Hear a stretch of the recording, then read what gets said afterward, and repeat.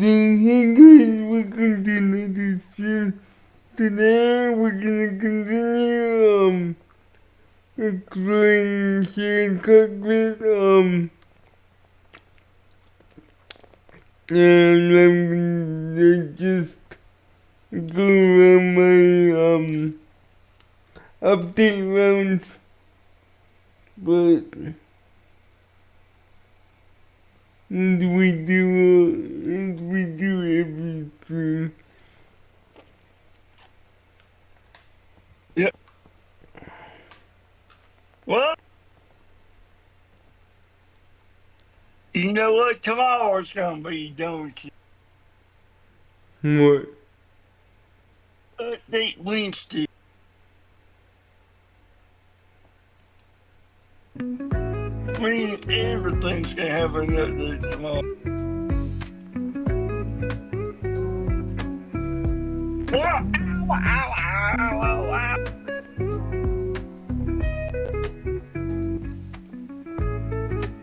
That music, oh my god.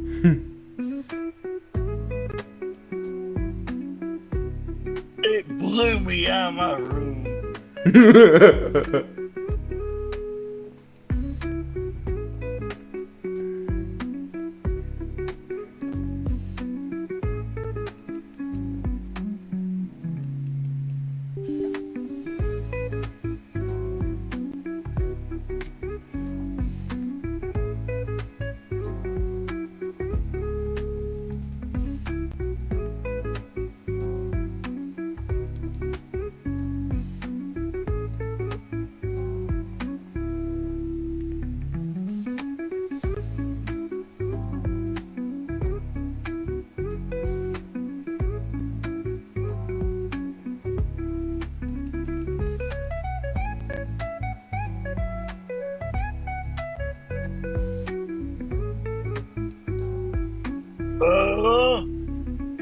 You think that's gonna be a penalty to the updates again?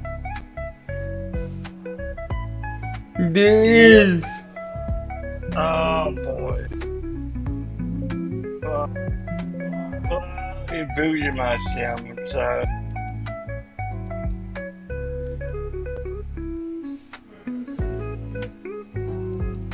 We're not using the penalty keys today, are we? But I like to keep everything updated. I know. Yeah. Oh! Not wrong. Oh! I see. Dispatch update. Okay.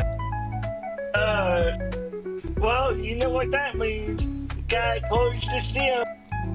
Yep. Yeah, and then I just do the PNCC again.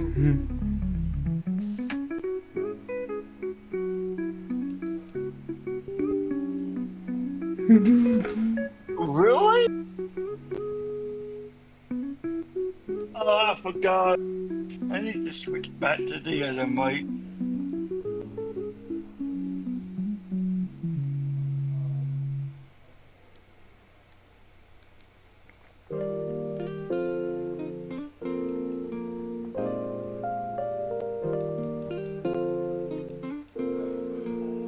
There we go, much better.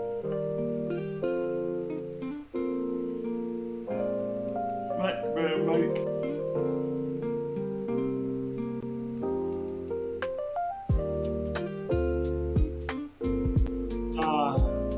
I know, hang on.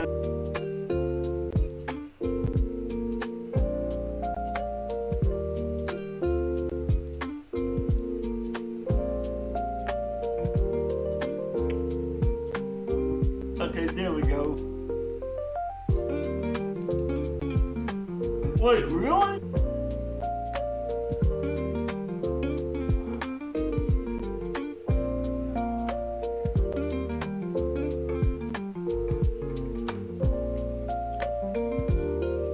I need to adjust that mic. There. Mic check. Yep.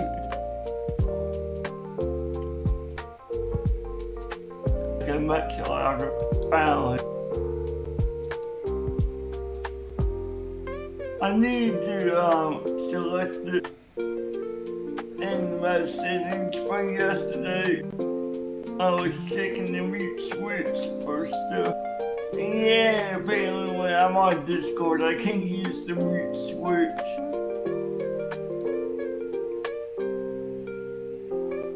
Yeah, I gotta figure out how to do that.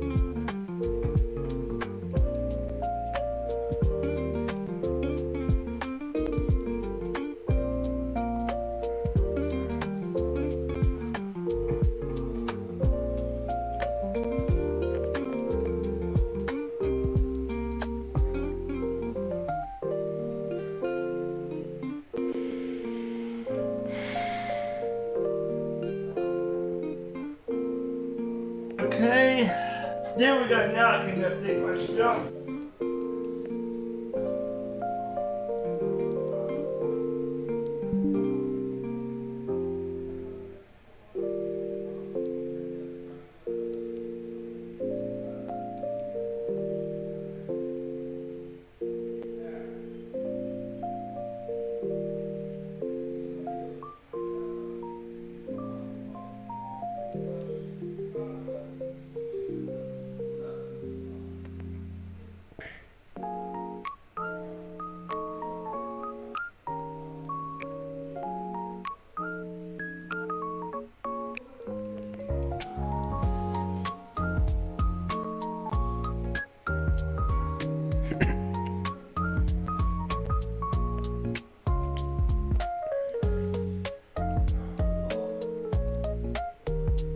I only have one update, the 800.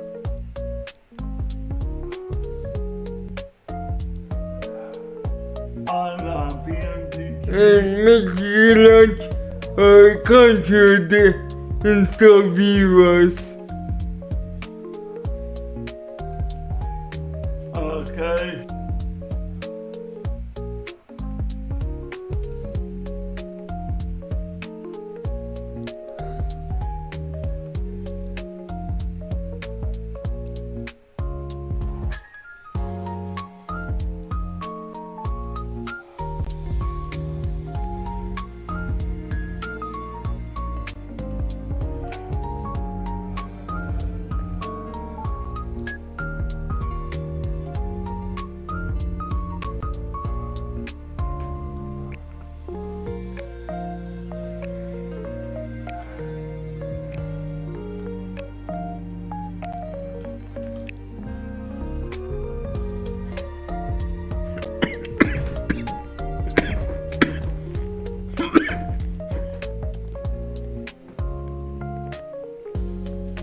Land for 83 hours, right? Yeah.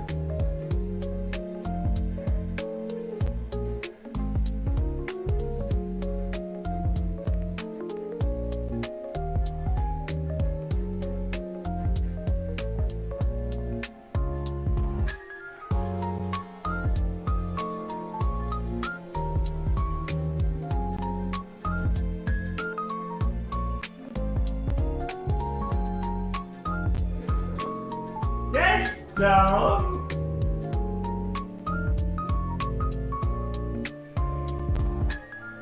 An installer for the installer. Yeah, this is simply installing. I know. And make sure to copy this serial too.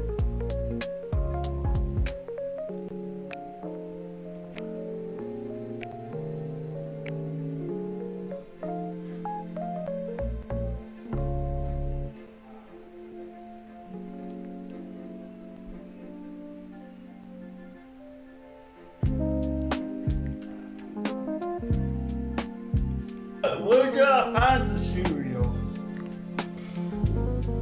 But there will be a button on control. That's what I'm asking. Where? You don't have the view serial button?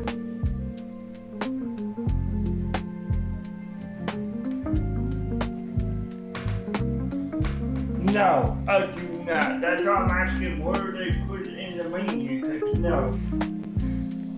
Okay, I'll just give it to you then.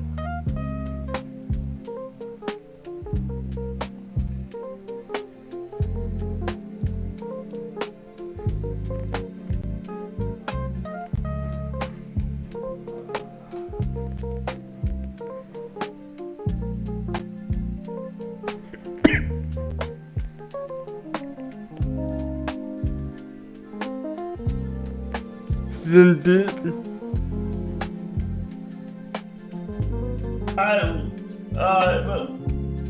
But where did you find it under originally? I was able to click a button called.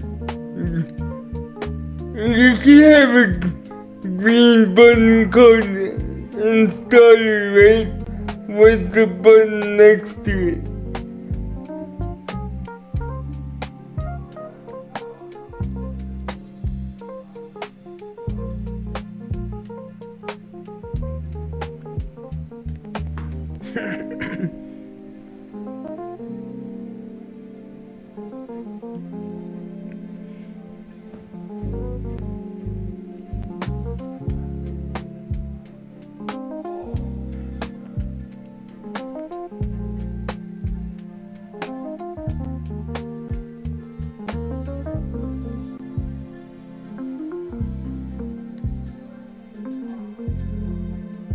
Yeah, I never got a green button or anything. It just popped up with the blank cereal box and that was it.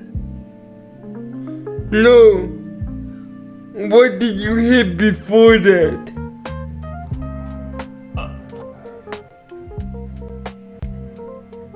Install onto. And what's next to that button? What's next to the green installer launcher button? Oh. Okay. I see what you're saying now. Okay. I got you. Byrd, open your eyes. It was right there.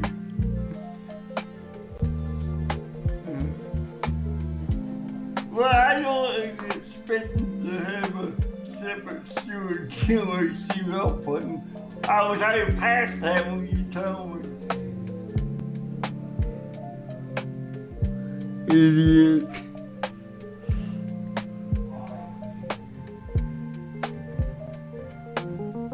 No, I just passed that because I'm not used to having those buttons like that. Idiot. Oh, God, give me some slack.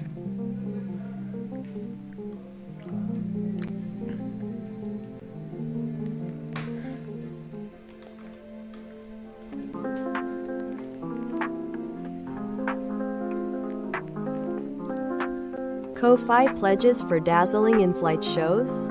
I hope that comes with free cocktails.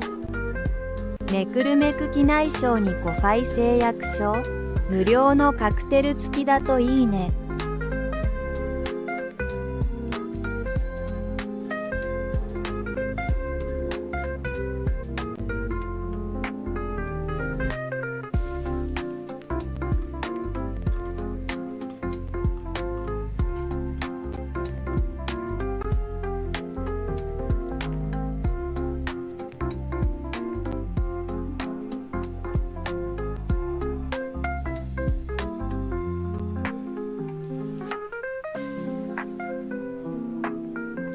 I guess you need a separate installer because you can also buy it off platform, correct?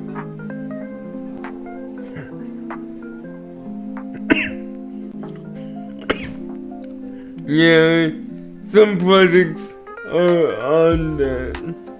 Or like that.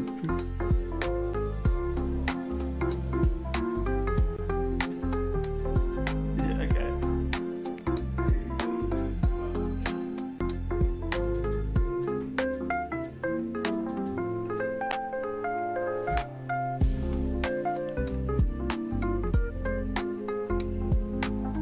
Okay, that's it, dude.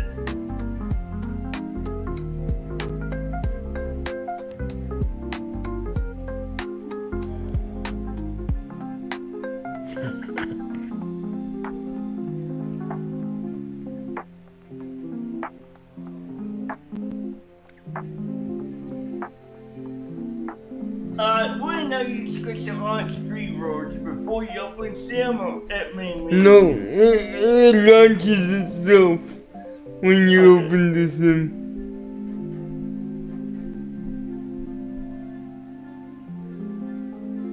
Okay, even though I guess they put a desktop icon so if you wanted to do it manually, I guess. Yeah.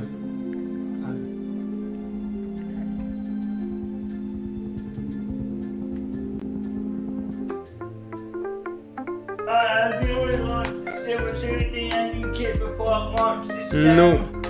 Okay.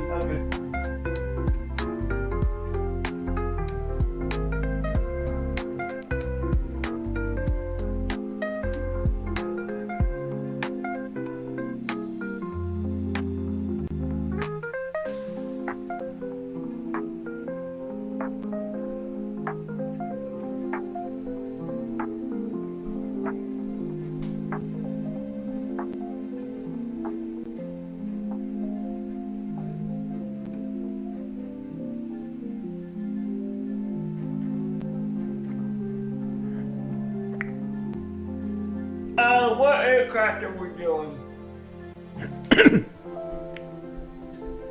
Wanna do the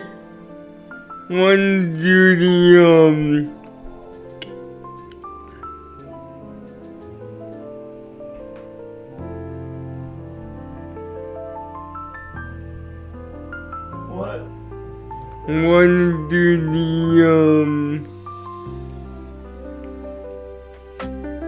AB3900? Yeah?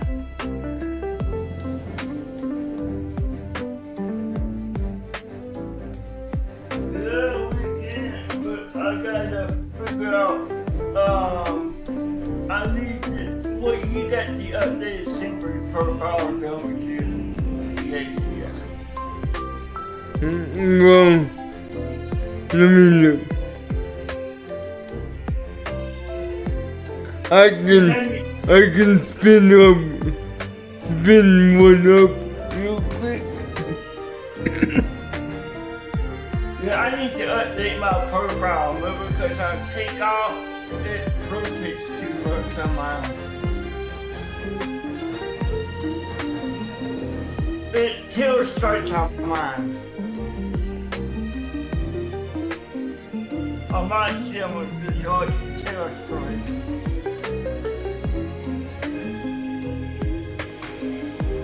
That's what I want to get it updated before I go in when you use it. Because I know that's what it is, and it needs to do that. I don't need to delete my plane, do I recreate it? No.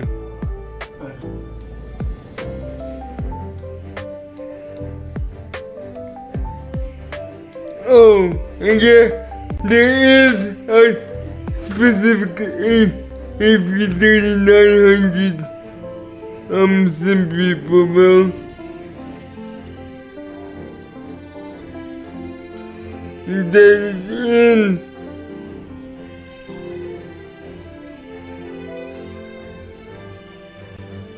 Okay, what do I have? Do I have the wrong one?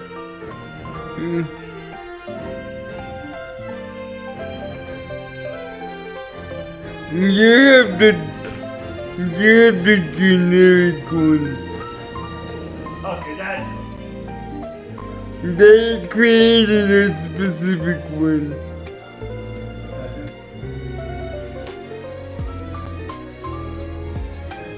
okay, and what is it? An LPR raw one, or you created it?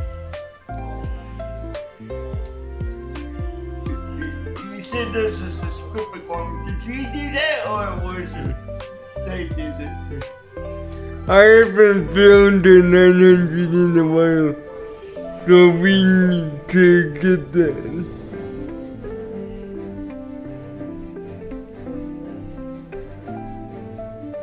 Okay.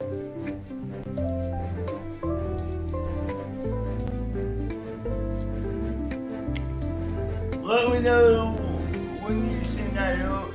Are you gonna update my new sky one, or do I need to? You're gonna need to.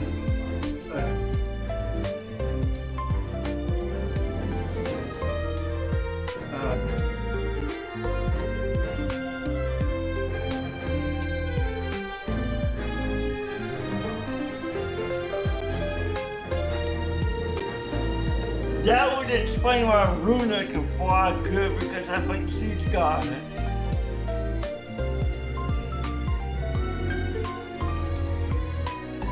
I think she's got the specific one.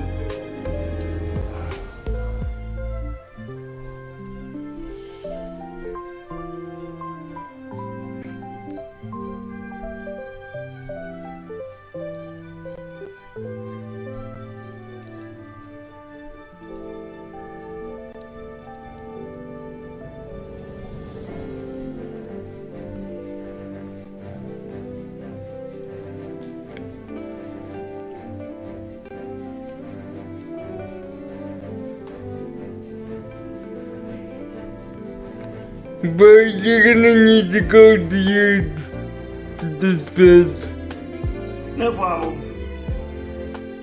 Delete the old one and go on the new airframe, go on the APV9 and go on the Hang on. This is sick. I gotta get logged in. I'm logging in now.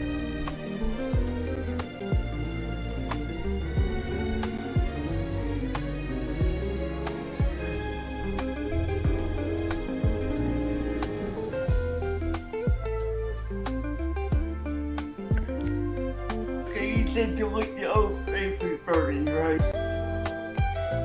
for your simply dispatch. Yes.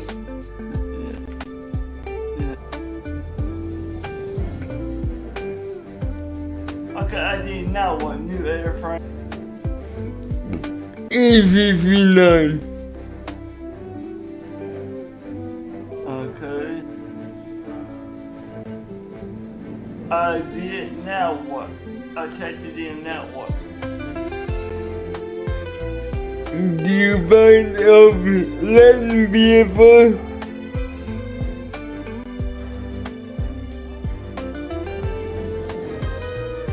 Yeah, I do. Select that and then make sure you edit the registration.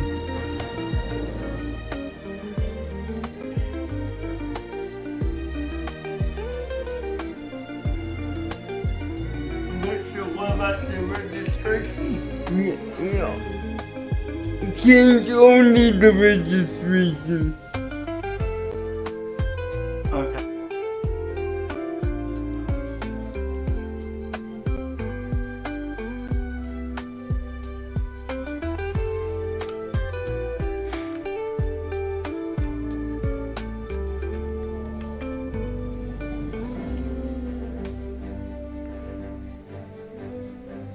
I hit save.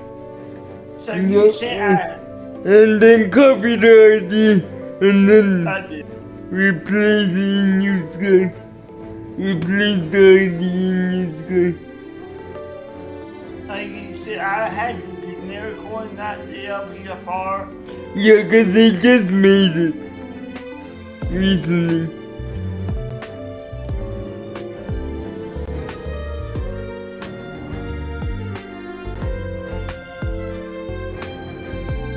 That was 24 hours killer striking, right? Yep.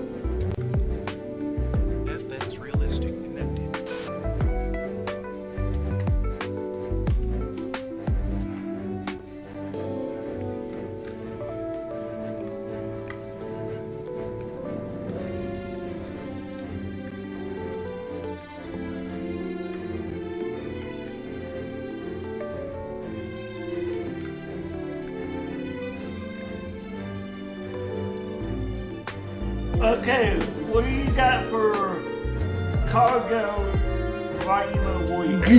Keep that the same. Okay, 10 meters and 2350, that's what I have it. Yeah.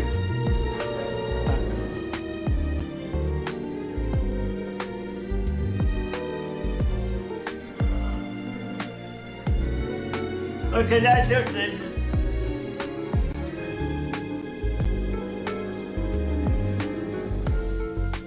I'm watching the sim, and I'm gonna start the server now and give you the code, alright? Yeah.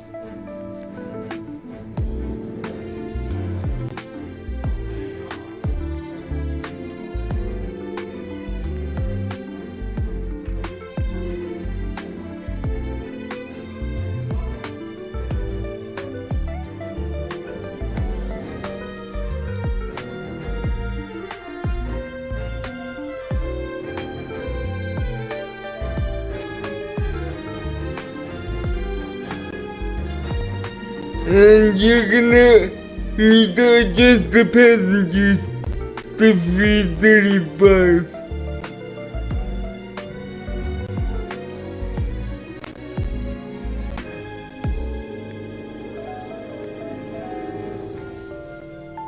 Yeah, gotcha. You mean I'm my new guy, right? Yeah. Okay. Cause the profile is for 335 passengers. Yeah.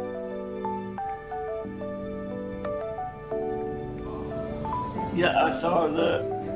I think we had it on that. No, we had it on 323. Okay. And it's a mine. Okay.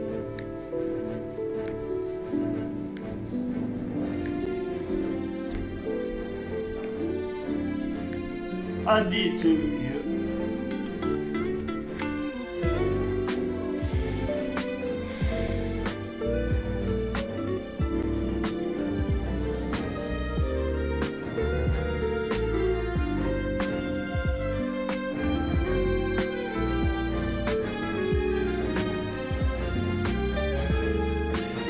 Okay. What do you have your first class set to? Just adjust about 335 or adjust accordingly.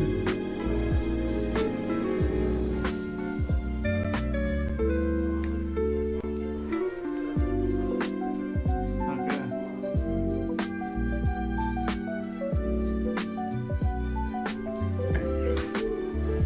35, right? Yep.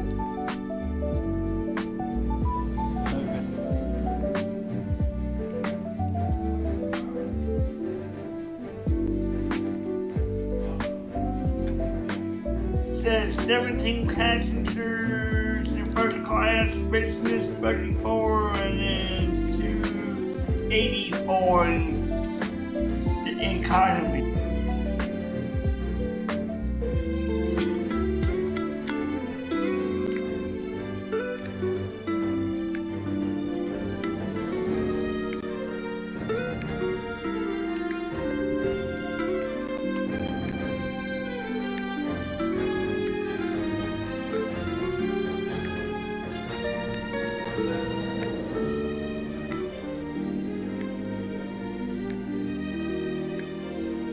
Yeah, we're on the same one. Yep, good.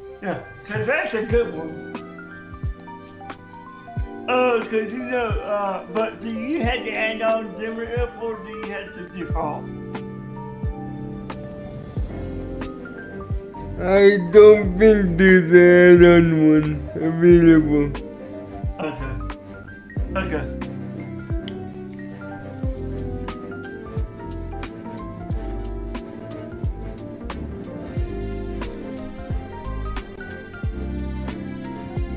Got you.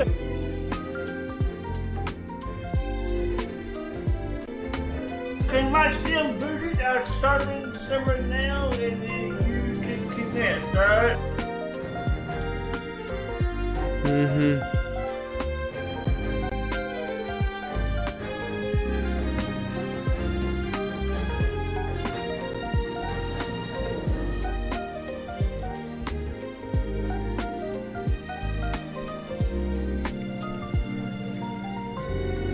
And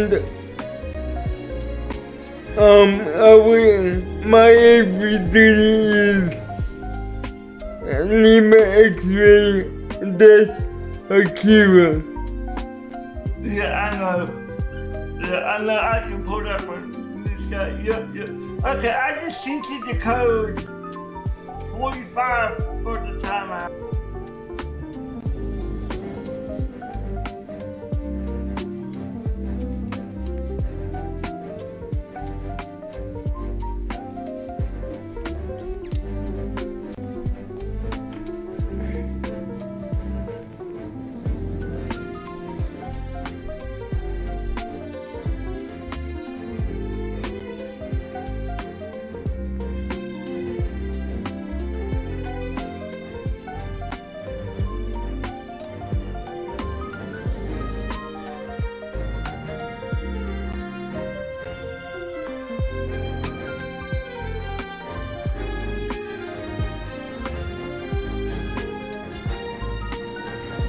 Genetic.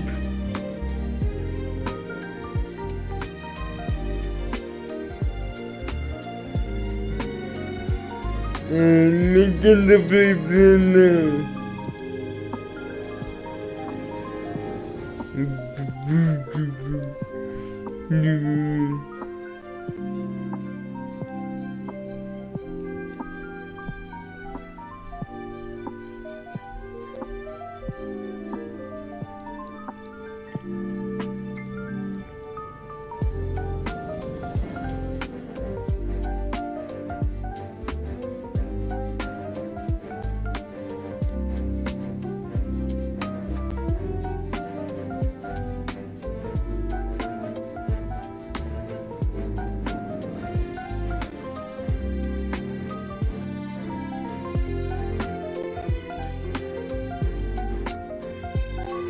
Seven 72Q.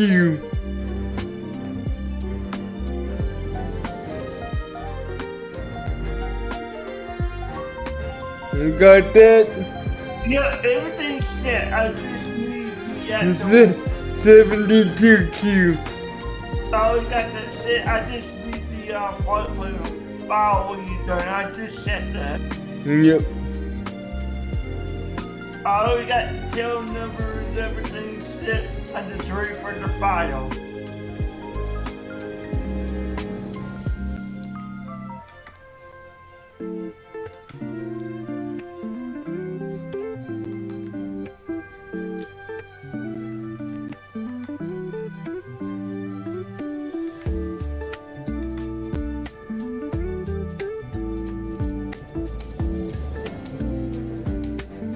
So who can we piloting this time?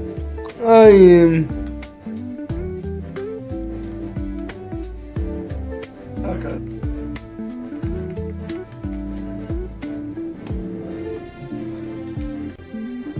And now I think I figured out a solution for the switch over. Like when we switch, I think the thing is to, before we, like if we switch during takeoff, select the parameters up and down once just to get them in sync, and then and then do the takeoff. I bet that may actually work to keep it in sync.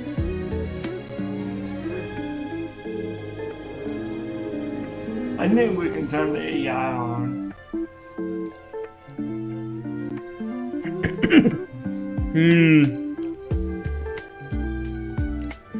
Do King.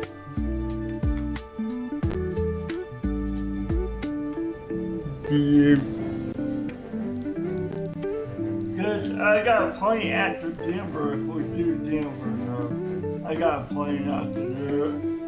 You know, like.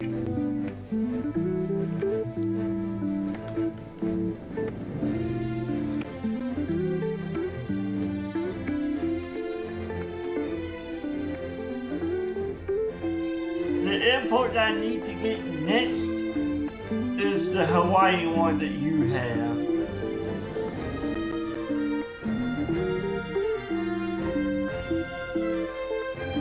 Which one do you have for Hawaii? Byrd.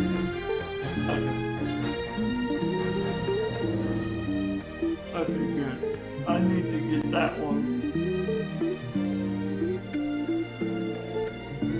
That would explain why I like to land in the ocean. What? Because I got the default Hawaii. Remember we discovered the placement of stuff off? Yeah. That's why.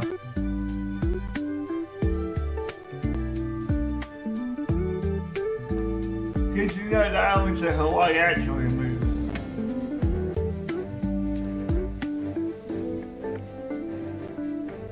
Yep.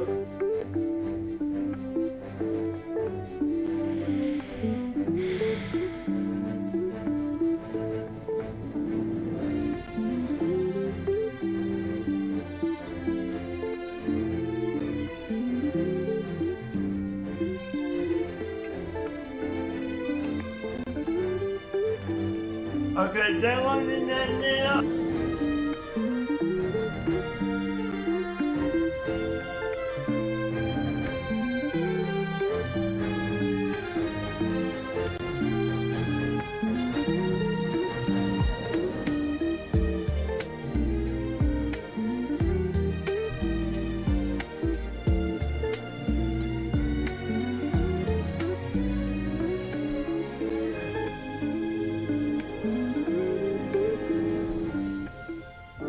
Another follow-up from Kofi? Wowee. Such persistence. Can't blame them since everyone loves supporting cocktails Rice Turu Yuwa. またコフィのフォローアップ。うわぁ、しつこい。みんなカクテルの応援が大好きなんだから仕方ないよね。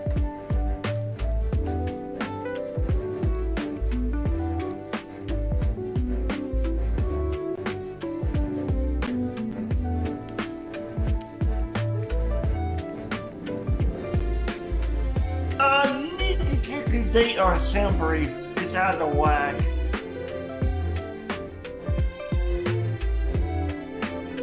It says November 24th on the file. No. No. The 24 is the year, Byrd. It goes date, month, year. Look at the two numbers before the month. Gotcha.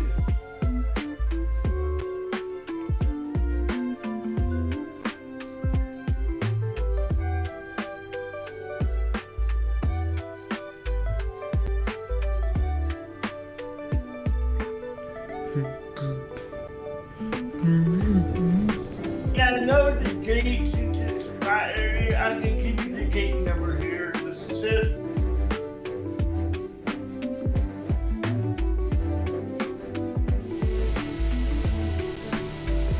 This is the newly released Airbus A319, a younger bullet to the 320, the older bullet to the 318, and the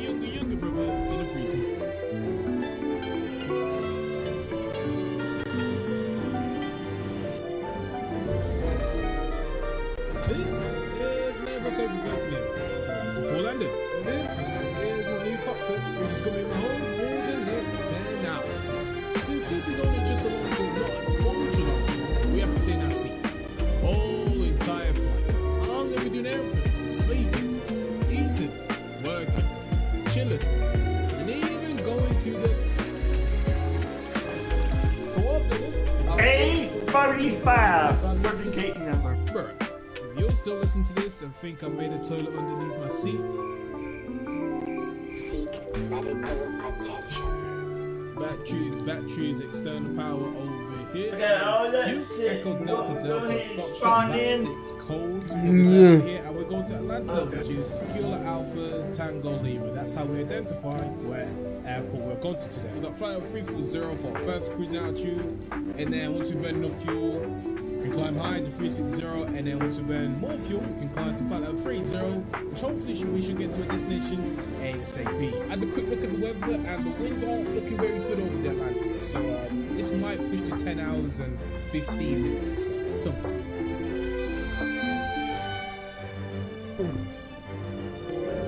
Single finished. Do we have a flight? Yes, we do. Fantastic. I was looking kind of scared of figuring out what we're going to work here. So, yeah, that's all worked out beautiful. And because we are probably boarding like over 3 passengers, let's get the AP running ATSAP. So, I'm guessing if I could start. I'm going to do Is it going to show up? It does. Speaking as a waiting for this moment. Byrd, that's gonna be a year B, remember? New year B. So after a successful I know, that's auxiliary how power we do. unit I know. basically powers the I know. aircraft with ground power. It's not spawning yet, I'm not in yet. It's close. But gate A35. Everything else is all good. Okay. All we need to do is just get our departure clearance. But before we do that, please tell me about Ding Dong here. Nope. I'll make sure I give it the right Ding Dong. Right, let's go make your bus out there. Ding Dong. Right, Susan. You can tell Well, the then surroundings no. they can start the border. That's the one that is out Curiosity. Since we're in in Frankfurt, real life. this is Frankfurt. Frankfurt's looking very busy today. That 82 sounds- departures and 66 arrivals. Hey, this is like a morning rush hour. I really hope we don't get delayed. 80 departures. Yeah. So with Frankfurt departure information, Quebec, all I use 257118. Guessing 2571. But I'm just gonna double check with today, beautiful, but it's very close. So wind's gonna move a little bit, but it's only 4 minutes out. Crazy. TSN, Departure report. that's what should have selected, because that's what I selected. I have no clue what that means. Delivery is 122035. Time to get clearance, baby. Yes, sir. Auxiliary 10,939 cleared to Heathrow. Your lab departures. I'm gonna be honest, I'm glad I'm not a controller. I don't think I got the patience for that. But you know what? I'm just gonna skip to the part where I actually get my clearance. I'm gonna just tell you this right now. I waited a good 10-15 minutes just to get in. It was very, very easy. Delivery good day. Delta 15 Alpha information Quebec requesting clearance to Atlanta as filed. Delta 15 Alpha, delivery. Hello, info Quebec correct. Cleared Atlanta, Oboka 2 Mike, departure flight plan route. Clear flight level 70, course 2176. Cleared to Atlanta by the Open 200. Okay, A35. Yes. Initial climb 10,000 Delta 150. Correct, and the contact off block time. Oh, 900 soon. Okay, thanks. I waited a good 15 minutes to talk, man. 025 Center Buckle 2 Mike. Oh, it's already done for me. Fantastic. 0297 there, 7,000 in the box there. Do we have terrain on that side? Oh, if I do terrain, it goes on both sides here. Terrible there, but okay. Clear to sink. We've got 30 minutes before the IRL aircraft actually departs from the gate here. So we're trying to be on time here today. So fingers crossed we start moving very soon. And good morning, ladies and gentlemen. This is Ken speaking from the flight there. Your fuel should be at 65%. Atlanta. We've just finished up our paperwork at the front. We've already got clearance. We're just now waiting for you guys to finish boarding. Now, I'm not sure if you've noticed or anything. The seats are a little bit different on this flight. All of them have been made by Next Summer Racing because I'm going to be sitting in in my Next Level Racing seat throughout this whole entire journey. So shout out to Next Level Racing for sending this seat over to your boy. Now fingers crossed, you guys ain't gonna take too long now because we are trying to build a schedule here. Thank you much for flying with Delta Airlines. Excuse me, guys. Could you hurry up, please? We ain't got time to waste here, mate. Sorry I'm late, I just don't give up. Watch your profanity. Okay, so this is economy. Okay. Let's see what the leg room's looking like here.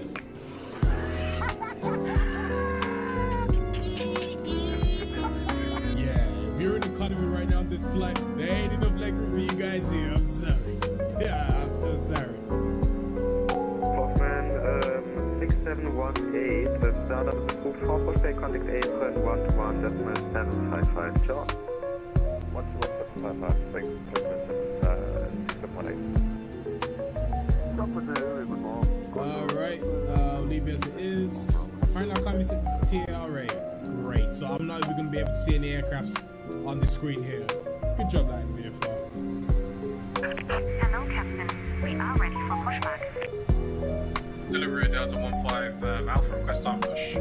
Delta 15 Alpha, start of the crew for pushback contact apron 121.955. 21955, thank you much. Delta 15 Alpha. Departure checks completed. Bypass pin inserted.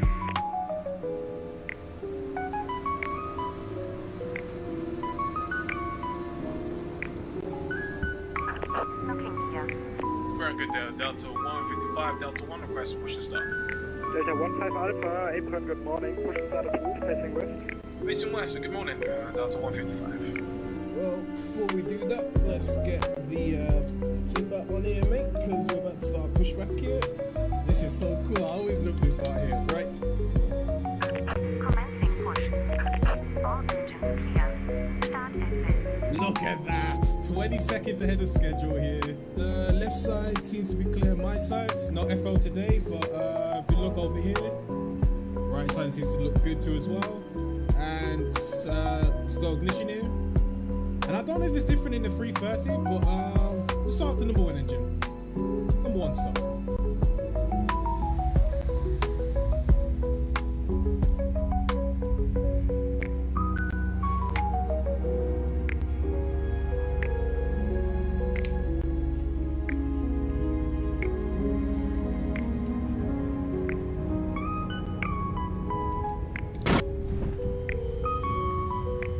Runway awareness.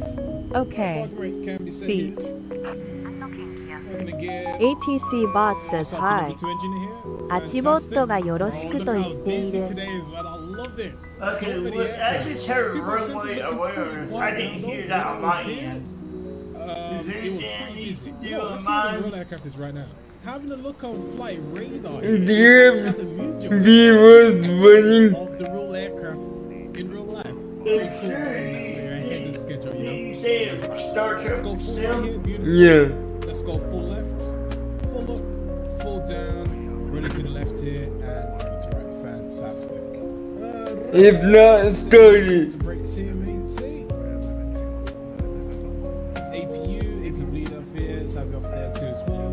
Taxi lights on, we can turn that on in a second. And taxiing is going to be pretty straightforward. How long do you need to be ready to taxi? Yeah, we're just going to request taxi now. Delta 15 Alpha.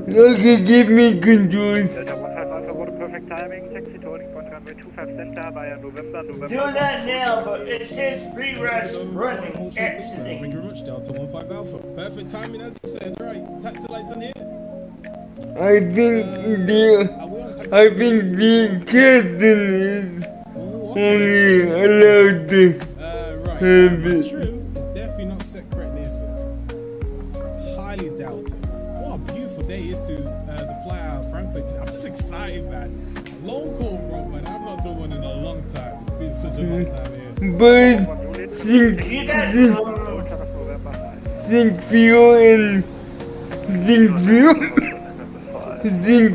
and wait again.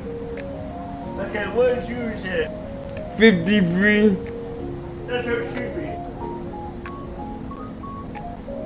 Okay. Did you give me control? Yeah, and if I need to take back control, It should be Delta 1 Alpha, I need to replay you for a new departure. Are you ready to copy? You said I need a new departure for. Delta 1 Alpha, you need a new departure because you are too engine heavy and the delivery controller reclaim you with the false departure. So I need to reclaim you just a new departure with the new initial clock. Yeah, no worries. Ready to go. Did it adjust on yours? Delta 1 Alpha, adjusted 14. Climb by at 5,000 feet, rest of clearance unchanged. Roger that, so it's going to be the Vulcan free golf.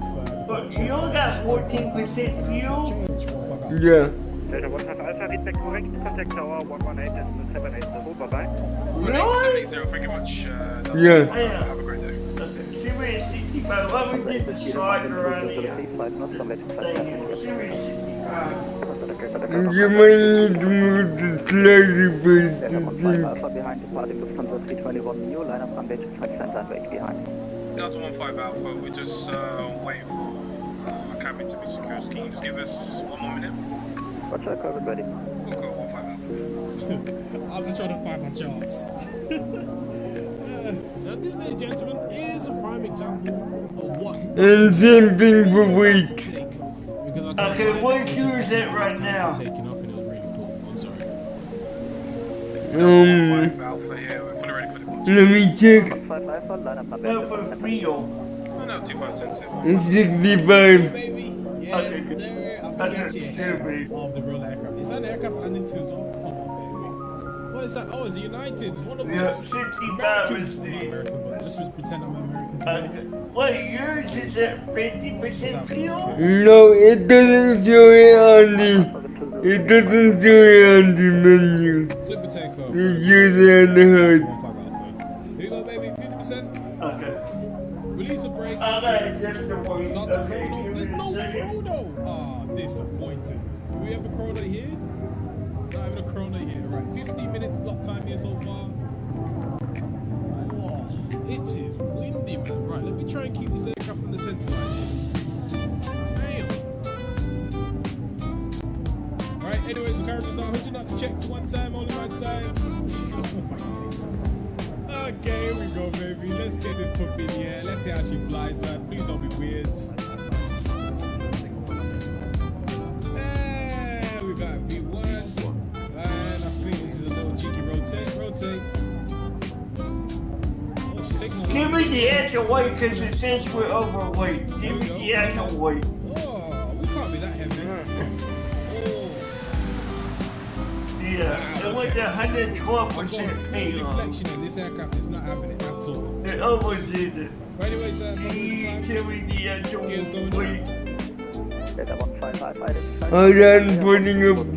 on, putting up dispatch. 0155, thank you much. We need to fix that for the maximum.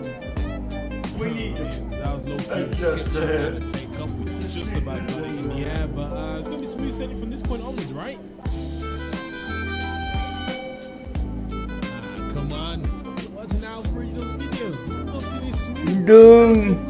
Black fuel 31049. Can you explain why you're not following further into it? Because this is a big problem because there's a lot of traffic. Yeah, for fuel, right?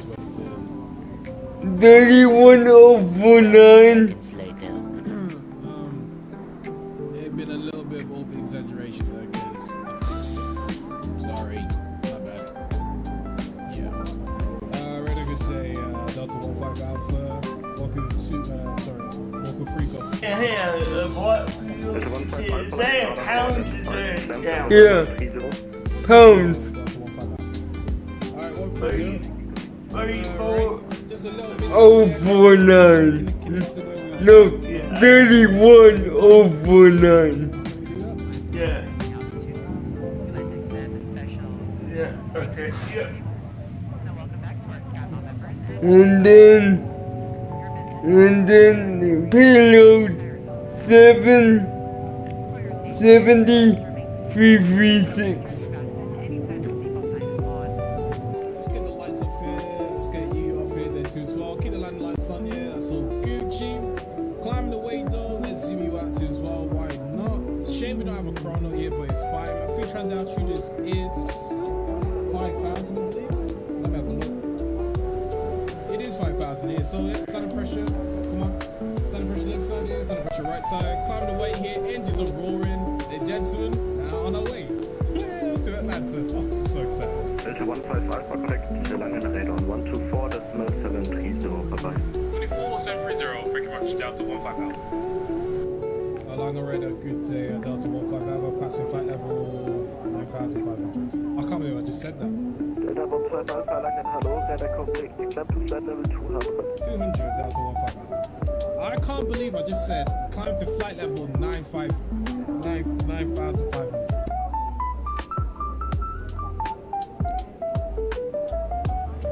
Anyways, landing lights off here, see what sounds good. Wait, hold on. Let me try something. Do what it needs to do here. Everything else is all cleaned up, nothing too crazy is happening. Because you think that using the proper measurements, because I don't have that flight level 9,500. 31049 I bought fuel.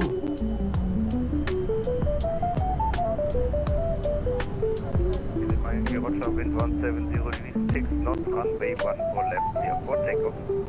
Runway 14 left, clear for takeoff, and really wind. Alright, so we just had a cruise out to the flight. But it is. It's been like Give me control, please.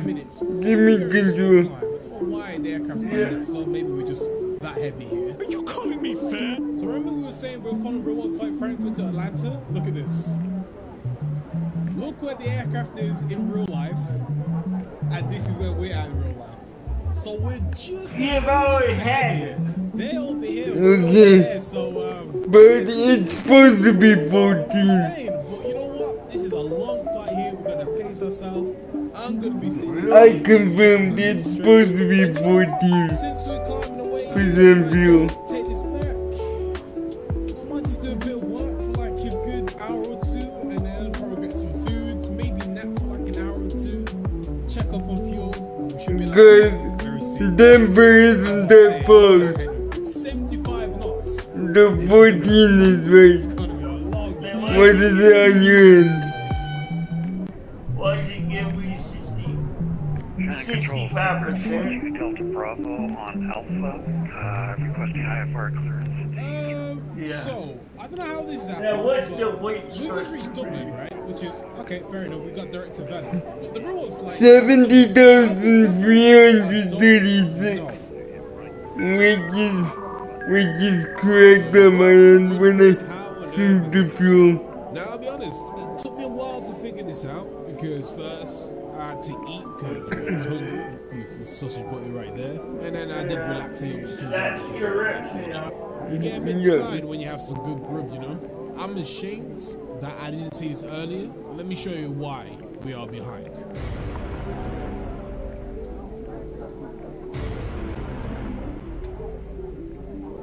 So this whole time, we are cruising at Mach decimal 7.3.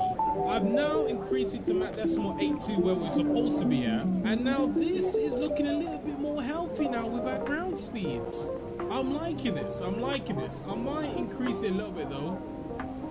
We have the ability to go like Mach decimal 8.6. Might as well. No wonder we've been falling behind the real world aircraft. We're going like... What's the extra percent on the bar for you? On the weight? Right, we've got a lot of catch up to do here, but I'm happy now that we're speeding up, so we should arrive there on time. Fingers crossed. Now this is looking healthy, ladies and gentlemen. This is looking real healthy. So we'll just see if we've played a good catch up in the next, I'll say the next 3 hours. We'll do a nice fuel check. That'll be halfway through the journey. Sounds fair, right? Sounds fair. Good job. Can I confirm for Delta 15 that we're meant to be on your frequency or no? Delta 15, yeah, sorry. Now you put it back to 65% fuel. That's not right.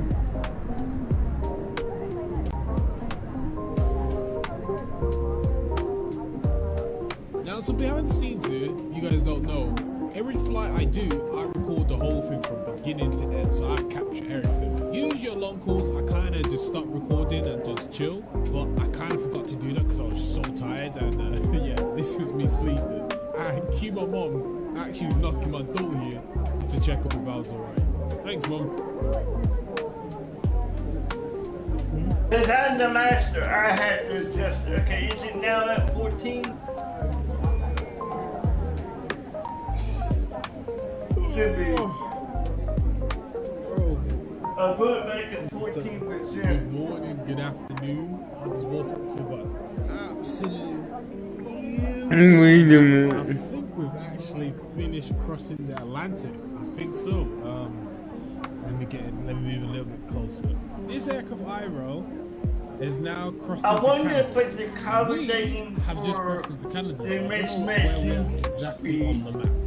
Okay, this is good actually. We've actually caught up here because we were so far away from this aircraft. That may be aircraft what now you're is like over here, so I'll take that. I'm really happy with that actually. We've not had no contact with anything like that on this flight.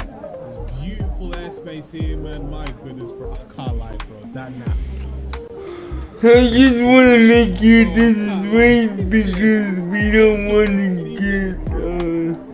Oh man, I think I was asleep for a solid 2-3 hours, bro.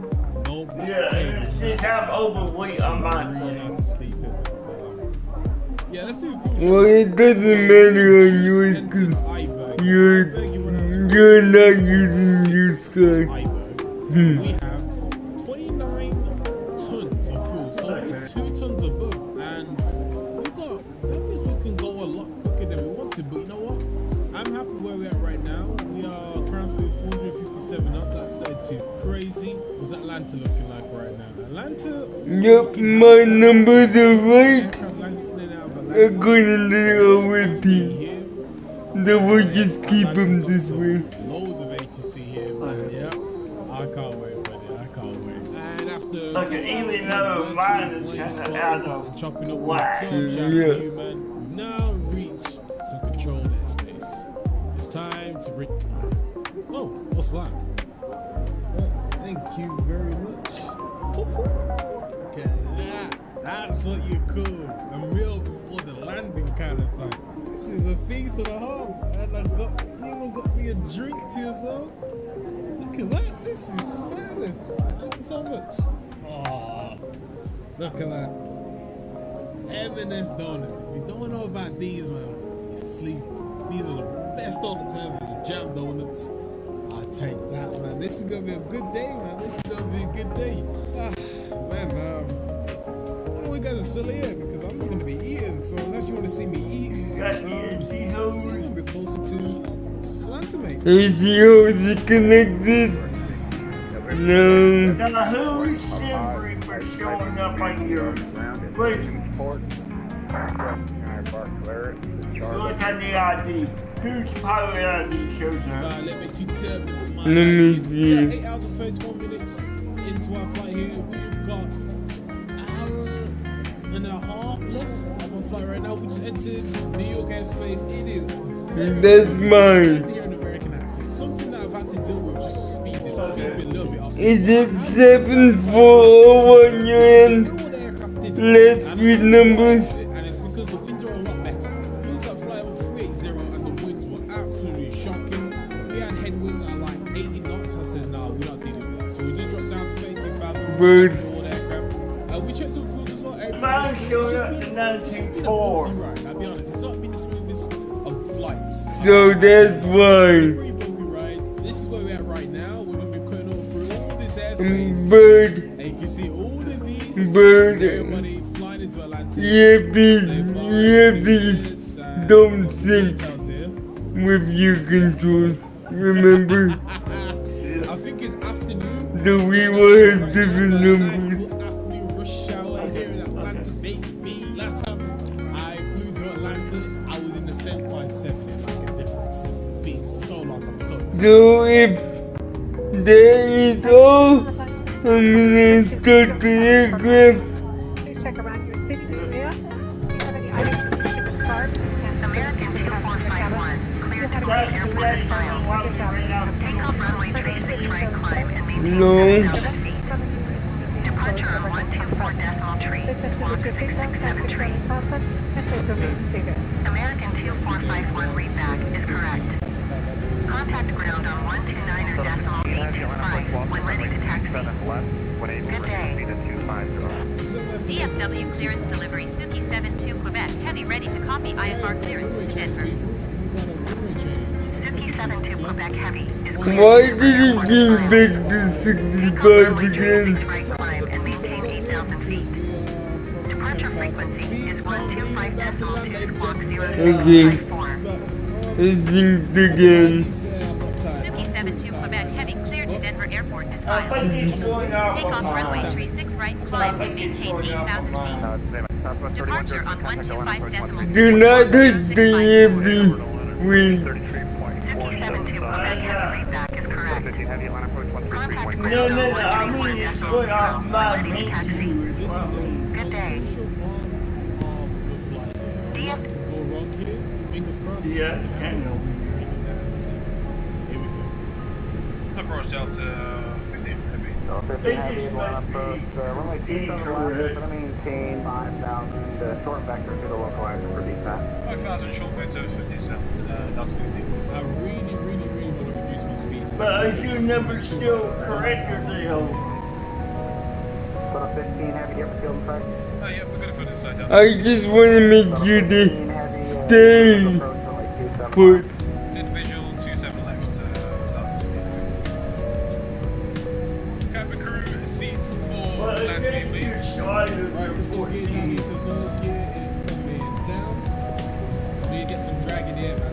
Going 392 with you on the flight Mm. level 140 north. Going 392, contact Atlanta for contact Atlanta center on 125.57. Didn't 125.57. Do have 27 left inside here, but we are completely off the course here. Got a 15 heavy contact in the aircraft. Was that 119.14 down to the Okay, affirmative. Roger, 19 1. Aircraft is mine. Talking the Delta 15 Heavy. We are 4 miles out from 27. Delta 15 heavy, Atlanta Tower, welcome runway 27 left, clear to land. Good to land 27 left, Delta 15. Okay, this has gone so wrong here, but we're gonna make it work.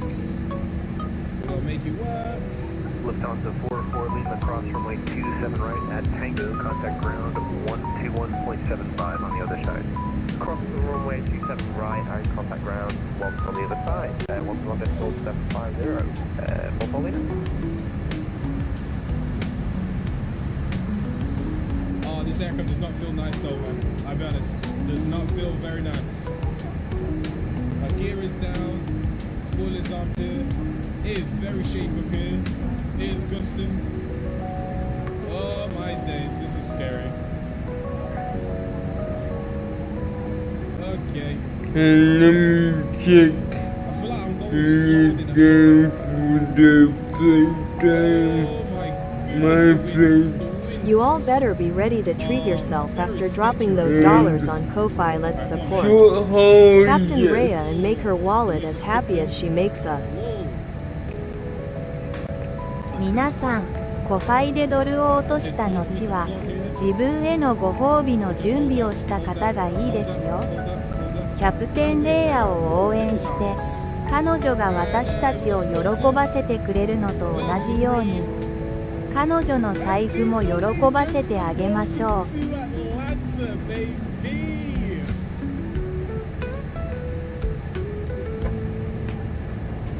Well, we did it. 10 hours and 15 minutes later, all the way from Frankfurt, we're down here in the US of A in Atlanta. Well, big shout out to Next Level Racing for sending this seat over. I've enjoyed this seat a lot. It's great to do my first long call in it. If you guys want to get this seat, want to check it out, check the link in the description. Okay, You guys here, I have learned. all the app geeks out there, look what I've bought, and look what the world I've bought. Life is just good. Guys, if you enjoyed the video, be sure to like, comment, subscribe, hit that notification bell. Don't forget, guys, God bless you. restricted on.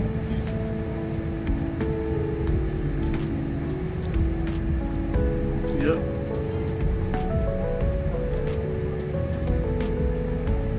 Is the fuel like standing correct now? Yep.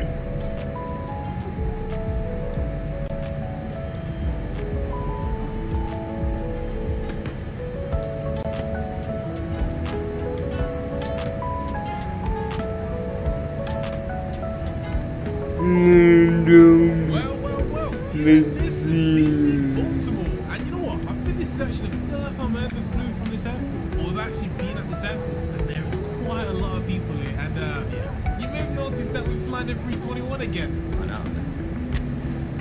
This can't be. Wait, no, wait.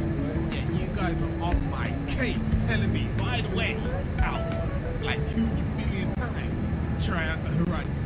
I'm like, you know what? I'll be honest, I low-key kind of forgot it even existed. Let's try it again and see if it'll be the final time for this aircraft. Right? Let's get off my case. Damn. Already there's been a difference in the flight decorating. I told you. What did I tell you? Didn't I tell you? 'Cause I told you. You got me red-handed. You got me red-handed. Oh my days, there is over 100 pilots flying in and out of Baltimore today. So how many people are flying to Boston? Now I'm curious now. Oh my days, Boston was busy. Oh damn! 121 arrivals. I did not take enough fuel for a hold. Oh, This yeah. parking I is didn't even think about that, did I? too small for your aircraft. It's free real estate. Block fuel's fine, big free fine. So you know what? We'll take an extra 2,000. So let's just run up to like 7,000 kilos of fuel, so just in case we need This to, parking is go too small around, for your or aircraft. we need to hold. We got enough fuel for that. At this rate right now, I might as well get the APU on. 1, 2, 3, 4, 5. Get you on there too as well, but it even sounds different in here too as well. And wait for that to come on and we can turn on the APU. Ground to cockpit. Go ahead. Hi, Captain. Microphone check, please. Microphone check is 5 out of 5. Okay, Captain. Radio check complete. We'll contact you once the ground vehicles arrive, and we're ready to start loading. Roger. You can hear it over there. You know what? I'll be honest. This one is. You can already tell there's a difference. It just sounds better too as well. So you know what? Let's just see here. So altimeter we got here is created 2952. Everything else is all set here. I feel like I'm missing something. I only set the flaps one for the takeoff for the meantime. Actually, I only set like the Mark 25. But you know what? Boing. Are we gonna get a PDC or no? Alright. Let me go departure. We've got it set for 2-way departure. And Hello, Captain. We're ready for pushback. One second. So runway 28, we are expecting the small free departure. So we are over here, and it's looking pretty straightforward. Looks like it's just runway heading and heading towards Swan or Swan. I would say Swan. You know, we're at the airport as well. So if you depart to runway 28, runway to the departure check completed. Bypass pin inserted. I think we're at the American terminal, right? So yeah, I'd say we still got flaps 2 for departure. Yeah, there. Yep, you are. Free departure. It is. Because all I see is American Airlines. No transition, no. Let's go back to the same. You are. Before the takeoff here. Yes, you are. 54 for the flex. I wish there was a calculator. Passengers boarding starting. Let's have you initialize weights. And, I didn't get Hello. this added to my plan so that I can give us the gate departure. But I'm going to give you green first, alright? We're just getting 26.2. And then I'm going to let you know Everything which else is way all it good. works. Everything else over here. Mm-hmm. Detail over there too as well. Very nice. I think that's part of the actual land view of our aircraft. I'm not too sure if that's part of the horizon or not. I'm just more intrigued about the handling. I really hope the handling ain't nothing crazy, but hopefully it's actually really good. Alright, so everything's all set here. We don't need to do anything now, do we? We do not. So what we can do is, first of all, the cockpit is nice and warm. See what signs on here, because we finished fueling. Are you guys off? Why does this look like you guys are off? Anyways, alright, that's my mod work. Mod puts it works. Let's see how you know that it's a good mod. That's all I need to know. As long as this mod works, it's a great mod. Hey Susan, I'm here again. You can start the board. Thank you.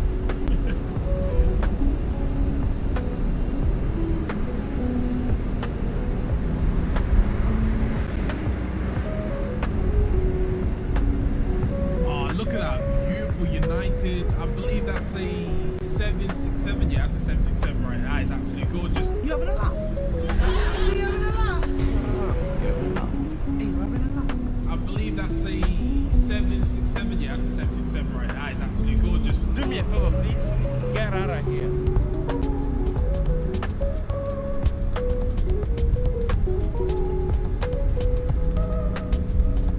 So, information November, winds are 261 at 4 knots here, broken at 23,000 feet, temperature 62.04, altimeter 2952. That's set. Departure runway 28, perfect, we got it set, and 33 right, but hopefully we get a 28 departure. No, what's the picture? Information November, we have delivery, we have ground, we have tap, we have...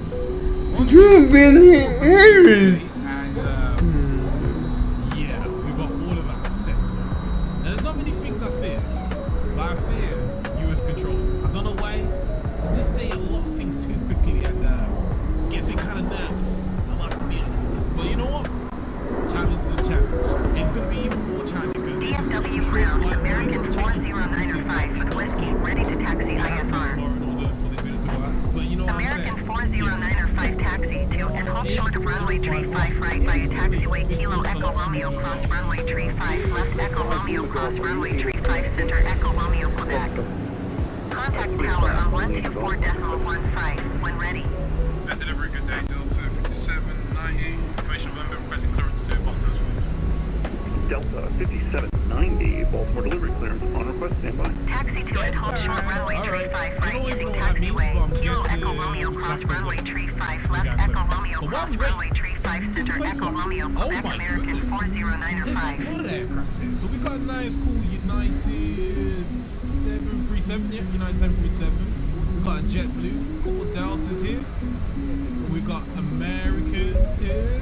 We got a Southwest Airlines. I haven't seen that for a minute. Please tell me that's a triple. Oh yes, finally a United triple.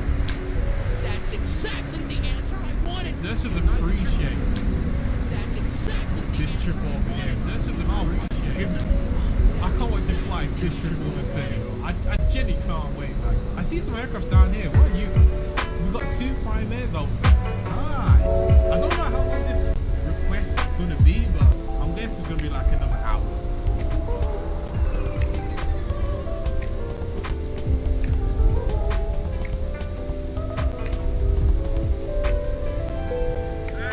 Good afternoon, ladies and gentlemen. This is Ken speaking from the flight deck. You're probably wondering why on earth am I in America and this pilot has a British accent. Mind your business. Welcome aboard this Delta Airlines flight to Boston. Now, I'll be honest, we are going to be delayed by a bit. I'm guessing we're going to be on the ground for like a good hour. That's my guess. On the bright side of things, ladies and gentlemen, if you haven't done so, be sure to like, subscribe, ding that notification bell because we're on the road to the 100K, baby. Well, I'm going to leave you to it. Enjoy your games and your phone. Please don't take the one to the toilet yet because one of you guys took the toilet last time. We're not dealing with it, alright? Thank you very much. Oh man, you know what I should have done? I should have pulled them up earlier as I was setting up so that I would get my clearance by the time I'm at this position here. But I decided to be on today. Oh, I take that back. We just got an ACOS. Basically, like a WhatsApp from your air traffic control friends, even though you don't do that. That makes sense. Delta 5790, destination Boston. 1 free departure, one transition departure, maintain 4,000. I expected 5,000, so 4,000. Expect 350, 10 minutes after departure. Departure frequency 124, 550. Contact ATC. To be honest, that didn't even take that long. I take it back. I just had flashbacks to the overtime on delay for an hour. That's all I had. 2164. Set you right there. You can have it set to auto right there. Ready to set you to 4,000 everybody. Just one click. Go ahead. And requesting our for clearance down to J6. Flyby. I Captain, just Flyby's got their own airline. Fair enough, Flyby. You're doing your thing today. You're doing your thing. Listen, Roger. Is this... Oh, I didn't even know there's a video button there. That is actually sick. Look at that. No way. But who's this here? It is Susan. Susan, you can start recording. We already started recording. Sorry. What I was meant to say is Susan, you can start the pushback. no. Susan, connect to the anchor. Thank you. Oh my goodness. Okay.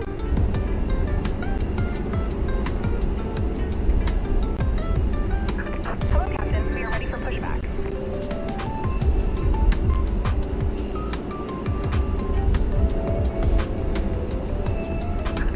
Locking gear. Delivery Delta 5790, request push and stop. Delta 5790, contact ground 120.2. 22, appreciate it. 5790. All right, thank you. Have a very good day. Delta 5790, stand Delta 7, request push and stop. Delta 5790, number 24 for push. Whoa, brother, whoa. Now, you got too much dip on your chip. Number 24 push, 5790.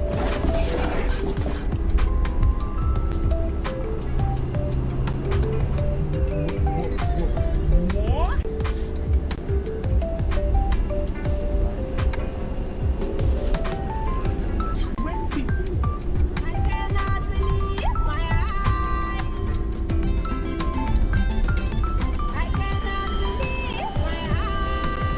I genuinely thought we was gonna start pushback and just go about our way. 24 pushbacks before me. Well, 23, then it's me. Oh, man. Well, I hate to break it to you, Susan. We're gonna be here for a while. There's Elizabeth all over again. Let's make a bet, Ian. How long is this gonna take? DFW Ground Alaska 908, taxi to the gate. Here.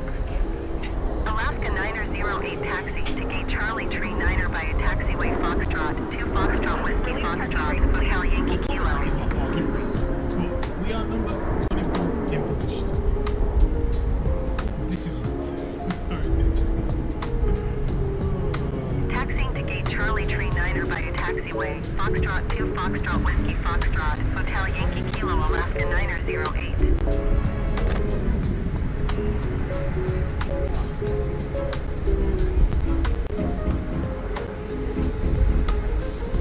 How are we doing that lower Heavy Baltimore ground, number 24 for push.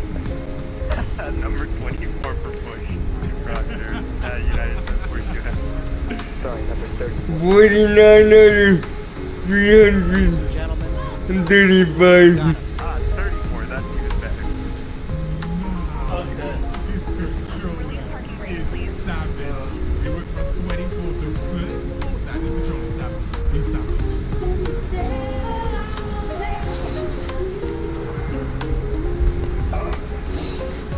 Oh wow, there's a lot more southwest. I'm just wow. But yeah, apparently the controllers just sending everybody to the de-icing area. So they're telling them to shut down their engines, or shut down one engine at least. Boy, I was not expecting this. I thought I could handle this, but I'm low-key losing my patience a little bit about that.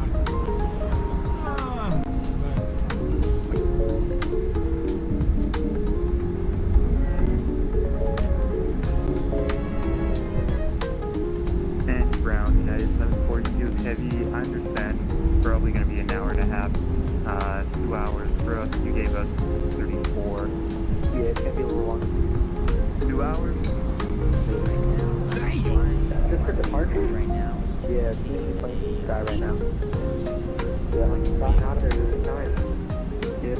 Shall I make the executive decision on flight to a completely different element?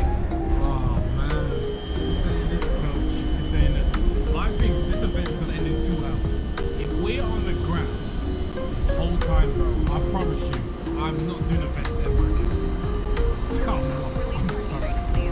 I try not to get annoyed here, but Now get to 1540. If I refile, go to Atlanta. Yes, it's just Boston and JFK that can't send departures. Alright, you can't send departures. You know what confuses me, right? Did I want to push I'm sitting hill this. left to Telegraph knows right. Roger. You guys remember, there was You're like in a 36R. over here right now. I'm looking at it right now. There's 36, 36, wait, But they Roger. just shut down Boston. So you're telling me Boston got so busy that they stopped all flights flying? Boy, I might have to fly somewhere else instead. Actually, let me have a quick check it. Hey, Grant, could you get ETA for Delta Flight 790 when we'll start pushback? Delta 5790, multiple ground, could be anywhere from an hour to 2 hours. An hour or two? Damn. Alright, for sure. Appreciate it. 790. Yeah, buddy. I don't know how to say this, but we're gonna refile and go somewhere else. I think our best option here is to go to the Guardia. Yeah, I think we'll go to the Guardia. Hey, good afternoon, gentlemen. You can't speak here from the flight deck. I have some good news and I have some bad news. What do you mean by that? The good news is there's a possibility we're going to start pushback soon. But the bad news is we're not going to Boston. What did he say? I mean, you just can't make this up. We're going to a whole completely different area, and that is a border. We just communicated with HQ, and it's going to be a bus wait for you guys to take you all the way to Boston. Apologies for the delay. If you don't want to be on this flight, the jetway will be connected to the aircraft very soon. You can be on your way. Sorry about this, and yeah, thank you very much for flying Delta Airlines. Ground, Southwest 538, can you have an estimate on how much longer to pay? It could be up to an hour. Up to an hour? I've been waiting an hour and a half. Not my control, sir. Sorry. Yeah, I was given number 8 like an hour and a half ago. Alright, so the jetway's getting to the aircraft. I don't know. I feel some type of way, like. I don't know. I'll just keep my opinions to myself this time. I am being right back. To move on and get ready to fly to the Guardia. How is this happening, bro?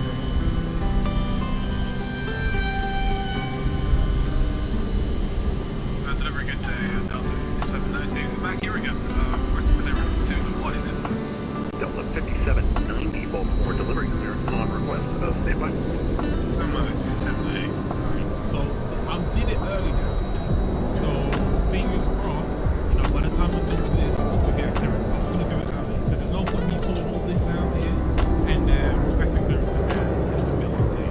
I ain't trying to do that. Alright, so it's the Missouri free departure here. So I don't even know what that even looks like. Okay, so it's just one way ahead into this payment. Alright, cool. Is it still room into it? Yeah, room into it departure. That's the transition departure here. Runway 28, and it's the 8003. Is it transition here? Transition. It's right. Loading jump is also here. Performance, does that change anything here? Everything else is all good here. We're still going to take flaps 2. But everything else is all set here. Now we just have to wait for our clearance. And hopefully it's not going to take as long as it did last time. That's the main. How's this happening here then? So we have an EasyJet and a Delta. How on earth is EasyJet is here in Baltimore? EasyJet, you had one job. Go ahead. Made it obvious now that you're British. What's wrong? Loading. New contact you. Alright, so luckily, with the flight we have, all I've just done is just default the aircraft. I don't want to be too heavy, so we got it set to 6,000 here, sorted out the altitude to 7,000 for what we think we're going to get for clearance here, but we just got an ACOS. So ACOS tells us this. We're Delta 5719, again, Airbus A320. To now Baltimore, destination Guardia, and it's going to be the payload free departure, Hilo transition, the proud to arrival, altitude 210, scope 2164, clear, pilot departure, transition, maintain 45, expect 210, 10 minutes at departure, departure frequency 124550, contact ATC for push. So we just said we set the proud to here, and we said for the meantime, just so we've got a flight in here. Got it in here, they're not too sure what our route is going to be. I'd rather just have the score cruise 2164 here, auto here. And we should just stand by here too as well. Right. The talk to be moving here in a second, and then we can request our.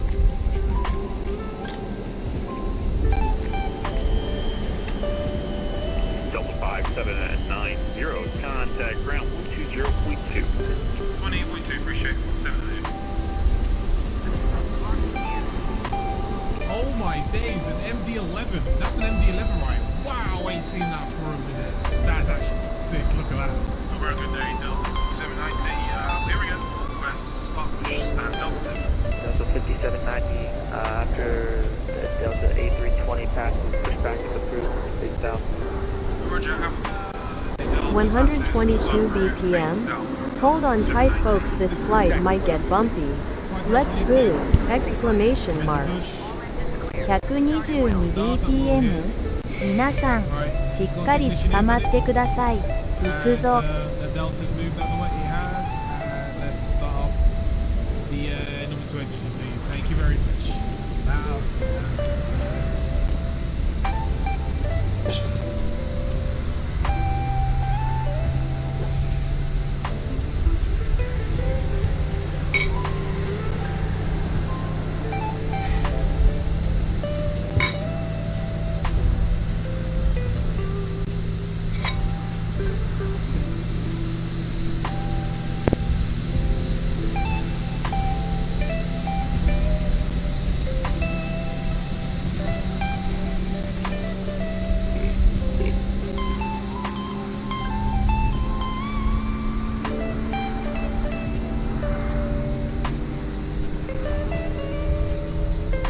bloody hell, that Southwest was close as hell, but you didn't tell me about the Southwest, lads. Oh, I'm just so happy that we're pushing back, honestly.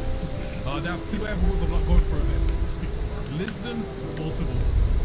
How many more? Nah, I'll still go to those airports, but not as of right now, though. I'll give it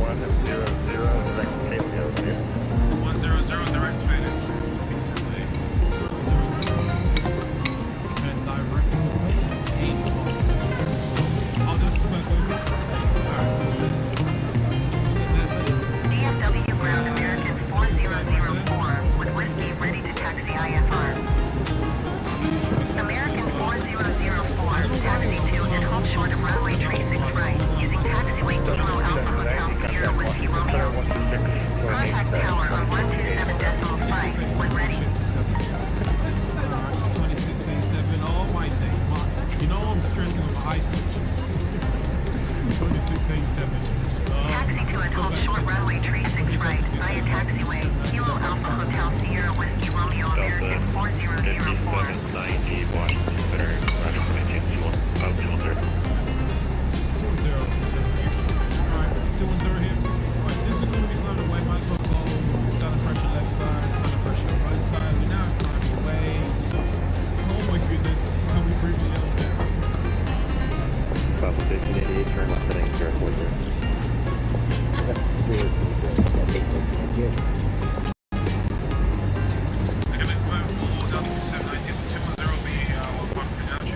Delta 5790, affirmative. Roger, appreciate it. Delta 5193, 16-6 for 19. Delta 5193, Washington Center, climb and maintain plausible 350. 350, Delta 5193. Oh, I think what's the sound of my notes? But everything else is all good here for the meantime. I need to look at the 8 to figure out what my right is. So LeBron information Delta, the runway X-ray 31 for approach in use. Visual runway 31 approach, minus 04 approach available on the west, large runway. So, how we sit here? So it's going to be the Byrd transition. This is actually a pretty nice run. That's actually pretty nice. On the bridge and everything. Usually I like to do the rear visual, but you know what? I'll be honest. My brain is not inclined to do the rear visual. Right now, no. Boring. But to be honest, this is kind of like visual, so this is actually going to be pretty fun, actually. I'm excited. Delta 5193, center throttle. American Train 343, hot position, caution Delta to departing. 5193, do not exceed your current maintain Mach 79. Maintain Mach .79er. Entry 343, continue taxi. We need some fuel for these vibes. Let's pump up those donations or else we might have to serve peanuts instead of cocktails. Reich Turu Ruwa. このバイブスには燃料が必要だ。寄付金を集めよう。さもないとカクテルの代わりにピーナッツを出さなければならなくなるかもしれない。ライアッシュツル UWAA。So I'm pretty set to 170, to actually say 190, set to 170, 130, 110, and hold out, tune up 10,000. I'm guessing we will get further instructions to descend, I'm guessing, unless the turns to descend by the honor, drop it down to 3,000, then 2,200. I just really hope this aircraft can actually do that, because this approach is going to be sick. Okay, it's going to be sick. I do miss flying around New York. I really do. Man, the buildings, the architecture, the way everything's all just laid out. It's really, really nice. I really want to know what this is called, but I've got no time to check it out. I've got a flight to do. I really don't want to fly this stuff. No, while we're here, actually, let me see what's happening. So, you know what? There's got some bit of traffic. See the fire. It's not bad. What's Boston saying? Because I know people still play the Boston. Jeez, man. 83 arrivals. Okay, went from 112 to 83. 72 departures. Baltimore triple now. Yeah, Baltimore right now is a lot higher than it was a Sunday happening. Oh man, we can go to Boston. I really wanted to go to Boston. I really didn't go to JFK actually. Another people will go to JFK. Imagine closing 200 minutes.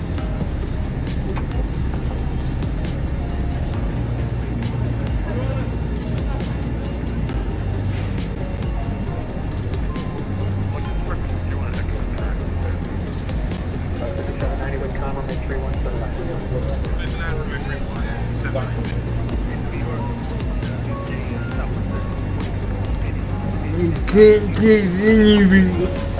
All I did is sweet tomatoes and I ate it. You like? Wait, stop. No, I don't. No? I don't like vegetables. Tomato and the sweet stuff.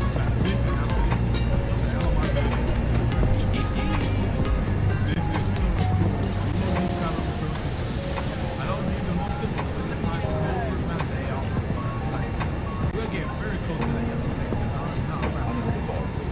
Under the buffet. As long as we follow this, I can't lie to you. This feels so nice. Continue. Runway is in sight. Second 774, 124 miles. Contact you, cross taxi at or above 3,000, clear down at extra, runway 31 approach. Cross taxi at or above 3,000, on extra, runway 31. This is ridiculous. What the hell am I doing? What the hell am I doing, Roscoe? This is... Oh, I'm high. Wow. I'm stupid. Look at him. How am I going to do this here? The 557, your intention is to make a 180 in traffic, is correct? That's correct. So then we'll head southbound, like to do one lap around the statue, then we're going to depart back down to DFW ground, American 2412, requesting pushback. DFW ground, American 2412, no pushback tag is available to answer your request. Don't tell me after 19, so what's the price going to get? Let's hear it. Hold the flag. There you go. Hold it, hold. Someone to give me that money. That was a butter. There we go, man. Well, it's best agreeing. And it's Ladies and gentlemen, walking down the Boulevard and I am on DFW ground, American 2412 with whiskey, ready to taxi IFR. American 2412 taxi to and hold short of runway 36 left via taxiway. Hotel Alpha Alpha Hotel Sierra Whiskey Romeo cross runway 36 right Whiskey Romeo. Contact tower on 134.9 when ready.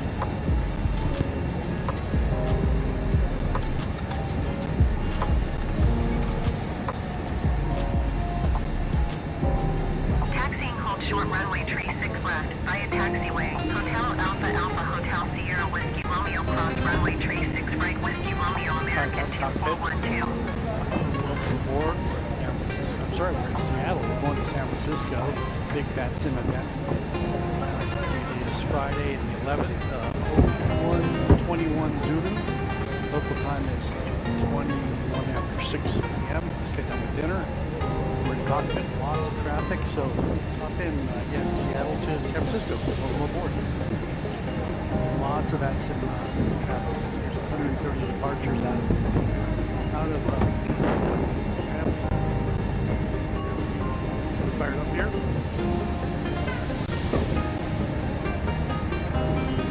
Strapped in here.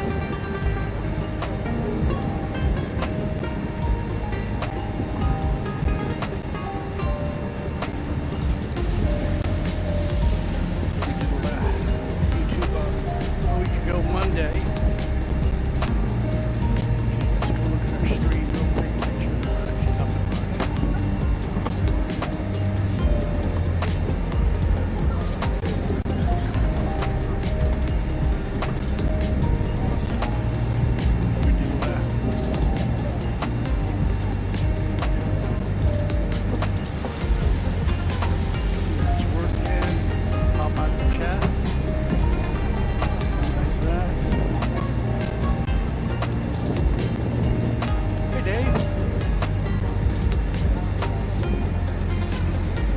Preseason football, that's not real football,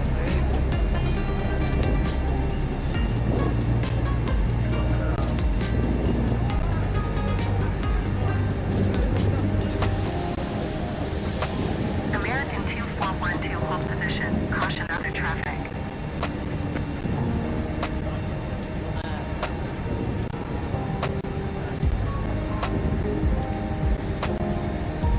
American 2412 continue taxi.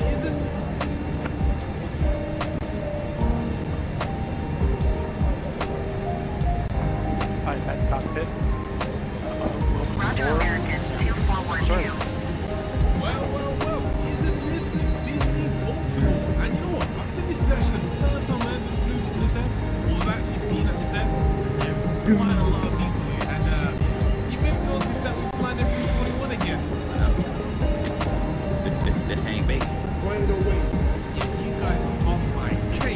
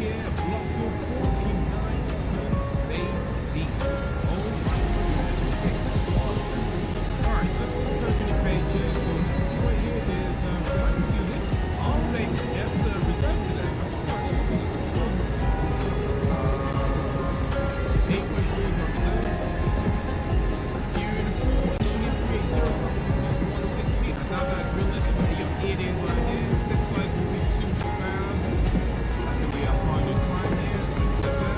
There you go. So you know how much to execute here. Okay. First slip here. For the meantime, and let's have a quick look at our aces.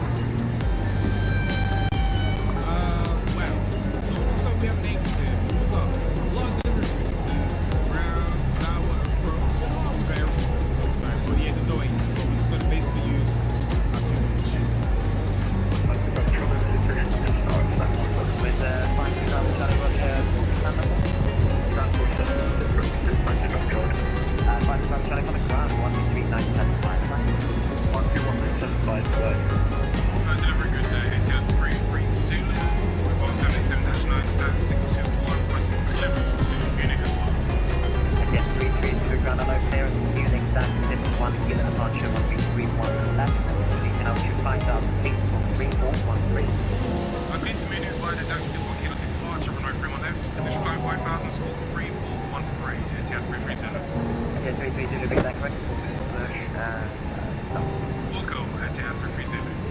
First time, baby, it's going to be a good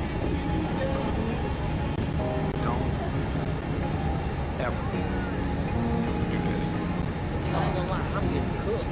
That's 1 kilo. So we execute right there. Really lovely. Initial climb is 5,000, which means we go over here now. It's the performance. And tonight we're going to the stage. Here, conditions, it is drivable. Well, happy dog. It's everywhere happy dog. Yeah.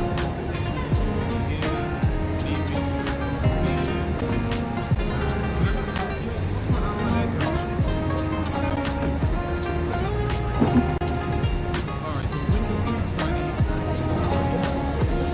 And outside temperature is 29 degrees. 29, 24. My bad, 23 degrees. Alright, let's calculate you right here today. What we got here today, man, please do the secret nice 15. Nah, you know what? I'm sorry. We're going to full take up here today. I'm not throwing this aircraft in the middle. Now we want to get to here. Full take up here with it. I'm sorry. I'm going to go full take up here. That's why I sit down for this. Take up here. Seconds. CG 6.25. We're sitting here. Okay, we're sitting here. Lovely journey. What we're going to do here is set 5,000. 5,000 is set there. E2 is 66. Oh, God, why? I'm just so excited, bro. Watch today. I've been participating in the event. It's so much fun. Like, no one of them. I've been doing it for 2 years.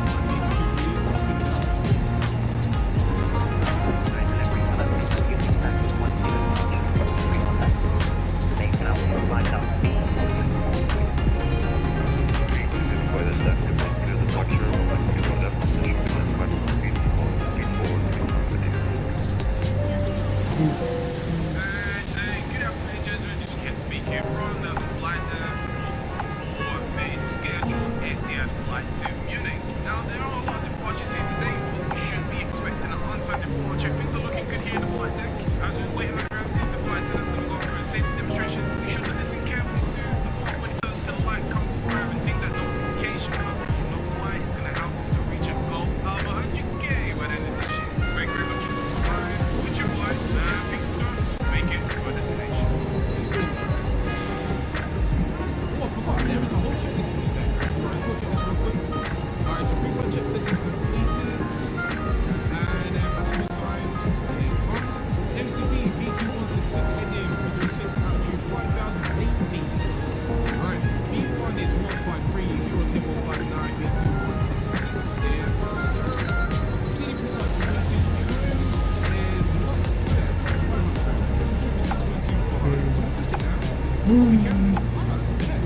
is 6.25 here. There we go, cruise here, taxi takeoff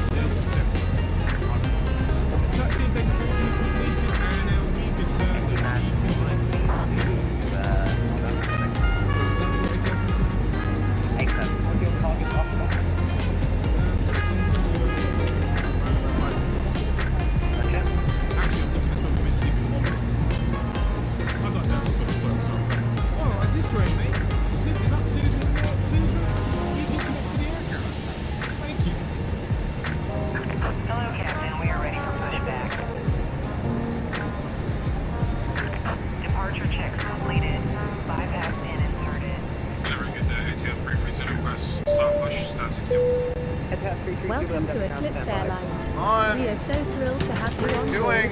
Our captain is currently preparing for our prompt departure, but while you wait, please ensure that you are sitting comfortably. All wheelchair tie-downs for those using wheelchairs are secured.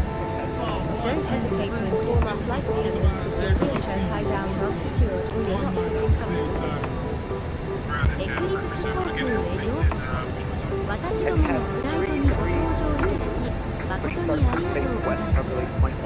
機長は迅速な離陸の準備をしておりますが、お待ちいただくのは、車椅子をご利用のお客様が快適にお座りいただき、車椅子のタイダウンストラップがすべて固定されていることをご確認ください。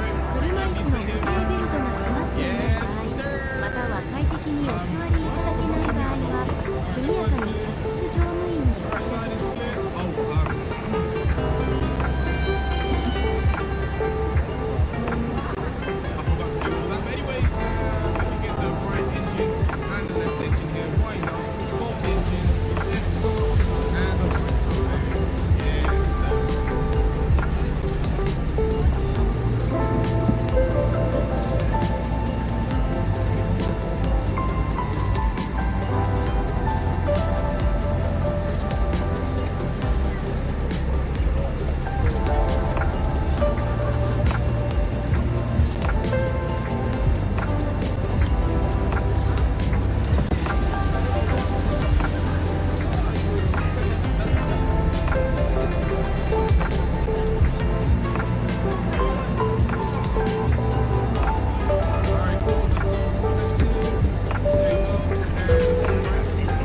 Good afternoon from the cockpit, this is your captain speaking. I'd like to welcome you on board this afternoon as we fly to Denver. We're currently preparing for departure up here in the cockpit, and once we're airborne we'll be climbing for our cruise level of 38,000 feet. We're not anticipating any delays, so we hope to be underway very shortly. The cabin crew will start securing the cabin once the aircraft has pushed back from the stand. As we make our way to the departure runway, please make sure you're seated and secured as they make their way around the aircraft. The weather is looking good, so it should be a nice, comfortable climb up to our cruise level. Once we're airborne, there shouldn't be any issue during our climb. It's a pretty straightforward departure out of the airport, so nothing to worry about there. The wind forecast during our cruise looks very favourable, so we expect to arrive on time at our destination, but we will of course keep you up to date should there be any changes. The ground crew have finished loading the aircraft, so if you could get yourself seated and secured, we'll be able to get going straight away. Thank you, and I hope you enjoy the flight. Cockpit to ground. Go ahead.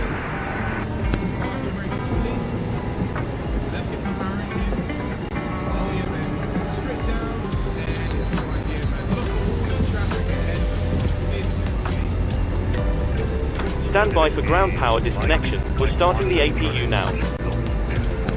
Roger.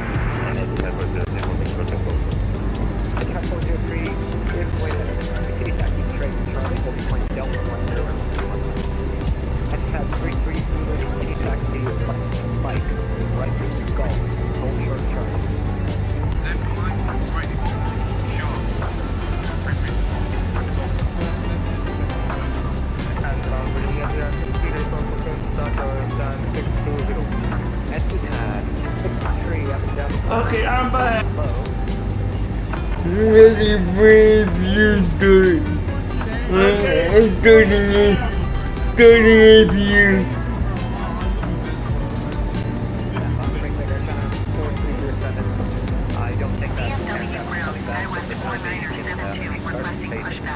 Byrd, what the heck just happened to fuel again? Go ahead. I didn't do anything. Yeah. I didn't. Just let go. Think like the yeah. Roger. Yeah, I'm using the GTR.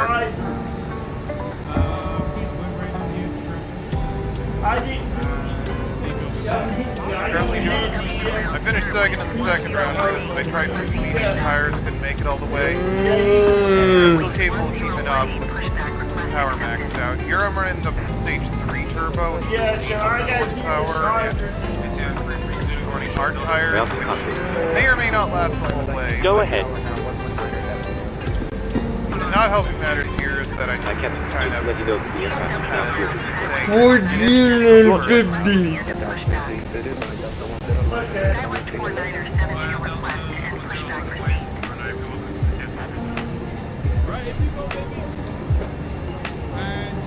Okay. Yeah, I wondered. Like, because in the first round, the speed 8 did not hit. Route to cockpit. Go ahead.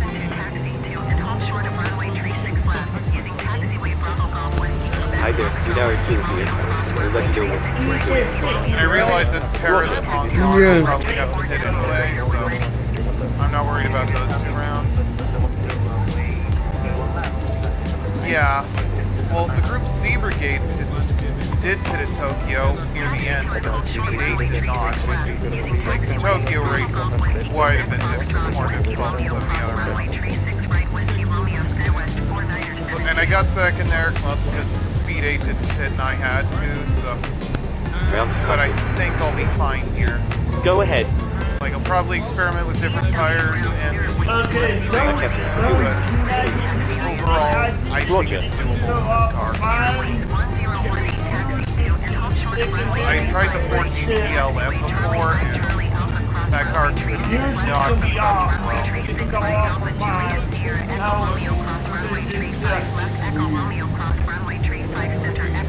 What?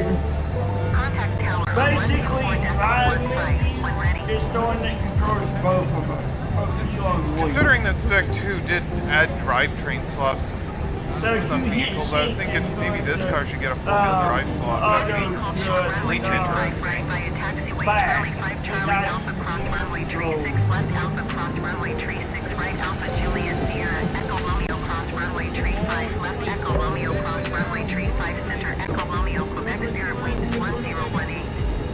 I wonder, is the livery on the GTR LM modeled after any real-life car?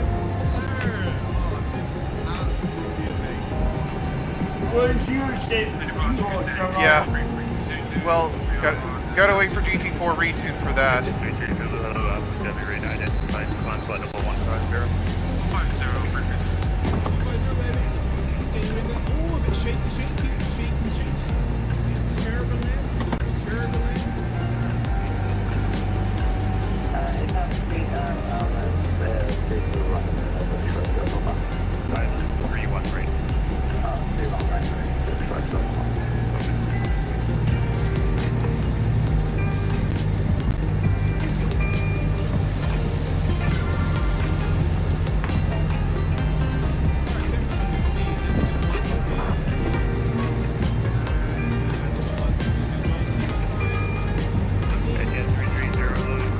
Yeah, that would make sense. Yeah. I mean, the GTR's tire mileage is better than I expected. Like, at Tokyo, I was able to go 7 laps on mediums. I think in midfield, I was able to take this car to go 15 laps there on hards, so... I don't have soft tires, and I don't really care. I'm just gonna see how long the hard tires can last me. I didn't think to buy soft tires because they don't last that long. And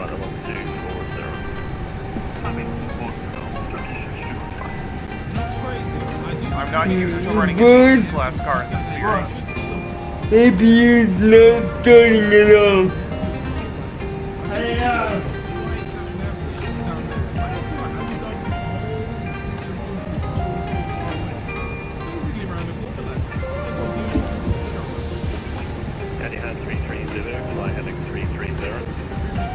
The Nissan is actually pulling away a bit, but I'm just going to see, like, how far can I let them take it on these tires?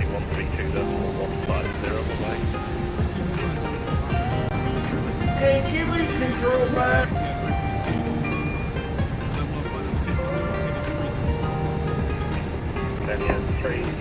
Yeah, I realized.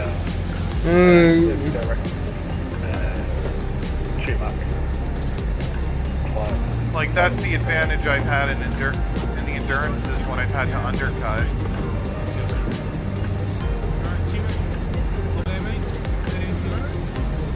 Like, I can catch them once their tires wear down.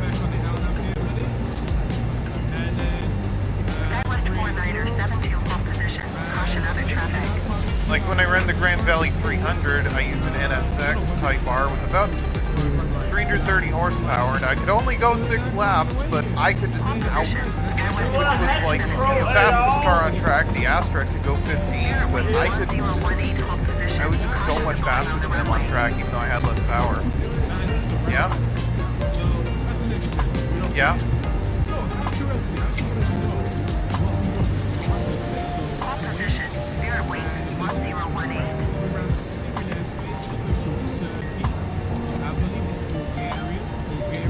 Yeah.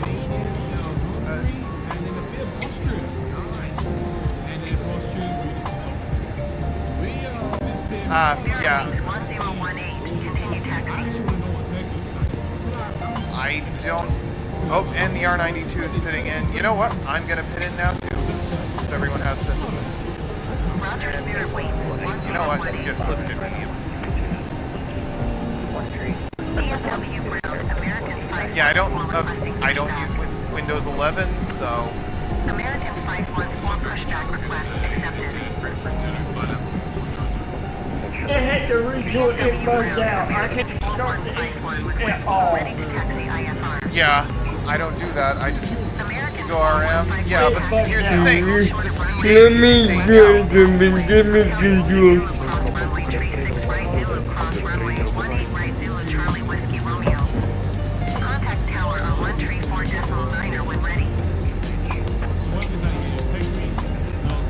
It's not gonna work at all.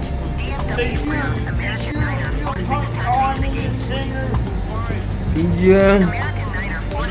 It does. Go ahead and try it. True.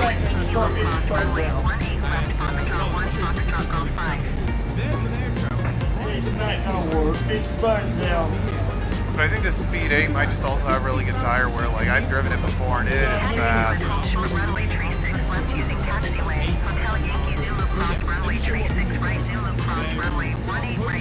Are you on? Oh no, wait, it's got a... Oh no, wait, it's sitting in now. Why not give that Ko-Fi page some love? Just think of all the extra cockpit cocktails we could have Reich Turu hard. やあやあ、 Yep, there it コ goes. パイのページに愛情を注いだらどうだ。コックピットでカクテルが飲めるかもしれないじゃないか。 Even if I don't overtake it in the pits, I'll be fine. But I overtook it in the pits. Oh yeah, Updated to Windows 11.24H2. The preview window on OBS Studio would occasionally freeze when I alt-tabbing between the game and OBS Studio. Windows 11.24H2 にアップデートしたのし、ゲームと OBS スタジオの間で ALT タブをすると、OBS スタジオのプレビューウィンドウが時々フリーズすることがありました。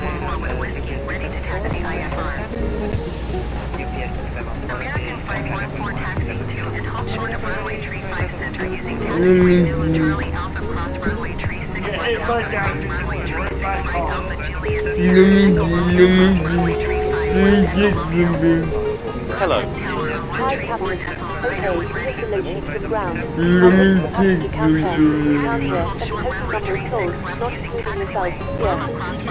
Thanks a lot. Okay, looks like we're all set to go whenever you're ready. Great.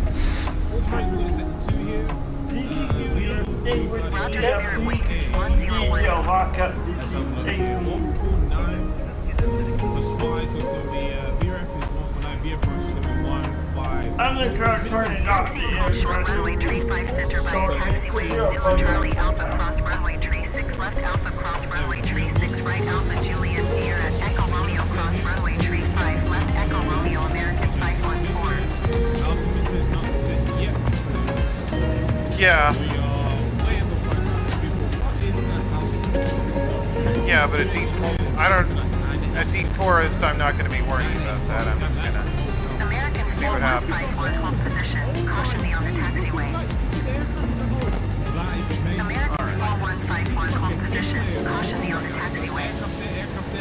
I think this series is definitely doable with the GTR.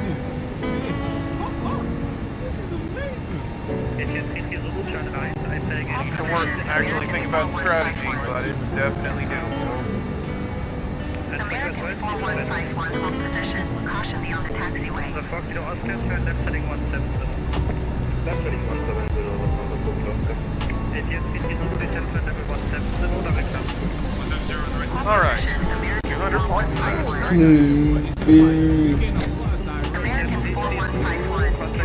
Yeah. It's saying your fuel pumps are off, that's why. See that? Turn on your fuel pumps on the screen. See that off at the top? That's why. Roger, American 4151. See the white? Byrd. Hold on.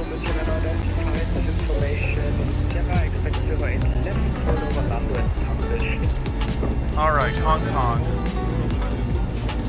Yeah, that's what. Yeah, change oil. I'm not worried about that. Alright, so I'll leave stage 3 turbo on. You know what? Let's leave the hard tires on.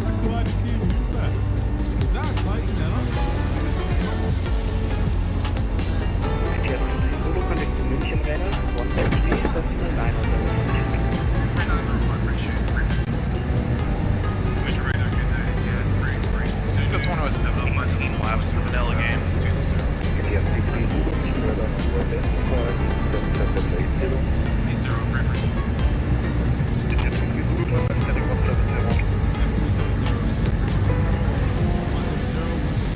Yeah.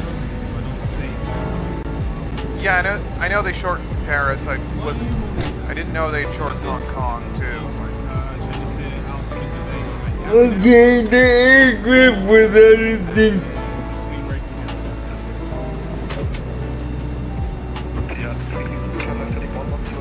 I mean, this is a track that a lot of people don't like, but I think I might be fine here. The hard part will be making my way through traffic. American 3285, hold position. Caution to departing. Do we have a... There are some places where I can make up time, like this one, like this here. I just got mine to start flying. Pull some nice overtakes. Mine isn't starting. That's why I told you to go back out to me. Yeah, or make the Grand Valley round and go in the forward direction. That's like the flagship fantasy track.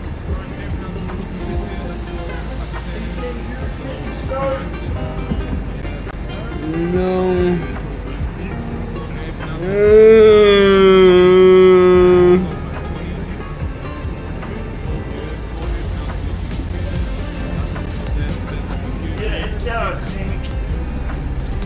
It's a lot easier to drive an underpowered or inferior car in the longer distance races where pit strategy becomes more relevant. This is more of a medium length race, or a mini endurance, so it's a little different from that. Like if these races were much longer, I'd be comfortable using minimum power. DFW ground American 2954 with wind ready to taxi IFR. Oh, it's because you get the airplane start. Turn that off. Turn that off. Yeah, true.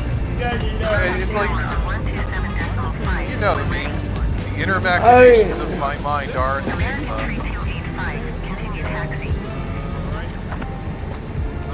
Where's that? The engine airplane, the one above it, you start. You know the bird switch up in the center? You're looking dead at it. Yeah, that. Because you got that wingy on. Yeah, stop your auto. Let me see if I can see. DFW ground American 3084 with whiskey ready to taxi IFR. American 3084 taxi to and hold short of runway 35 right using taxiway. Golf Alpha Juliet Sierra Echo Romeo cross runway 35 left Echo Romeo cross runway 35 center Echo Romeo All your Parados all the way up and still down. 124.15 when ready. all the way up. Taxi to and hold short runway 35 right by a taxiway. Golf Alpha Juliet Sierra Echo Romeo cross runway 35 left. Echo Romeo cross runway 35 center. Echo Romeo Quebec American 3084. American 3084. Hold position. Caution other traffic. You just shut down the aircraft or no? No.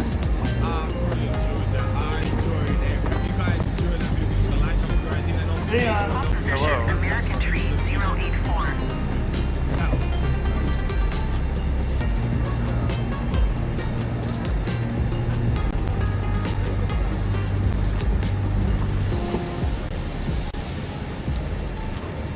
Okay, did that set it to cold and dark or no? Aircraft still stuck on. Yep, no worries.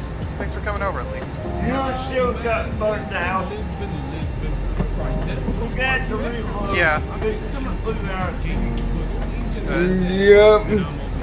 Yeah, no worries.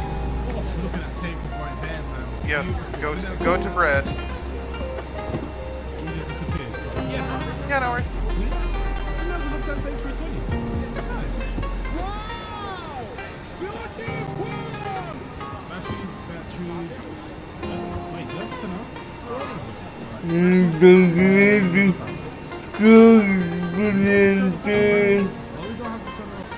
I don't know. But I guess we can just get the EP started off here, so let's get you on here. 1, 2. Look, there's some stuff, I don't know why some of that stuff got out of me, but it's here. Maybe set to the arm right over there, and we'll just have to wait for the EP to start up here. We've got to work some power. Let's go straight.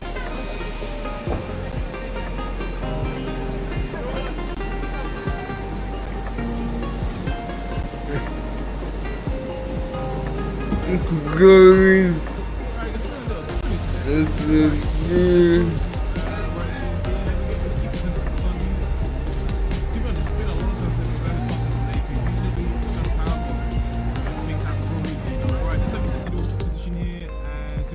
We do have fuel on board, fantastic. Wait, do we have fuel on board? How much fuel do I need? Well, how much fuel does it say I've got on board? It says I've got 3,000. I don't think my flight takes 3,000. Let me have a look. My flight takes 8,245. So no, we don't have enough fuel. So let me just turn you off here, mates. There we go. And let's actually add the fuel in real quick, and then we can start the boarding too as well. Actually, should we just start the boarding now? Yeah, let's start the boarding. Right, where's the ding dong button here? There we go. Right, Susan, feel free to tell the agents they can open the gates and board the passengers because we are ready to go. Thank you very much.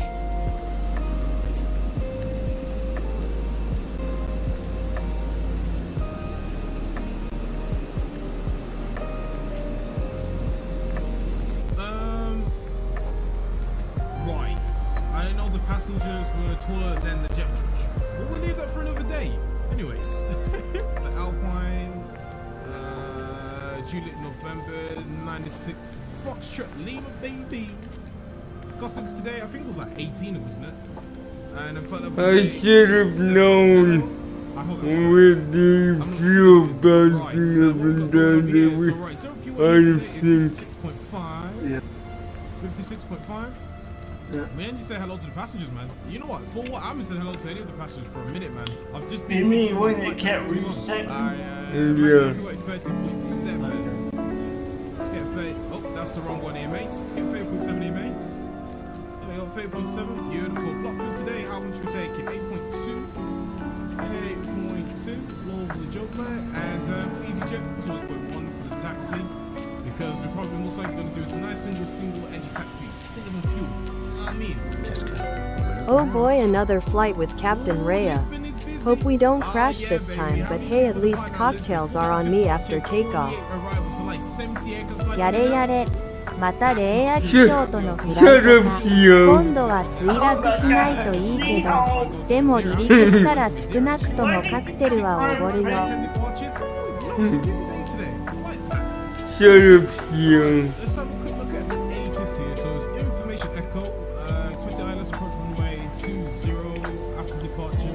Medium and large aircraft expect position uniform for departure takeoff available. This is 2412 mic unavailable advice. Okay, so I'm guessing it's runway 20 operation today. Yeah. Actually, winds on 270 at full knots variable winds. Okay, not too bad. Completely no limitations. Echo Soul.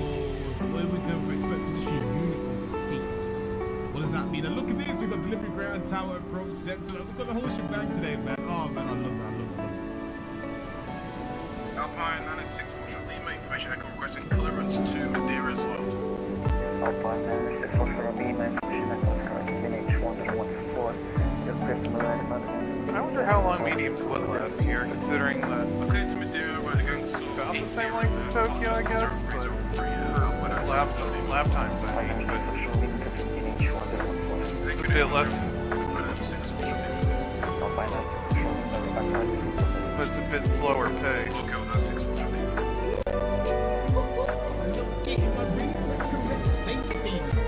That's right. 2,000 feet.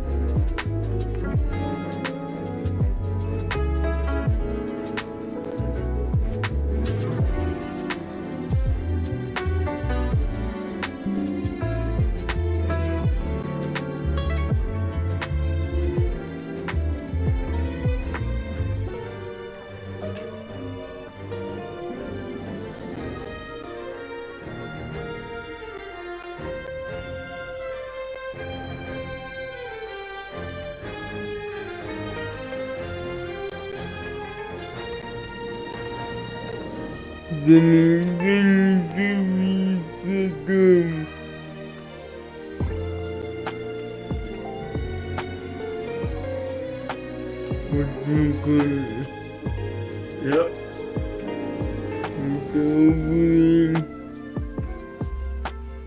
And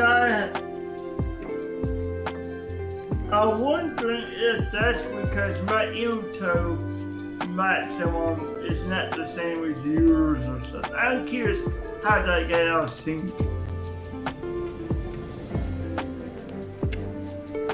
It sometimes just does.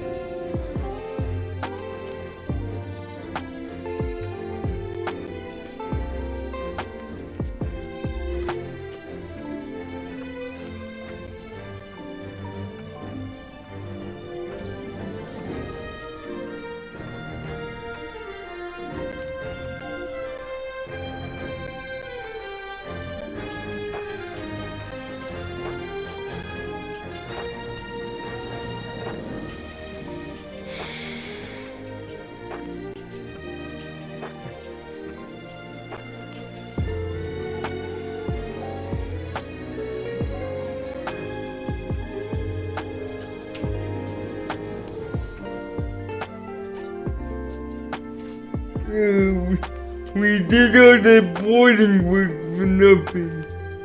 I know. Because of the bug. Yeah, I know. I know. Okay, what gate? B35. The A35. Same one that we were at. A35. Okay. Okay, and I need to get back into the city. Do I need to get the new December 5 from you? No, Okay. cause we didn't move.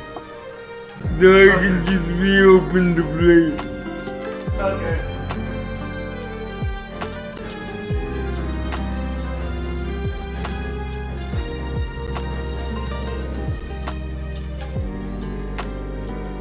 Tell me when you're in.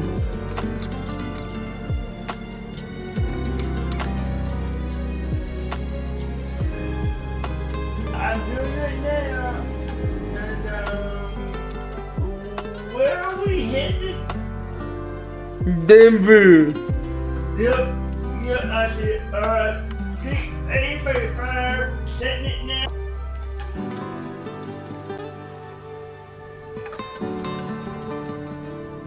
Oh no.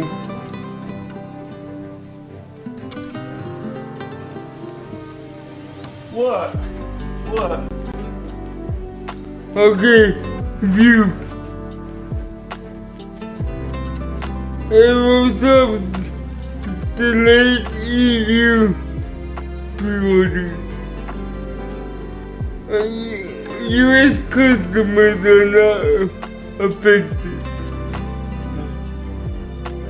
The delayed order for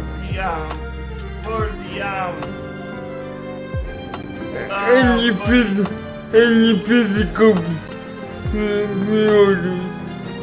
Okay.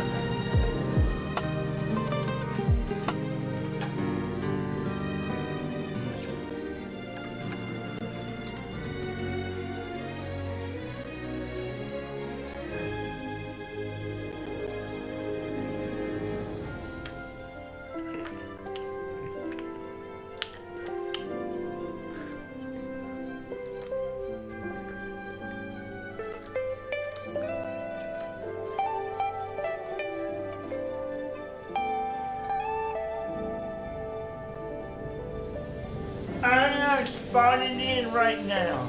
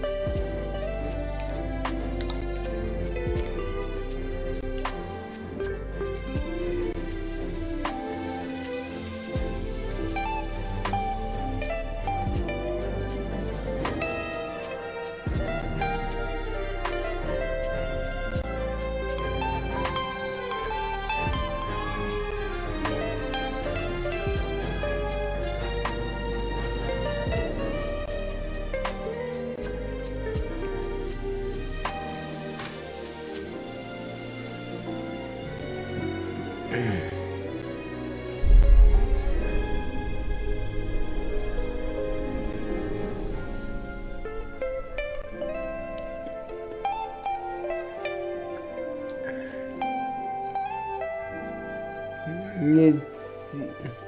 Yeah, here I set in the weight now. Weight, where is it set to? 15% weight?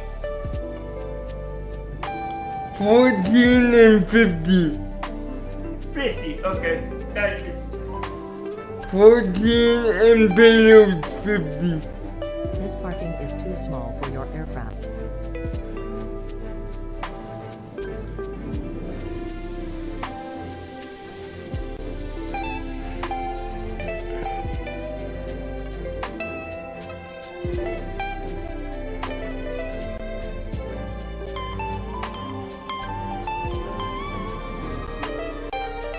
Okay, that's it.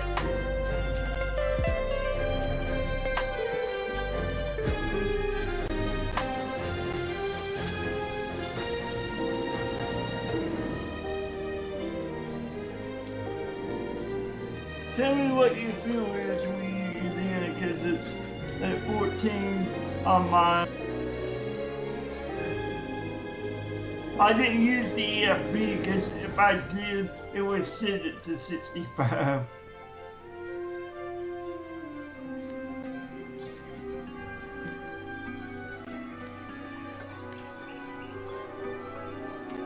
All I did was use the sliders this time. I'm ready for you to spot in.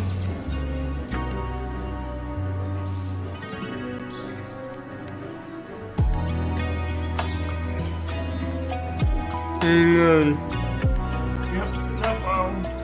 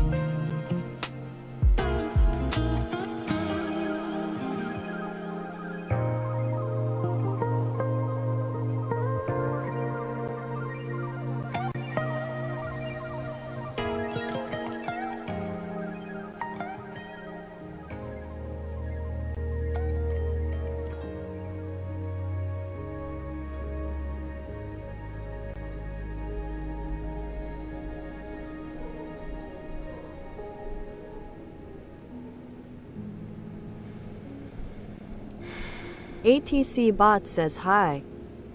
アチボットがよろしくと言っている。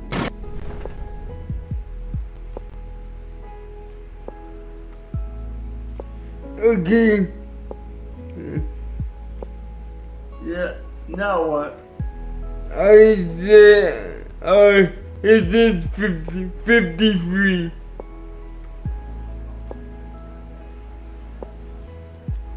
It does? Yeah. Okay.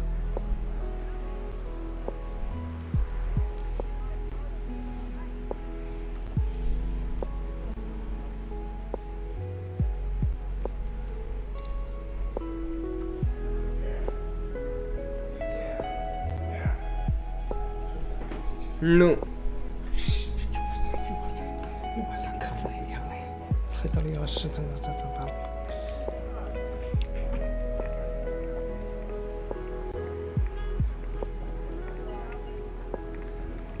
那你又上到这厕所间去了 No. This is That's the same thing. That's the same place. No. The ditch outside. Oh my god. Great, set the view and wait.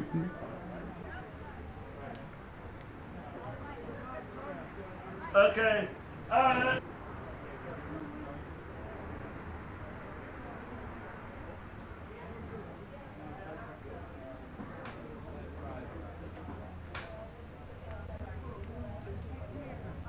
Miyabi's model in Zenless Zone 0 was changed due to many complaints from players. Previously, there were numerous criticisms about her eyes being set too far apart, leading to jokes comparing her to Sid from Ice Age. As a result, many players were dissatisfied with Miyabi's 3D model, even though her 2D model was generally well received. This led to fans creating edited fan art, especially focused on adjusting her eyes. The developers eventually took note of the feedback and planned to redesign Miyabi's face model. In version 1.3, her cheekbones are now sharper and her eyes are closer together. Hopefully, with this update, players will feel more satisfied, showing that the developers do listen to player feedback.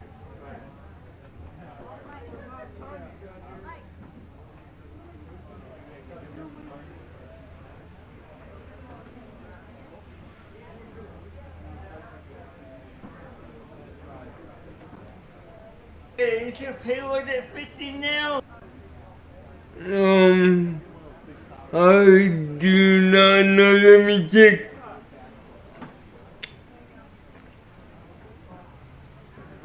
Okay, it should be.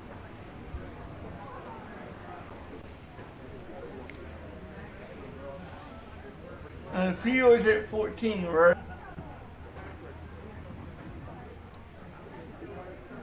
Yeah.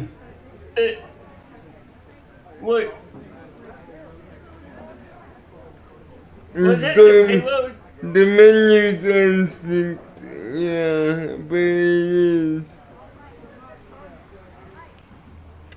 Yeah. Okay, good. That's all that we need. Good. So the fuel gauge says 14 down on the screen. Yeah. Okay. I can give you control now. Yep.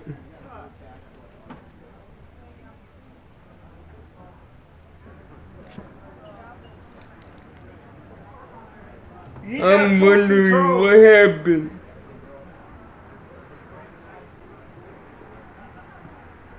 You got control, what do you mean? No, last time was fun. Oh, but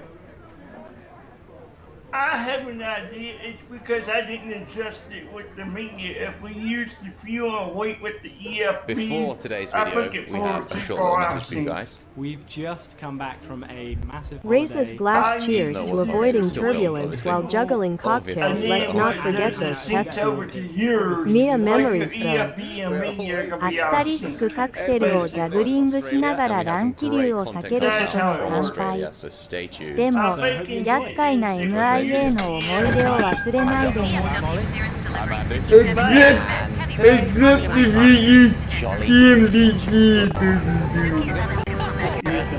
I was trying to work out what. cuts me out. Okay. I'm okay with that. We're in Australia, and you've joined us out here. You having a good time? Yeah, I was until the sun went pretty much as soon as I arrived. I know. It's like as soon as we decided to film a fish and chip episode, we're like, English weather. Well, maybe that's why we're feeling the fish and chips. Maybe. It feels Yeah. like It feels like home. That's true. And it does feel we're kind of traitors. It's our national dish, and we come here. From my experience, at least, fish and chips in New Zealand and Australia is way better than in the UK. Also, I don't like trying new things. Way better. Okay. So, Let's do it, shall we? Let's do it. all right, let's do it. This is apparently the best local fish and chips in Australia, and I'm excited. It looks legit. It looks amazing. Alrighty. Hokey. What's hokey? Maybe that's like a local fish. Hokey pokey. It's not hokey pokey. What's your like most popular menu? The chicken burger's the most popular thing. Oh. It's a fish and chip shop. Okay. Well, we should get one chicken burger then. I didn't see that coming. Thank you very much. Oh, baby, there's a reason it's famous. We got fish burger, chicken burger, grilled hooky. Never heard of that fish, but I'm up for it. Battered hooky and a battered cake. And Jumping See, this is the reason why I go to the gym 5 times a week. Still overweight. Yeah. this is the reason I'm about to start going to the gym tomorrow. Look at that fish. That Looks really good. Looks amazing. Lovely, thank you. Oh yeah, we have a grill one. Oh my gosh. Okay. Thank you. See you guys. Enjoy. Thank you. Oh my gosh. You may have noticed I have like a kilogram of chips. That would kill me. No. Well, you don't have to have just chips, but just stop eating them. Feels right. You're allergic. You know what the problem is? Everyone at home knows a couple of chips and you'll actually be fine. The tipping point is very soon after that. It's about now. Now it's stop. But once it's started, it's almost impossible to stop. Okay, this, Ollie, this is chicken salt. What is Oh, chicken? you got the feel wrong. But apparently... Like salt collected by a chicken. What?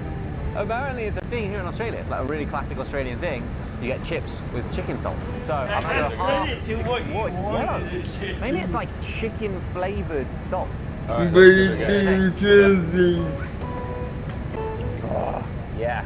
Okay, that's better than mine. That is so good. Chicken salt is better than human salt. Yeah. Human salt. Next up, we've got that grilled hooky. Whoa. Look at that chunk of meat. There's many herbs. In England, I feel like what we flavour our fish with is literally just pouring on salt and vinegar. Well, you probably could get this in England, but not in a fish and chip shop. No, correct. We get it In a restaurant. Okay. Oh, a lot of flavours going on. Like a bit of tomato. It's a great healthy option. Bit of lemon, that's all it needs. Oh, I would come to fish and chip shops regularly. It tastes delicious, but it doesn't feel like you're killing your body. Do you know what I mean? Because that's what fish and chips does. You feel like you're dying slowly. That is good. The meat is just so tender. Okay, the Still view. got lots more to try. 2 more ducks of fish. Fish and chips. We've got to have the fish. It's really golden. Yeah, It's the golden nugget. Try thinking the view again. Sorry. Stop it. Okay, keep what? 14%? That is so soft and smooth. Good. Yeah, it's amazing. Okay. Close your weight like menu. crispy, crunchy on It's the like outside. it's smooth but crunchy at the same time. Super soft on I the don't know how inside. they've done that. This is what fish and chips are supposed to taste like. It's not drowning in grease. You fry it, but it's not soggy. I feel like this in England, this would be like gourmet fish and chips. Next up, we have hake. Do you guys mind if I break this in half with my hands? Go for it. I really have an urge to do that. Oh, Wow, that looks good. look at that fish meat. It's just so That looks thick. so fresh. So meaty. It literally looks like it just swam up a tube out of the sea and straight into the fire. We're finding Nemo too many times. We found Nemo. Yeah. And he is yummy. This is the sad alternative ending. Yeah. Ooh. That's God. more meaty. The meat is even softer. Yeah, you're right. It's chunkier. Can I just say as well, the And chicken salt so well with the Chicken and fish, you don't normally have them together, the right? payload is We're about supposed to be Oh, yeah. chicken burger with Seven. salt chips. That's going to be amazing. 70, The chicken burger. Which is apparently what this place is most famous for. 70 I'm excited. Oh, look at that. Oh my gosh. That That looks so good. That looks incredible. It's like a painting of a burger. Dude, it's like all the colours are perfect. Seriously, it's like they photoshopped it and upped the saturation. Yeah, like hashtag filter. Look at that chicken fillet at the top there. Yeah. Wow. And then here. Oh. That fish fillet burger. Guys, concepts Tell us what you think, Andy. Okay, maybe put the fuel back up to 65 again. Something a little bit spicy. Cause it's Can really good. I just say, Cause normally, you someone sky red fish and chip specialty. 65% when You can't do two things that well.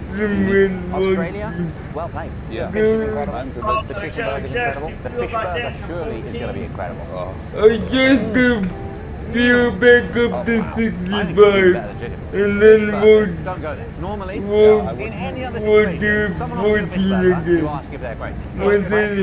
Once they reconnect the flight. Yeah, it's lightly breaded. Instead of battered. But then whatever else they put in here is really good as well. Yeah, all the sauce. salad works perfectly with the sauce. Okay, so that means one thing. The fuel was The best shop. Wait, so this fish and chip shop is so good. The view was right by and literally congratulated. not reading correctly. Wow. I guess the back to 14 now. Did we order it? I got the This back is the main open. event. I'm ready for this. And I'm not gonna lie, it looks Amazing. like a deep fried. There's something was wrong with the fuel. Here. This isn't a normal thing to appear on a restaurant menu. Yeah. What is it, Scott? This is a Explain. Okay, I'm gonna set up the plane and then see you something in again. and they will deep fry for you. Did that work? And out of that Yes. came the deep fried Mars bar. Some genius was like, can you deep fry this? And they were like, okay. So now they sell The deep fried fuel Mars was bars out of things that's sync, going like, around the world. shops. really out of Should it be sync. hot? So I went up to yours and brought it back down. That looks right? incredible. Is it really hot inside? Yeah. Yeah, the news guy was reading 65, even though we were 14. We can't get around the fact it looks unbelievably disgusting. Yeah, but it tastes pretty good actually. The sweet and the savoury is like the perfect mixture. It's sugar and fat. Really out of That is literally a deep fried Mars bar. I don't even know if you have Mars bars where you live in the world. Basically a Snickers without the nuts and a little bit of nougat. That is something else. I would die an No, when you put it I would come at It's 65, just full of people on their lunch went break. green. And I think if I worked near here, And then I told start you quite a successful business as a doctor. they do it back down Just give when people they checkups. open the And plate oh my again. gosh, we need to do a lot of work. Keep going there, 'cause my business is gonna, you know, the fish you could tell was super fresh. I don't know what they're doing with the batter. Yeah, and then Grease at all. never, Similar to Korean chicken in that way. never changed We have on my end, the same way we even haven't though sold fried chicken in the you UK. were changing the fuel. It's fried chicken in England and fried fish. When you moved the fuel down, and a bit salty. this time, in England you new don't have to sky bake was breakfast to make going it good. up It's and just such a down, tradition. People just so do it was Yeah, in you don't have to sync make it, again. it will sell itself. Whereas here, I reckon it's less of a thing. It's like Christmas Jeez, songs. what We happened listen to there? them anyway. Even like half Did past I not Christmas, connect every year. properly? Because everyone has to listen to songs at Christmas. Exactly. That's right.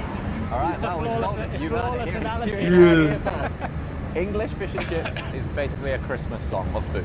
If you want actually good songs, then come to Australia. This is the Mariah Carey. Wait, she wrote a Christmas song. Oh, Okay. gosh. We're a little bit high on people right about now. This has been a very, very Yeah, this is where Alpha has to go through. Fish and chip meal. And then once you do There's no Ollie in any of that. We'll see you jolly soon. Remember we watched the video and they were like, why is the fuel dying? I'm Ollie. And today we're going to eat a jolly burger. Literally everywhere we've gone in New Zealand, people have said to us, try Ferg Burger. Let's test it, shall we? Let's go check it out. Literally, this is the queue. It stretches all the way around. Still going. That's like at the end of the next shop down. It's not even the same place. It's like half a block. Hello, We're gonna have to go with the do biggest size. this By that, I presume you mean to the Big get Al, round which you apparently is 2 on my New Zealand end. beef burgers, bacon, loads of cheese, 2 eggs, beetroot, lettuce, tomato, red onion relish, and a big wad of aioli. That sounds like a lot of food. I'm a little worried. I'm not into this kind of big eating thing like you are. You're a noob. Yeah, I'm You're a noob. huge noob. You're an embarrassing noob. Well, They have a prime New Zealand ribeye steak. a steak. In a burger. A steak. Yeah. Steak burger. Should we do 1 Big Al and 1 steak burger? Let's do it. We're already decided. It's happening. I think we should get 3 burgers. No. And split them between us. They have 4 different types of chicken burger. We can't Yep. get the biggest thing Easy. and a steak One burger view. and then get a third. Gluttony is a sin, No, so John. they have a Bambi burger. They've got deer, slow roasted New Do Zealand you burger. think- That is a samgyeopsal Do you burger. think I'm not one saying they're view? not good. Ollie. No portions. I want, they have a lamb, they do lamb. New Zealand lamb's supposed to be really good. I do like lamb. I got Really good. You know what we could do? Controversial idea. Annie and Show are over there, yeah? Yeah. We get 5 burgers. Because 5 burgers, much is 0 it gonna types. cost? Eat our fill of them, and then just give them all the leftovers. Someone's got to pay the bills, man. Okay, go to the What do you think, second Gabby? tab. I mean, we should try the samgyeopsal burger. Do you think I'm getting fat? Go to the second tab. You have to be so Log quick in to with answer that Navy question. Grip. You could have at least hesitated. What's your favourite one on this whole menu? Go to the second tab on the EFB, the paper gun. It's really good. When we get the bullseye and the chief wigger, Does it's the it big ask you to log in? Click the link on the EFB. I think we should get the big out. And we'll get the big out and Lizzie can have it if she wants It's it. crazy. Yeah? Okay, all right, fine. 1 big out. Just throw it in there. This has got to be like 20,000 calories. Yeah, mate, we're doing it. Well, you don't come all the way to New Zealand and mess around. Okay. What's your name? Josh. Fat Josh. Can you put Fat Josh? Thank you so much. Holy freaking heck, this is heavy, Ollie. Oh no, what have we done? Chip? You're not supposed to have chips. They're so good. You have flow grub. All right, let's do it. All right, I guess we get stuck in now. let's do it. Holy moly. This is the pork belly. Look at that. Oh my gosh, that's a hash brown on top of chunks of I samgyeopsal. logged in now, Bread up boy. and toasted butter. This looks like You should see, you should see. Holy moly, look at that. That is a steak burger. That's like legit steak. Look at The that. screen that says inner eye cow. This is the biggest burger. No, look at your radar display. That's the kind of thing that does your body permanent damage. You'll never recover from You're not coming back. Let's do it. You're gonna go for the steak. All right, I'm gonna go for the pork belly. Go, let's do it. Can you change it and change it back now? No, all Oh wow. Yeah, it's not showing it on mine. How Oh, wow. did you call it up? It's steak. It just populated, But it melts in your mouth like a populated burger. on mine. Yeah. This is literally expensive samgyeopsal, like the nice stuff. But a burger.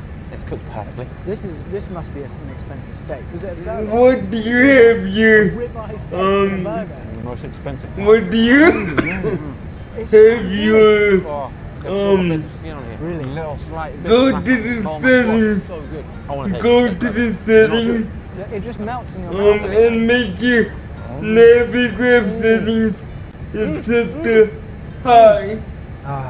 Chongguk. Chongguk, yeah? Chongguk gogi. Chongguk gogi burger. Chongguk steak. Heck steak. Heck steak, yeah? Oh my gosh. Isn't that good? It just kind of melts Oh in my your mouth. gosh. If that was on the plate, you wouldn't even need a steak knife. Okay, You it's could do hit it with the butter high. just straight through. I don't see That that. How there, do thing you- with the how cheese do you melted call on up top, the it's just steak. It's beef. It It's steak. it In a should, burger. It's not it ground should up automatically of populate. the most Maybe it expensive part doesn't of work of a cow. with Next up, you burger two. control. samgyeopsal burger. Samgyeopsal. Let's do it. Samgyeopsal. They don't mess around with this samgyeopsal. There's a high bar. Samgyeopsal's very good. I've never had it in a burger though, so this is new. It packed up now. It just figures something. Yep, once you set it to high, that's Oh yeah, on airport view. Yep. This right here, this is patience. I'm letting him eat that burger. He just takes it every time. Yep. Oh no. This is the very first aircraft with pay-per-view other than the I mean, how many things can a pig be good in? Look at that. Can you see that? Can you see the slices of samgyeopsal? Mixed in with the mustard and that slight bit of kottegi.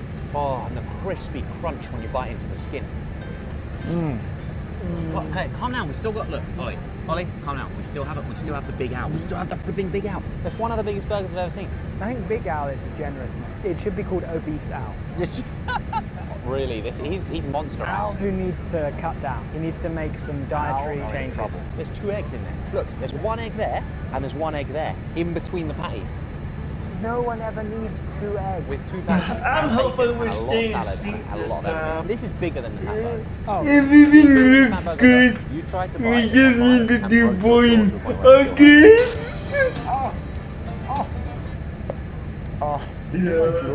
What was that? Yeah, that's a year ago now. I got permanent damage and I still have pain every time I bite. If I bite anything larger than a piece of bread. Wow, that's bad. Yeah. It's really bad. Come on. That's a good burger. Yeah. Here, try it. I'll let you try it. Yeah, you said flight director, right? Yeah. The best thing about this is that It's a high quality. You can tell It's high quality. it was a happy cow. It lived a medium life.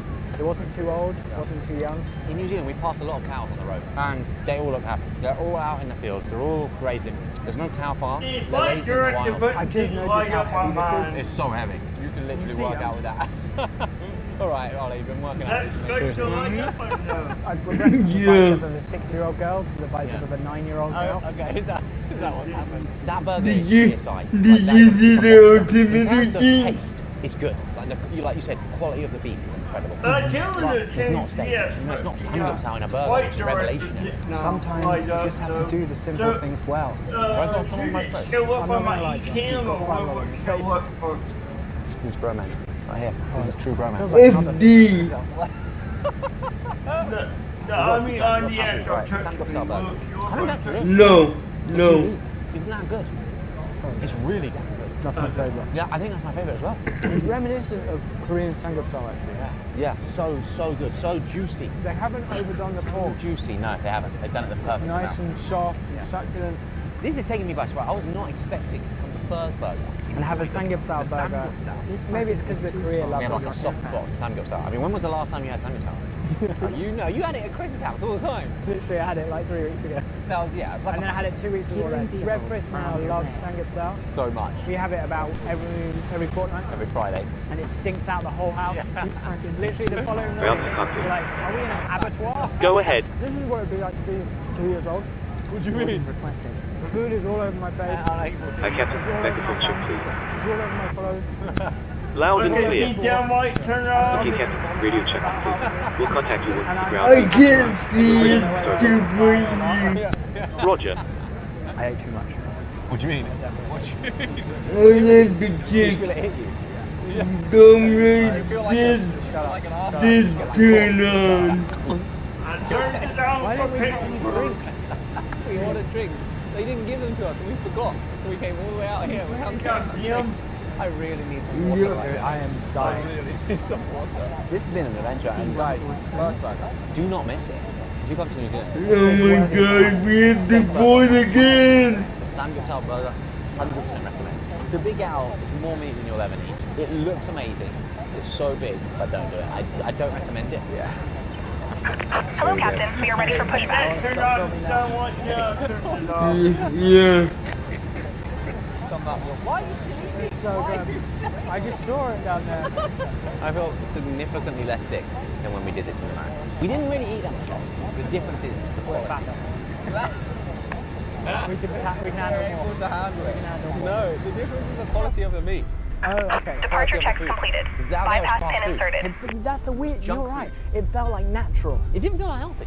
No, Even though it we definitely ate was. way too much, and it was probably really unhealthy. It didn't feel it. It's probably from a farm like 5 miles up the road. Yeah. Really Byrd fresh. connecting. It's like SACO connected. of the beef, the cow, and like some sauces they put in there, but it's not like No, this it's fat. not. It was low on the drippings. Definitely a good thing. You don't want a lot of dripping. in almost every area of life. Bye. Hello. Thank you for joining us. Hi, Captain. How are you this afternoon?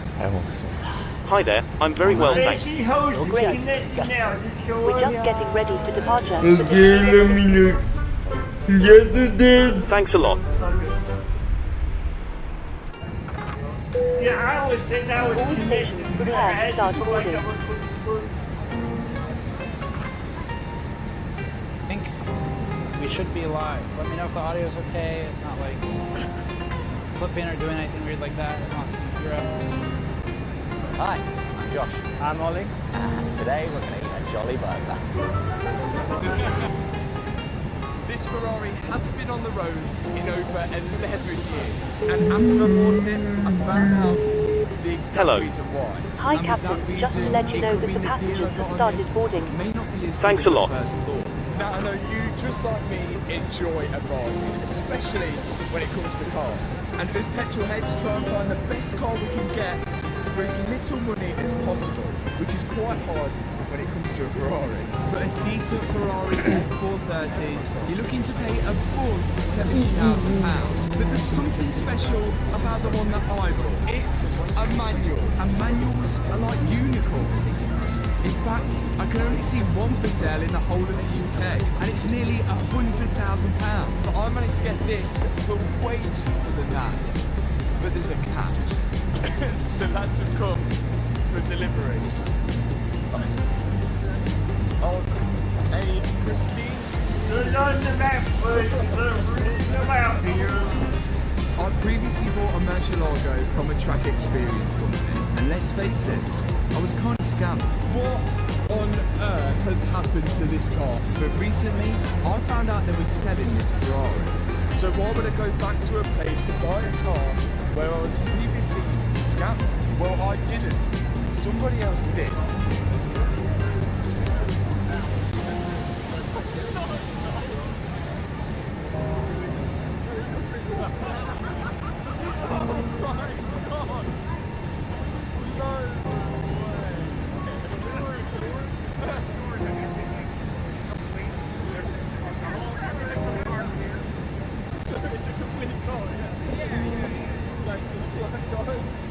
With my relationship with the track experience base being not so great, Freddie, Scott and Sam went down there to check some cars out without. It's gated and it's got the gate. And this time, with Sam doing the negotiating, he got himself a deal. So technically, Sam bought the car, but then delivered it and sold it straight to me. Delivering another quality car.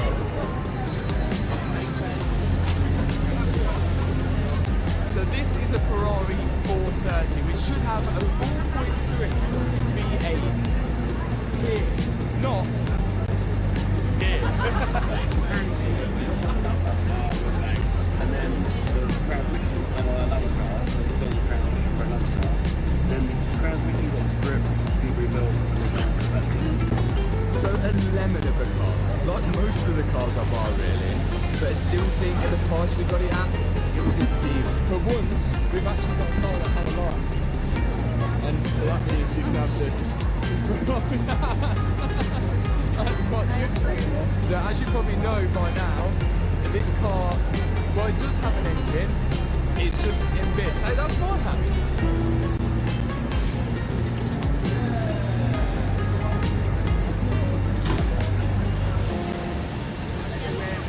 mechanics could go. Says, please.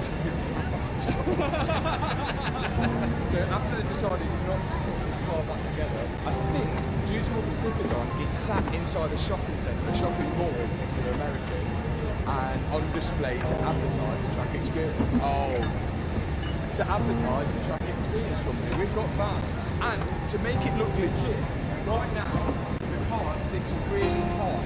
We can be taking taxi with S, full engine, the K, and the P. Yeah, at the bottom here, can you see that?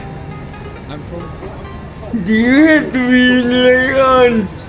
Yes, I do. Okay, I was just making sure we were doing sync. Back there, I was making sure we were doing things. I'll put the 10 off now. We've got to work out what worth it. Yeah. Is any of this stuff that came with the car even possible to put back together?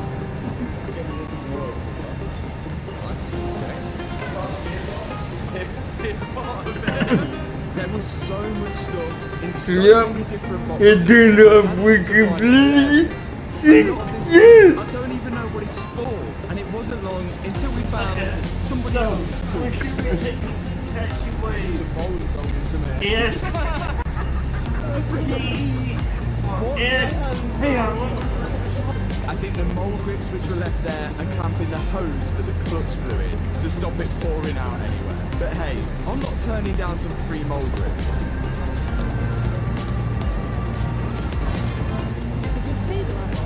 The registration is NX05HCD. Let's check this out. The last known mileage in 2011 was 31,060. Ground cockpit. That was in 2000. Go ahead. How many more miles have it done since that mileage? If it actually has done that low mileage. That Captain, just put the pin to let you know that we started loading. We'll contact you again next week. Once I finish it. Roger.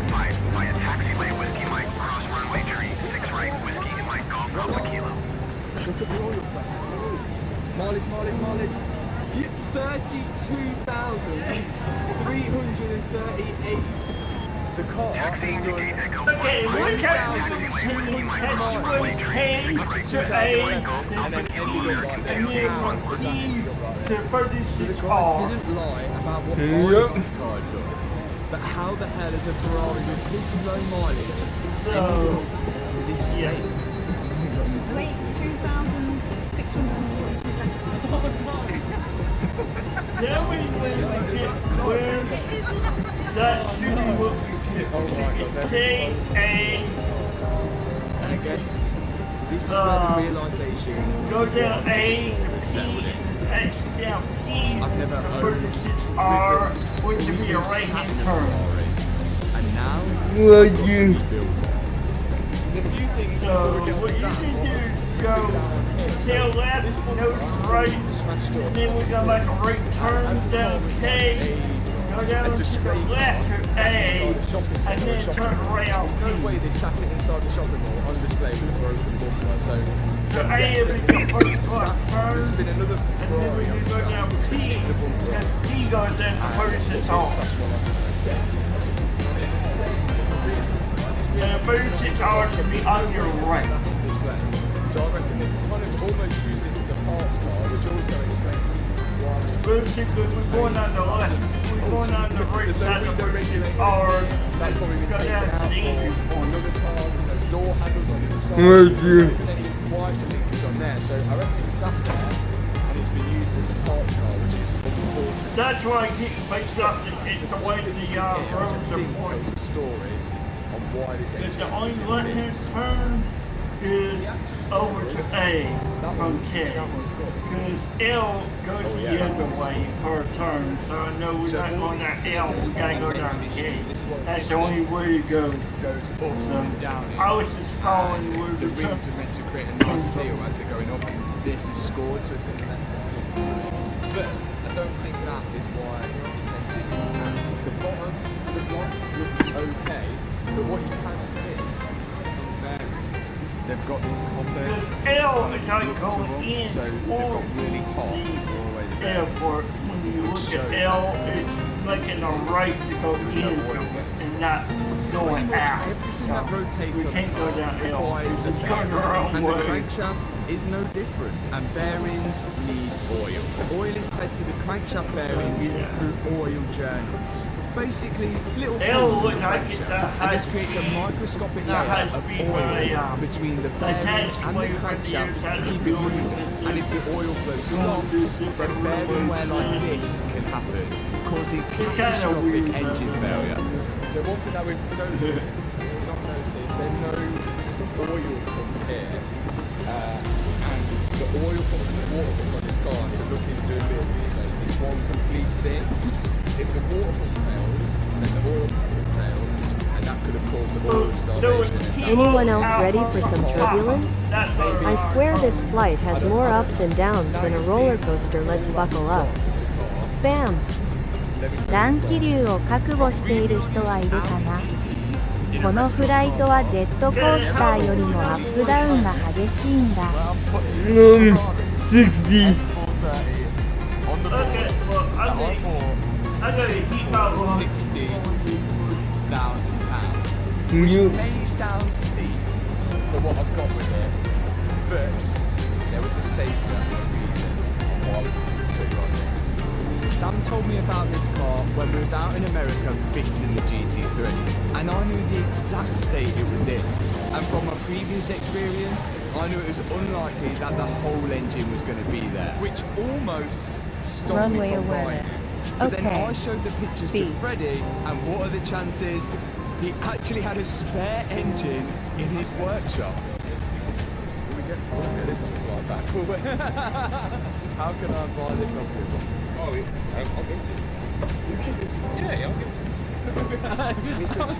Let's do that. Let's do that when we've got an engine. Would you have a gearbox?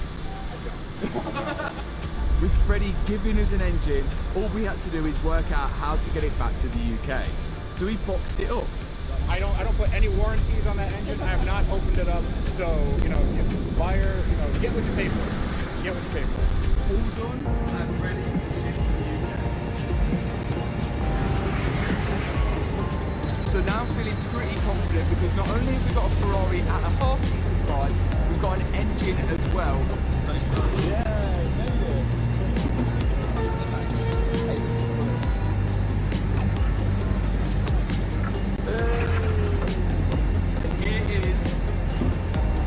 all the way from Florida to the UK, but there is one catch to this engine.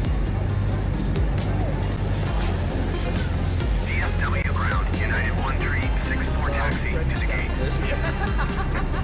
United 1364 taxi to gate Alpha Tree 8 via taxiway Quebec. For Quebec Echo Juliet cross runway 17 center, Echo Juliet cross runway 17 right, Echo Juliet.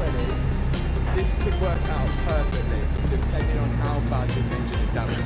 So one engine which is seized and another engine which is in peace.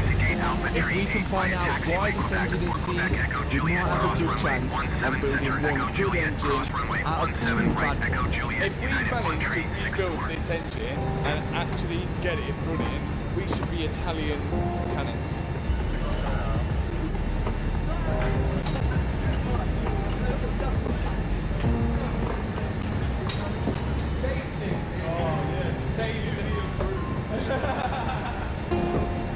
Let's find out what exactly is wrong with Freddie's engine. It doesn't turn over and it seems locked out. So we're going to start from the top of the engine and work our way down. First off is the rocker covers. It didn't reveal much there, so now we're taking the cover for the chain. So this is either really clean or brand new. Oh no! Oh, that sting! There's water in this engine. I don't know how close it got to the P1 at Freddie's, but it stinks. Could this engine be flooded? But it doesn't make sense. This all looks nervy. It looks like it's had link tensioners, link chain, and not everything to do with that. It's like a smaller version of the Murcielago. All up at the bottom here, then you've got like a balance shaft, then going two camshafts at the top, two camshafts at the top. It is literally almost like a carbon copy, but a smaller version of the Murcielago engine. I think we could do this. We could work out what's actually wrong with this engine. But the good news, all this looks new. Do we trust it? I don't.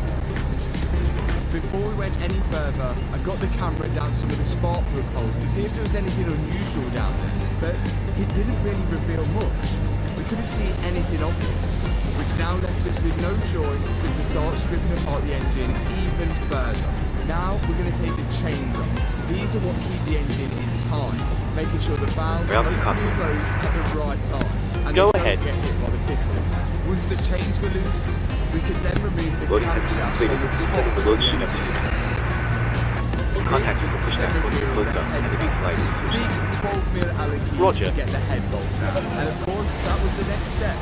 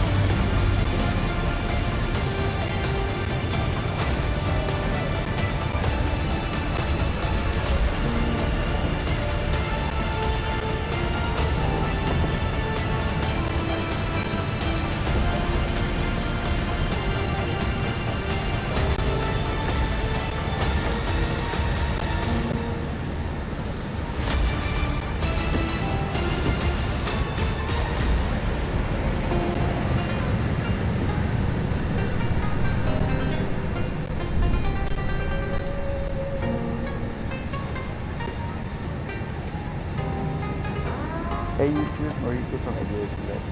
Thank you so much for watching this movie, and if you'd like to see more option trailers, make sure to subscribe and hit the bell icon. And if you got any questions, feel free to post them in the comments below.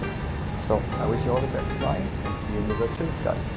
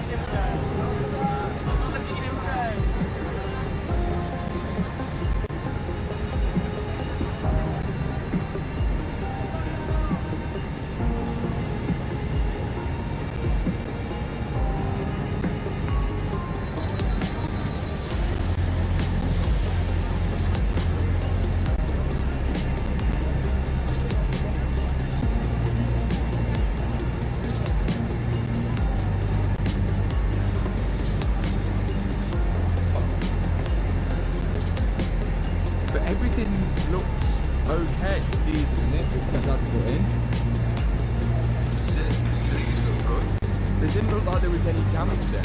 Yes, the pistons and everything weren't brand new, but nothing looked damaged. And that goes for the other side as well. So, yeah, try and turn it now.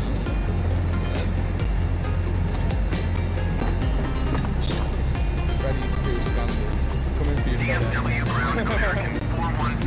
So the problem must be on the underside of the engine. So now we've got to strip the oil pump and the water pump off it and investigate further.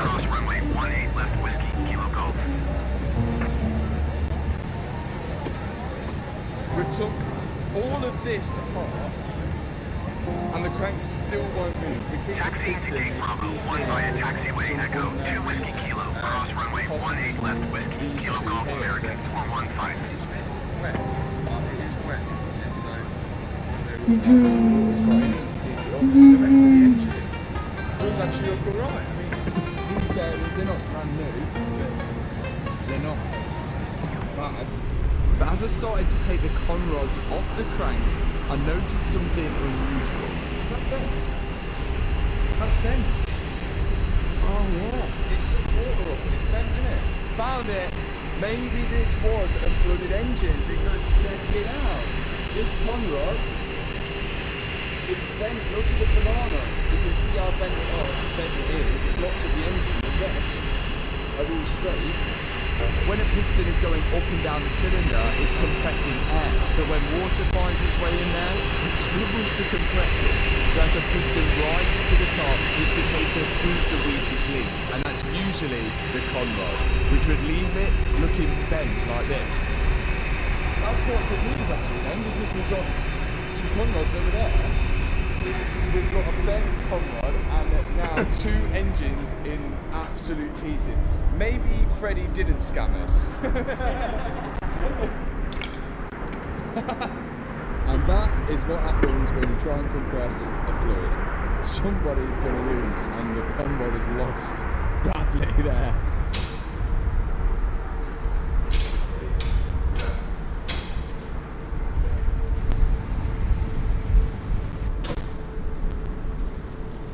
Let me explain the bumper situation. In fact, Hannah's going to explain the bumper situation. This is not the bumper that should be on an F430. This is a Scuderia bumper, which is a little bit more expensive. In fact, a lot more expensive than a 430 bumper. How much is one of these bumpers?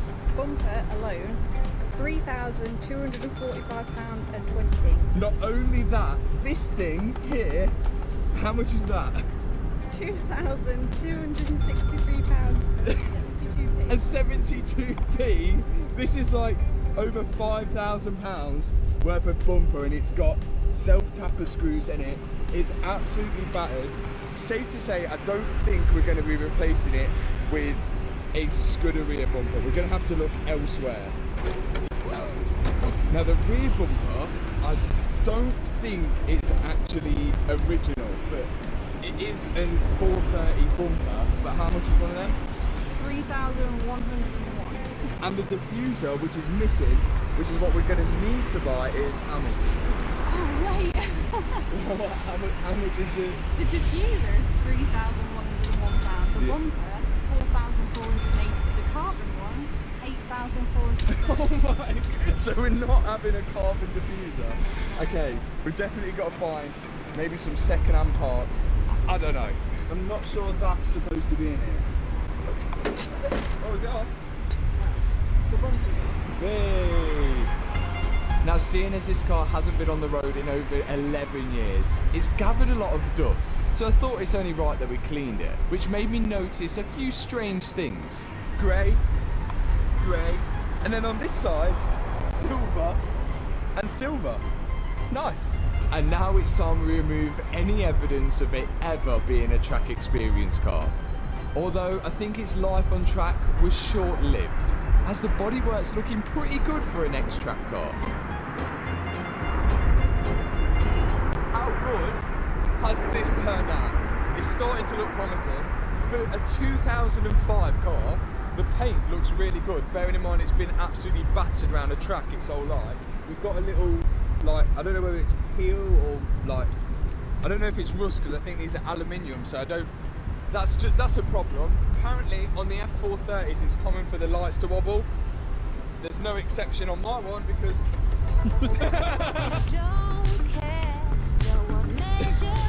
it's so sticky. It leaves fingerprints in it. But the time that it did spend on track took its toll on the interior, especially as it was left to sit there for a long time. According to Google, only around 1,500 manual F430s were ever made, which makes this one pretty special.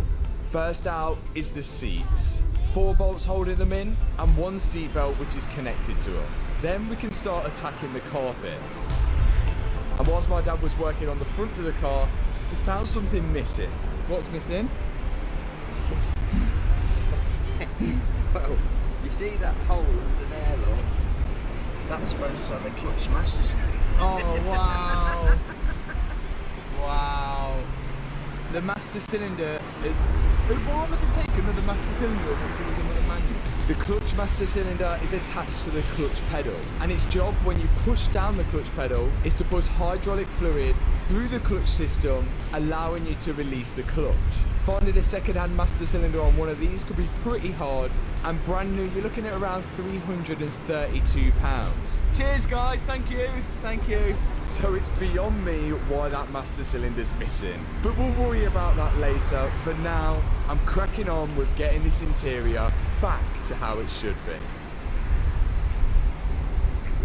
It's not a full detail, but the interior has been absolutely transformed by about an hour worth of cleaning. It's definitely making me feel a little bit more confident about my purchase.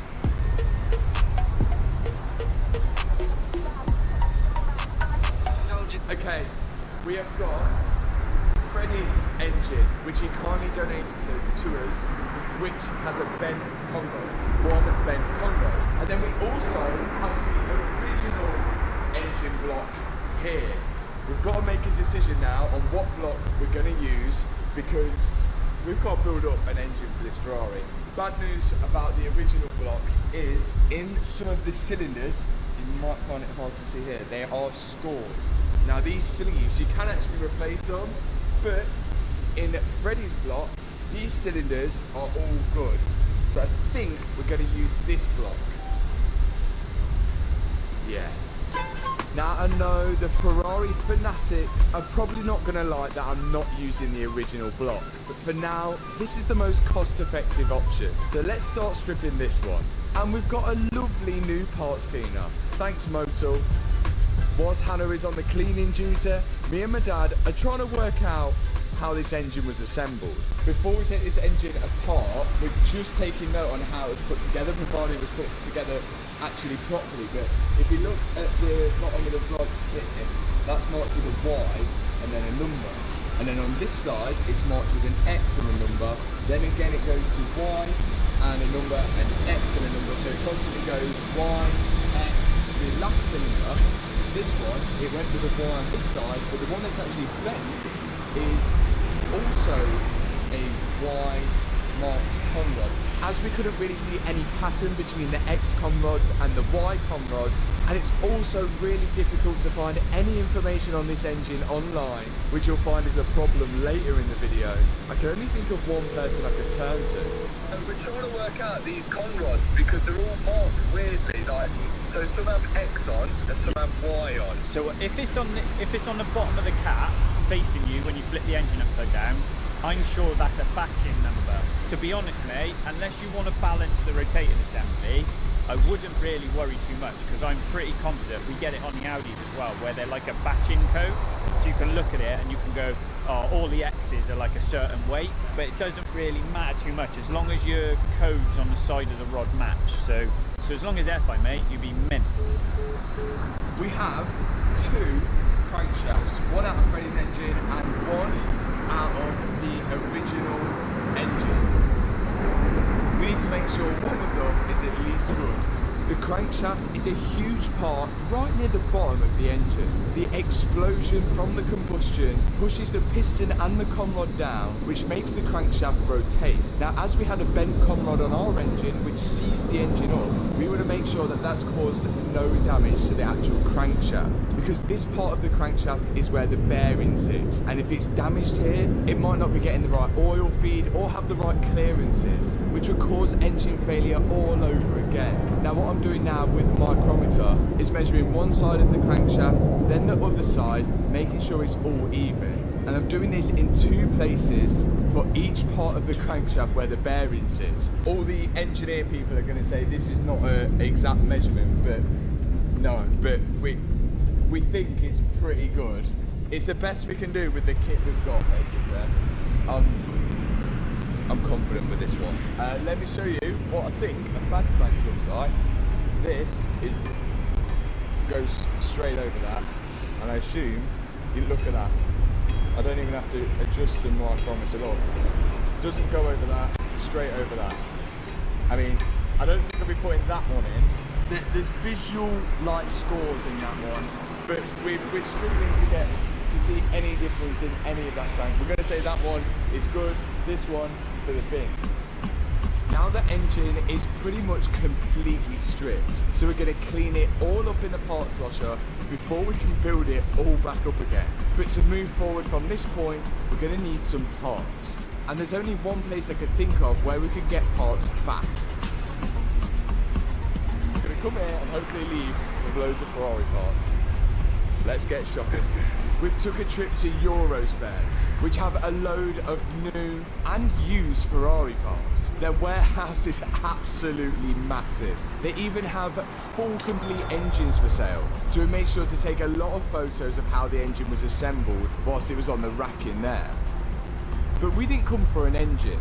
One red bumper, one orange bumper, and a bunch of stuff which should help us build up the Ferrari engine when we get back. I don't know how much more, but we spent a lot. Now there's loads of parts on this Ferrari that we can cross-reference to different cars, and we can save a lot of money by doing that. But there's some parts like the bumpers and a lot of the seals and bearings which aren't cross-referenced. So they're the bits that we're buying today. And the total amount of parts we have here, it didn't look like much, but it's fitted into a Range Rover.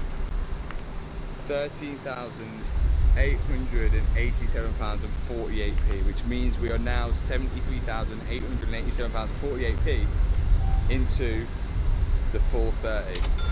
But we should have enough now to put this thing back together. Most of it really, but we'll find out. One very expensive trip later, and we're back. And now we can start building up the engine. I think what we're going to start with are the 2-cylinder heads. With this being a V8, there's 2 cylinder heads, 4 pistons each side. Here's 1 cylinder head, and here's the other. This one's upside down, but you can see here the exhaust valves and then the inlet valves on this side here. These are going to open and close to let air in and to let all the waste out. But to make sure you're going to get the most power out of the engine, these have got to sit perfectly flat against the top of the head. And to make sure that we do so, we've got to take them all out. And these are held in here with little springs and these collets on the top of the valve. But we'll take them out and we'll go from there. Let's do it.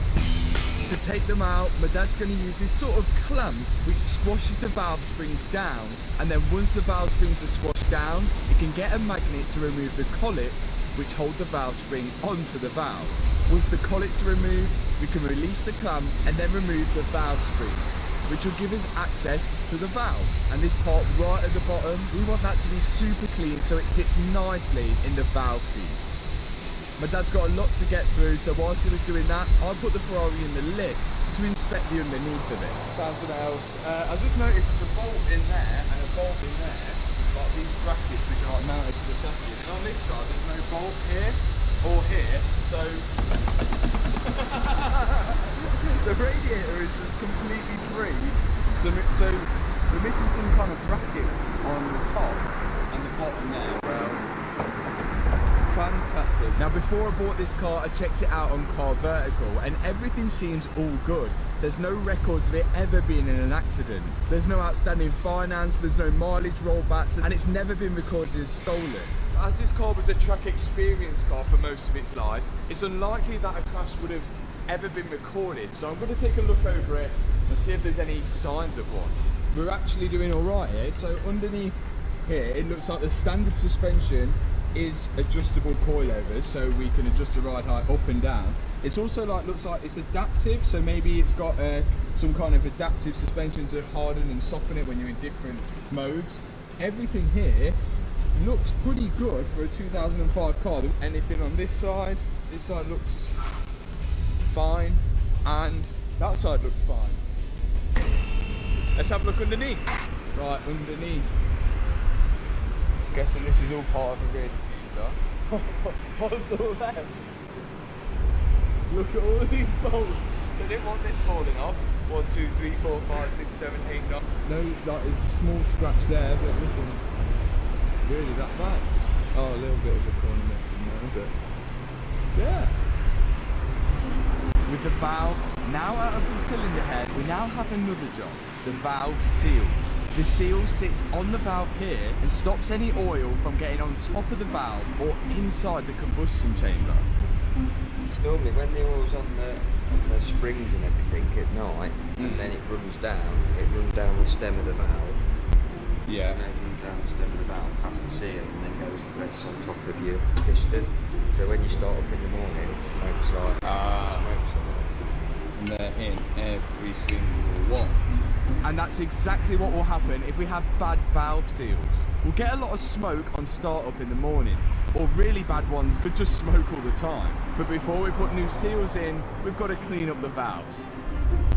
Next step, now that they're clean, we've got to make sure they mate nicely on the surface around here. So we use this paste, which is kind of like grinding paste almost, and that's going to go in the seat. Slide it in, and we're going to grind it. Yeah! Yeah! You see how that's all nice and clean. If you look at this one, there's a good one that's not very good. Oh yeah, and that's all dirty. Right. Yeah. Can you see how that's the seat? Oh no, it's nice nice and and clean. Ah, yeah, all the power. Right, 32 to go. Well, 31 now. My dad and myself cracked on with grinding the rest of the valves in place before moving on to the next step. How are we doing on board? Valves are clean, seated in. Still boarding. We're going to keep the same springs on there. It takes a while, doesn't it? We've got this full seal kit. These are the new valve seals, and as I mentioned, they're pretty vital to replace when doing an engine build like this. My dad's using a socket to push the oil seal in place, and once the seal is sat in place like that, we can then push the valve in from underneath, and it should fit nice and snug. Then it's time for both the valve springs to sit on top of the valve, and we've got to compress this all to put the collet in place. Now, we saw a video on TikTok of a guy doing some kind of hack to get the collet in place using a socket and a piece of plastic, and we were dying to see whether that actually worked, because if it did, it would save a lot of his time fiddling around with the collets. The collets are in. Okay, plastic bag. And this is a good idea, this. Clamp. Yeah, go and squeeze it. Oh no, it's gonna launch. 100 more passengers to go. But on the second,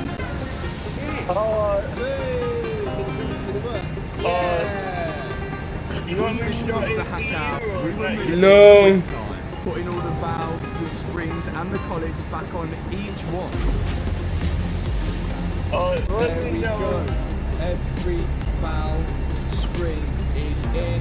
That head is just about ready, so we need to test it to make sure. Good afternoon from the cockpit. This is your captain speaking. I'd like to welcome you on board this afternoon as we fly to Denver.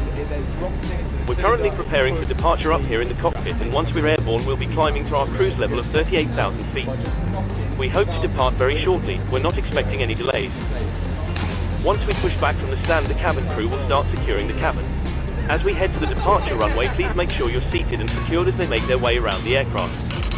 The weather is This looking good, flight so it is should be a smoother nice, than my comfortable dance climb up moves to at our a cruise wedding. level. Let's hope we don't hit any Once we're airborne, there turbulences. shouldn't be any issues during our flight. Rice It's a Riku. pretty straightforward departure out of the このフライト airport, は so nothing to worry about 結 there. 婚式での僕 The の wind ダンス forecast より during も our スム cruise ー looks ズだ very favourable, so we 乱 expect 気 to 流 arrive に on time ぶ at our つからない destination. こ We とを will of course 祈 keep you ろ up to date う should ダ there be イ any ヤシュ changes. リク The ground crew have finished loading the aircraft, so if you could get yourself seated and secured, we'll be able to get going straight away. And to sort these out, Thank you, and I hope you enjoy the flight. And then my dad's going to use this tool to hone out the cylinder.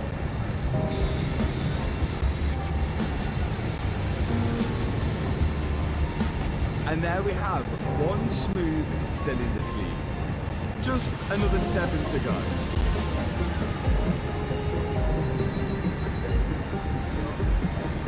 All of the sleeves are nice and smooth. This engine is effectively ready to build back up. Let's go. It's actually as stiff as it gets. And you think it sticks on this bit? Yeah, it will be. That's it.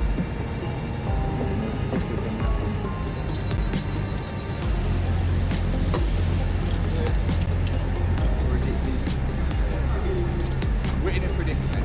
I've just ordered a workshop manual for the Ferrari engine. It's also a Maserati engine, but it only shows you torque specs and workshop procedures for serviceable items.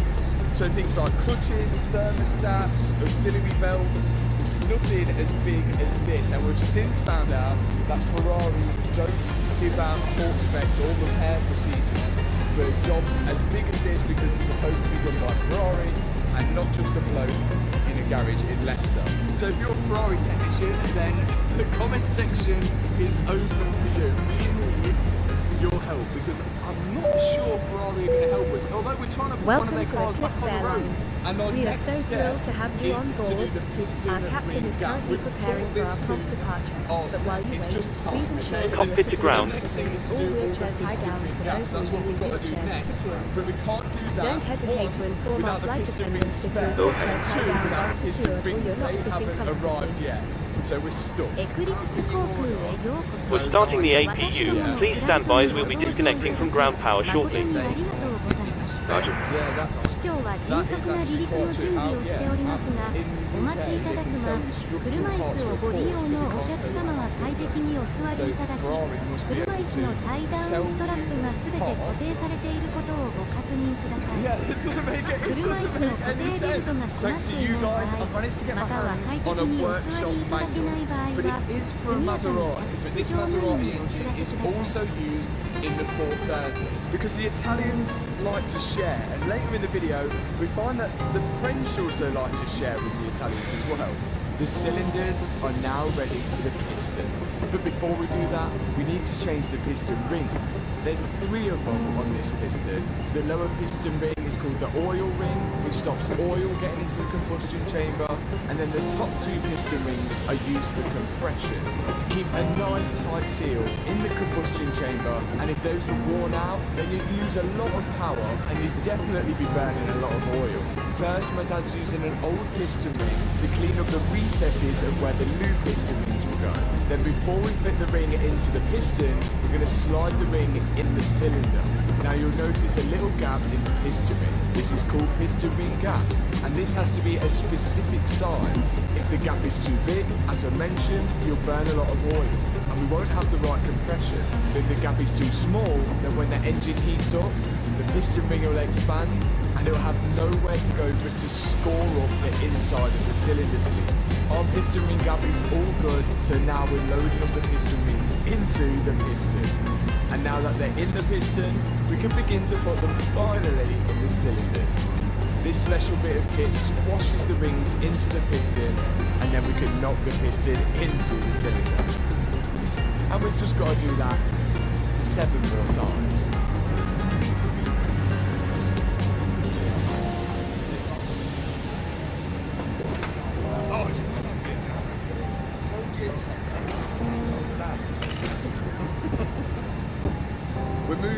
We're moving, and now it's time for the bottom end bearing. The funny thing about these bottom end bearings is that they make different ones depending on the engine. They've all got different sizes, different tolerances. The only thing we can do is look at the part number on the old one and match it on. Easy as that. But fairly simple to go in. The big end bearings slide in at the bottom of the conrod. Wow!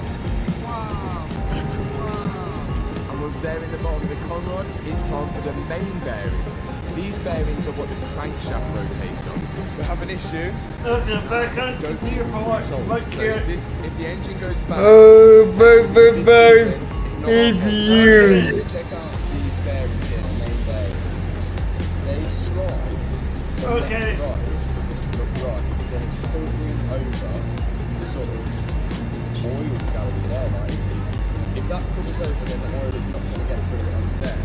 But on the old bearings, which you can see here, they've got a tab on the top here, a big one, to stop it from sliding left to right. But on the new ones, they've got only a small tab compared to the old bearing. Okay, so this is going to be a little bit more serious Yeah. than we first thought. So if you go on the website here, you can see that the bearing that we're after is 195-307, which is also used in the Maserati engine. But if you click on the Maserati one, the part number has now superseded, so it's changed to 286832, which is the Round bearing that we've got. But Go ahead. the Ferrari one, there's no superseded. Disconnect ground power, please. Because why would they change it to one engine and not the Stand by, other? please. The engines are exactly the same, or they might be exactly the same, in my opinion. Now we didn't want to run the risk of ruining the engine because one of these bearings has slid over and covered an oil gallery. So instead we went back and ordered the original part number from Ferrari with the bigger tab on it. We have got, well I've ordered, the correct part number from Maranello Parts. It's from next day. Yeah, and it's got the big tab on. We're going to put these in. Is it in the European? We're going to ignore that. Left, then right. At least now we Red can juice. find that we're putting in the same part number as what came out of the engine. And once they were in, it's time for the crankshaft to go in.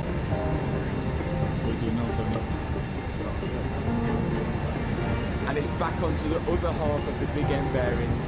We slide into the conrod cap, and then the conrod cap meets the rest of the conrod with some new bolts going in, making sure to match the numbers of the conrod cap to the conrod. Can you not hear that?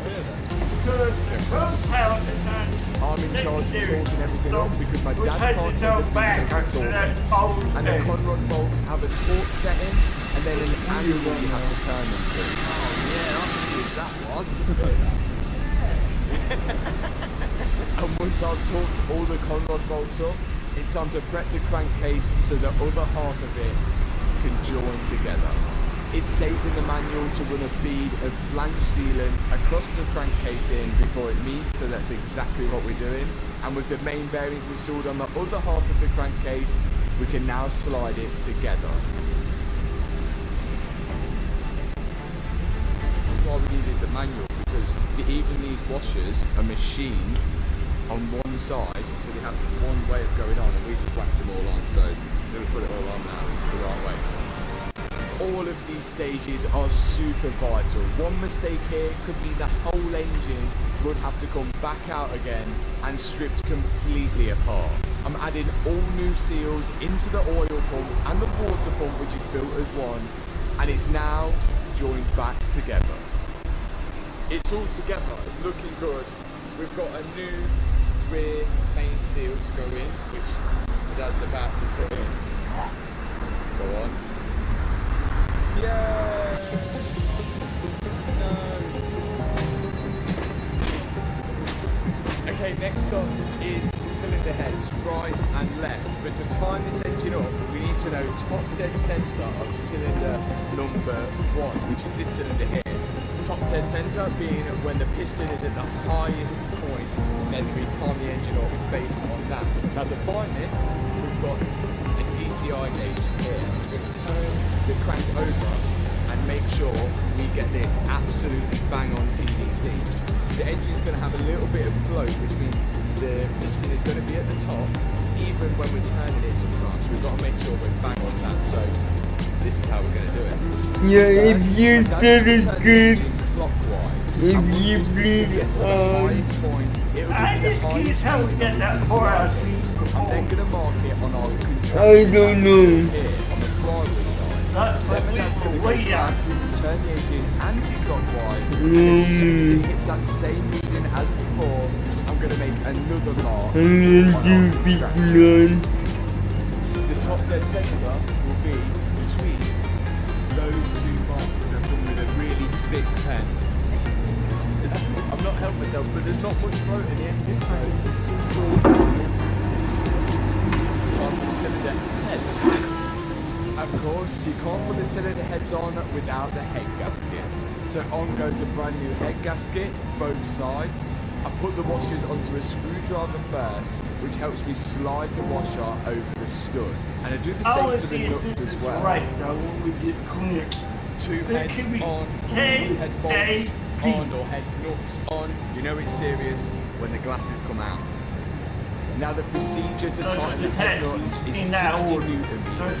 And once that's done, you then go back and turn them an extra 90 degrees.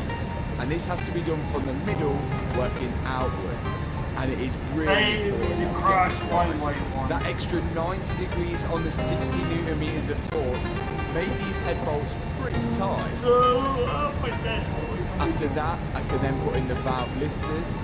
I hope all of you guys watching are managing to follow along, because this is as hard for me to explain as it is for me to do. This is the second engine I've ever rebuilt. And now with the cylinder heads and the camshafts on, we can begin to start thinking about the timing of the engine. So it should be right, left, straight for a little bit, we thought then right, straight for a bit, right again, and then right again on the runway. Which means we've got the timing for the top dead centre thing wrong. So we've got that wrong. So now, piston number 1 here. Work out what the dead centre is on there, so when the piston's right at the top, mark it here. Then we can begin timing the whole engine. We're done. 2 steps forward, 1 step back. 317. As before, 335. We got it. Top dead centre. We can now start adding all the chains, which keeps the bottom half of the engine in time with the top half. You can see we're using a photo that I took before we took it apart to put this thing back together. Just pure genius. This is a nightmare. There's a really complicated way of having time. 10 more passengers aboard, and then we can push back. We've got to keep this piston at top dead centre, and then if What? you come around here, the cams here, there's a little dot on the cam there, and a little dot on the cam there. They've got a line. These dots. But wait for me. I'm gonna use the lavatory in the back.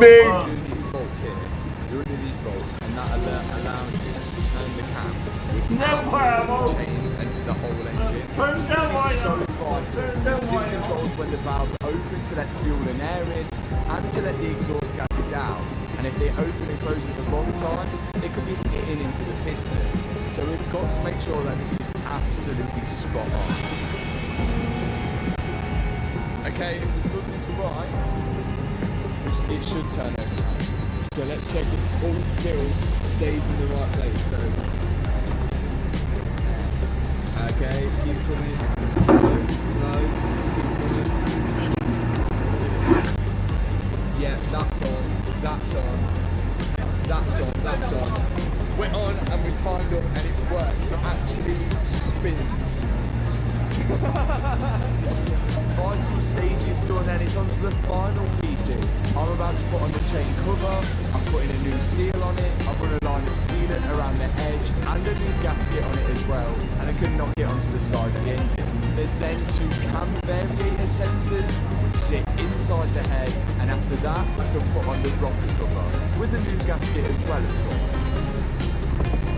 I'm happy with that. I can't put the rocket cover on yet because we're missing a sensor over here, but for a non-professional and someone who was building cars in a restaurant car park 4 years ago, to put a Ferrari engine back together and now it actually turns over, it's a pretty solid achievement, I think.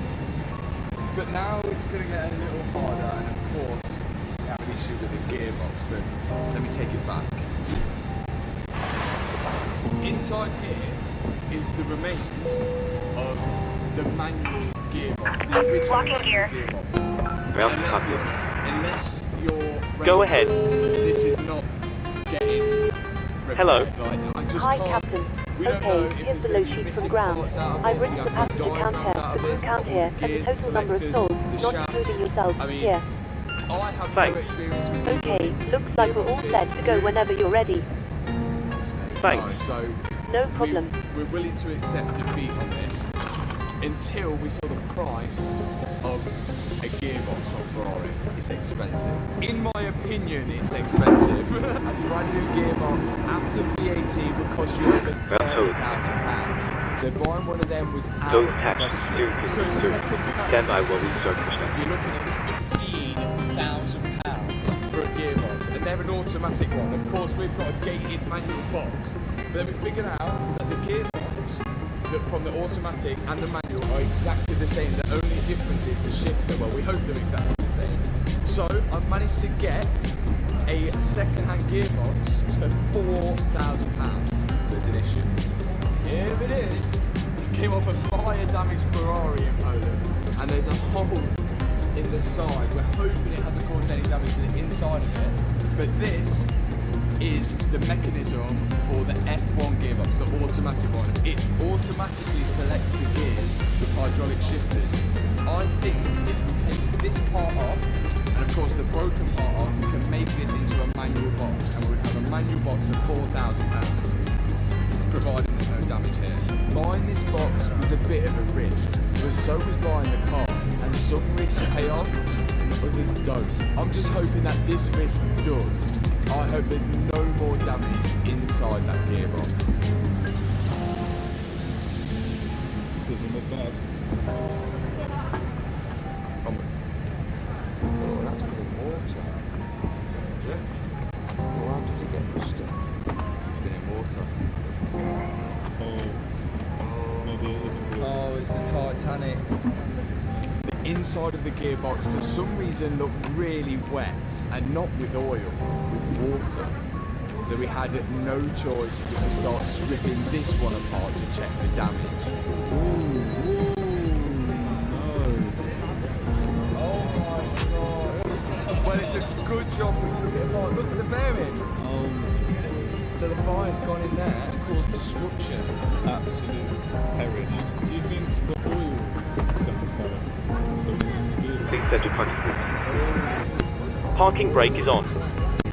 Stand by. Please keep your parking brake on while we monitor engine start up and disconnect each Not at all, is it really? Cabin crew, doors to automatic, please.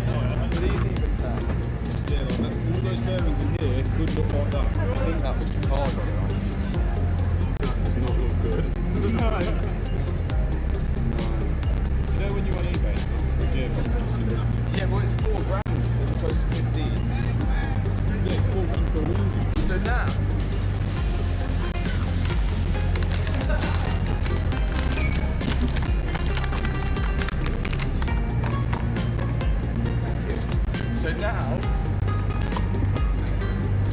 So now we have, well, two back gearboxes really, and I don't even know where we're going to start or even finish with this. I've got to order loads of bearings for this, as I've got to order a lot of parts for the engine. But before I carry on with this, I mentioned at the start of the video that the French like to share with the Italian, and I'm about to find out whether that's true or not. When I picked up the Ferrari, it was missing a window regulator. There was only a block of wood holding the window up, which was bad news. The good news was we have a regulator on this side. And the other good news is that we found the window regulator, but it's just missing a motor. And we've taken off the motor of this window regulator, as you can see here, and just checked the part numbers on the back, and it's a Bosch motor. But a brand new window motor for the Ferrari is £178, and the cheapest one I could find second-hand was 120, and that's the wrong side. But I copied the part number into eBay and then found out that that motor could be used on a well-known French car, in my opinion, called a Peugeot 406. And here we have the motor of the French car, which there is some slight differences, but generally it looks pretty cool. In fact, that one is a little bit longer. It may work, it may not work. The connections are slightly different, but they're only a 2-pin connection and a 2-pin connection, so we can make that work. But this one could possibly work. It's not exactly the same, but it could work. So this is where things get a little bit hard. Like everything we've put on now was how we found the engine. So we took it apart and we put it back together. But everything from now on is stuff that we've not experienced before, and we're just going off diagrams. We're just trying to work out what goes in here, and then the inlet manifold goes on it. But for now, I think let's just carry on building up what we can in this middle section here.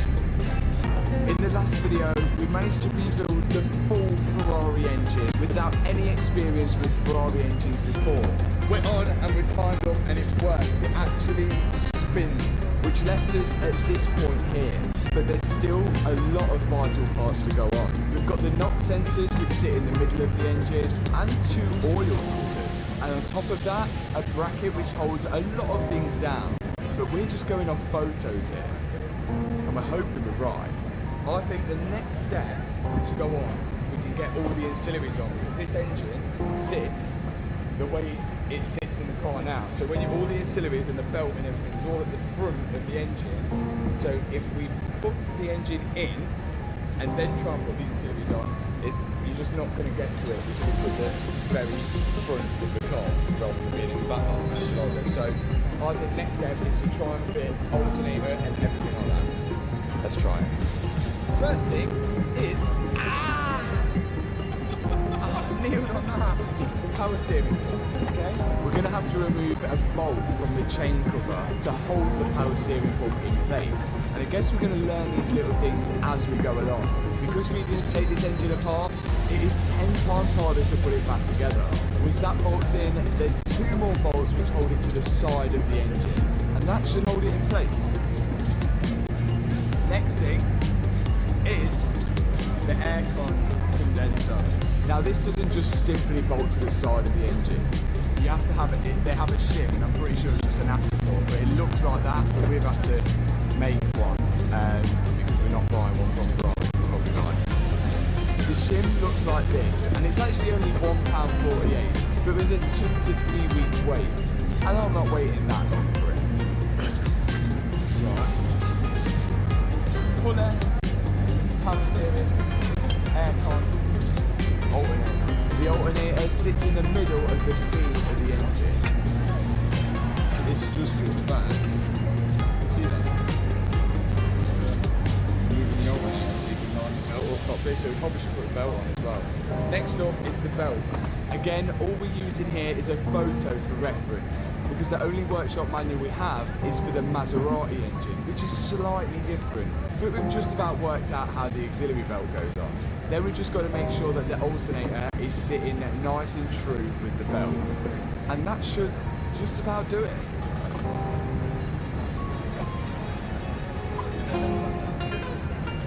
Tony Armstrong here, reporting live from Man Armstrong's unit. Today we are rebuilding the Ferrari. Nobody knows it. Matt's dad here, reporting live from Matt's unit. Is this part which sits here. I'm not sure what it does. I think it carries oil. It's oil, isn't it? We are missing a pipe, surprise, surprise, which goes from here to here. And if we order it, it's probably going to be 2 to 3 weeks. But luckily, we've just rebuilt an Audi RS6. Lots of their parts. This part was off the Audi RS6, and I think it could help us rebuild a Ferrari because it's almost perfect. So if we cut that down to size, we could use an RS6 hose on that. it absolutely works, and it looks the same type of hose as this one. So you watch that one go on, try and do like a gumball rally or something. My dad trimmed down the RS6 hose. Oh yeah. And it was a perfect fit. Sometimes you have to improvise. It's either that or wait weeks for the new part and probably pay over the odds because of Ferrari prices. Next thing to go on is the inlet manifold. Not at all.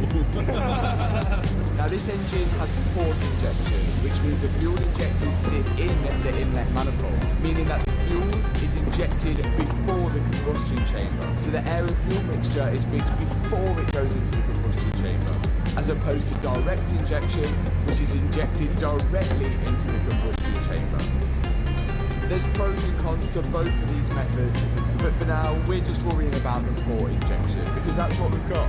Dad's applying some silicone grease to the seals on the injectors and then slotting them in place in the inlet manifold. And as the Ferrari has a V8, there's one injector for each cylinder, meaning there's 8 injectors. So I'm doing the other side.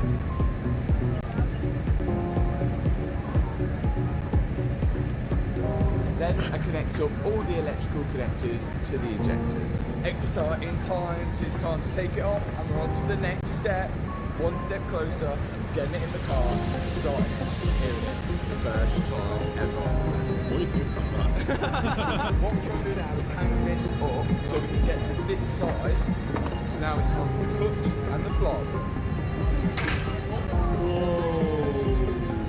Right, next up, flywheel. These are super light and quite small, but the lighter it is, the higher and faster it's going to rev. Not the higher, the faster it's going to rev. And this has all been balanced, as you can see, all the little drilled holes here to make sure that it's nicely balanced. And we got this from Scuderia Parts. Shout out to them as well, and they've even given you guys a discount code. So if you need any Ferrari or Maserati parts, you can go grab them, and I'll put a link in the description discount code to mention as well. So they're helping me out, they're helping you guys out as well, which is good. New flower bolts and washer goes in here, and then we've got to torque these up. The flywheel bolts have to be torqued up in like a star-shaped pattern to make sure it's evenly pressed onto the side of the engine. So this is a twin-plated clutch, and it's got like a clutch plate here and another clutch plate there. I assume for smoother gear changes. We've got all new bolts for the clutch, and we apply a little bit of Loctite to them. Okay, so there's the line. So we're assuming that that line is lined up with that, because that's what it's balanced to. Correct. Once we've lined the clutch up with the flywheel, we can bolt it all together and torque all the bolts up, of course.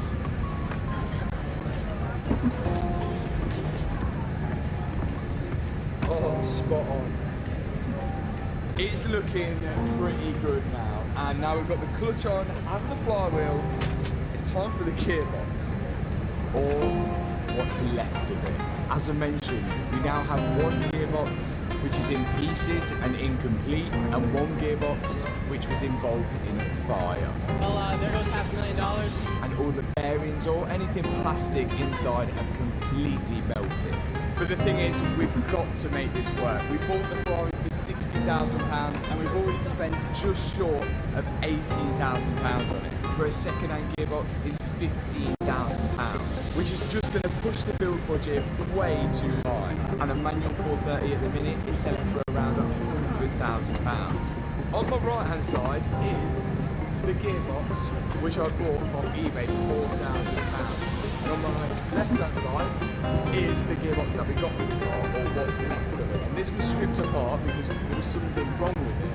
Now, everything on this side is completely burnt to pieces. There's loads of little bearings which are just melted.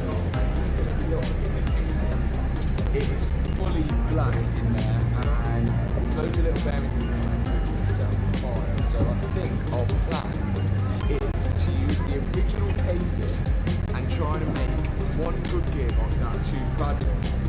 Here we go.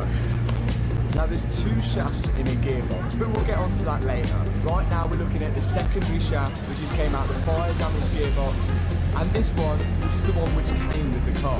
Now if you look at this one which came with the car, the gear at the end looks smooth and rounded, and we think it looks warm, but the bearing above it looks in pretty good shape.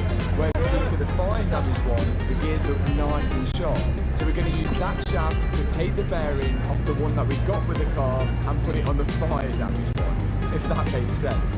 And we're also in Dave's workshop here. That's why there's a Noble in the background. I think it's fine. A Noble. There's Nick and Dave's bearing press. Ferrari bought the... Great idea, but I say we need some cocktails on the side while raising funds. Let's make it a proper in-flight experience. 素晴らしいアイデアだが、資金集めのついでにカクテルも飲もう。ちゃんとした機内体験にしよう。As my dad took apart the burnt gearbox, he knows how this shaft goes back together, almost using it as a reference. If one bearing wasn't enough, on goes another bearing. All the bearings we're using off the one that we got with the car. Because they look pretty good, if not new.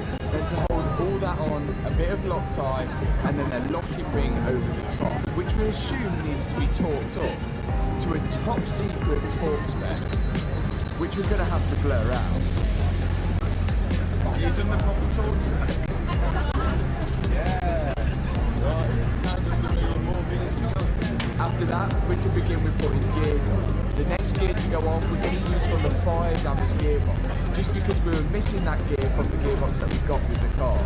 Didn't use people on the keyboard. As they all look good, again, both of those gears have to be pressed onto the shaft, as they're going to... Yes, regularly use people, not a use people.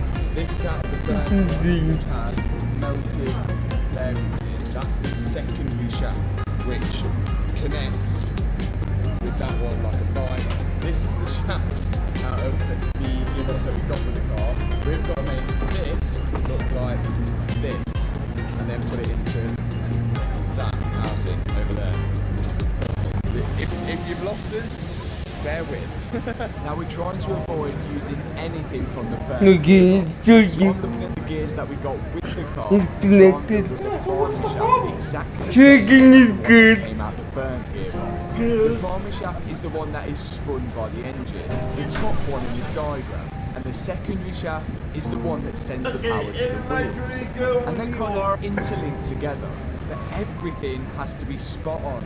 And if something is 1 millimeter out, it can cause the whole gearbox not to work. Right now, my dad's building up the primary shaft, the one that is constantly spinning with the engine, as I mentioned. And we're just using the burnt gearbox primary shaft as a reference of how this thing goes back together.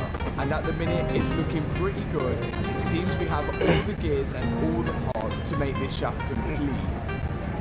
No. It's made up of so many pieces. It is unreal. Such a complex job. Right. This is nose right tail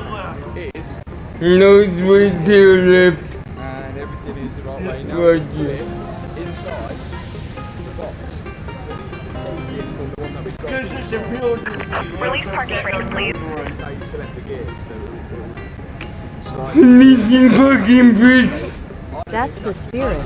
How about we all show up in our best costumes while cracking jet engine jokes? Fundraising never looked so fabulous. その息だ。ジェットエンジンのジョークを飛ばしながら最高のコスチュームで登場するのはどうだろう。ファンドレイジングがこんなに素敵に見えたことはない。Both shafts going together interlinked. And then they needed a little bit of persuasion. Yeah, thank you for that.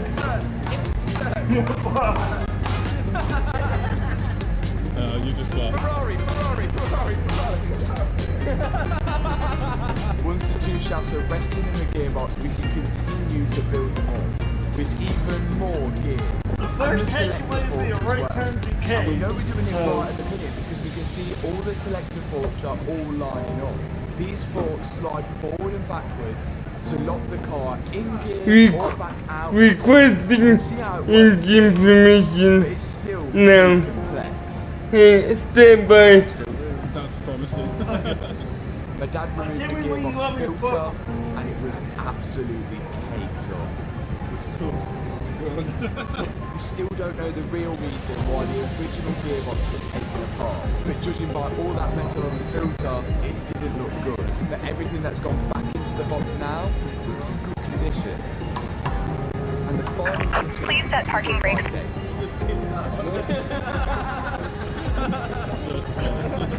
Just when you thought it was done, there's one more gear. Oh, you only set parking brakes? Figure out which way round this one. No. Hold on. Unlocking gear.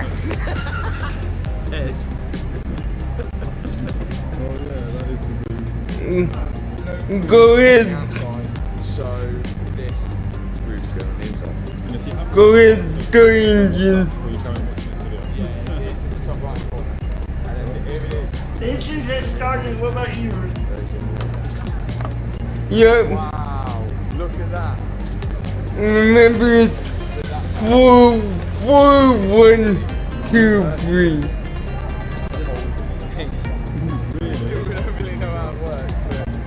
We got only 2 engines. Tow truck disconnected. Bypass pin removed. Left is clear, right is clear.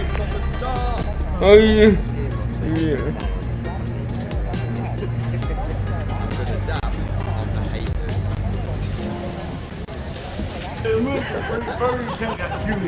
Okay, I was thinking 340. After we spent such a long time working out how the Okay, Captain, looks like a good startup on all engines and fluids. Those wheels free. Really good stuff. We'll get ourselves disconnected. We'll have to take some. Look out for the pin on the left, and we'll see you next time. Thanks very much for your help. Pin on the left, and we'll see you again soon. See that yellow line there? It's now all in one piece. The thing is, with this gear, it's also that one and then so to actually drive the wheels, the gearbox Requesting taxi permission. KAP. Let's see if I'm right. So we need the differential. Let's see.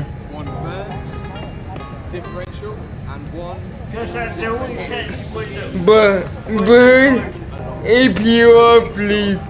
If you are please. And engine selection norm. Again, it's a case of out of 2 bad ones, make one good one. DFW ground, Suki 72 Quebec Heavy with whiskey ready to taxi Okay, IFR. engine selection norm. And you get off on you. Yeah. Taxiway, Echo Kilo Lima 2 cross runway 17 right, Lima 3, Lima Delta Kilo 12 Alpha Hotel Sierra. Contact tower. EK limit to first runway 17R LV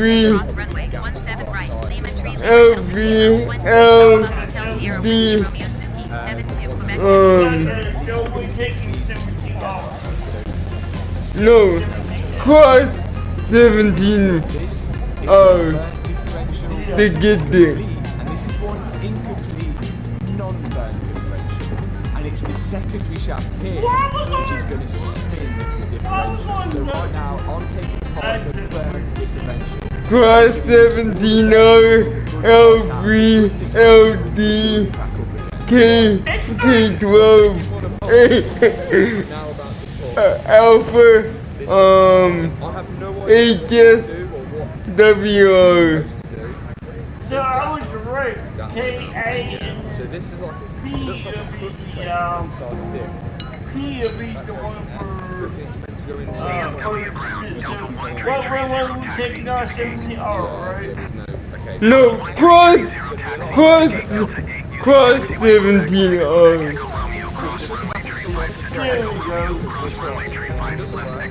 we go. Yeah, that's what It's only my problem, so don't worry. Everyone that says I can't do it, I'm giving it a try. Okay? Here we go. Trying. Now I'm looking on the burnt gear onto the good. And it all lines up really good. I'm going to add some Loctite to the bolts. And again, we have no way of finding the torque specs for this dip. barely found up for the engine. Hey, So we're just going to make sure that it's all torqued up evenly. It's the best we can do. Is it a recipe for disaster? Well, I guess we'll find out when we finally start the car. Yeah, look like we go Next thing is the big outer bearing. we go left. We've got to And then knock this what's on the with a next piece of one? wood because Dave closed his workshop and we can't see his bearing press anymore. But the piece of wood did it. After was that, alright, it's the it's outer alright. bearing. Okay, And these so all we're have going the much way bearing up, as well. So it's looking good for us It's at alright. this stage. We have to push this over the top. Yeah, right and left. And then the shims. Then we can, we're gonna cross it. Yeah. These are the roller bearings out of the burn gearbox. I'm going to swap these over to the non-burn gearbox and pop them in. More shims, and then it is all held in with a C-clip. It's over. But we had a small problem on trying to get this C-clip into place. It's pretty difficult. So we're going, okay, This actually, casing we're taking this one. I didn't make has to go on there like that. We're taking this one, and then we can go right. This C-clip Okay. here has to Because go I on knew there top was like two that, ways hold to it do all it. in So we're place. going further out, We which I cannot thought was get right. it pressured down far enough. So we're going to try a different There we technique go. and actually This stop is that right turn up. here. Okay, this is that same Inside. turn. Good. This is that same The way turn. this is going to work is the Approaching 17 right. Now we should be going left. Approaching 17 right. Viewers just said that. The whole thing turns into the wheels and you get power on the sense of the wheels. Thing is, supposedly, And you can see it already in this. we're neutral. I'm going to spin this, because this is going to be closer to the wheels, the engine's I don't think that should be spinning. And On runway 17 I right. don't think it is. So On runway 17 right, it said that. bolt it together, then spin it, and then if we start seeing the wheels turning, it shouldn't spin. But this could be a game changer. How we could we're gonna be taking the taxiway next to the runway, which I thought we would be, because that's the one that has to turn to left. Oh, it's not turning it. It's not turning it now. So you think you just need a bit of pressure, like a bit of resistance? Well, the only way to find out now is if we put this case on, yeah, then knock it into gear, and then we can see whether it's spinning. No one's gonna. If you get what's going on, well done to you if you made it this far, because I don't. We were so close to finding out whether this gearbox was built properly, whether it all worked. We should be able to spin the primary shaft out the wheel spin. Because I like the clean I think I have noticed that. It is still spinning. Let's see if this goes in. Right, What so was let's the get issue our with space my up. enhancement that was crashing your sim or what? Yeah, on the loading screen. And none of the settings saved. So I would have to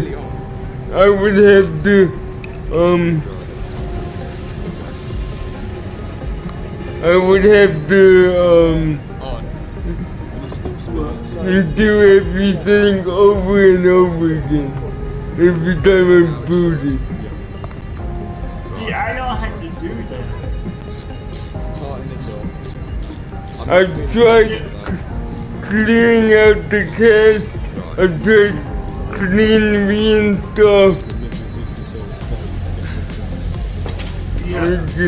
It does not want to save.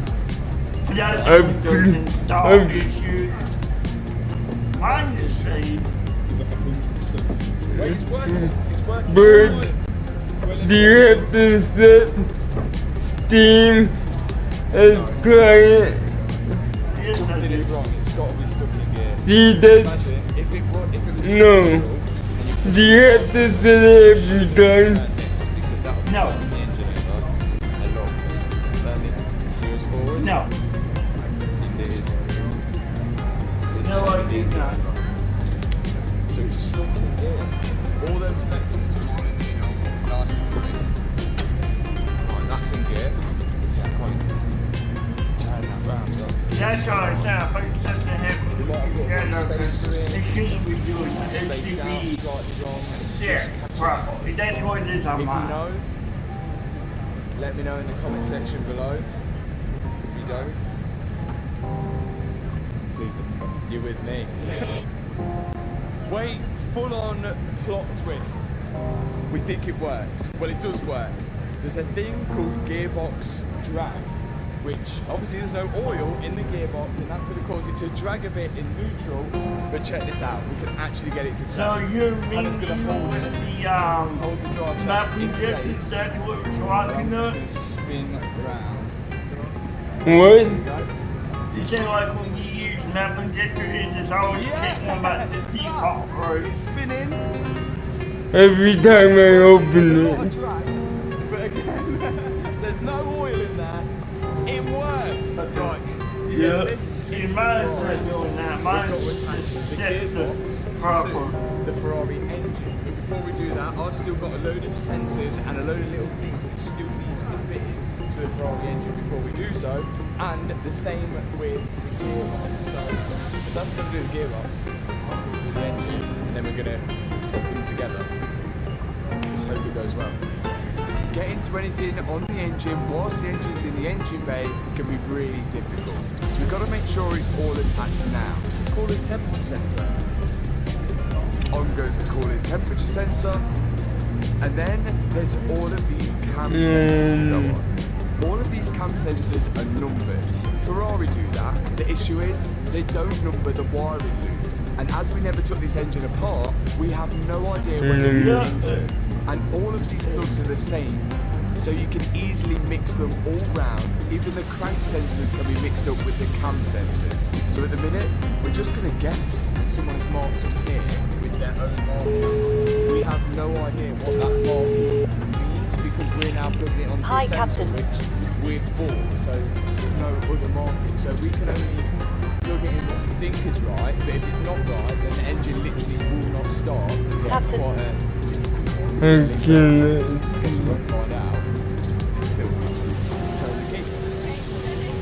Can you turn the music down? Sure. How's that? My dad's over on the gearbox trying to remove the old release bearing. The release bearing is in charge of releasing the clutch. You can see here it pushing against I wish my dad put me understanding in the middle of stream because now I have to zoom SOC all the way up. Which wouldn't be great. So on goes the new one. And the last thing for the gearbox is the gearbox Why you have to control, zoom which just goes in the SOC back all the way here. up for? Job done. Is that Because I can't see the far away from my PC. And then also one thing that we're going to have to put on before it goes into the engine bay is the exhaust manifold. My So pleasure. basically what I do is zoom it all the way up and I'm using Special exhaust manifolds. Check these bad boys out. These are Capristo long tube headers, which should actually increase the performance of the 430 if it starts. Scuderia Parts kindly sorted us out with these Capristo headers, and if the Ferrari does start, then we've got a full exhaust system on the way for it. But for now, the headers Hello, are on Captain. first. Okay, telephone call. Can you turn the music off, please? No problem. Give me a second. I would love Thank you. to put the engine in first and start it and see if it runs. But you can't Okay, actually give put me the the engine lights. in without the gearbox because Yep. this gearbox has got to go on. This bit on the top of the gearbox, there's a canister on here, like a tank, which holds all the oil for the engine. So you have to have that on to put the engine in, which is like the first time I've ever seen it because it's a dry sort. So this has got to go on next, I think. Okay, the lights have been This was an tuned for automatic takeoff. gearbox, which we convert into a manual. So a lot of the places where it had holes for sensors just have blanking plugs now, apart from this part on the diff, which we missed out. There's loads of oil now that goes to this gearbox. I don't think we got long Check that, check that, check that. Look, there's thread there Yeah. going in there. two oil lines going in here, which I assume feed the diff, and there's thread here as well. Now we've looked on the old casing here. This bit is fully perished, and we thought that was a line. It's actually a sensor. But I know we can go right. It's a regulator, isn't it? An oil regulator. And what the hell is that? I don't know what that is. On the road. The big one is a regulator valve, which is £319.66 before that. But we're gonna make a left turn across. What the hell was that other one? This one turned out to be a pressure switch for the E-diff. Good news is they got it in. Bad news is £170 plus VAT for a silly sensor. More expense added to a never-ending Ferrari. But the good news is we can put these sensors on with the engine in the car. So right now we're just going to attach the gearbox to the engine, and with that done, we'll then be able to add the oil canister to the gearbox, which will allow us to insert the engine oil. But there's a problem with that. And this is the canister which holds the oil. Hey, Byrd, what's up? This taxi. Okay. Oh no. Okay, get ready for takeoff stations. Visit Byrd.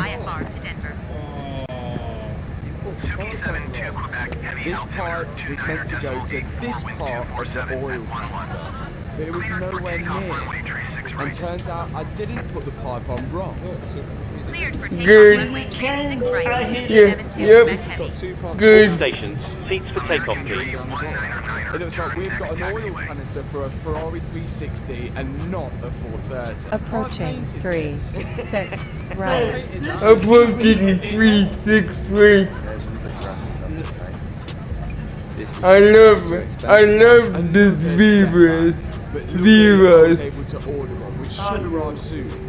This is what you would get in the real aircraft anyway. It's going to go on right down the bottom here. And then we'll be able to But we think this should be the last piece to go runway 36. On runway 36 right. Close now.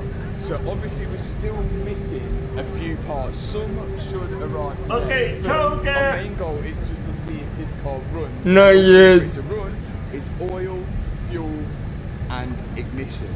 And I think we might have enough for that. We don't have that oil tank just yet, but it may come. Toga. See if we can get it running.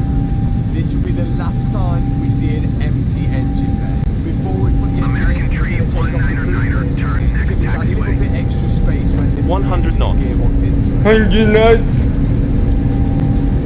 Then to get the engine high enough, we're going to be using the two post ramp. We're going to tie a strap around two of the engine mounts and then two of the posts on the ramp, and then lifting it up like this. Positive rate. Gear up. Gear up. Gear up. And then we're going to use the engine crane. Gear up. Level it all out. That's what it's off here. Let's off landing it off. See, the help people fix it. 1257-272 Quebec Heavy. Yeah, because how we usually Departure Suki 72 Quebec Heavy. Yeah. No, you weren't even using the help people. You were using the Simbrief generic. Oh, I would? Yeah. Cause we made that proper before help people made their custom proper. I found out it was only recently that they made their own proper. Oh, because they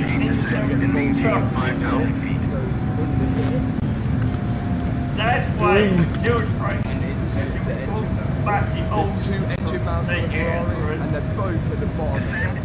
No, because they've modified their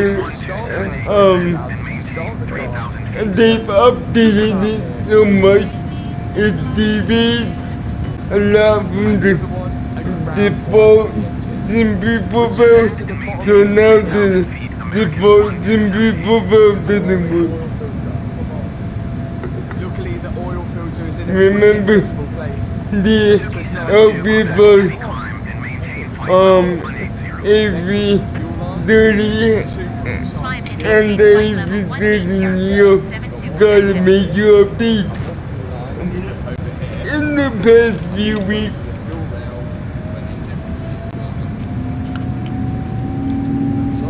So that's both of the fuel rails on. We think we found the reason why the last gearbox was taken to bits, or another clue to why. So not only does the gearbox call gearbox oil. Yep. Yep. 101. One climb, so that's normal, but it's a many climb mode. Well, I'm curious if this impactor brought the water one down or stay at 95. Suki 72 Quebec Heavy, Fort Worth Central altimeter 29er decimal 85 radar contact. Continue to Dillowee. You can see here the two oil lines, which lead Cabin crew, you're free to move around the cabin. Standardized and Dear passengers, standardized and 3% off. Hence why someone tried to take it apart and try and fix it. Luckily, the new pressure regulator has arrived, so we can switch that into the diff, and also the pressure switch, which sits on the side of the diff, as well. We've just got to hope everything actually works, or we could have taken this thing apart again. Moving back to get the engine started, we need to plug in both the ECUs. There is two one for each side of the engine. Yeah, and that's the way Package did it. Because Package could automatically change the seatbelt then, but the Ladies and gentlemen, the captain has turned off the seatbelt sign, so you are now free to move around the cabin. However, you know why we don't? Because it doesn't allow. During the flight. Thank you. Yeah, and I worked hard on the full package. After that, the separate reservoir it's a special type of oil. No, I know I'm keeping an eye on it. And nope.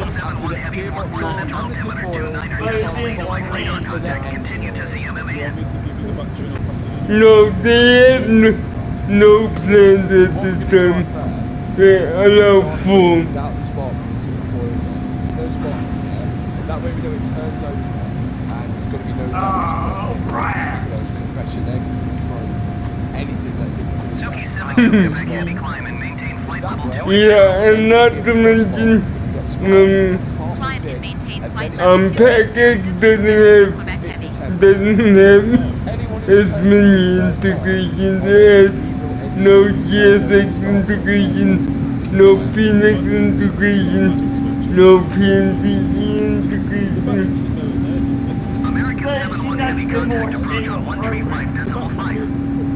No, it wasn't. But it was that crash. Going to 135.5, American 71 Heavy. Yeah, so she I thought he just needs to update the UMPG DRL. That's all.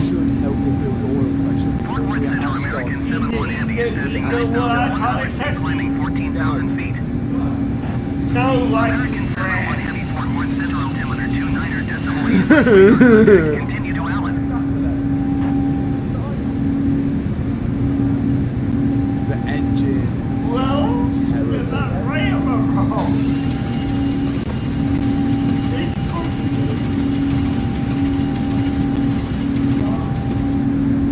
Okay, what's adding? Geeks not using anything, and if he's using announcements, he's using the built-in ones under Phoenix and uploading our space custom ones to the Phoenix. Wasn't building up oil pressure. American 7-1 heavy descend and maintain 4,000 feet. Okay, change units. You know where that is? D-Mark. Descend and maintain 4,000 feet. American 7-1 heavy. It started to run silent. Okay, good. I know what I did. No, I've been doing this forever. I don't see silver something I can keep practicing. Make a half because I've been practicing. Yeah. So the engine is chattering there, which sounds like when you put. I didn't do it. The engine is chattering, which sounds like when you've got bad bearings. But that's because no oil pressure. You know what I'm looking forward to?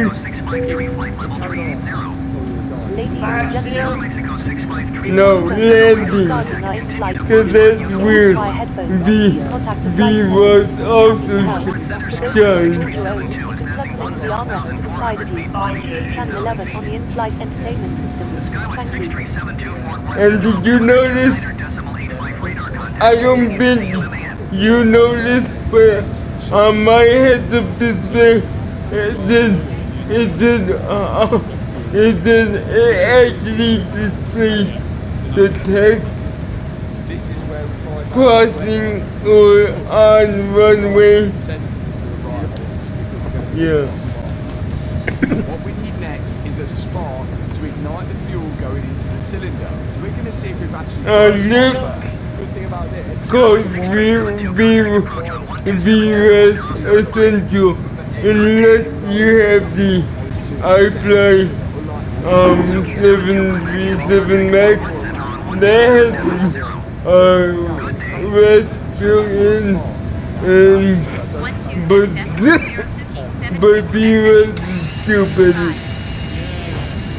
Fort Worth Center Sunny 72 Quebec Heavy is at flight level 265, climbing flight level 280.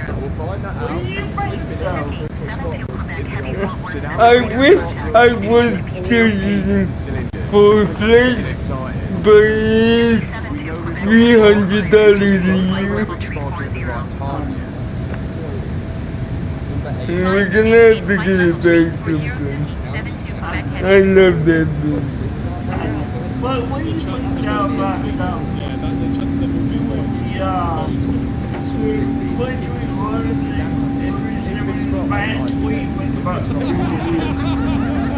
So that's how we're going from now. Byrd, we freeze it. If it's wrong, then we're going to blame my dad. Just because we can. You said do it. And my dad's put the call. We are one of our in-flight seats. If you'd like to watch, please plug in your headphones and select translate to drama and voice. And I hope you enjoy the film.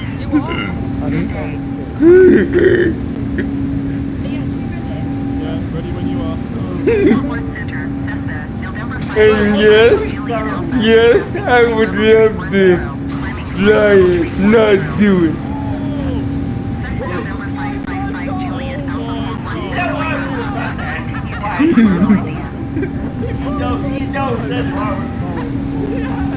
What? Everybody has to go.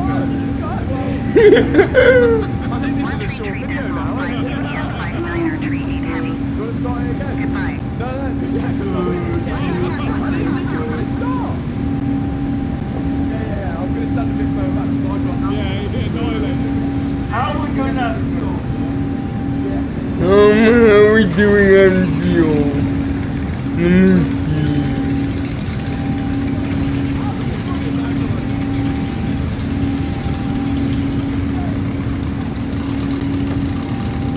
It's 12%.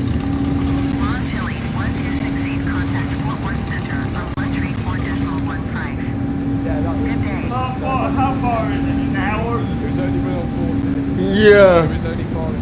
It's barely. That was my side. It's just over an hour.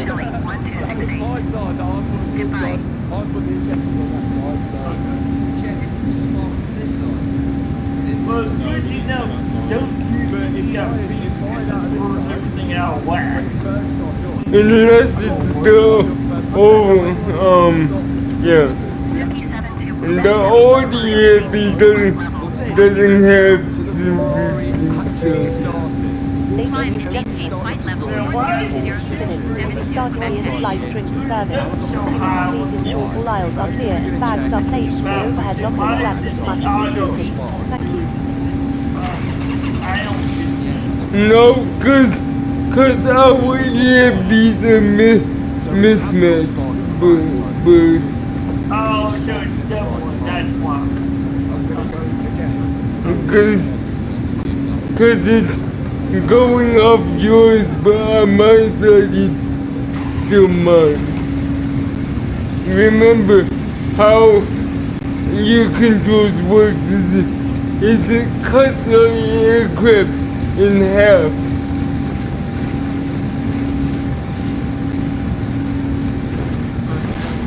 Byrd. Yeah, so you have control on your side, and so your half of the aircraft is your setting, my half of the aircraft is my setting. Oh, but they heard that ringing to this bracket. No, the EFB is sync, but simply is individual.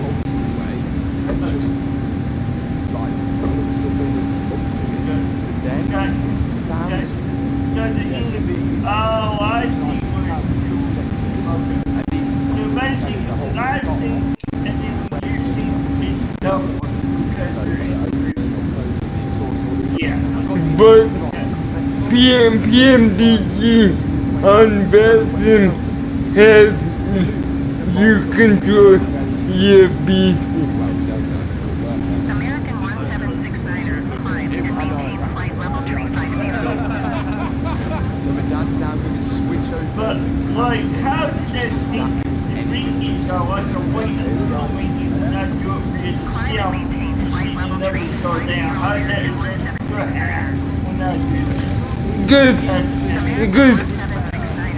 Cause fuel is sync, but EFBs are sync. In specifically, simply isn't sync. They say if you want to hit up that Ko-Fi page for some sweet cocktail funding. Every donation they say if you want Party Central. EFBs in both EFBs must be logged into the same account. たびにパーティーの17時に近づくことができる。 Make sure the tray table is down. Clear any items in the aisles. Thank you. Climbing flight level 350. American 1769er. And that is something we will have to do on flyby system. Because the documentation specifically states that Good afternoon on once again from the cockpit. I hope all is well with you and you enjoyed flying for this so far. the fly We've reached our cruise level and are currently flying at an altitude of 38,000 feet. We're expecting to arrive on time as planned. Progress is going very well. I'll leave you now in the capable hands of our fantastic flight crew and you'll hear from me again when we're about to start our descent. Thank you very much. No, whoever has the plan logs it. Now this is where it's a little tricky. It doesn't have to be piloted. We have to vacuum fill it. I have to put this device in the cooling tank and then connect the airline to blow air across this vacuum filler. And with the air blowing across it, it will then pull a vacuum in the whole of the cooling system. Hopefully this makes sense. Now, that should hold vacuum. There's no leaks in the system. It should hold vacuum. Let's wait. Great news, it's held back. Only exactly the same spot. That must mean we should have no leaks, but I have said it now. Now, I'm going to use the vacuum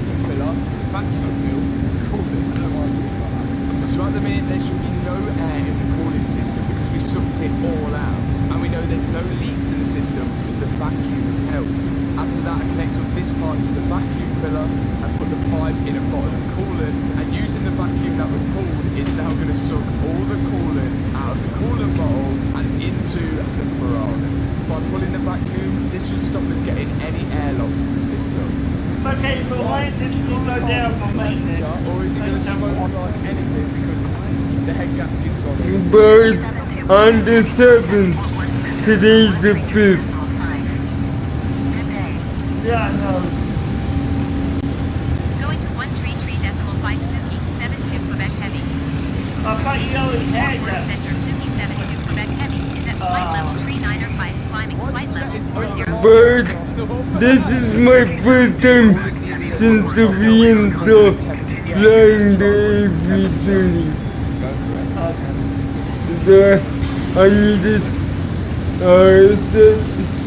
some effects On the again. good side, the Ferrari starts up and runs for the first time.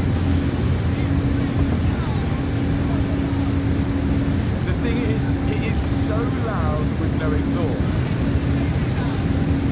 And if we were going to run this car to temperature, we were going to have to put up with this noise for a long time. But that wasn't our problem at the minute. Yeah, it's just missing a bit. Yeah, there's a couple of cylinders which ain't firing there.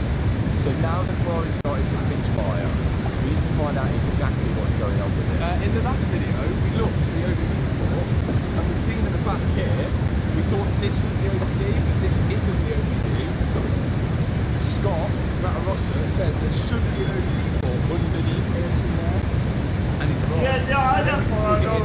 See what they're saying, but it's decided to run only 5 cylinders. After I put the code video in, it was showing so What?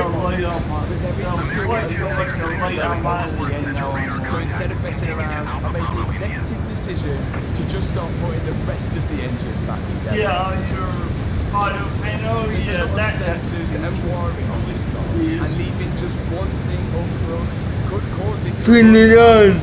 So I just want to make sure For anything that doesn't sync, turn it on manually. because we need to get the car running right before we can run the car to temperature. Another thing that I'm about to do is connect up the drive shafts. As we're going to find out, the gearbox that we rebuilt is in neutral as it should be. But the eagle-eyed viewers would have seen when we started it earlier that the gearbox was actually spinning even though it should be in neutral, which isn't the best of news. But I guess we'll find out when we start the car up again. This should save our ears so we can run the car to temperature without being inside here. Inside here. I can't without me hosting makes it A Capristo exhaust system to match the Capristo manifold. But there is something I want to try. Maybe the recommended mode for the cloud P2P hosting. Massive thanks to Scuderia Parts for sending this out, and they've helped massively whole build. Now they're going to help us zombie death. You're not using the looks amazing. cloud server option. Now Scuderia Parts are the UK exclusive dealers for Capristo. Which one are you using?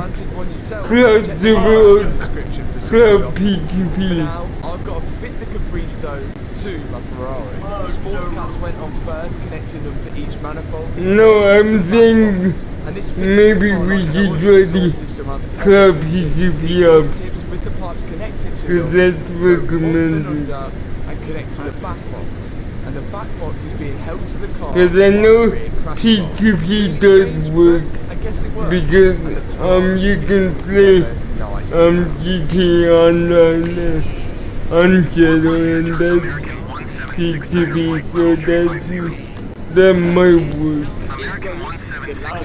Not quite laminate sensors, but these O2 sensors could be part of the issue why the car's idling back. This car has 4 O2 sensors, one before each catalytic converter and one after each catalytic converter. And if the car isn't getting a reading from them, it would probably cause it to run rough. I'm just going to put this in for now to hold the coolant like a jigsaw puzzle, this car. Somehow it seems like we're burning fuel at number 8, doesn't it? Inside here, and the Yeah. air filters. Oh, one thing I've thought about before we start it, I have connected the drive shaft up, so that gearbox that we run is actually stuck in gear. I probably should raise it up with the ramp before I start it, shouldn't I? Yeah. There we are. If the wheels spin, it's not good. Here we go. Check okay. I think this car is actually pretty okay. If you look up here, the mileage is only 32,000 miles. So it's quite a low mileage, and as long as we get this gearbox right, it is a genuine big manual Ferrari F1. So really, it should hold this car pretty well. You can back all this in with a car version. Let's start it. Yeah. That was a good test, though. Don't forget we need to test the APA thing when we're done. We'll come back to that. The wheels are spinning and they shouldn't be. My dad's just told me to put my foot on the brake, and if the car's in gear, it's going to end up stalling the engine. See what it does. But this is a great program. And it was all good. The gearbox was in neutral. So it must just be a bit of gearbox drag causing the wheels to spin. That might will figure everything out. And it seems like it's good. Yeah, it don't sound like a beer, does it? Well, we're not using it in the proper manner. It just doesn't like idling very well, does it? The vacuum pipe's Oh my the exhaust sounds meant to be V8. Yeah. Oh shit. We're not using it in the proper meaning. Dab on the haters. You gotta look. Now the Ferrari has a kind of complex vacuum system, and that's what we think is causing the lumpy idle issue, because we haven't connected any of it. This is an on and off solenoid valve, and this solenoid valve plugs into this electrical connector here, and then some vacuum lines into it, which this is in charge of turning on and off some sort of vacuum, which could be vital for getting the F430 to on to plug up, because those vacuum lines were used for the old exhaust valves to open the close, which we don't have. On to the last few vacuum lines, then we're going to see if we can get a good idle. Let's run it. You know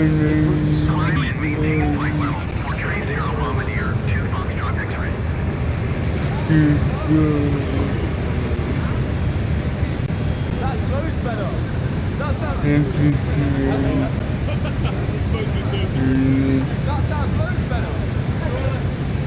That's coming now. So the vacuum system seems to have fixed the idle issue. Now we can let it run to temperature. See if we get it up to temperature. Below your assigned altitude. Climb and maintain flight level 350.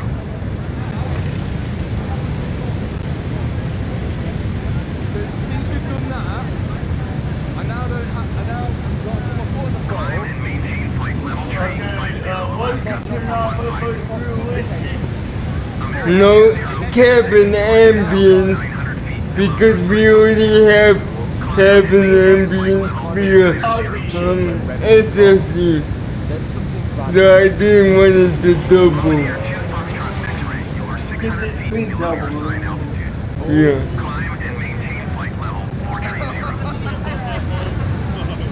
Is that why we're letting you revving it? Because we've got too much drag on through the gearbox. It seems like a car jumped into gear for no reason.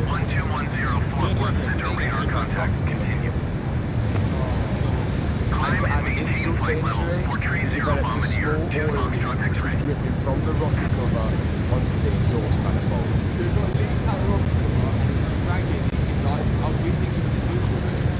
I couldn't work out why it wasn't revving. Yeah, we've got that easy line. I was trying to rev it, it's not really difficult to rev it, but we've never revved it since the wheels came out. Sorry, I can't see on this one. Here's the plan. I'm going to put the car in the air.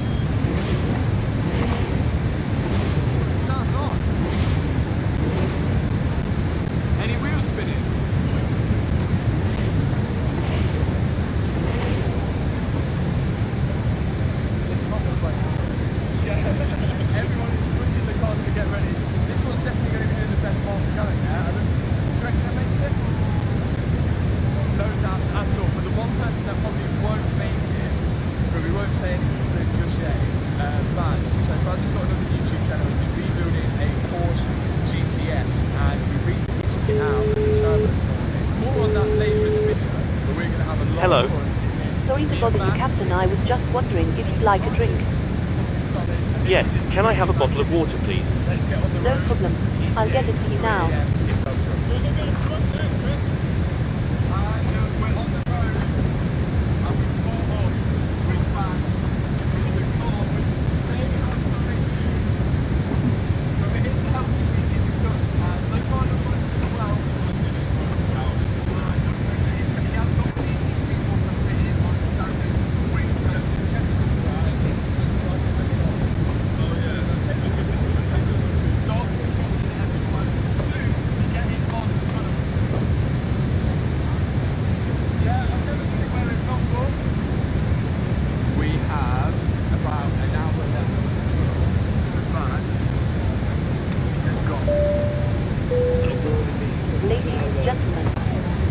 We are about to serve our hot food and snack menu. Please make sure your tray table is in the down position and clear any items from the aisles. Thank you.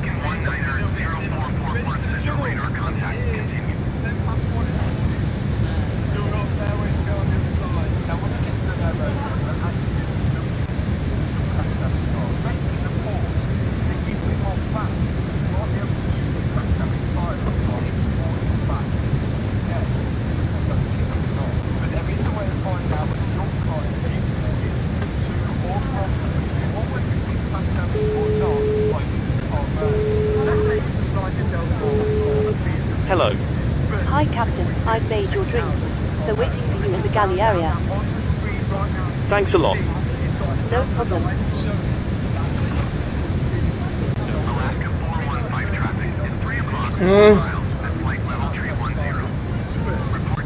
Say,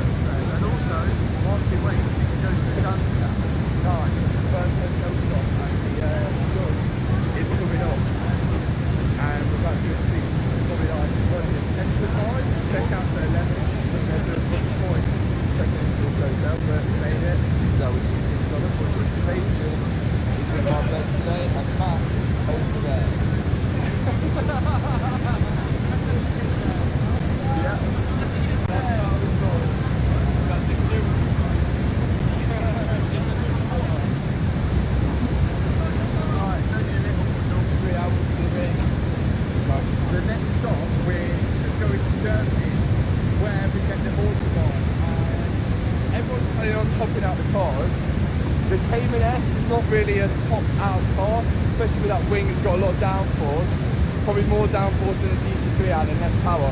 So I'm expecting about 140. Fabian's going to top out his, maybe 140. 135 I'll probably brake before he gets to top speed. RS3, don't know. It's going to be quite interesting actually. Let's see how we go. This is the Autobahn, so feel free. Bombardier 6 Whiskey Bravo climb. Maintain flight level 420. 25 miles an hour, 210 kilometers. 225 kilometers. Fort Worth Center, American 153, full flight level 310. American 153, for Fort Worth Center,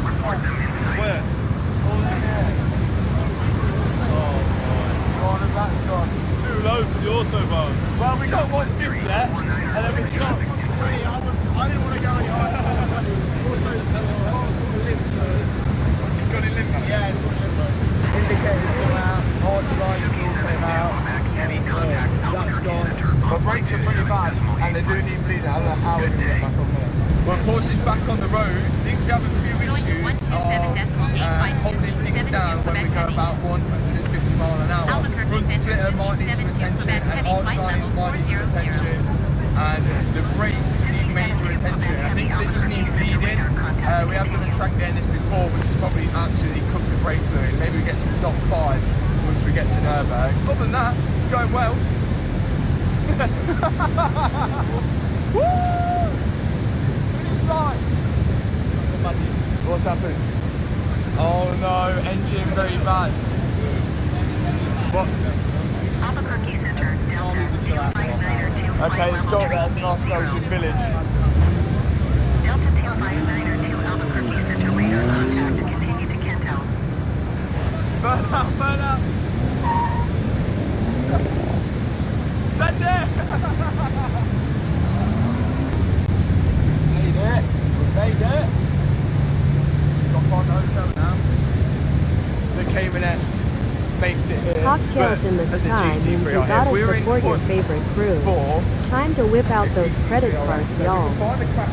空に浮かぶカクテルはお気に入りのクルーを応援することを意味する。さあ、クレジットカードを出す時間だ。I could do with bleeding my brakes, but we're just too excited to get out on track. I'm going to take it pretty easy, I think, for the first time. We've only got an hour tonight. That is so much better than yours, the real one. And this. There's so many sick cars. Oh, here he is. What's happened to Buzz's car? So Buzz, wheels, one button, so let's get the travels. What's possible now is I'm going to lose the turbo. Descend and maintain flight level 370. Trying to keep the springs high. Make sure everything's ready. Can't believe you've broken up the turbo. He's got driving gloves on this series. Descend and maintain flight level 370. Altimeter 0, Sierra Juliet. Thank you. Right, let's do it. Is that going to fit? Yeah. No, I don't think we're going to catch bars. We're on the reef, we actually made it. Look how big the curves on it. That's it.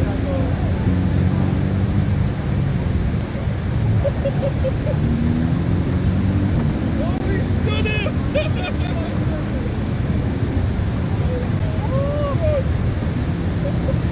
So it's normally brake at the top of the hill, but I'm going to go just before because I don't trust myself. Yeah, it's a 4-gear corner. Got remember not to lift off halfway round because we will be going sideways. Now this bit is flat out, but I'm a little bit scared of the car. I'm going to take it half throttle.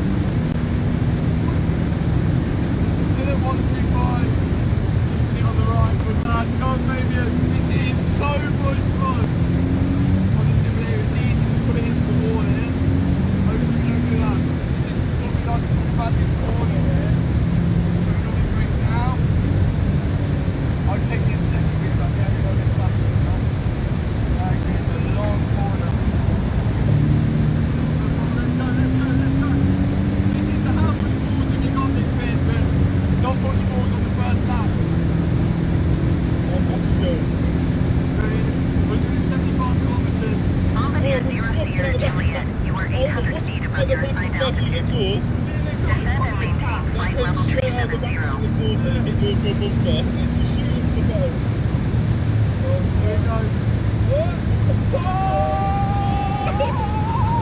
Is your view at 9%? Yes. This guy's so good. The oil temp's a little high, but it's absolutely amazing. It is. I only got 45 minutes left. It's going down 115 minutes. Oh my, it's like a force corporation. It's a force behind. I got mine. Okay. So about 30 active, it should be about 8%.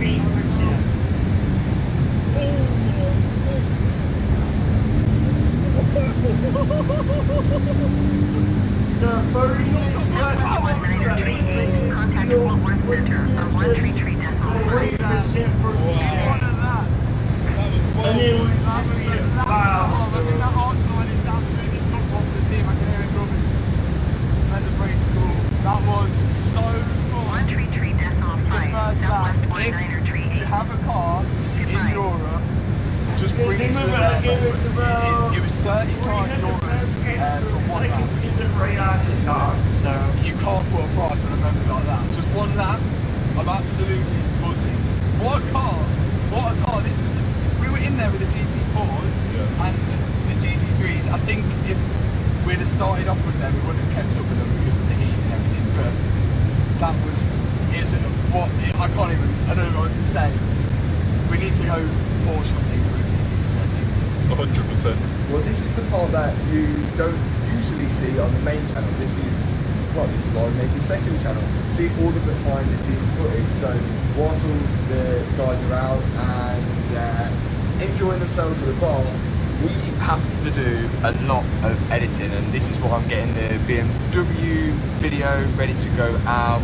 It's looking like it's not going to go out on the Sunday as I planned because, well, it is Sunday now. It's 20 to 1, but if I didn't do this, then the videos would not go out. And just for those that are interested, this is what an edit kind of looks like, with like sound below, voiceovers, different clips. Yeah, it takes a long time to edit a video, but without doing that, I wouldn't be able to do things like this. So yeah, better crack on. Late night, early morning, back on track tomorrow. So don't let you on track, apparently, without a proper plate. And that's not a proper plate, apparently. I don't know why. That's his cat. that's Baz's catalytic converter inside my grill. Do you think he wants it back? This is the lap that's going to be fun. This is going to be fun. Like, how many miles? Is it like 500 miles to get here? Yeah. This is where everyone's coming out.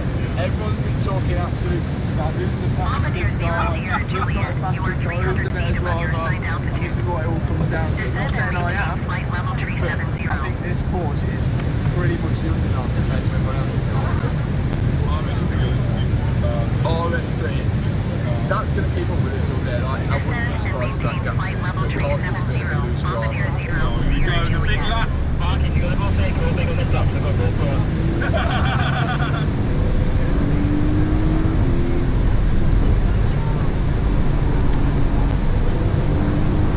He's absolutely going for it. Go on, Chris, go on.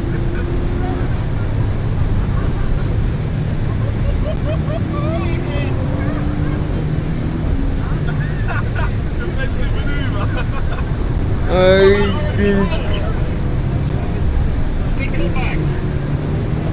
I think that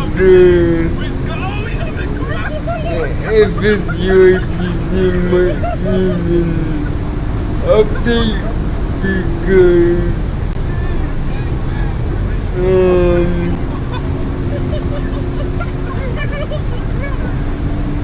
That was aggressive.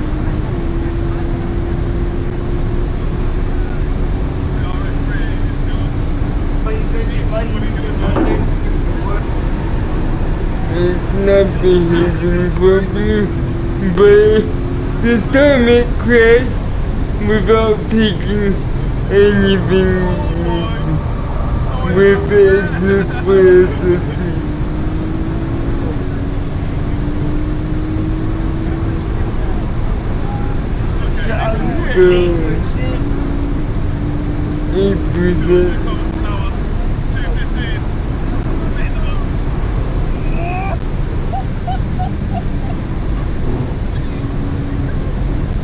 we still good though, right?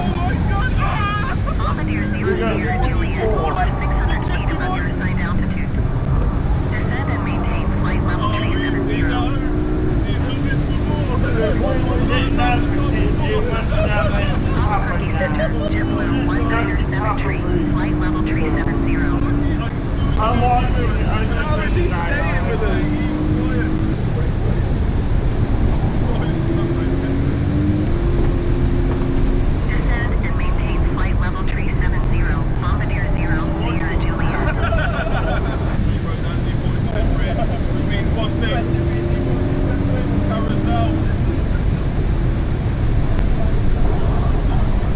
Okay, yeah. So, what are you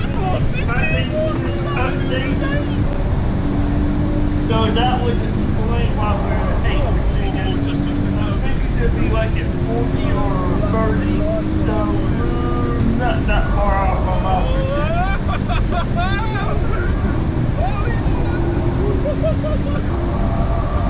Oh, it's a half percent off. When I was in the 9% earlier, that's why. So, yeah. That was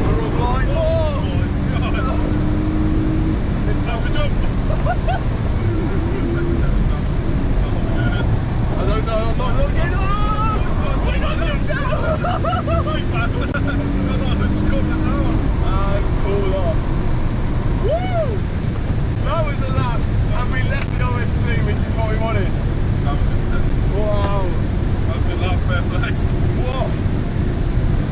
Wow, that was intense. That was quality, absolute quality. What a car! We went out, I don't know how much faster I'm getting with that.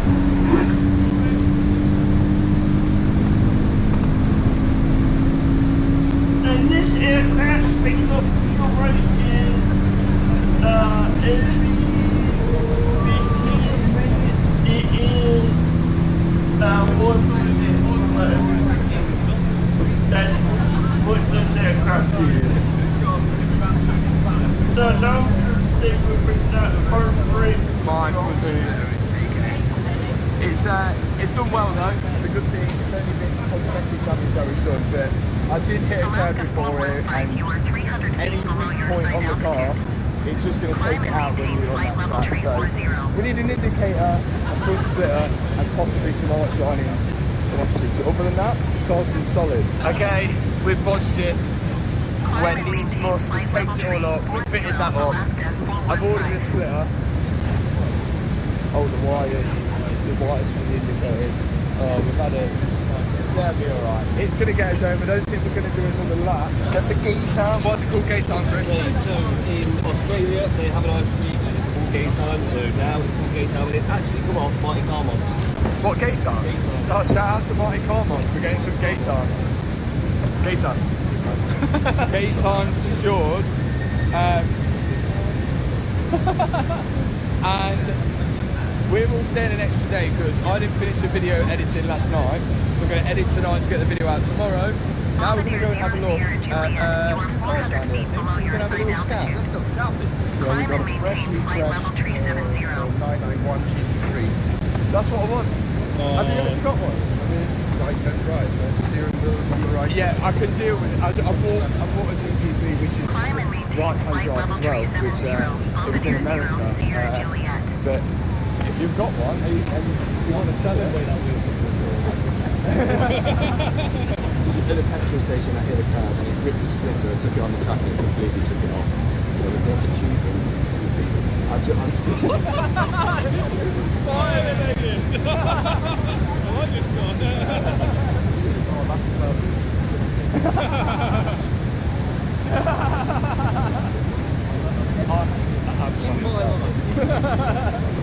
So this patch GT3, where is that? That's a Shawbridge Park. Oh, is it? We could go there. How far is it? It's in Belgium all the way back. Oh yeah, we could. Yeah. Is there any photos of it? Oh, it's done well there, yeah. So if we drive past Spa on the way back, can we pop in and have a look? Should we? Potentially. Yeah, big job. This one we like it. Worse than that. Yeah. We're now at RSR in Spa, Belgium. Sport track that they use for F1. And apparently there's GT3 which could be of interest to me or us. So let's go see what state it's in. Look at that. What?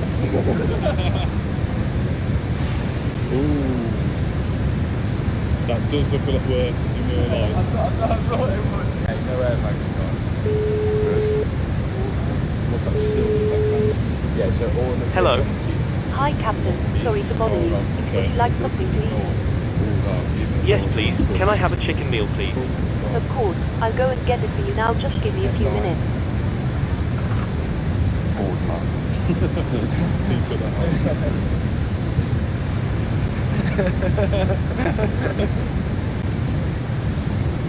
Okay, so part of the suspension we've got before there. And it's just whether we've done a new gearbox or anything like that. I think it's a really nice car.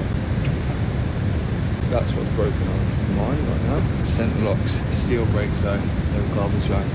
And KW suspension. Light, bumper, quarter, door, maybe? Potentially get away with the door. That needs adjusting. Wings gone, front bumper's gone.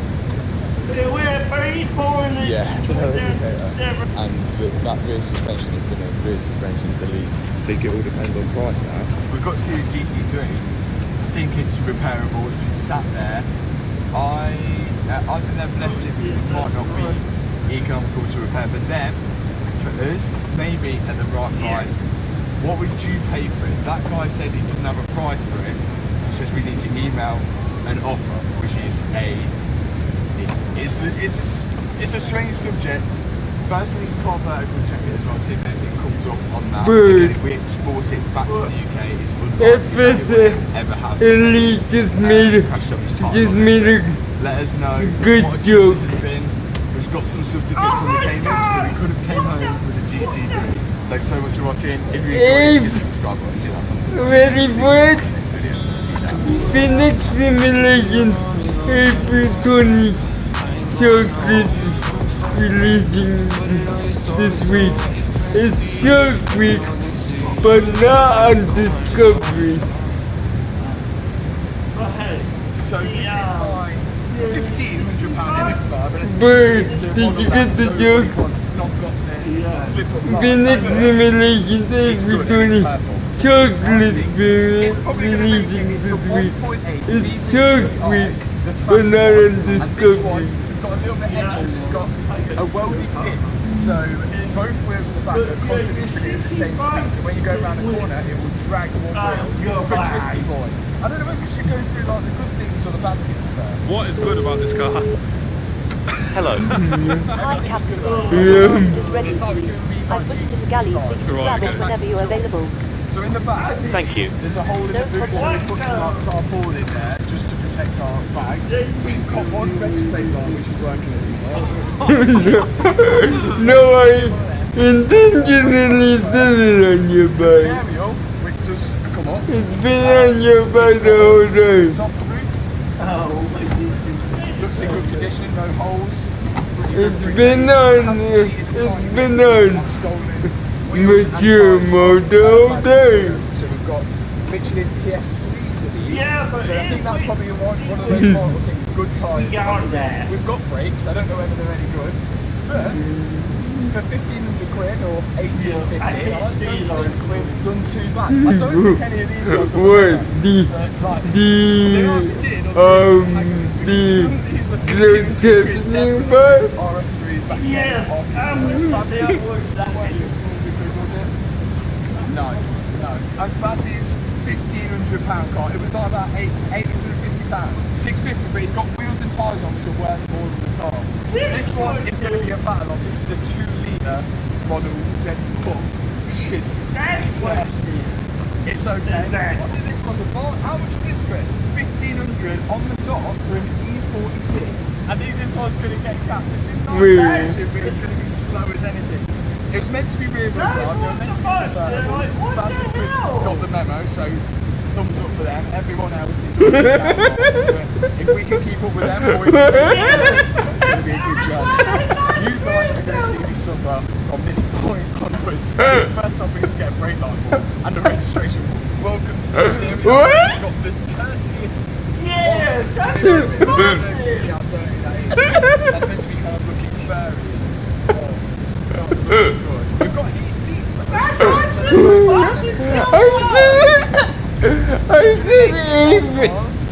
I said A320, not that. What do you think, man? Well, I think the favourite part of this car for me is the sticker. I will never have a warning license. Oh my god.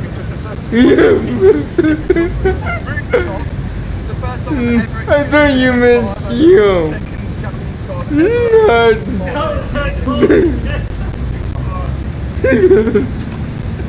This is It's you. got MOT, so it's illegal to drive on the roads in the UK. And I reckon we've got ourselves a bargain, but if we actually pull this off, this is going to be fun. If we can get there, enjoy the hotels, and then come back and probably sell it for more.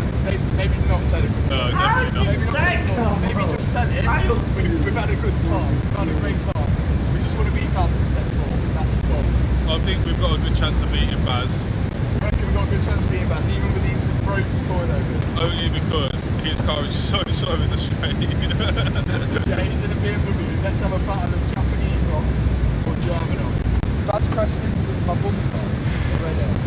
I feel like there's going to be a few of those crashes throughout this I trip. might be claiming on. Didn't you like crash into his car and drive it into Mallory? Yeah, we've got that clip. Yeah. Put it up.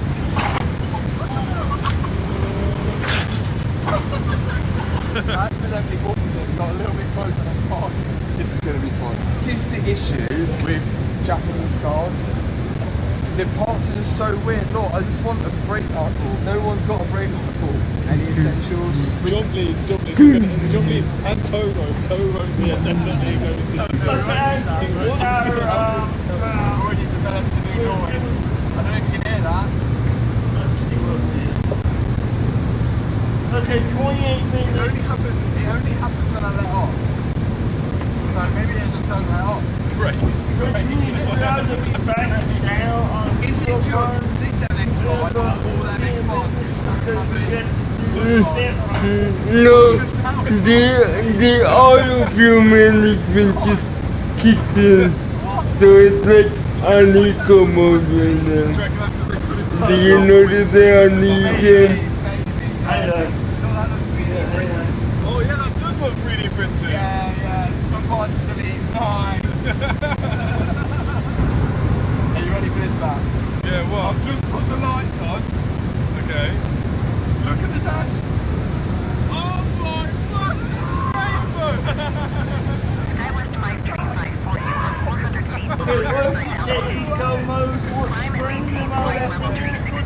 No, it's just AFT something that eco mode kicking in. Whilst in traffic. The main top ecam. Oh yeah, that's coming out lovely. That's on That is coming out lovely. There's not a dent in it at all. Yeah. That's a real shame. Real shame. That was a perfectly good door. Damn, it's okay. The rest of the car's doing alright. We made it to the tunnel, aka the tunnel. We need to find. Remember, it's the same message we get on the AP40. Universal walking. It's not looking good, man. Well, we're going to Europe, not to Japan, so it makes sense they don't have Japanese light bulbs. This is a bigger kit. Still don't have that ball. The quest continues to find this ball with the flat bit on it.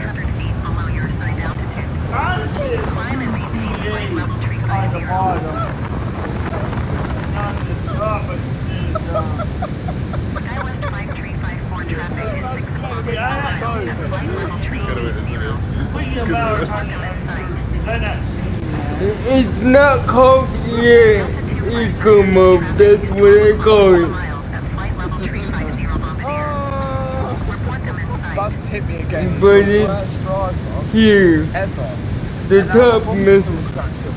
Baz. That's what I call it. Eco mode kicking in. It's not even made into France yet. It looks the best. It does. At least it looks good. I don't know whether you buy the worst example of a car you can get or you buy an expensive example. I've lost my words. Yeah, that's the auto fuel management kicking in.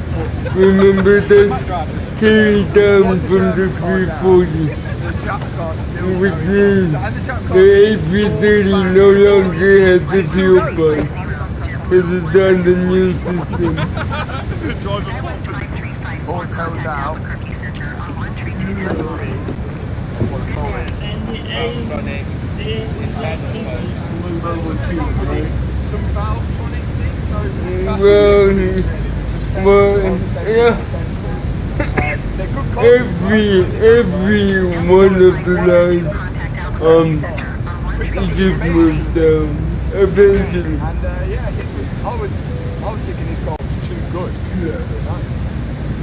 So you know how light I feel like I'm is the best cheapest car in the car.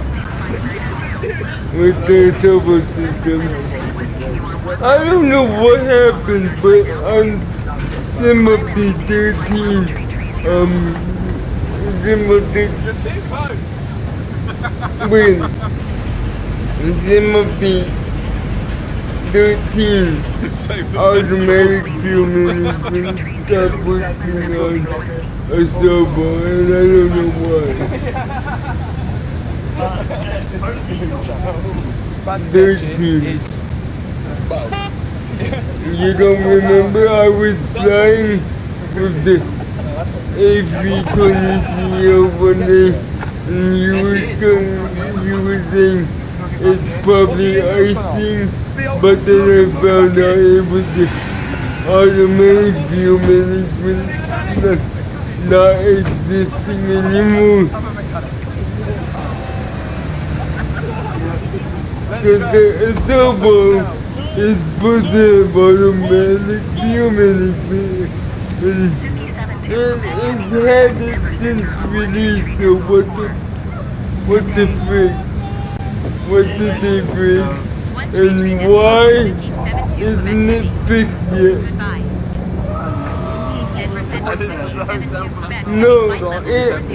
No, Byrd, it is a big threat on the forum. That is bad. And Microsoft keeps trying to fix it, but then it breaks again. This guy has a tiny little tab. It's shooting flames though. I need to show the video of it shooting flames. Now my car was cheap and So I don't know what the flip's going on. one car here has been. well, how can It's good news. like this? Check out When they're breaking. it's fine. Everything all green. Look at the mileage graph. There is a lot. We think we're gonna have a bunch of bird times in the Saturday. It's not done. If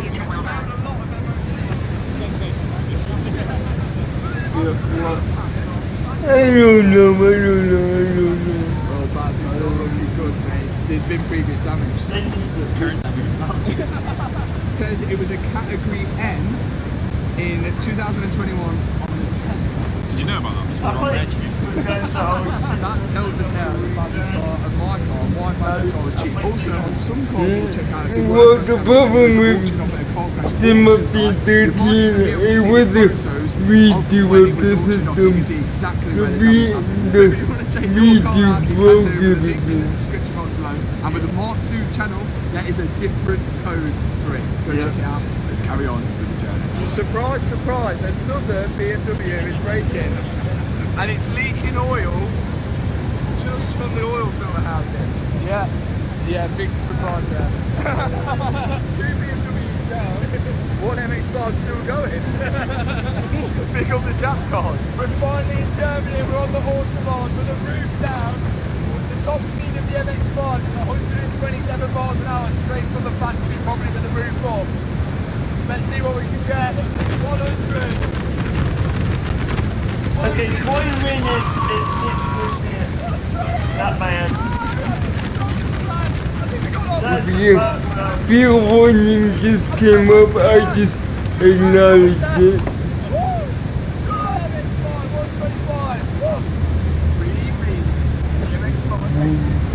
Instantly, we're just going to go straight on. I'll pay for 5 laps on hard. We're obviously no ABS and traction control in this. I don't know how well it's going to go. First lap, starting lap. A few people might be quite worried, but I've done this track many times on the simulator now, and quite a few times online. cheap car challenge on the Nürburgring. Have we got the right car here? I would like to make a disclaimer that I am scared this time. Like last time, it was alright, but this is going to be. Yeah, bad. the Porsche was planted, right? Yeah, the Porsche was good. This is just a mess. I'm scared for myself. I want to go easy, but I know they're going to be pushing me. It all makes sense. Guys, if you guys overtake us, it's game over. Track's looking dry. Conditions could be raining throughout the track because the track's so big. That does look like a great download. So yeah, we need to speak to race control. Like I just said, if the rate of it this is going to be a mess. Here we go. Oh no. American 203, descend and maintain flight level 320. Delta 2031, contact Denver Center on 128.375. Good day. Oh, it is wet and it's raining. Oh no. Man, oh my god, it's slick. Oh, it's so slippery. Oh my god, it's so American 2158, have the traffic. It's not dry, It's not dry. Race control. It's wet in all the racing lines. I know that needs to look like a wet line, doesn't it? Oh my god, it's getting. Put the window wipers on, what are you doing? Races glass asterisk. Let's hope we don't end up in the ocean cause of that 6% hashtag fly or die. アスタリスクグラスを Oh 掲げ God. 6% という数字 Hero, が原因で Hero can read the field. I forgot. Hero connects to the sim, so he knows we have 6% fuel. Did you read her message?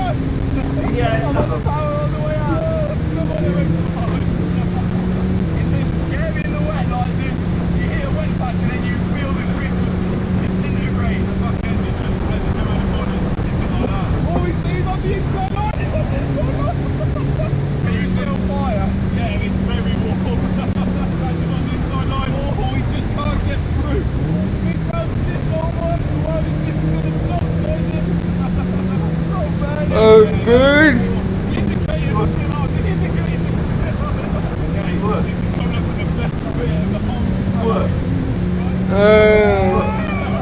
I'm getting scared.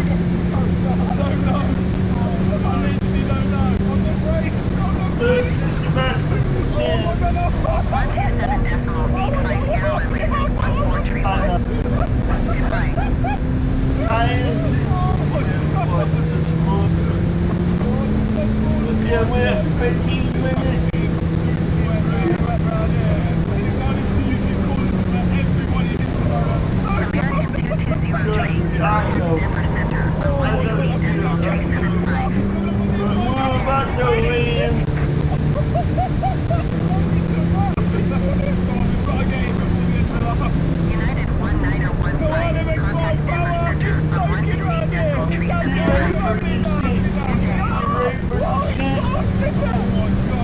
Yeah. I'm only concerned because we're at 40,000 feet.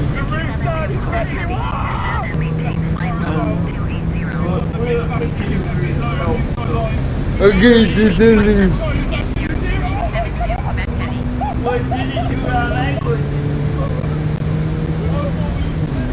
Okay, we're descending good. Good.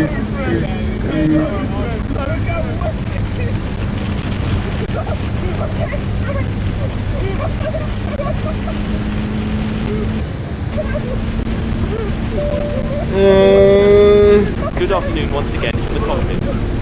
As you may have noticed, we've begun our descent. Depending on the destination air traffic, we should be landing in around 20 minutes. In the meantime, I will be instructing the cabin crew to get the cabin ready for our arrival. 29.71. Seatbelt sign will be illuminated and you will be required to stay seated and secured until after landing. If you need to visit the toilet, it may be worth making your way towards one now. And make sure You'll hear from me after landing, so I will wish you a very good afternoon once again, and I'll speak to you in a short while.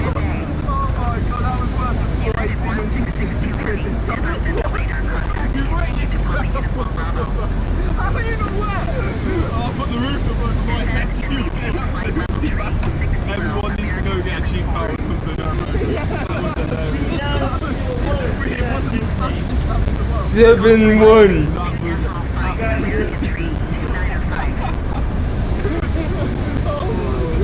Well, that was absolutely quality. And Absolute quality. and press right click one more time.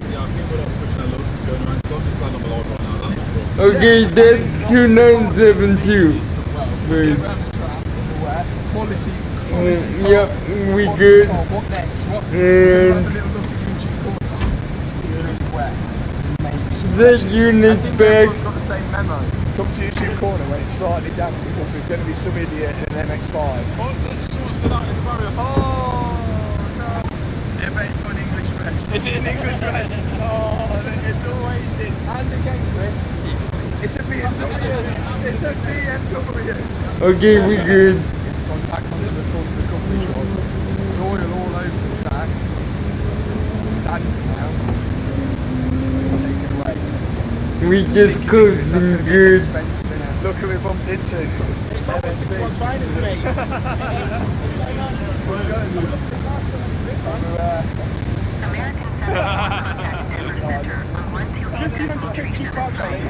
MX-5 welded diff. Oh, it's fixed flames. Come on, let's see. Come on, let's see.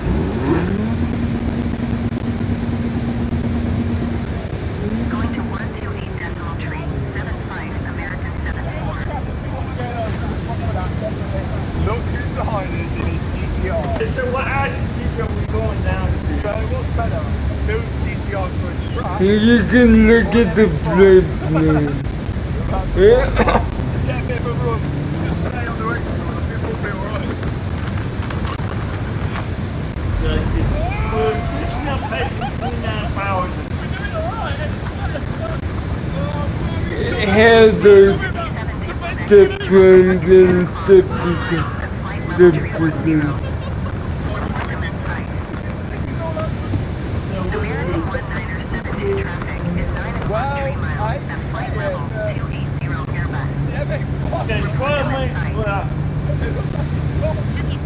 Quebec Heavy have the traffic. The last carousel of the day, I think it needs full commitment. Full commitment. American 197 traffic in sight. Oh my god! What was that steering technique? He was like, ah!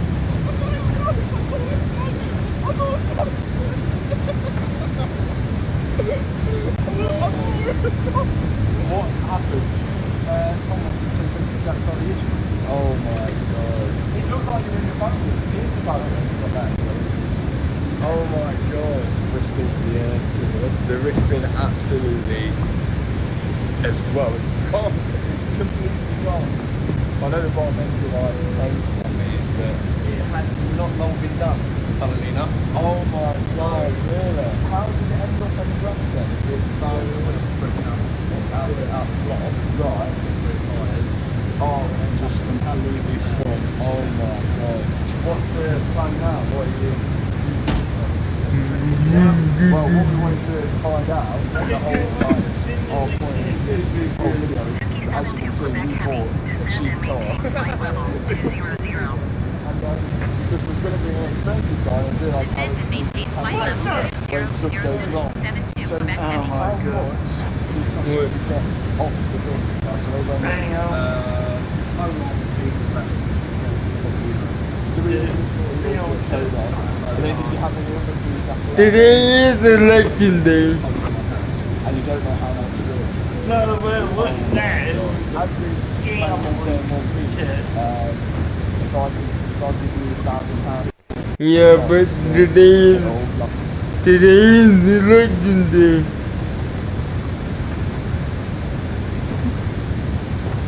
Southwest 1329er, contact Denver Center on 128 decimal tree 75. Good day.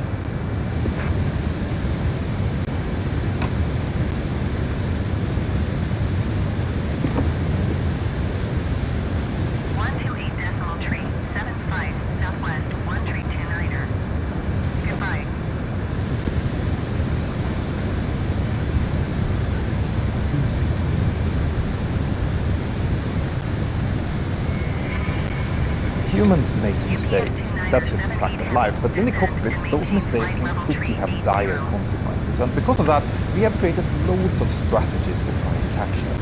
But what happens when almost everything conspires to undercut those strategies and create a situation where the pilots just cannot figure out what is happening, and they only have a few seconds left to do it? Stay tuned.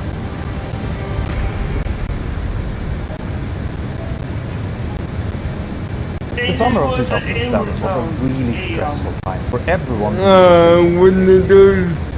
Demand for flights had at that point been growing with around 15% a year for several years in a row. And to make things worse, Brazil's largest airline, Byrd, when that happened, other airlines had tried to expand to fill the gap, but the country's airport infrastructure just wasn't keeping up with growth. Outdated airports and understaffed control towers caused delays throughout the networks, and by July 2007, over half of all flights in Brazil operated with large delays, which really infuriated the passengers. Pilots at TAM Airlines, the now largest airline in Brazil, felt the stress of the situation quite keenly. Over the previous 4 years, TAM had doubled in size, hiring thousands of new pilots and pushing them through training as quickly as was humanly possible. And once they were done, these pilots now not only had to face constant delays and congestions, but also angry customers who disrupted flights and assaulted airline employees. Now, TAM Airlines had tried to improve their customer relations by forcing one of the pilots to stay outside the cockpit and greet the passengers during boarding, but that was a policy that the pilots really disliked. Because not only did this new procedure expose them to a lot of anger and abuse, it also made the pre-flight checks and paperwork take much longer, which just worsened the delays. So overall, this situation was causing a huge amount of stress for the crews, but TAM Airlines didn't really offer any solutions or support to help them deal with it. In fact, the airline only had one aviation psychologist for the entire staff of over 5,000 pilots. But for the pilots involved in today's story, this background stress was only the beginning. In the evening of July the 17th, 2007, 2 TAM pilots arrived to the southern Brazilian city of Porto Alegre after a short domestic flight from São Paulo. Once they had landed and taxied into their stand, they immediately started preparing for a quick turnaround for the next flight back to São Paulo again. The plane that they were flying that night was a 9-year-old Airbus A320, which was not exactly in mint condition, but we'll get back to that in a moment. The pilot in command was a very experienced 53-year-old who had over 13,600 flying hours in total, including more than 2,200 on the Airbus A320. He was known by his colleagues as a diligent pilot who always read the fine print manuals and who tried to really understand every procedure and system that he was working with. But he could also be a bit slow, especially under pressure. His colleague and second in command was actually also a captain who was 54 years old and had even more flight hours, over 14,700 total, plus some amount of unlogged hours as a flight engineer. But he had only about 237 hours on the Airbus A320, and even though that was the case, he had been hired directly as a captain onto that type only a few months earlier. Now you might be asking why there was a second captain on this flight instead of just a normal first officer, and the fact is that this occasionally does happen, that 2 captains will fly together, but it's normally pretty rare since schedules try to avoid it if possible. But in this case, because of that rapid expansion that I mentioned earlier, TAM Airlines hiring, scheduling and training department weren't at the time TAM Airlines hired clearly with each other, and as a result of that, the airline had significantly more captains than first officers, which in turn meant that TAM often had to schedule flights with 2 captains together. I have flown with other captains many times myself, and I actually do enjoy that, but it comes with some real potential CRM challenges. You see, all captains are used to their own command style, and it can often be a bit awkward to tell another captain what to do. Because of that, it's really important that a clear briefing about who does what and who is in charge is done before the flight, since that normally helps quite a bit. But there is also another issue in this setup, and that is that a captain is often not that used to operate from the right seat anymore. There might have been years since we have sat in that seat, and therefore everything will look a little bit different from that perspective, especially if you have limited time on type, as this acting first officer now also did. There is obviously training for this, something that we refer to as a right seat check, which we have to do every year, but that involves very minimal handling and almost nothing as pilot monitoring.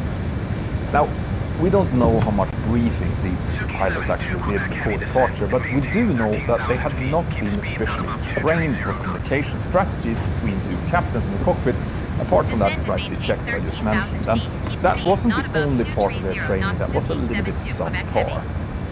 In fact, TAM Airlines had rushed a lot of their pilots very quickly through the training while converting its fleet from the 4100 over to the Airbus A320.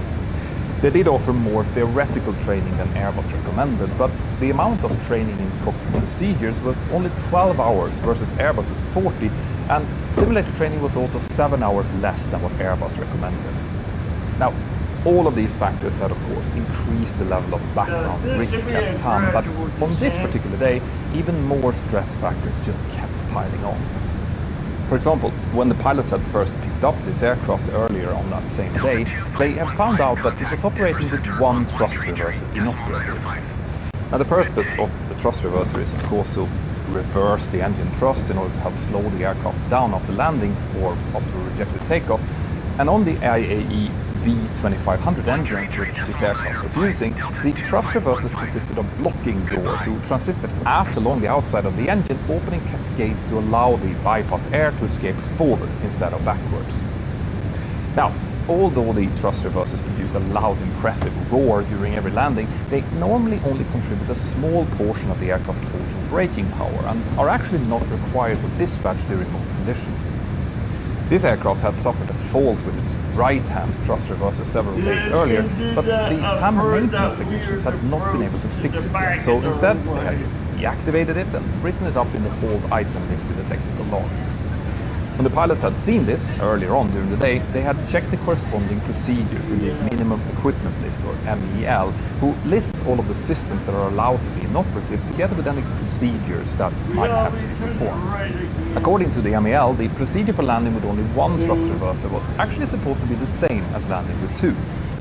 During a normal landing, an A320 pilot first pulls the thrust levers to idle right before touchdown, and then when the plane touches the ground, the pilot then pulls the levers a little bit further back into the reverse position, together with the reverser handles. Now, if both reversers are working, that's great, but if one isn't working, well, then that's also okay, it just won't activate. So because of this, this actually was not seen as a huge deal for the crew, at least on the first flight. In fact, on that flight over to Porto Alegre, they had followed this procedure, everything went perfectly. The captain only needed to use a little bit of rudder to compensate for the slight asymmetric thrust that this one thrust reverser was now causing.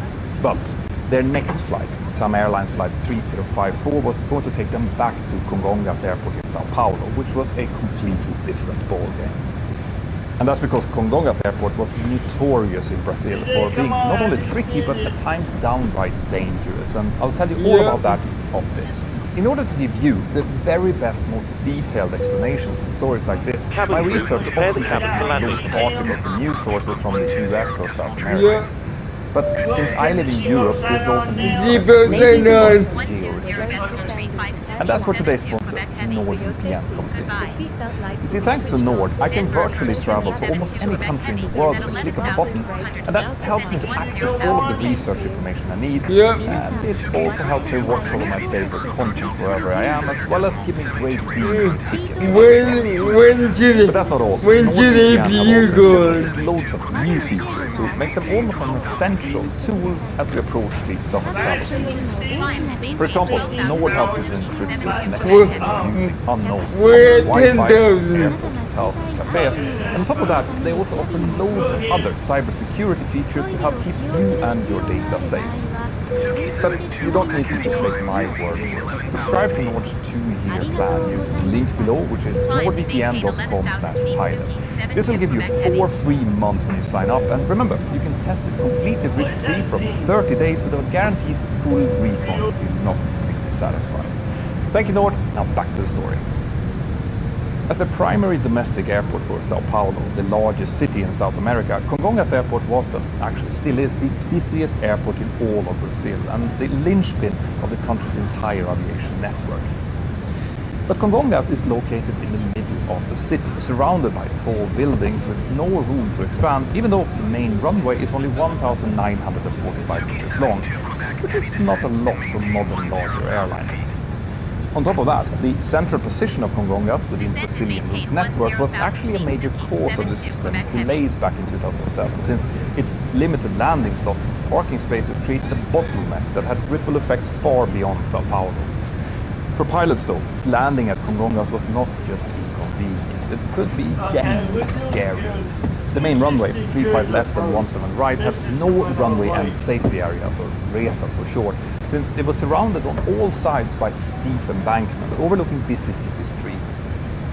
Now this of course meant that overrunning the already short runway by more than just a few meters could have potentially disastrous consequences.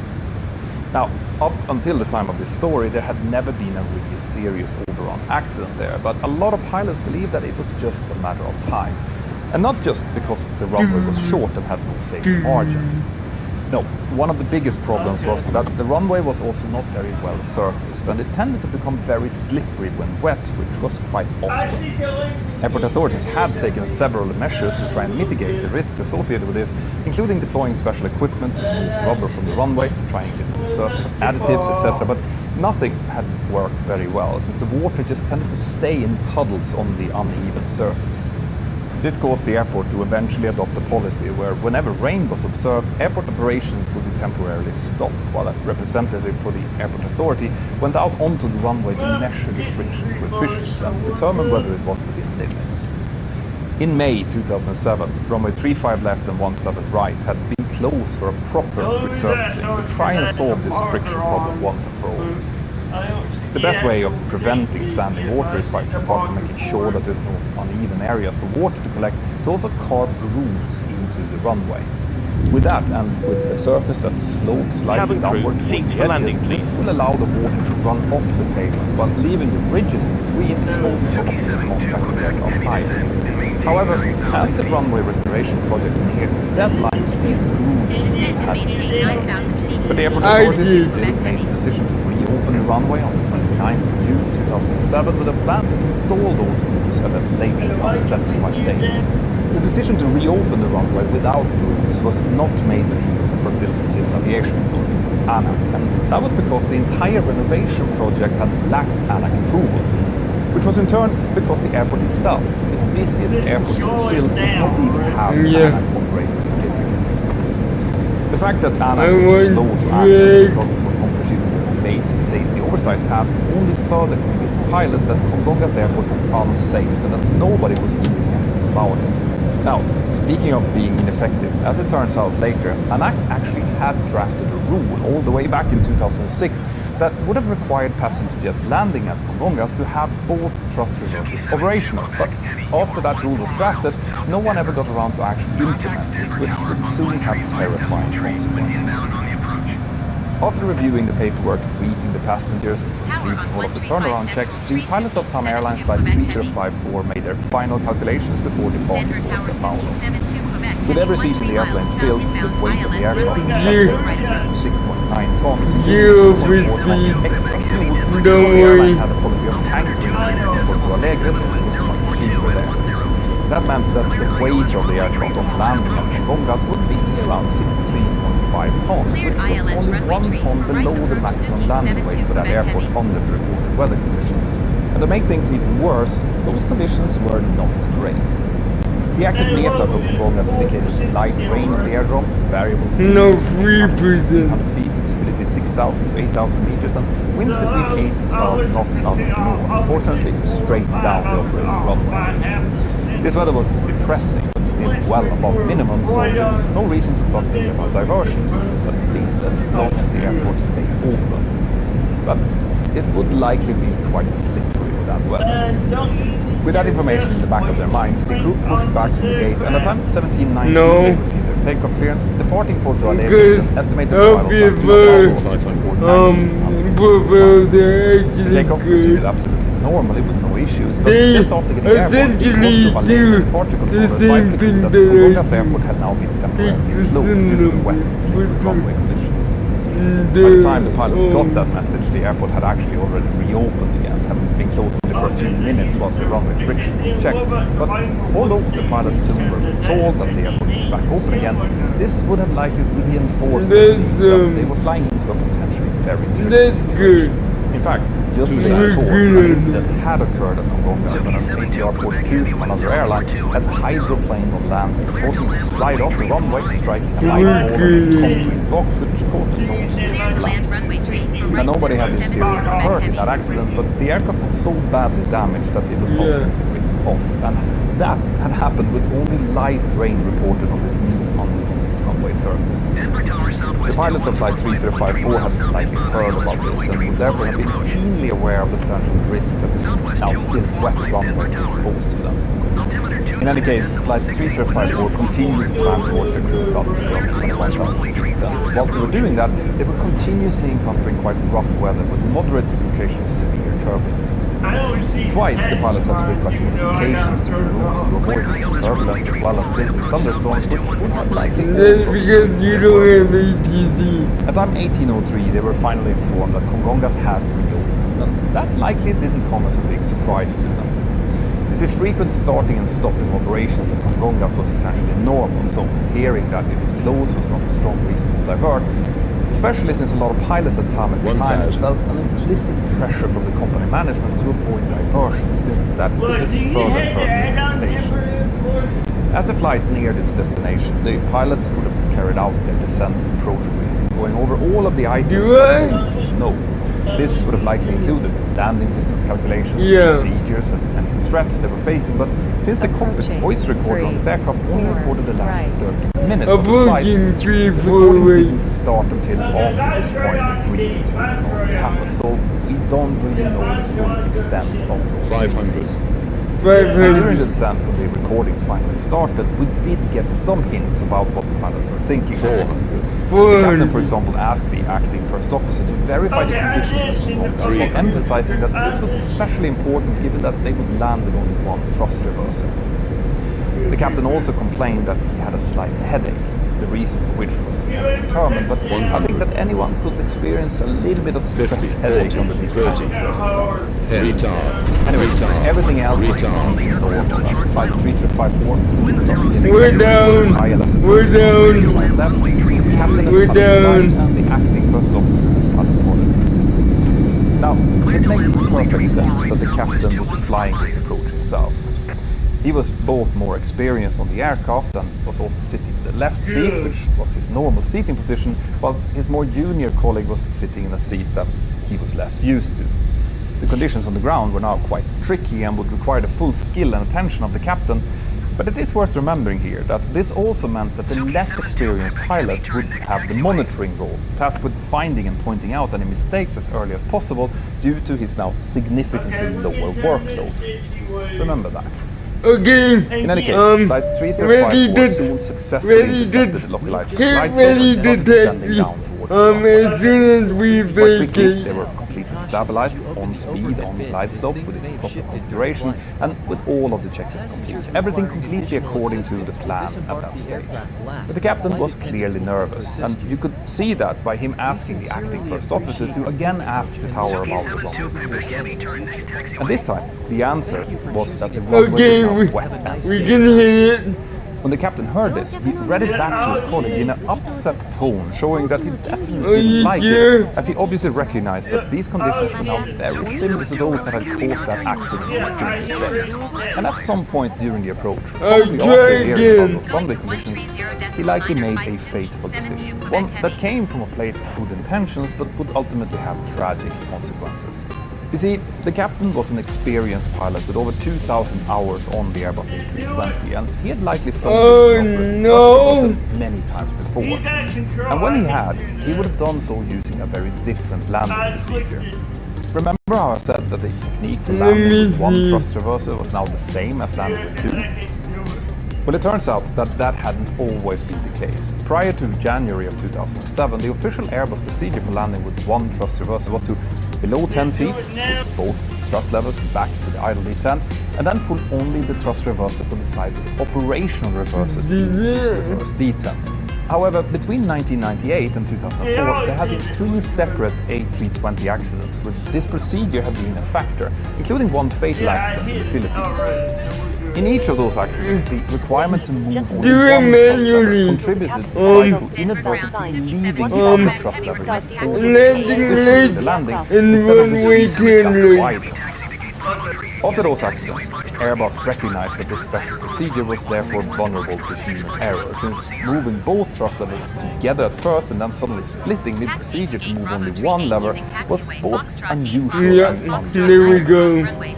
So in order to solve this problem, in January 2007, only a month prior to this flight, Airbus had updated the procedure to remove the requirement to split the thrust levers, making the procedure essentially the same as a normal landing with 2 reverses. This change was incorporated into the TAM Airlines MEL, which the captain would have looked at before Flight 3054, but there was a small catch. You see, normally the thrust reverses are considered an extra, a freebie if you will, and in fact some airlines doesn't even include them in the landing distance calculations normally, so that the actual distance to land always comes out at less than the calculated distance. This provides a nice cushy safety margin.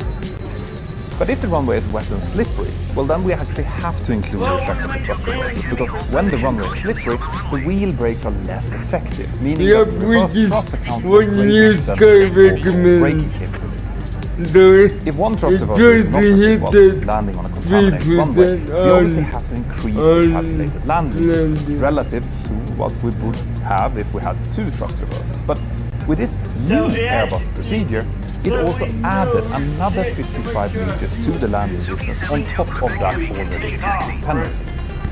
And why was that then? Well, it turns out that that was due to the way the electronic engine control system on the Airbus A320 was designed. You see, when a thrust lever is moved into the reverse defect, it's actually commanding an increase in engine thrust to increase the reverse thrust. But if the reverser doors doesn't deploy to deflect the airflow, well then that Y'all thrust better will hit up increase that in the code forward 5 because direction, every even though cocktail the is thrust worth lever it just to is see our dear captain. defect.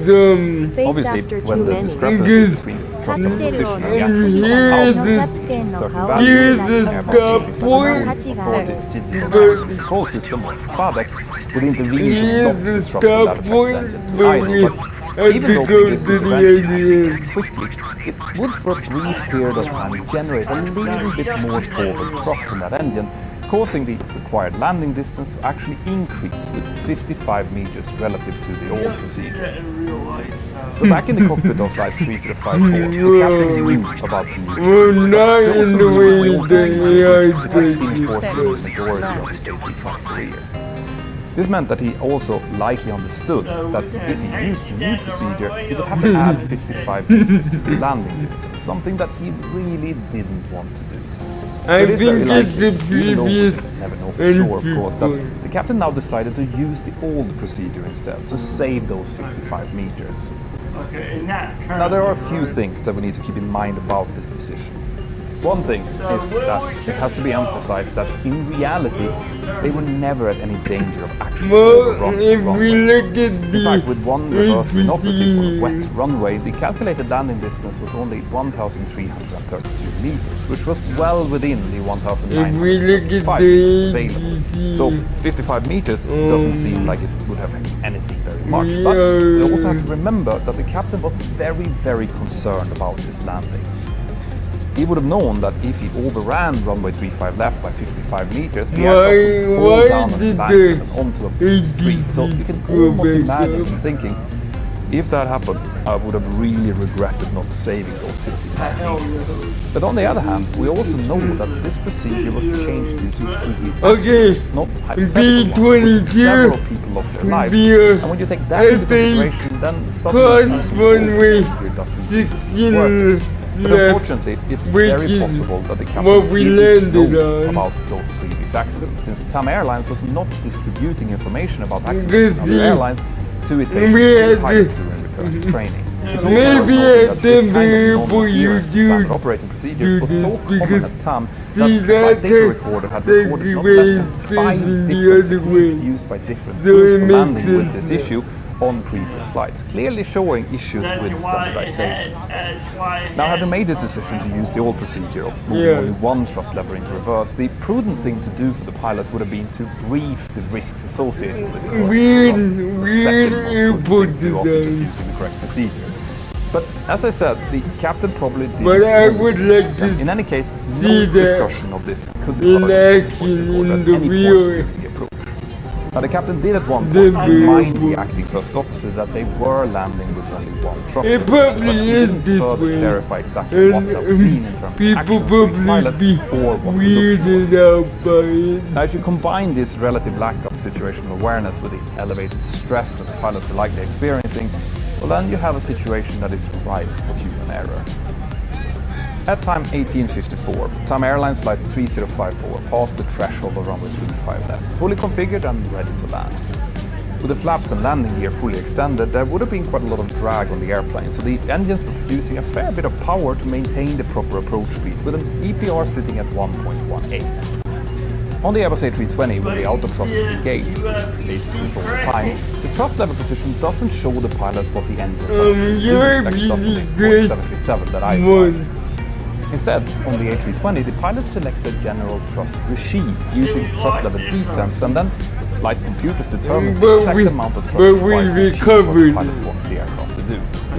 So that means that when an A320 flight crew positions the thrust lever in a particular regime, like reverse, idle, cruise, climb or toga, that gives the autothrottle permissions to use any amount of thrust up to a programmed limit associated with that operating regime. And for this approach, the pilots had set both thrust levers to the climb detent in order to give the auto thrusts the authority it needed to maintain the approach with all of the flaps and gear fully extended. However, when the auto thrust is disconnected, well, then the FADEC will start commanding a thrust output corresponding directly to the position of the thrust lever. Remember that. In the cockpit, the pilots now heard the standard radio altitude call. It's been a while since we've been here. 10. Followed by the main landing gear setting, perfectly onto the runway within the touchdown zone and at a speed of 142 knots. And just before the aircraft touched down, an automated voice also called out "Retard, retard," reminding the flight crew to reduce engine power back to idle.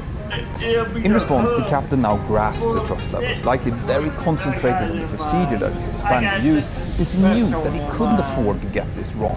He therefore then moved the left thrust lever back to idle and then into reverse, causing the working left-hand reversers to immediately deploy. But unfortunately, by concentrating so much on moving only one thrust lever, he now inadvertently fell victim to the same mistake that had caused this procedure to be changed in the first place. He forgot to move the right-hand thrust lever back to idle and left it in the climb detent instead. The consequences of this error were immediate and severe. You see, on the Airbus A320, deployment of the ground spoilers is automatic, but can only occur when both thrust levers are positioned to idle or below. The ground spoilers are crucial for stopping the airplane, since they will spoil the lift from the wings, allowing the aircraft to settle down onto its landing gear and brakes. This is why the spoilers can only deploy when the thrust levers are in idle and the weight is on the wheels, since you really don't want them to deploy accidentally while in flight or during a takeoff or a go-around. But if the spoilers aren't deployed on landing, well, then the aircraft will continue to almost partially fly as it rolls down the runway. And since the weight of the airplane then isn't on the wheels, this greatly reduces the effectiveness of the wheel brakes, which are the primary means of stopping the aircraft. On the A320, it has been calculated that without the ground spoilers, braking effectiveness is reduced by up to 50%.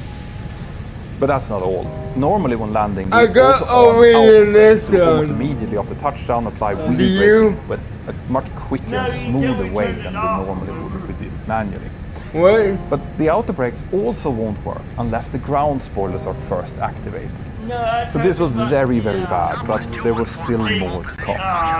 You see, when the captain moved the left thrust lever into reverse, that caused the auto thrust to disconnect, which meant that the power output of the right engine now became derived directly from the position of the thrust lever, which, if you remember, was set in the climb detent. As a result of this, the right engine now stopped at 1.18 EPR, which was the same setting at mine's true color but that extra thrust on the right side coupled with the reverse thrust on the left was now enough to start causing some real problems. Also, despite this obviously inappropriate thrust situation, the retard callouts in the cockpit still stopped as soon as the left thrust lever was positioned at idle, which, if you ask me, defeats the purpose of that warning almost entirely. As it turns out, this scenario had not been envisioned by the developers of this warning, until those previous accidents that I mentioned earlier revealed the flaw in its operating logic. Airbus then developed an update for the flight warning computer that would have triggered both a master caution alarm and an error message if a thrust lever was positioned above. I love it when it works. But unfortunately, this update was never made mandatory, and as a result, TAM Airlines had tragically neglected to install it. So instead of a clear warning, the pilots now received a sudden barrage of other subtle indications that something was very, very wrong, but nothing directly pointing to the culprit. After touchdown, the acting first officer soon recognized that the spoilers had not deployed, but instead of calling this out immediately, he instead waited and called out the positive operation of the number 1 thrust reverser instead, then followed by a mechanic sounding spoilers nada, meaning no spoilers. This did not highlight the high importance of the missing spoilers, but even if it had, there weren't any memory items for no spoilers for the captain to action. As this was happening, the captain had obviously realized that the plane wasn't decelerating normally, but he initially likely thought that this was due to the expected aquaplaning on the runway. This meant that for the first agonizing 6 seconds, no real manual braking was applied. After that, he started applying first asymmetric braking at full right rudder to try and control the direction of the aircraft, which was now starting to swerve more and more over to the left. He then applied max manual braking, but it didn't help much. Without the spoilers, the wings were still generating, so the tires just skimmed across the runway surface, and as soon as he applied the brakes, the wheels would have locked up due to friction, which in turn would have caused the anti-skid system to relieve braking pressure until the skid stopped. So as a result, the max manual braking would have seemed to have almost no effect. Within just a few seconds, this situation likely caused a sense of mounting dread and panic in the cockpit as the plane rapidly chewed through the available landing distance, veering more and more towards the left due to the asymmetric thrust. It was later determined that if the pilots had recognized the incorrect thrust lever position within the 7 seconds after the first spoiler call out, then the aircraft would have been able to stop on the runway. Now, when you are speeding down the runway, 7 seconds actually seems an eternity, so why didn't the pilots figure out what was happening? And I have windows all the way. Never know this for sure, but there are several possibilities. So even though one factor is that it was dark in the cockpit, the thrust levels of the Airbus are kind of small and hard to see. But more important, in my opinion, is the fact that on the Airbus, the thrust levels are often both out of sight and out of mind, since they aren't constantly moving in response to the outer thrust commands. When I look at things usually isn't on my other monitor, is going offline. This could make the thrust levels less obvious to look at when the pilots realized that the plane wasn't slowing down. It's also worth noting that the captain would have been very focused on applying as much brake force as possible, because that's an instinctive human panic reaction in such a situation, as well as trying to get the directional control back. Now, this would have greatly reduced his ability to troubleshoot, so it would have fallen to the acting first officer to try and find out what the problem was. Cabin crew, But he only had 220 hours on the Airbus and had been rushed through his training, so his odds of putting these quite technical puzzle together in time the aircraft is secure and the jetway is connecting. You are clear to all start of this boarding. meant that Flight 3054 was now traveling down the runway at well over 100 knots, Ladies and whilst also gentlemen, drifting thank you for more flying and with more us. over to We the do left. apologise for the late arrival The and hope it captain did doesn't impact your everything he onward could journey. to try and If you counteract do this require drift further using assistance, rudder however, and brakes, please but contact our rudder ground team once authority you enter the decreases terminal. as Thank speed you. goes down, so the asymmetric thrust soon completely overcame the Go speed ahead. to control the aircraft. Captain. The airplane soon crossed over the runway edge lights and onto You're the loud and grass clear. as the pilots 5 tried over 5. desperately to get it to stop, Roger. but it was now far too late. Okay, Captain. Ground power is filled. Traveling at the Stand speed of by. 96 Circling you off knots, over the aircraft now first crossed over the taxiway and then careened off the left side of the runway end zone, becoming Roger. briefly airborne for a few seconds as it flew over the 16-meter embankment. It then just barely cleared the major boulevard below before it finally crashed directly into a fuel station and a building housing the offices of the TAM Airlines Express cargo service. will be on hand to assist you momentarily. It's been our pleasure to serve you, and we look forward to seeing you again. Thank you. The airplane was completely destroyed, and the wreckage was consumed by an enormous fuel fire, taking the lives of all 187 passengers and crew on board. The fire burned for well over 24 hours, and in the process it also took the lives of a further 12 people inside of the building that was hit. This was, and still is, the worst air disaster in the history of South America. The final report found that there was not one single cause to this disaster. The immediate reason was that the captain had forgotten to move the right thrust lever from climb back to idle, which prevented the braking systems from working, making it impossible to stop on the runway. But even though that was the direct cause, it wasn't really why this crash had happened. This error was deemed to have been made possible by a combination of stress and poor organization. The captain was facing intense stress due to numerous factors, including the dangerous airport, the wet weather, the high landing weight, the inoperative reverser, the accident on the previous day, the industry climate, the management culture, and the unusual crew composition. And all of this stress greatly increased the likelihood of a mistake happening. The risks associated with this kind of stress can be greatly reduced by just talking about it amongst the crew, but we don't know whether that actually happened here, and we never will. At the same time, the pilots were essentially on their own, without the kind of support systems that we would expect at all levels in this industry. In the end, Brazil's Accident Investigation Agency issued no less than 82 separate recommendations after this accident.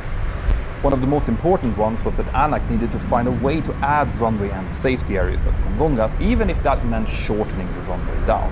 It just wasn't acceptable to have a situation where almost any runway overrun was potentially fatal at the busiest airport in Brazil.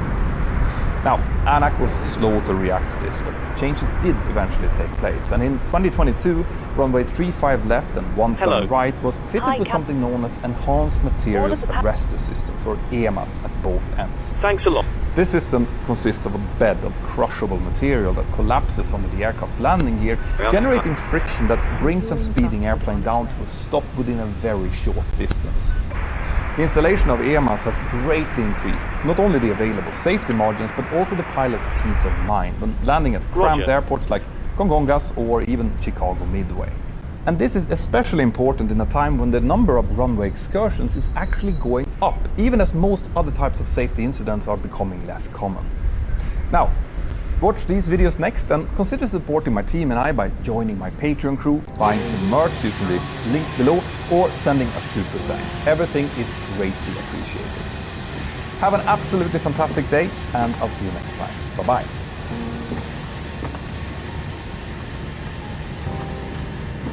This incident sequence lasted a total of 31 seconds, about the same time that it takes to drink a tall glass of water. During these 31 seconds, years of delayed legislation, a deceitful resume, personal shortcomings, and an incredible chain of events came together in the worst possible way.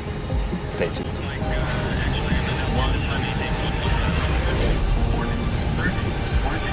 Atlas Air Flight 3591 was scheduled as a domestic cargo flight going from Miami International Airport to George Bush Airport in Houston, United States. The flight took place on the 23rd of February 2019, but the complicated circumstances that led up to what ultimately happened to the aircraft had started more than a decade earlier. Because in response to several accidents and incidents that had happened during the 1990s, caused in part by pilot performance issues, a law called the Pilot Records Improvement Act, or PREA, had been implemented in the United States back in 1996. This law forced all airlines to review the training and employment history of any pilot they wanted to hire, and the background check needed to cover at least the preceding 5 years prior to the start of new employment. The idea with this law was to highlight any training deficiencies that might have been noticed during the pilot's initial training or with their previous employers. But it soon became clear that the law lacked some important details. After the horrible accident of Colgan Air Flight 3407 in February of 2009, where the pilot flying made some very basic handling errors, it was found that he had been struggling during his initial training and that he had suffered multiple check ride failures. Now, this was exactly what PREA was designed to pick up, but the background check had failed to do so. This led the National Transportation Safety Board to recommend that PREA should be amended by the implementation of something that they call the Pilot Records Database, or PRD. In this database, the training information of all pilots should be automatically uploaded and easily searchable with the help of the pilot's license number, making the background check easier to do and much more accurate. The United States Congress approved this suggestion, and they mandated the FAA to implement the PRD within a reasonable time frame. But that time frame just kept getting longer and longer without the implementation of the law getting any closer.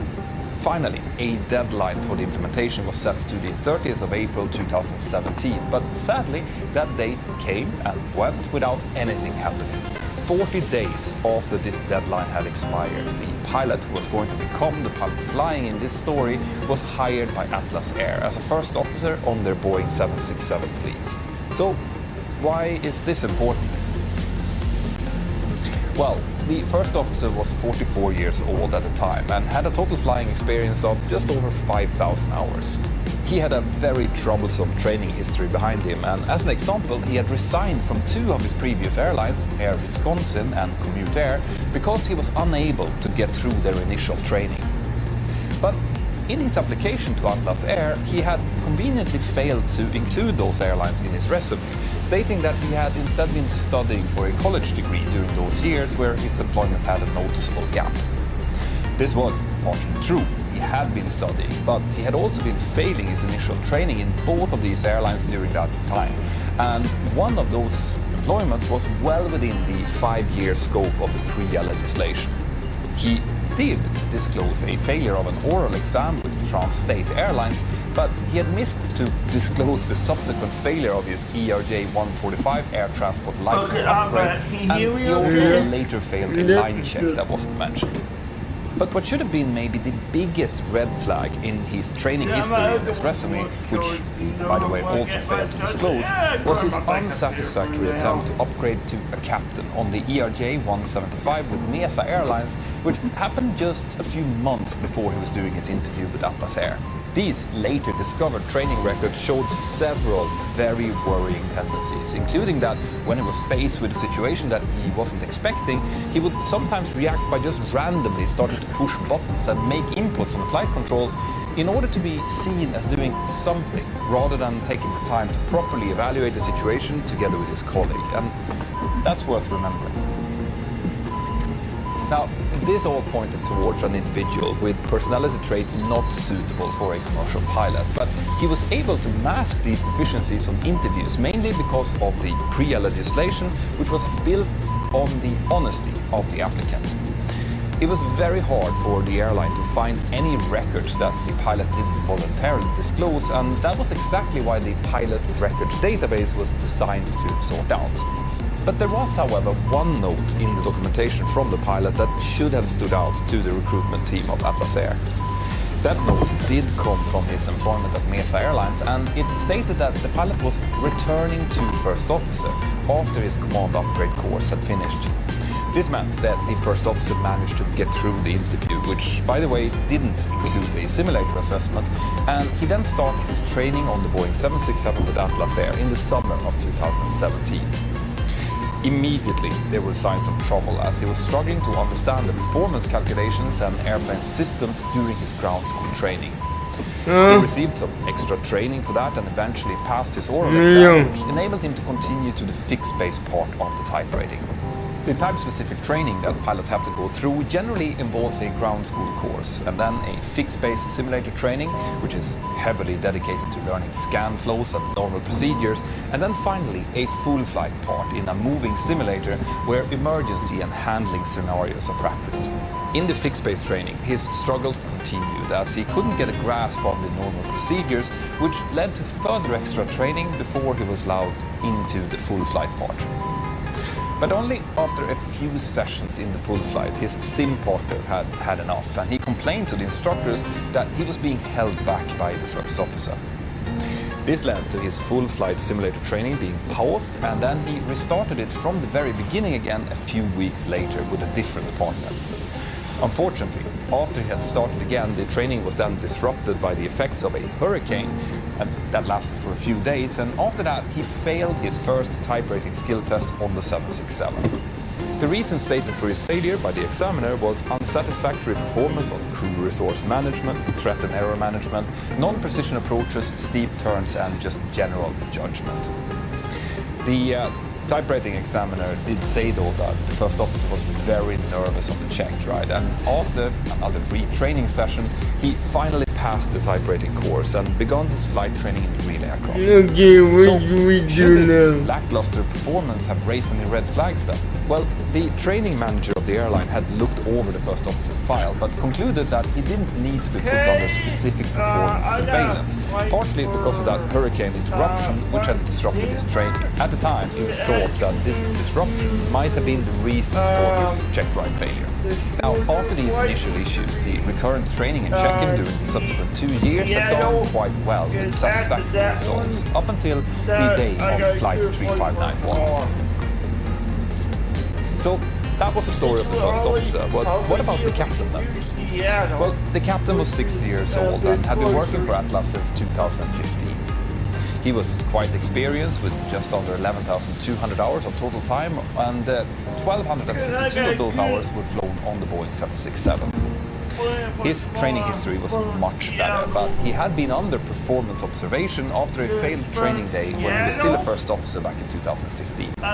This performance observation protocol was finished about a year and a half later with satisfactory results, and he was then successful in his command upgrade training in August 2018. Now, it should be said very clearly here that a single training failure can happen to anyone for a variety of reasons. Things like personal circumstances can give anyone a bad day, so having failed a single check ride doesn't necessarily mean anything, but repeated failures is a completely different matter. In any case, these were the two pilots who were scheduled to fly Atlas Air Flight 3591 together on the 23rd of February 2019. We're done. They had flown together before on the previous day, during which they had been flying a night duty, but this flight was scheduled as a nice 1100-hour local departure with a flight time of only 1 hour and 45 minutes, so it was potentially a quite relaxing day out, in other words. The pilot met up before the flight and started looking through the pre-flight documentation as the cargo that they were going to be carrying was being loaded onto the aircraft. There were no particular NOTAMs that were planned to affect them, but the weather around Houston looked a little bit challenging.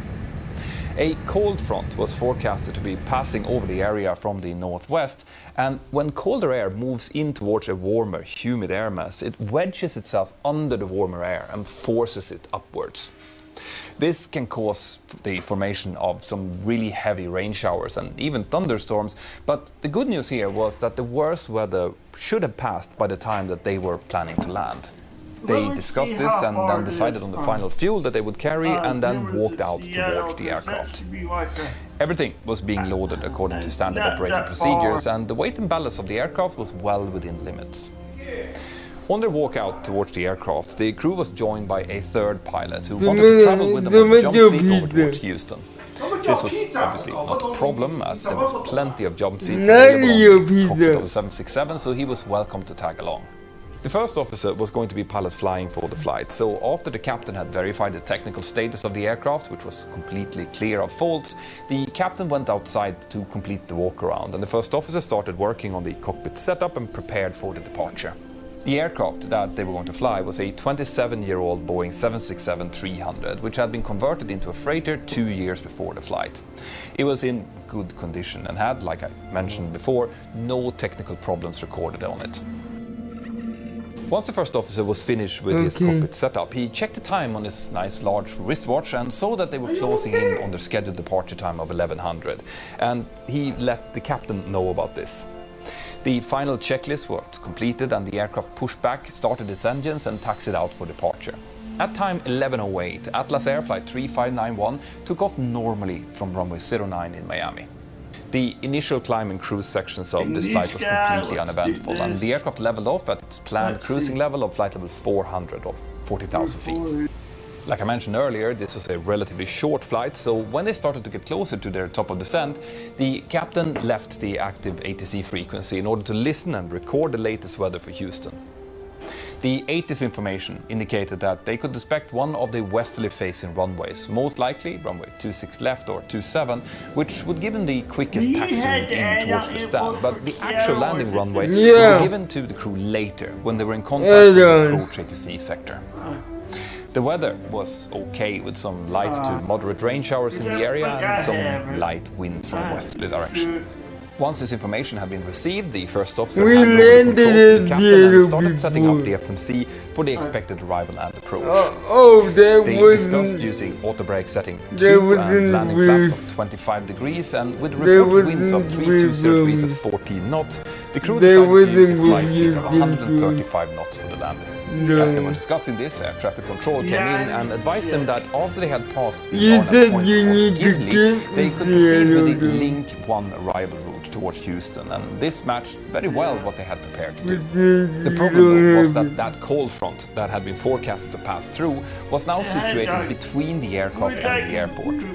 The front line was full of active storm clouds, and this would likely force the pilots to have to ask for radar vectors later on, away from their arrival route, in order to make sure that they wouldn't have to cross those storms, and this will become very important very soon. At time 12:07, the Houston controller called the aircraft up and gave them their first descent clearance to flight level 350. I'm gonna go back to my meeting now.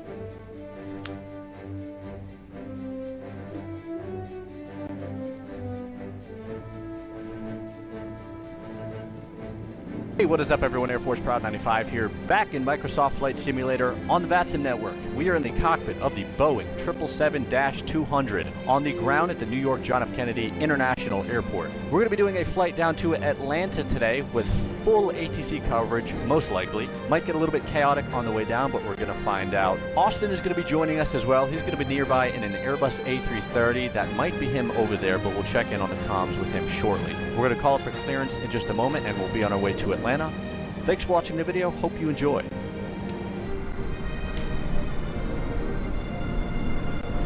We'll switch over to approach frequency is hopping right now, 128.12, and we'll try to jump in and get our clearance. 42, wind 280 at 23, gust 30, runway 31 left. 31 left, clear line. Clear line, 31 left, match at 242. JetBlue 1278, reduce speed to 230. 230, JetBlue 1278. Delta 1606, reduce speed to 180, then descend to maintain 3000. 180, descend to 3000, Delta 1606. Skyhawk 32 Zulu, report to midfield left downwind $$ for cocktails? Count me in. Can't wait to celebrate those donations with some tasty drinks. Rice Turu Uwa. Alright, Roger, it's your number 5 in sequence. I'm getting all these clearances. Planes in the air, don't stop moving though. That's what I'm trying to deal with those guys. And New York departure when you have a moment, Delta 864 Heavy IFR to Atlanta with Lima. Delta 864 Heavy, New York, you're number 7 in sequence. I'm going to need a little patience, guys. Once these guys stop moving in the air, I'll get these clearances out real quick, so just be ready to go. Right, JetBlue 1278, turn left turn heading 270. Direct Robin, actually, correction, sorry, direct wavy, climb maintain I'm going to go back 12000. over to Unicom. We'll check in with Austin, make sure he's on frequency and set to go. I think you're over at the American gates, but I don't think it's the fucking sim, so it doesn't matter. Dude, that pisses me off. I just so know I'm going to get called out for that. It just ruins the realism. Yeah, I'm going to comment and make sure that people notice. Okay, pretend Austin didn't say anything. Pretend we're definitely at the Delta gates right now. We'll pull up the Kennedy 5 departure here out of New York. Overhead looks good right now. We're going to tune back to the approach frequency and wait for our clearance. Hopefully we're less than number 7 right now, but we will see how that goes. JetBlue 1278, wind 280 at 23, gust 30, runway 31 right, you're clear to land. 31 right, clear land, JetBlue 1278. Delta 1606, welcome to LaGuardia, Bravo, Echo, Alpha to parking, see ya. Bravo, Echo, Alpha to parking, Delta 1606. Have a good night. November 6 Alpha, reduce speed to 180. Go 180, 6 Alpha. Alaska 541, climb maintain 17000, direct gale, you're leaving my airspace, New York Center's closed, radar services terminated, frequency change approved. Direct gale, you're incredible. Take care, Alaska 541. I appreciate it. Yeah, I just got to be ready for my call sign, otherwise I feel like he's going to come board my plane. November 260 Delta 864, you're up. Clearance is available. Advise ready to copy. Delta 864 ready. Delta 864, you are cleared to the Atlanta Jackson Hartsfield International Airport via the score 4 departure Ranger transition. Radar vectors Robbinsville as filed. Climb via the SID. Departure is on this frequency. You can squawk 7171. Read back of SID and squawk only. Score 4 departure Ranger, then Robbinsville as filed, squawk 7171 Delta 864. Delta 864, No. like a true professional, the readback is correct. Expect 31 left at Kilo for departure. Push and start at your discretion. Okay. You call me. Cause I'm getting it now. 31 left at Kilo, clear for push and start. We'll call for taxi Delta 864. Look at me. Yeah, I'm totally the gonna professional mess something now. up. Delta 8784 is cleared to the Atlanta Jackson Hartsfield International Airport. Score 4 Ranger 7127 Delta 874. Delta 8784, you Delta guys are still on it today. The readback is correct. Expect 31 left at Kilo for departure. Push and start at your discretion. Call for taxi. Altimeter is 298 tree. Activate, execute. 83, thanks. Sounds You good. ready? Roger. I am. I'm on TikTok right now and Twitch Live, but I also have a YouTube. What's your handle? I'll put it in the frequency chat. You got a new follower over here. I appreciate it, guys. Now ready for pushback. We're on the AP. We got fuel pumps on. We'll go ahead and get started with the pushback. Oh yeah. And as we begin our pushback back to the overhead, we'll go up to the engine number 2 start selector, set that to start, wait for 0.2. There we have it, and fuel selector to run.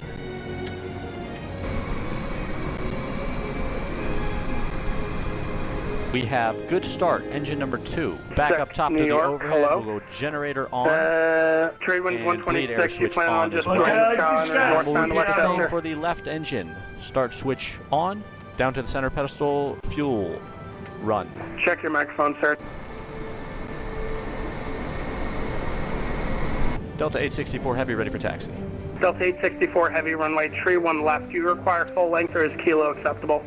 We can take Kilo. Delta 864 runway tree 1 left at Kilo. Taxi via right on Alpha. Join Kilo. Hold short runway tree 1 left. 31 left Kilo, right on Alpha, and hold short Kilo Delta 864. So we didn't quite push back far enough because you got some ground trolleys over there to the left. So it looks like we're going to have to sacrifice this ramp marshaller right over here. So that being said, we'll go ahead and release park the brake and begin our taxi out to runway 31 left. We're going to be a right on Alpha, join Kilo. And RIP to this guy. November 4-2, clear straight in RNAV GPS 24.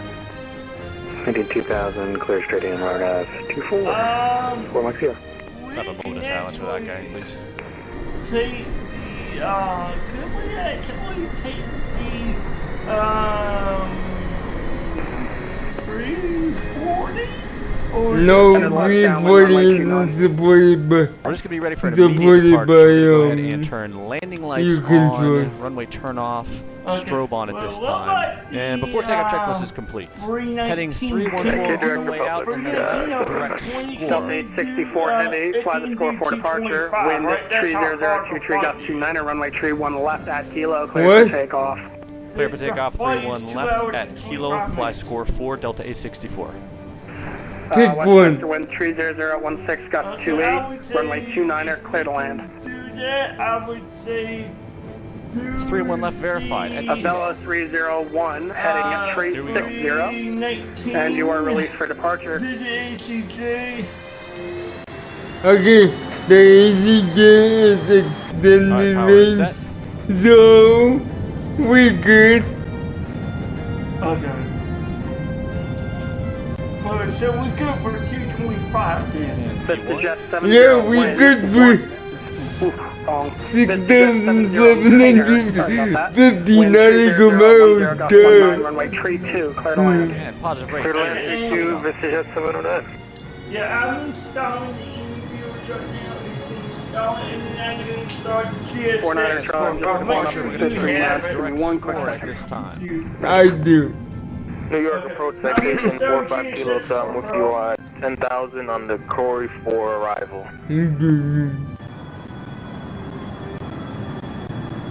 I also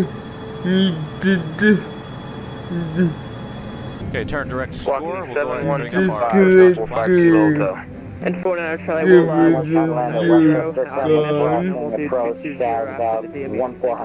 Oh my gosh, so much. Alright, that was 5 airplanes at once. Who's talking about chant? What call sign was that? 7173. It is chaos out of New York right now. VistaJet 709er, go around. You're lining up for the wrong runway. You're lining up for runway 1. Go around, fly heading 010. Oh, hell yeah, 010, VistaJet 709. Okay, are we watching this now? He said, hell yeah. Go 301. Can you use the code again? Because it shut it down when I Delta 864, radar contact, stay off 6. Delta 864, Yeah. 4,500 climbing. Delta 864, proceed direct Robbinsville, climb to 1000. You're leaving my airspace. New York Sun is closed. Radar service is terminated. Frequency change approved. Direct Robbinsville, 1000, frequency change approved. Great job tonight, Delta 864. And you said you went, here, PQP this time? Yeah. Okay. I gotta wait till my stimmer's up.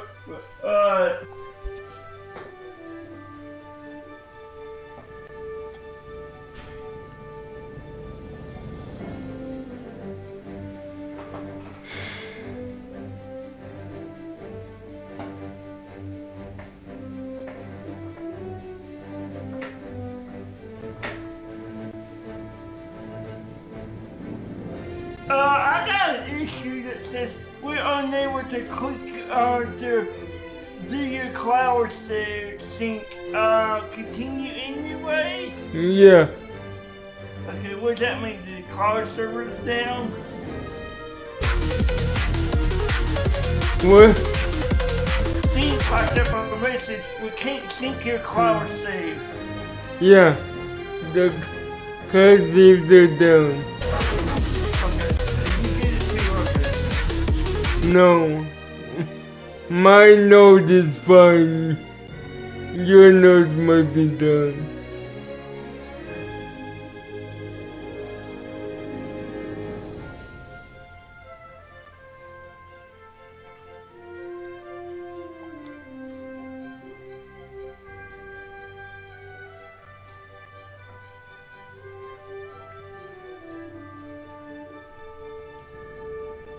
Hello viewers!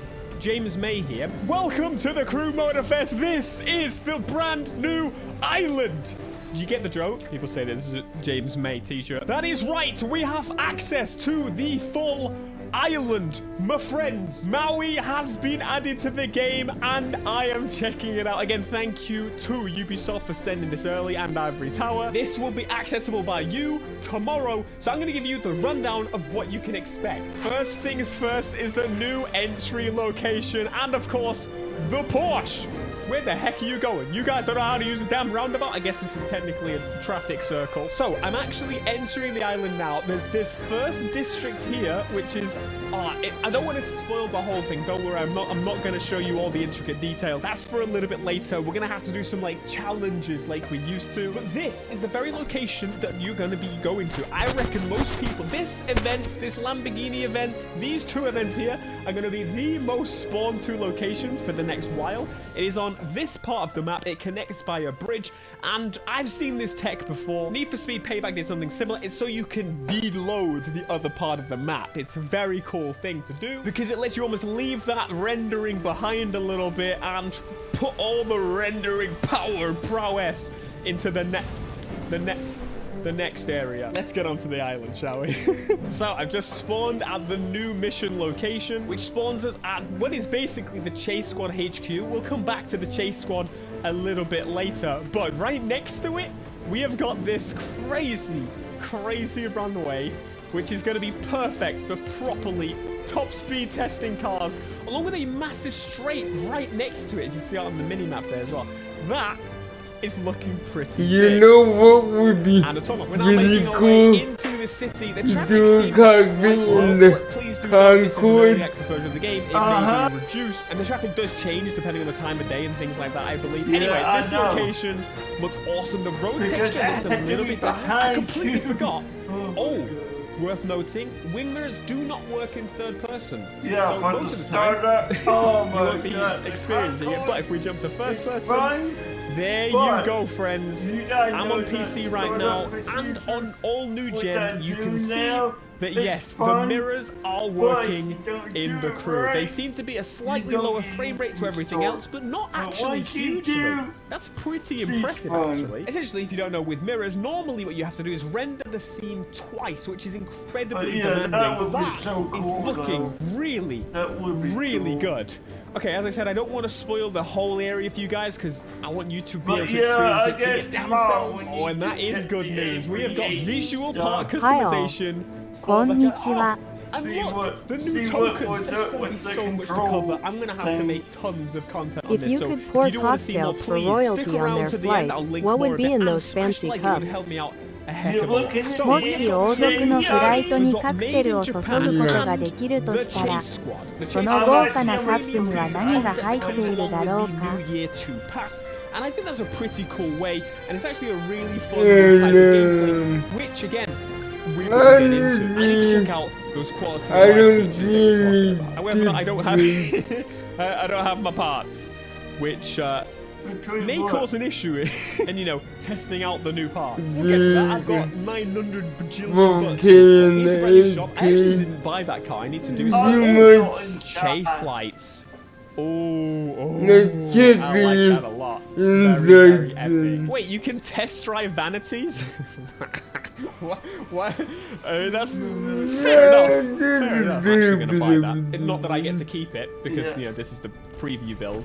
Just down here you can see prestige tickets. So this is a menu I've been teased out for a really long time, and in case you didn't know, you didn't see my preview videos. Essentially, we can now go in. Oh, the prices. The prices are much different than they were in the preview. Well, that would make sense. Even this is also a preview, so they may change. But we have got about 3,000 points. We've got the red line tuning kit. I don't actually have any of these. Given any of these, which fine. I'll have to grind them out in the game to get them, but I can finally get this Devo Magma Edition that I don't have. I can get whatever I want. Where's my car? My car better be here. Moving on. Before I jump onto the chase squad, I want to look at the location. This looks like they have built this for drift. If there aren't any crazy amount of drift events in this map, I'm going to scream. Look at this. We need a third drift playlist already. The smoke is so sick. I want to see what this is like. But to get over here, I'm going to have to drive. Because I've got no events locked over here. But man, oh, wait.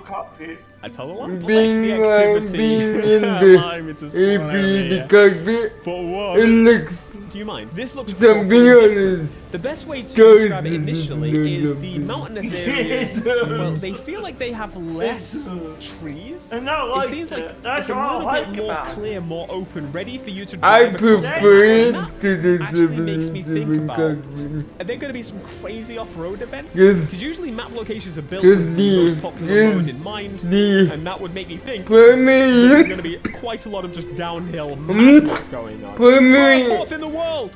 Fourth in the world! Give me some parts of them. I need to start collecting them. Oh!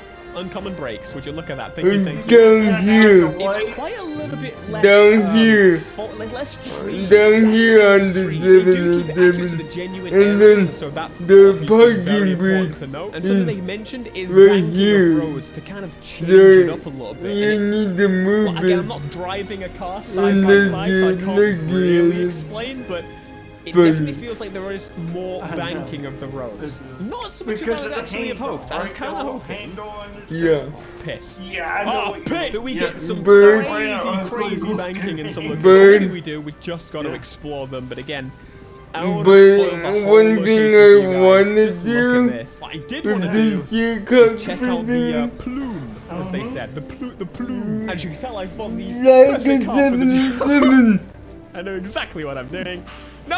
Oh god, the whale! Talk! Yes! Alright, I've done it. We're at the volcano. And it's just smoke and mirrors. Oh my god, it's red down there. You want to have a You can't go in the whale. Right, let's check out the new Chase Squad player. Yeah, So if you haven't it's a seen, good this is play. Cops, and I'm actually quite excited about The it AI because is good. it's a new way to play, and you know I enjoy new gameplay. New gameplay is king, and once again, I don't want to spoil everything because you're going to want to play it yourselves. We're going to jump straight into the first activity, which I think is like a little bit of a time trial, like setting up shop, letting us know exactly what we're going to experience, so nothing crazy here. Cheers, lad.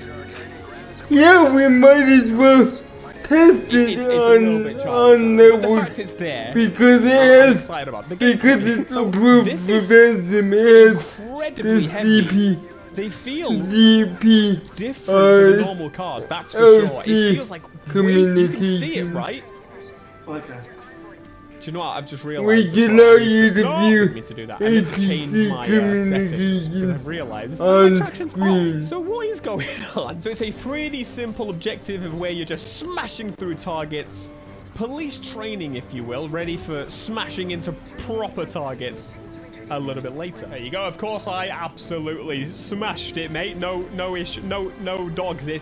Or traffic, whatever it is. Now we are talking straight into the new actual game mode. This is what I wanted to preview for you guys, and you have to let me know down in the comments if you want me to play through all of this in case, you know, you're not 100% sure. I want to fly this bird. I know.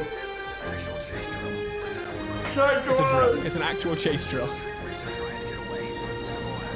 Oh, wait, is glitch? I want to fly this bird to bed. Glitch? Am I too close? I know. Oh, okay. My bad. I was about to kick his ass straight away. And we will. We're just waiting on full support, aren't we? Oh. Okay, I mean, that makes sense. We're giving him a chance to pull over. Should probably put my lights on. Or should I not put my lights on yet? We're just kind of in pursuit. We're in pursuit. The lights should go on. I don't know. I should know these things. Should I not? Okay, see him almost booted. I'm going to. Okay. We've had the green. We've got the green. Smack him! Right, these are the new takedown mechanics and stuff, and it is so much fun. It has these like paint effects and stuff, but the core gameplay is properly epic. Like they spin around and stuff. This might be much better than like the Need for Speed takedown system. No. Is he just in the water now? Where is he? Oh, he's on the beach. The thing with the Need for Speed Hot Pursuit update. It was pretty cool, but like obviously they didn't build any new physics or anything for the cars. This is rewarding, you know? I mean, he is now getting away by driving. Oh, I found it. Damaging your damn self. I found You're it. a bit of a knob. There you go, a little tap there. Wait, found another one. Okay, that spin was stupid. Oh wait, if you just pull them over, you can arrest them. Is he gonna manage to get away? Yes. Yeah. Apparently. So you get like an AI helper that is, currently in the tree, but nonetheless, I'm guessing that means you could play it as a co-op, which would be pretty damn fun. Let's get it. Oh, come on, that should have been it. That should have been it. I'm gonna hit the tree. Yeah, don't you dare. 35 million. I'm not letting you do it. 35 million. This is mine. Come on, build up the pace. Ping pong Build it up. balls. Oh, they're boosting as well. I Fit definitely on need the something. whole aircraft. Much quicker. Oh! Wait, he's not out yet. He's not out yet. Oh, come on. How are you not dead? Glitch is a stupid name. You deserved it.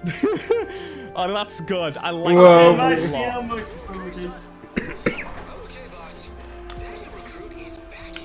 I still remember the early why it's so kiddie, but it also pictures swears. of the It's such a conflicting game. Like, are you Hard a to swearer? believe. Are you a 3 or are you a 12? Hard to believe. You kind of treat me like it's a 3, but then you It's say been bad shit. 4 I was playing on stream today, and they exact called me a years in dickhead. 1 month. Doesn't that mean dickhead? it's a mixed bag of game. I think about 12s back in the day, and my friend's Jack 2. 4 years in 1 month. It's a pretty brutal game. So I think we can, push the nicey nice just away a little bit. Maybe even the next game. That's that's live development time. That's about equivalent to was the a portion of the cars baby. that I've been given Then have parts. This is new, this is we all looking know fresh, it's looking a little how different that here, would do which is now. pretty nice. So, Epic as I fail. explained, or Yeah. seen, you can now mix affixes. So if we actually go for the cars that we've already got fully upgraded, can we, for example, no, that's I not- wasn't Also, going to again, this is Street Tier get 2. that one anyway. Somehow, it would appear the only car I have parts on is this one, but now you can Not mix if and the match affixes. So we can not have if 100% the affixes. So if we go Luke's see, review Mantrochemist of 50%. him absolutely That was dying. broken.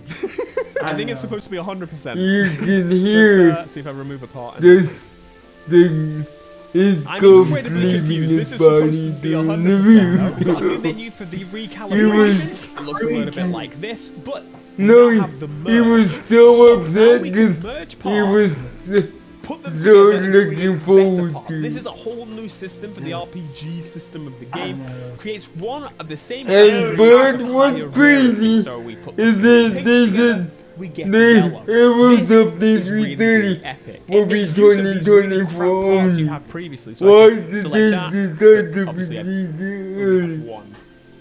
But I'll be able to demonstrate to you once I, get access to it in my own game. Oh. So I've got a lot of crap. I am going to be honest, I'm a little confused because yeah, it says 3 out of 7 parts give you 25% bonus. That gives you 50. I'm guessing 50 is correct. I thought it was going to be like by 100. But I guess no. It just confused me a little bit. I thought I had 50% of the overall. It's fine. It's fine. It makes sense. We understand now. Ah! Okay, this is how they're showing the actual icons of the parts you have in there. So if I know if I've got a full yellow car, it's probably pretty good. Which means you can quickly check and see. Oh yeah, and the little boost icon in the corner to show you what parts are on what car. Which means if I then do a quick, I don't know, go to Alpha GP for example. Yep, I can quickly see which is my best vehicle. I don't know what it's a shame you they can't keep did. it up and They do the got filters at the the same time. motion It's an improvement. The The helicopter! This is one of the additions to the helicopter and the police helicopter, so we can go exploring around. I'm so happy this is And back. they it makes sense released because a ultimately piece of crap. so now the police thing. I know. Yeah. So over in Summitland, as you can see, we get 150 of those ATC specific boxes. things. But yeah, Access to how the new stuff. how they So really that's the way you responded. unlock them is by doing this, for example, or going over to your playlist that you've completed. For example, let's jump on this scenic one here. Right now, But here, the custom mode. So if we jump into here, we get access to a lot of new ways to play the game. So I guesstimated a certain amount of events. Oh, we they can now find out the accurate number as well. But I'm guessing thousands in of network events, map. essentially. Couple of thousand With that the in my higher end, eyebrow. right? Okay, maybe 3,000 higher. However many playlists they add, that's a new possibility of 11 new events. Style. Performance You get is to much drive better. that type of car in But- that type of event. but For example, still Street Day, Drift, sucky. Drag, Hot Cross, Hot Cross, Mud Rally, Monster, Powerboat, Plane, Helicopter. We get to go through the works. And these give you the tokens to unlock Yep. new stuff. And they do not recommend And now the we all know that the extra with offline patch the is coming. It's not part of this update, but it will be coming. It just it lets me feel like I In can be a fact, completionist they say if I want no, to. Whereas I feel like go I couldn't do that before. Like I feel like I would be wasting my time in case the game got shut down like everyone did. I just can't believe how big the island is. I honestly thought it was going to be quite a lot smaller, but it's pretty big. And of course we got the Grand Race, which I would participate But in. I'm curious, Thing, but also, since there's probably about 3 people 2024 will playing be this right now. So like this, I'm in the early the access version. There's a lot more than 3 people that have that big sale on there.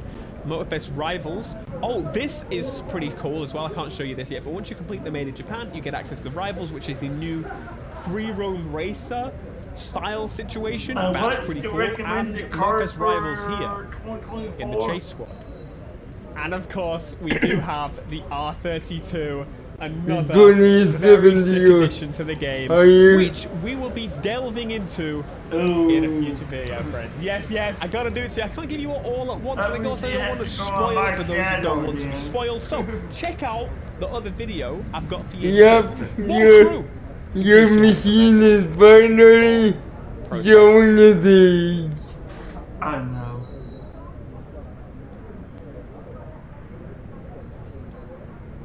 But I have to look at the minimum to see what they recommend for the minimum. Because I know I'm wanting to update bad and quick. Let's play test. Your code doesn't even. Never Your mind. code Okay, no, doesn't that was a even little earlier. meet Every the single time I minimum. wanted to jump into this damn game, server maintenance. No, to be fair, at least they're keeping on top of it. That was not what I expected, to be fair. The server seems to be running well now. However, I don't know if that's incredibly difficult, having that, you know, there's about 10 people playing the game still. Can you believe 2 months it has been since Test Drive did its early launch? By the way, the reason I'm here, it kept spamming me saying I'm owed money. So if they're only use of the HQ, give me my money. Thank you. Thank you. If you just click on this, you should keep getting rewards, right? Yeah. You're telling me. No. No! So what I really wanted to talk about today, friends, is basically the future of this game, because it has been... I wanted to upgrade. I need an upgrade more than you. I know yes, you they do. confirmed before launch that they're working on know, you beta. need So to actually, speak in inside. Season 2, December, we should have access to this, which is insane to think about. Oh, yeah, I know. Well, I don't know if this Trust me, honestly I know. should be their #1 priority, but nonetheless, this is what I imagine we're going to get. And to be honest with you, I'm really hoping this comes along with an offline patch, so that, you know, in case you get shut down. In all seriousness, this actually excites me a little Man, bit. this is the beautiful Let's throw thing. million cars at things. Like, I genuinely would not care. Oh, no matter God. What car is added to this game? It will not give me enough reason And to grind out the this game to catering basically truck get those is cars. still Added a there. brand new location, however, now you've got my interest, sir. You know, the thing is, though, I'm just going to be driving around in all my Oh, yeah, I know, pre-order that cars. I feel like the majority of people on it will as well. I'm kind of curious how this is going to go. by And the that's way- pretty much what I wanted to discuss. Like, to be fair to them, they have managed to stabilize the service pretty well. I'm still kind of amazed that they're still doing maintenance, and they keep saying it's for server stability.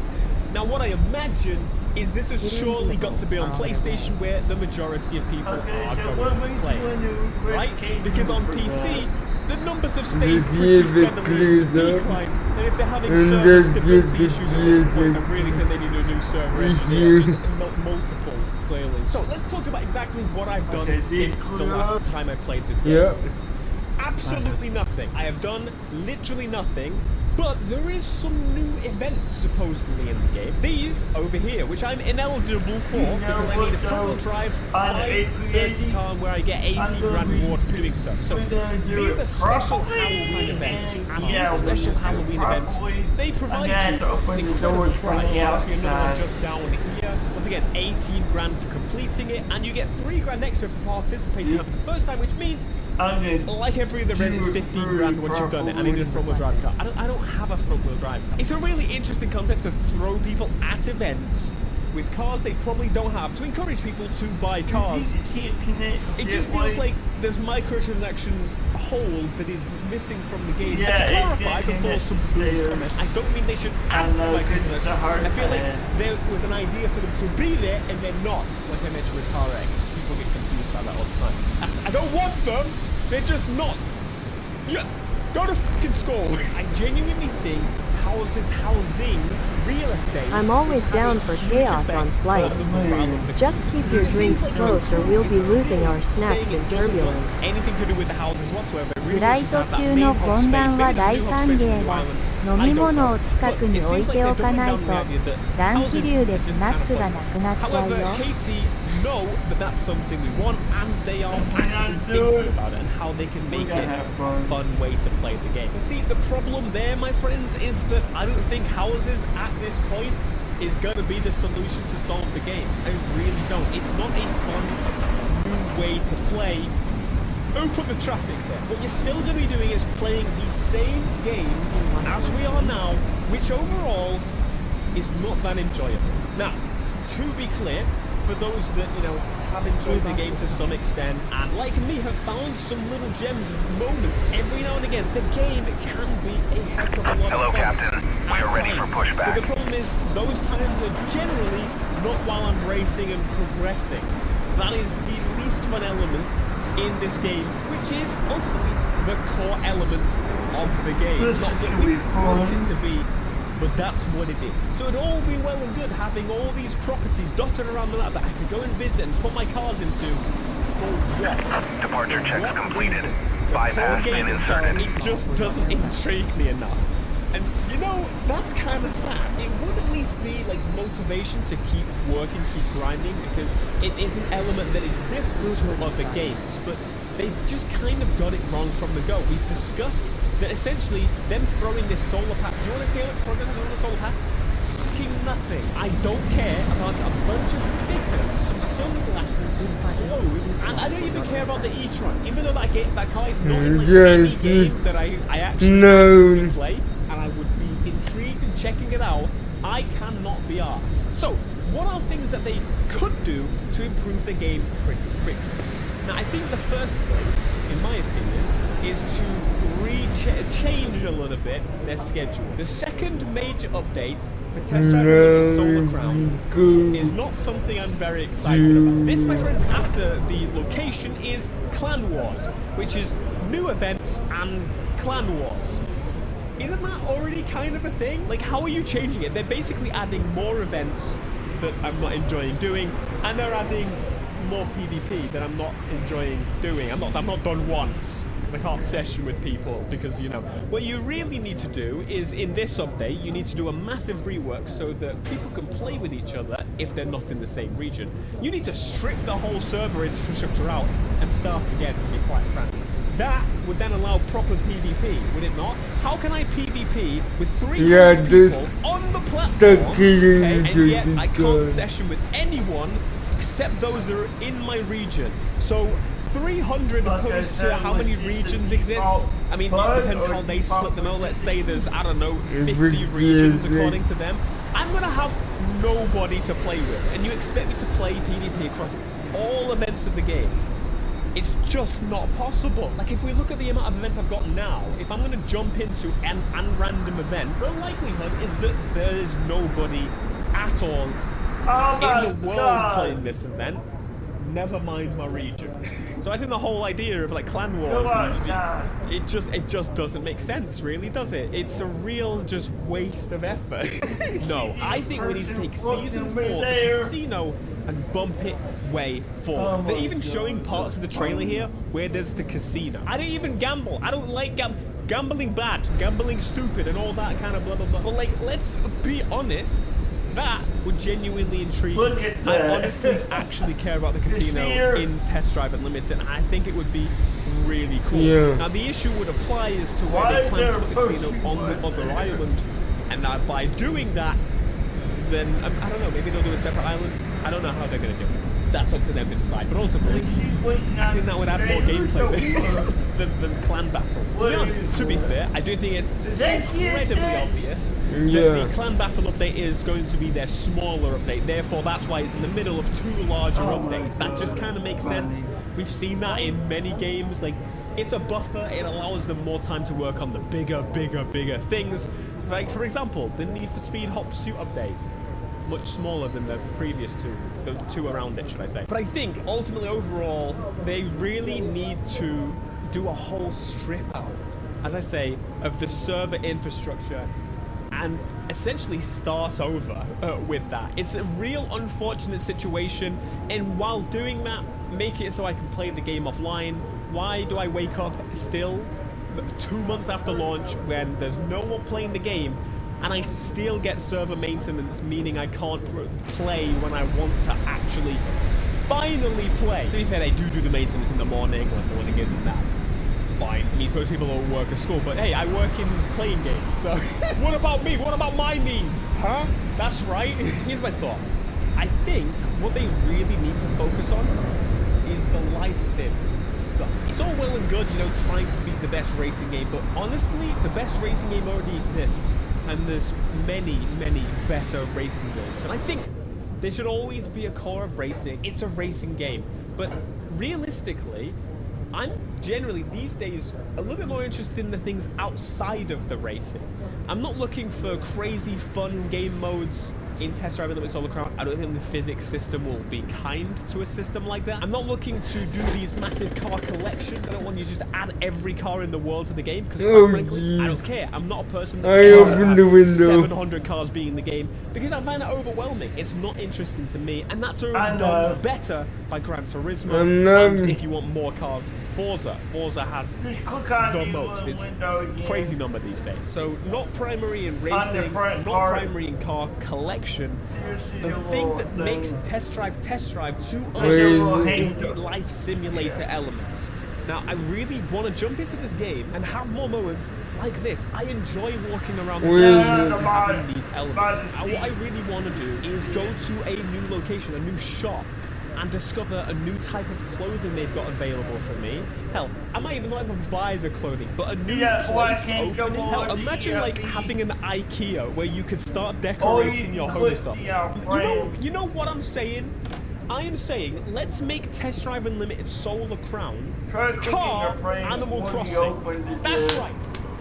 I deserve an award for that. No matter which way they go, I think they're probably going to try and stick to their roadmap, because they've kind of promised that now and they need to deliver. But let's be real, if they change course, I think it might be more intriguing at this point. And I do have to say, I'm a little bit frustrated about the whole situation. I think it could have gone so much better, but I'm more disappointed because I really had hoped that this game would be more of a life sim sort of situation. Think PlayStation Home, but with cars.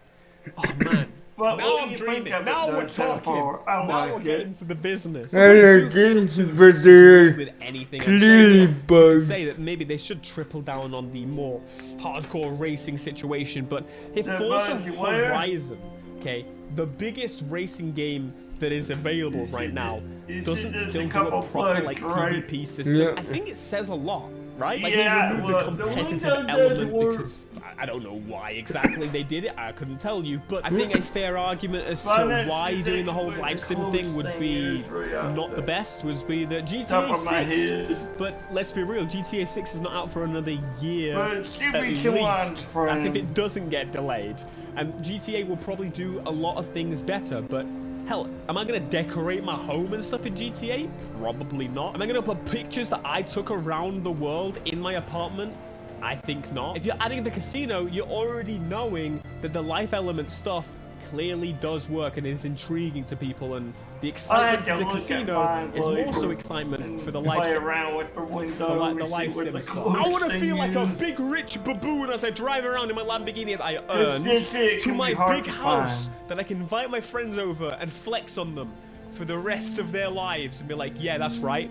You may have £1 million in your bank account, but I had that Bugatti one time with that special cool carbon fiber version, and I had a mansion in Test Drive. So, who won at life? I think I already know who won. The person that clicks this video. Let me know your thoughts down below.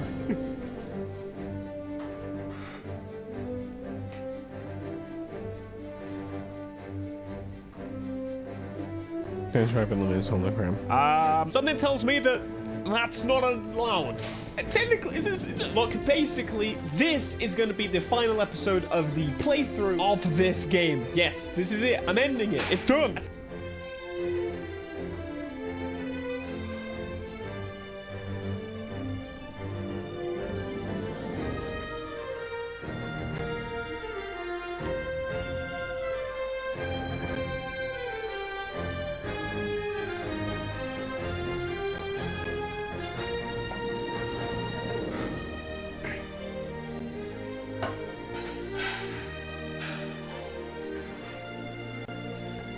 I missed the 787.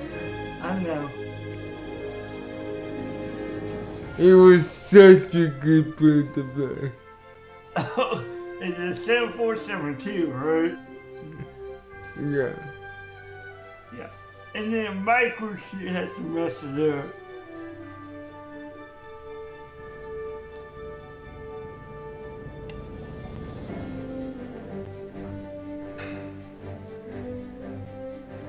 There are so many good I haven't even touched it. You hadn't even touched it. it broke, you mean? No. There are so many aircraft that I haven't even touched yet. I know. But you can get to them.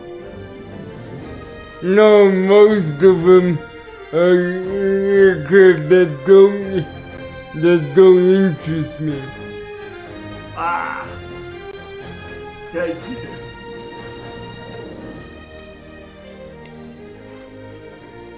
Now, what about CJs though? Those don't interest you, do they? The regional business jets? Yeah. Any kind of business jet interests me. Okay. So the CJs do? Okay.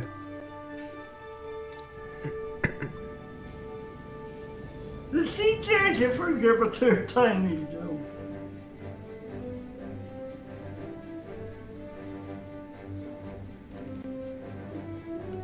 I wanna fly the 7879 again.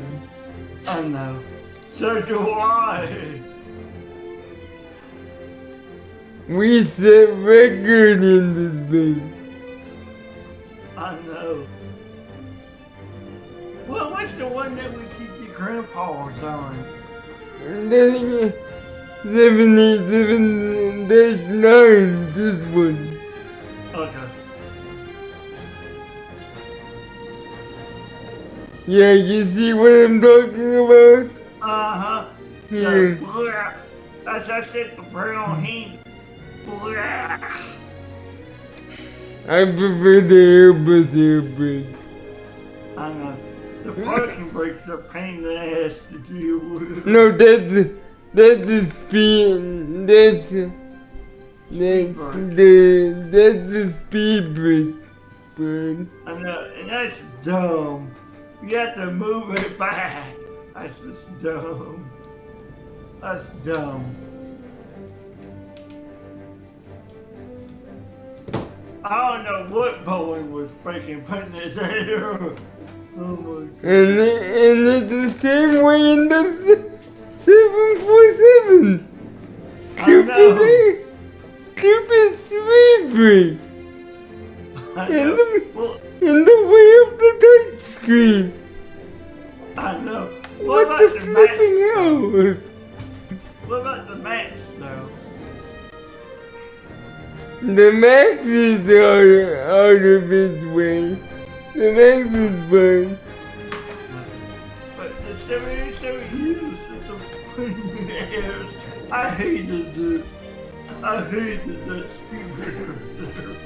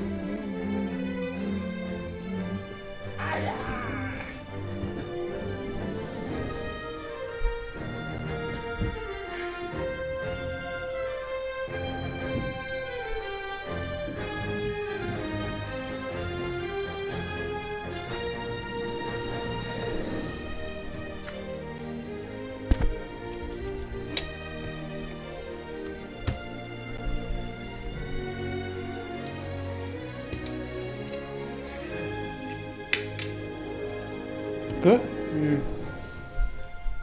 First, before you go in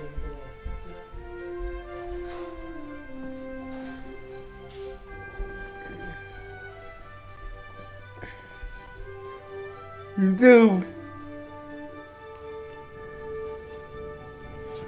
but and I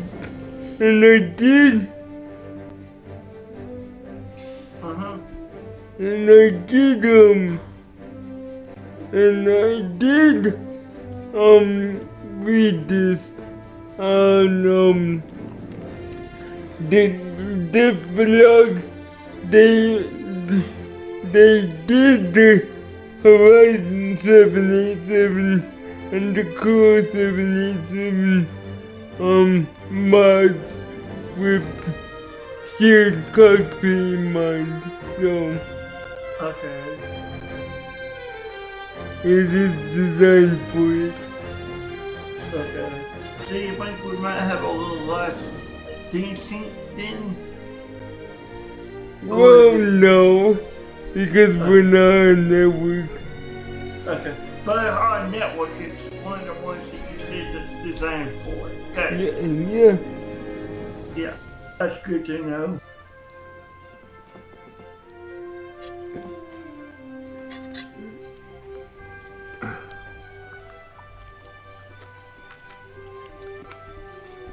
Meaning they put the vaccine creature comforts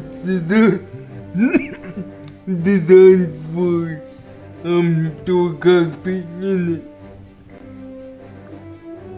Yes. Even the stupid speedboat.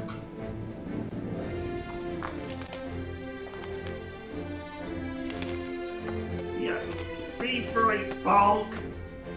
I need to use the distance. Okay, I got pulled the speed brakes back out of my way.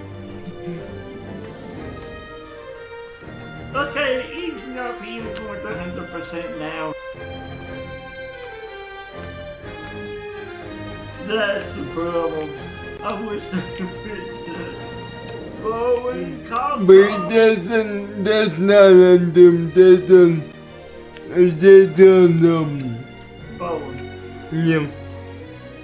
I know, that's why I just called them out. I said, you need to fix that, Boeing.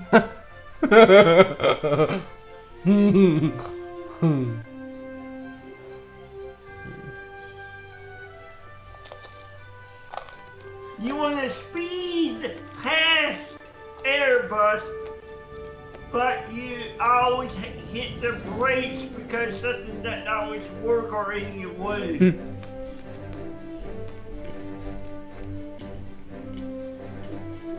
Get it? Speed brake?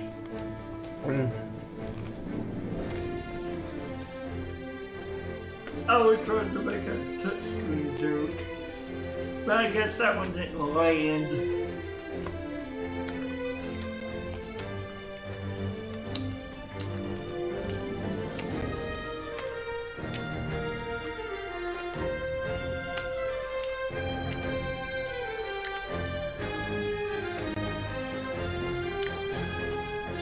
Yeah, this is going good though. And we know from BMDG and also the Phoenix is super optimized for flying on network because it has yeah, those very specific features. Do all our points that we're gonna find out we have auto land though? Okay. Yep.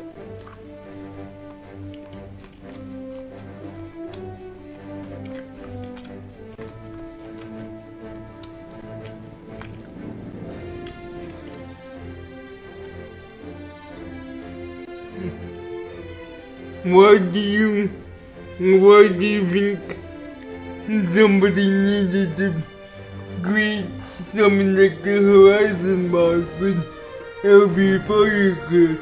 Cause the model is good, the systems are not advancing more everybody approved. But that's the question, when it does auto lane include auto stoppers? Right there, did that.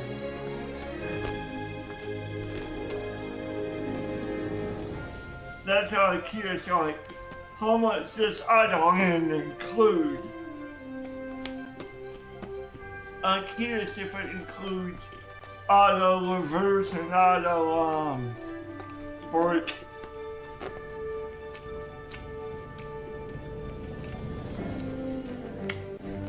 Because if it does, that's good. That means I don't have to do that. Just wait till it stops and then do it. But that's not how the auto land works. Auto land is split into two categories. Cat 1 and Cat 2. Okay. And it's not dependent on the plane. All airplanes have both Cat 1 and Cat 2 auto land, but it depends on the airport whether it has a Cat 1 or also Cat 2 localizing. Okay. If it has a Cat 2 localizing, then it'll land the aircraft and apply reverses. If it's just a Cat 1 section, the pilot or whoever's landing needs to keep it center line and reverses manually. Okay. Gotcha. I'm surprised you didn't know that. Well, I'm not on the auto land. I'm not familiar with auto land 100%. I just knew planes had it. I just didn't know all the stuff on it.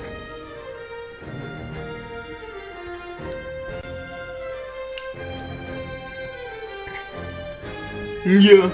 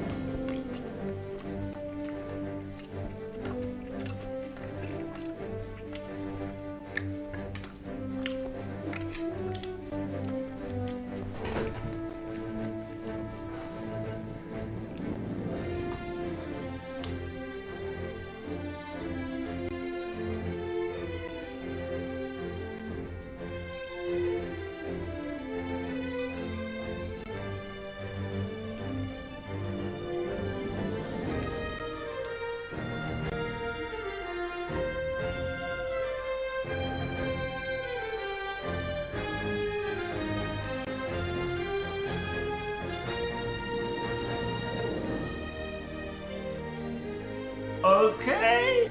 That's weird. This, apparently, is a 150-inch TV, or tablet, I don't know what it is. What it isn't is 150 inches, at least according to my tape measure. Maybe they got some new way of measuring these things over in China? They do. What? It's called the Chinese inch. What? What Chinese inch? You we tell stopped me. using that like hundreds of years ago. Oh my god. Wait, there is a Chinese inch? Like every dynasty have like their own inches, their own measurement unit. Jokes aside, the seller actually told us Oh there is a my little God. difference between Chinese China, inches and what- foreign ones. This is the size in centimeters, but there's a slight problem with that.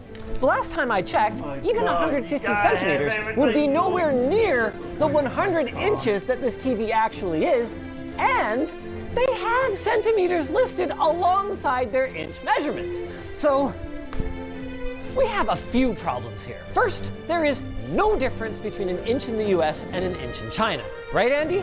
Oh, according to the article that I'm currently reading, the Chinese inch, it's longer. Okay, so it should be bigger. That means we've been scammed. So I need to unbox these TVs to find out what the heck we got, how big they really are, and even if they work. Also, where's our segue to today's sponsor? Acronis. For a limited time, you can get 20% off Acronis Cyber Protect for comprehensive cyber threat defense and Acronis Snap Deploy, their all-in-one server deployment and provisioning solution. Use our link today to learn more. I am far more interested to understand why there's an Android and Windows logo as the only visible markings on the outside of this box. Jamie has a theory. He thinks that it might actually be a smartboard. Oh, that'd be a great value at that price then. I don't think it is. Is it touchscreen maybe? I don't know. I think it's just a TV. Whatever is or isn't inside of these boxes, I owe you guys some background first. A few months ago, Plouf found this listing on AliExpress for a 150-inch TV for $2,500 US and a 100-inch set for $640. Now that listing is still up, but now that we've actually ordered the TVs, it's pretty clear that they are not those sizes. Based on some quick measurements, it looks like the 100-inch is what you've got, and this is more like a 65, which should have cost us $640 and $442. So they overcharged us by $2,000? Yeah. Funny to you. Yeah, it's not my money. These don't even look like they came from the same manufacturer. Yeah, so that's true. The boxes are totally different. High dynamic range, 2160p. Every time I buy something like this, I wonder, I can't be the only one. Who are the other people, right? Like there wouldn't be a listing for it if nobody ever bought one. All right. Oh yeah, oh buddy. Okay, hold on. Yeah, ready? I'm gonna have to go just a little bit at a time though, because my arm's gonna get stuck. Yeah. And 1, 2, 3, go! Jeez, are you okay?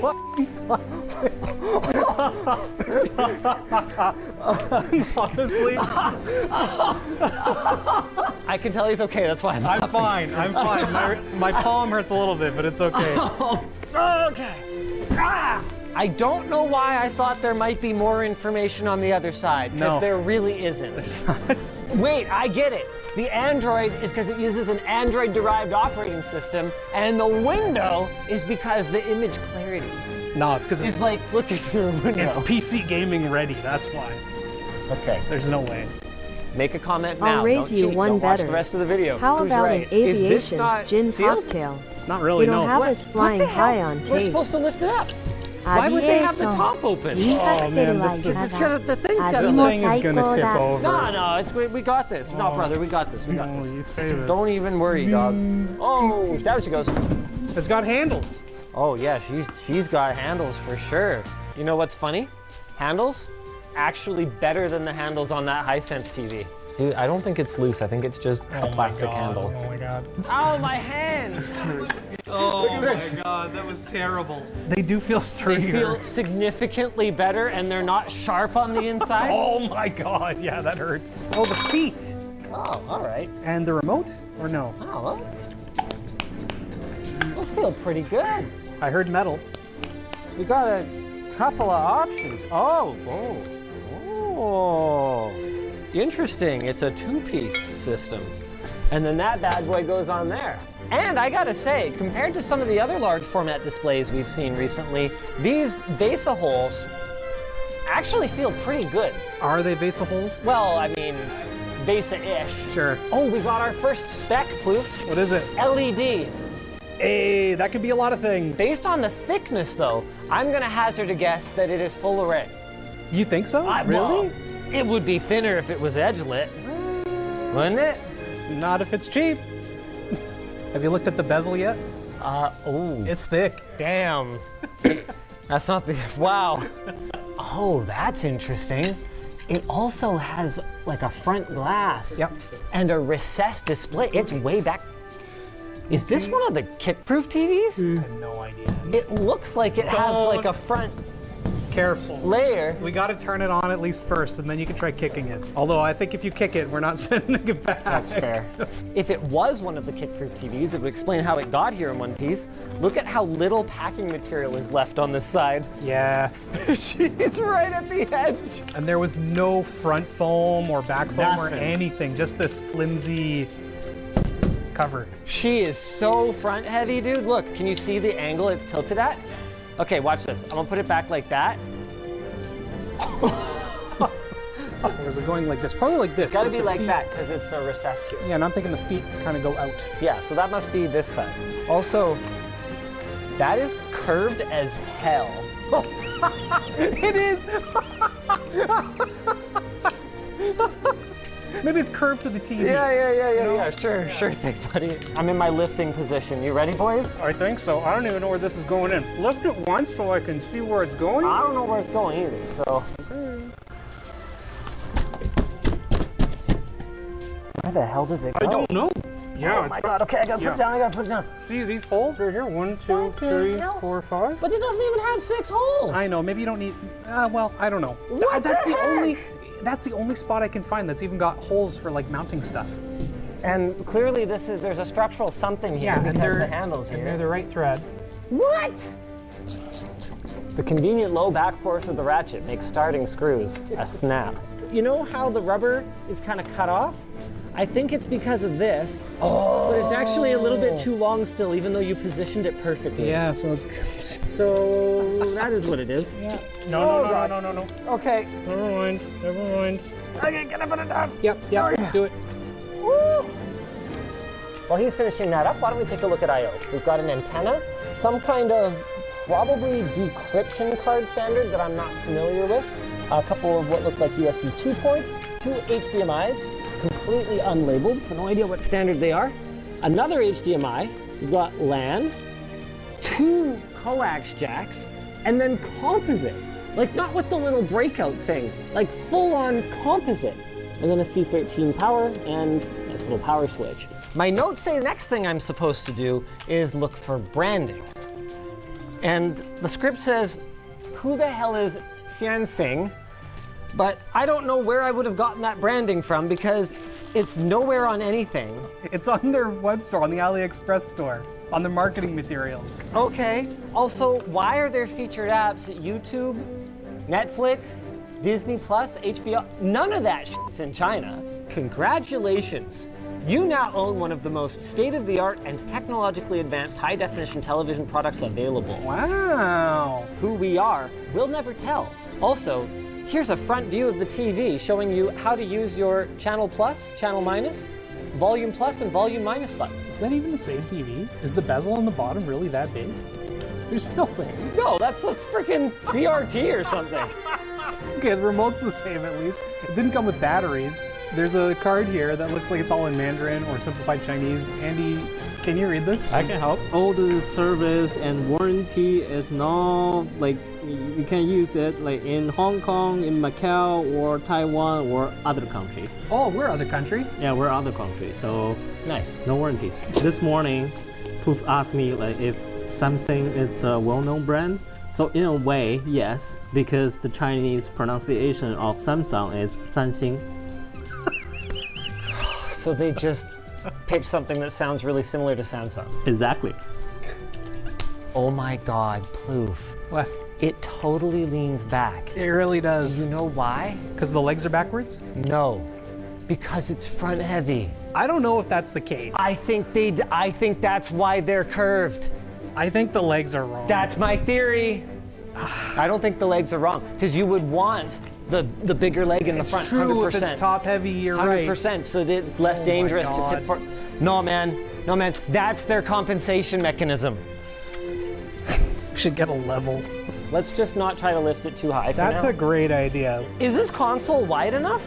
88 and a half. 70 something. Oh, balls. So we probably don't have a console big enough to put it on. I hit power. Oh, smart TV! Smart TV! This looks like absolute dog shit. Look at the black of Andy's shirt. Okay, well, I think Andy's shirt is more black than the black of the TV. Interestingly though, just like in the instructions, it's got YouTube, Netflix, North American apps on it. What is this product? Twitter? How old is that logo? You want to connect it to the network? Not really.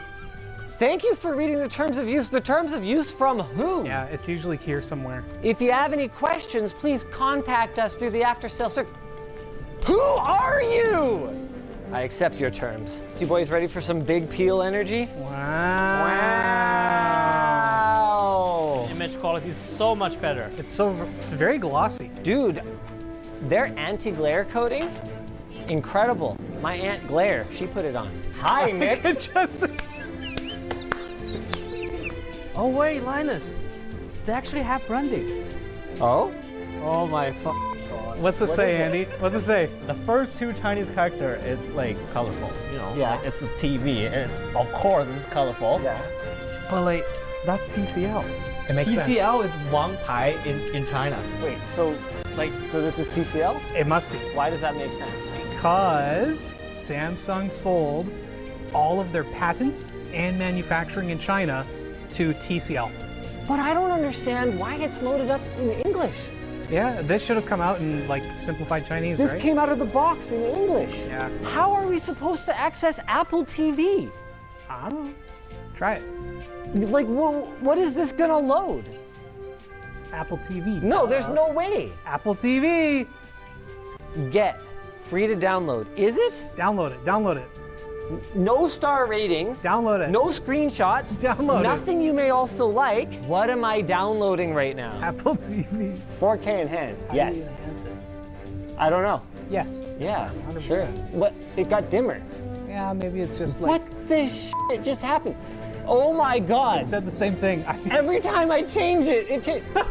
Okay, a lot of TVs have a store setting because it will like go through demo footage and stuff. Yeah. Here, the store setting is to juice the brightness.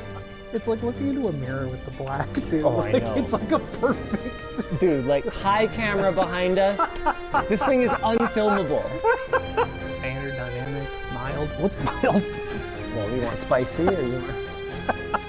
Let's go standard. Sure. Color temperature. Yeah, sure, normal. DNR. Do not resuscitate this TV. Oh, dynamic noise reduction probably. That's what I'm thinking. Yeah, okay. That looks pretty legit. It does.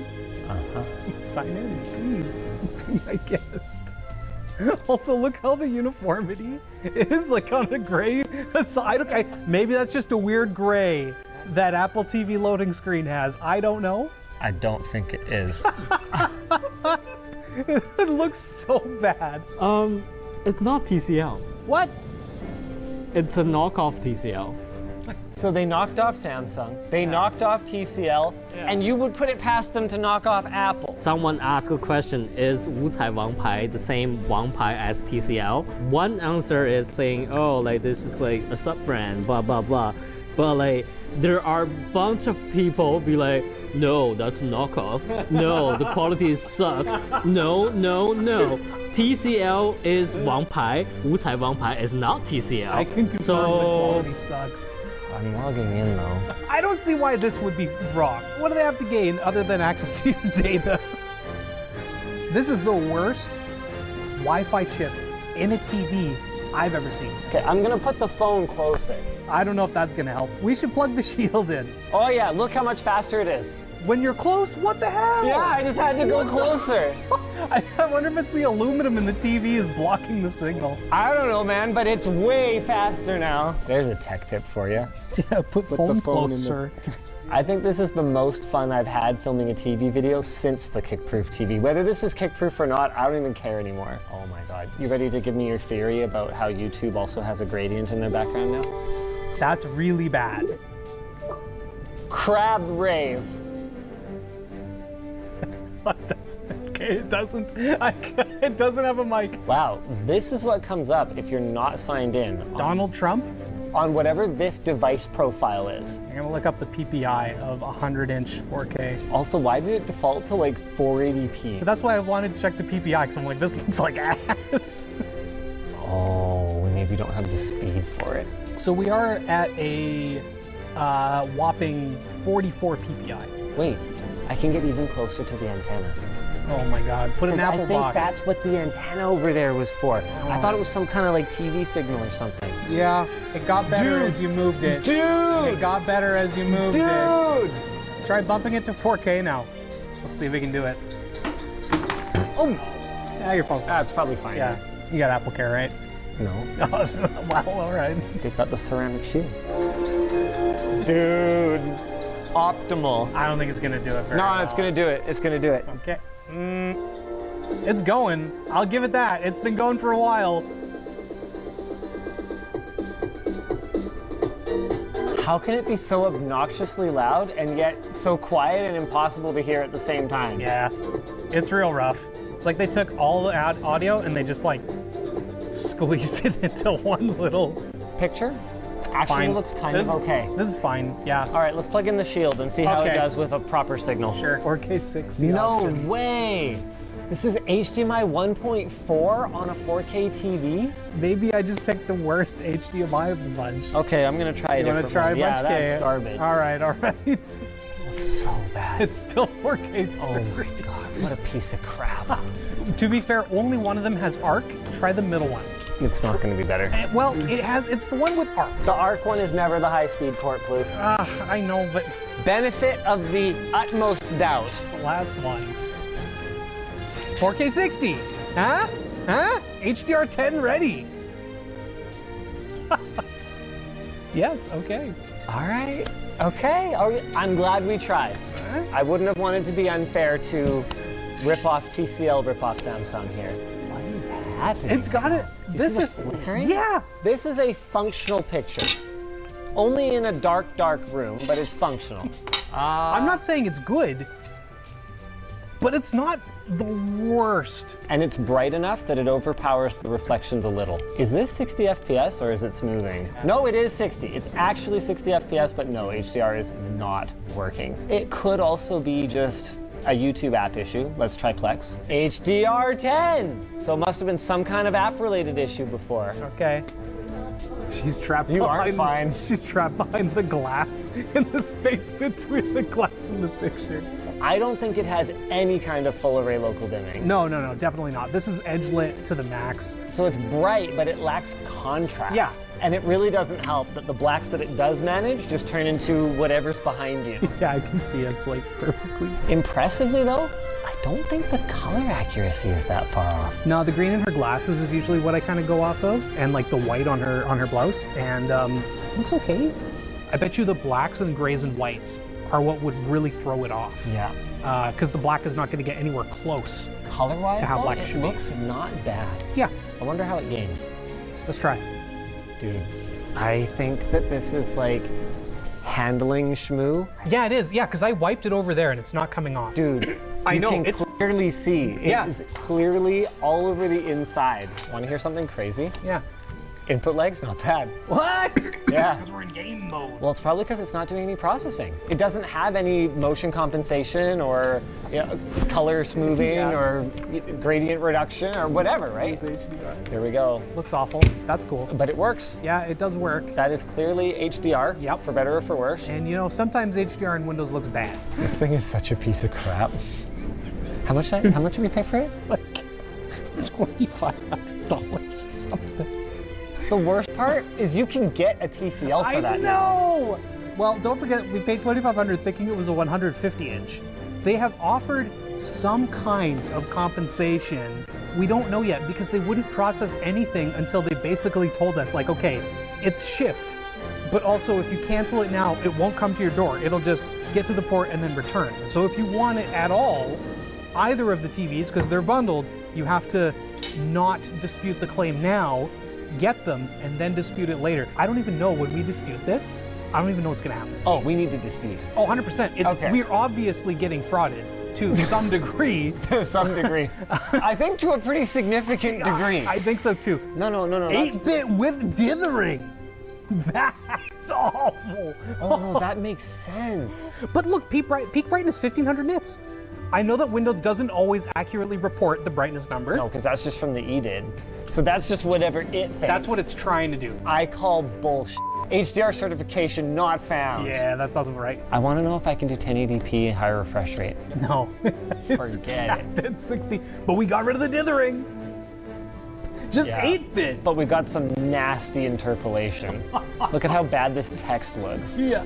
Also, you can really see the dirty screen effect when I move this around on it. In fairness, okay, even my TCL at home, the big 115-inch, has very significant dirty screen effect, but you can mitigate it by turning on the full array local dimming. Dude, I can't believe how much of the glass is dirty. Oh yeah, it's really bad. It's like 8 inches in some spots. Yeah, no, like I tried to fix it. I tried to clean it because I'm like, no, this can't be like actually just stuck there permanently. It is. Imagine. I was about to say, imagine if you paid $2,500 for this TV and received it from China, and then I realized that. What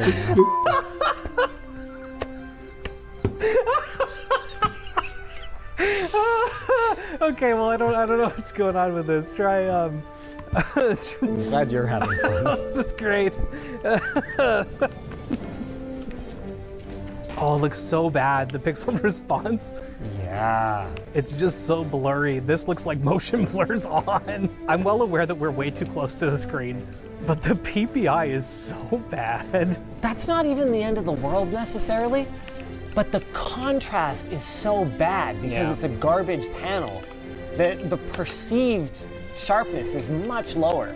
It honestly kind of looks like the Intrusive Thoughts video where you had the monitor in the freezer. It really does. It does, right? It looks like the pixels are just super slowed down. So this is just the most garbage random VA panel that they can manufacture in this size. Yeah, thanks. This is my Lamborghini Gallardo, which looks like this after I put it into a ditch. Before my incident, I added twin turbos to the naturally aspirated V10 engine, making it just over 1,000 horsepower. That is literally a joke. But after I crashed this car, I had a decision to make. Claim through my insurance and the car would be scrapped. Or try and rebuild this car myself.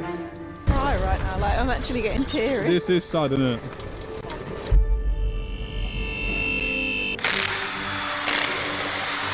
Did you really think I was going to let the insurers touch this car? Of course, I chose to repair it, but there was a lot of damage. To the engine, to the chassis, so much damage that I had to buy a whole other chassis to cut parts off it to use to repair mine. Effectively, I was rebuilding the car again from scratch. It looks mental, doesn't it? After we'd fixed the chassis and the engine, we even had to fit new quarter panels as well. And then finally, I got it running for the first time since the accident. That now leaves us with one last job. Now the Gallardo is fully prepped, sanded down, ready for its new colour. It's on. I think it's going to be controversial to some people, but it's going to be exciting to see it all done. Into the paint booth. This is where the Gallardo is really going to come to life. Finally, the car's going all one colour. And this is a colour I've always wanted to do on a Lamborghini. And that colour is British Racing Green. Again, it's sort of a colour that shouldn't be on a Lamborghini, but for that reason is why I think it's going to work even better. The guys at Allied Automotive began to apply the paint to every single panel. It needed its last final polish up before finally we could have it back. Here it is, and it is green. I love a green Lamborghini. This is a British Racing Green Lamborghini Gallardo. The paint job is absolutely next level. Like, it is like a mirror finish. It's like a very flat colour. There's no metallic in it. But I've always wanted a British Racing Green Lamborghini, and now I've got one. The only thing is, this is very much in pieces, And now we've got to build it all back up and get it running back better than it was before. So next step in the unit, get it running right first, then we'll fix all the body panels. I think that's how it goes. Let's go. Okay, I'm back. Step one. But long think I about want to try my actions. hosting At the minute, this with car the is rear-wheel drive and it's ETP. 1,000 horsepower.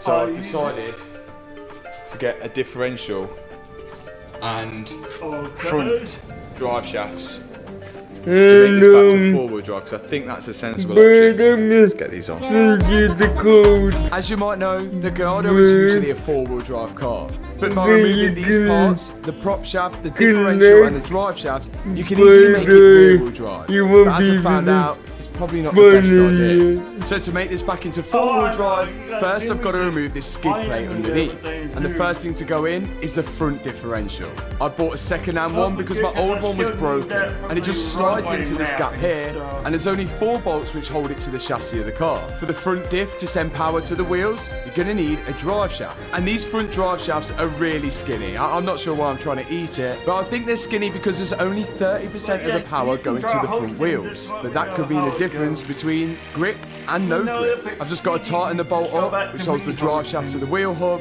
Then there's around 6 bolts which attach the drive shaft to the front differential, and this is the same on both sides. After that, the prop shaft.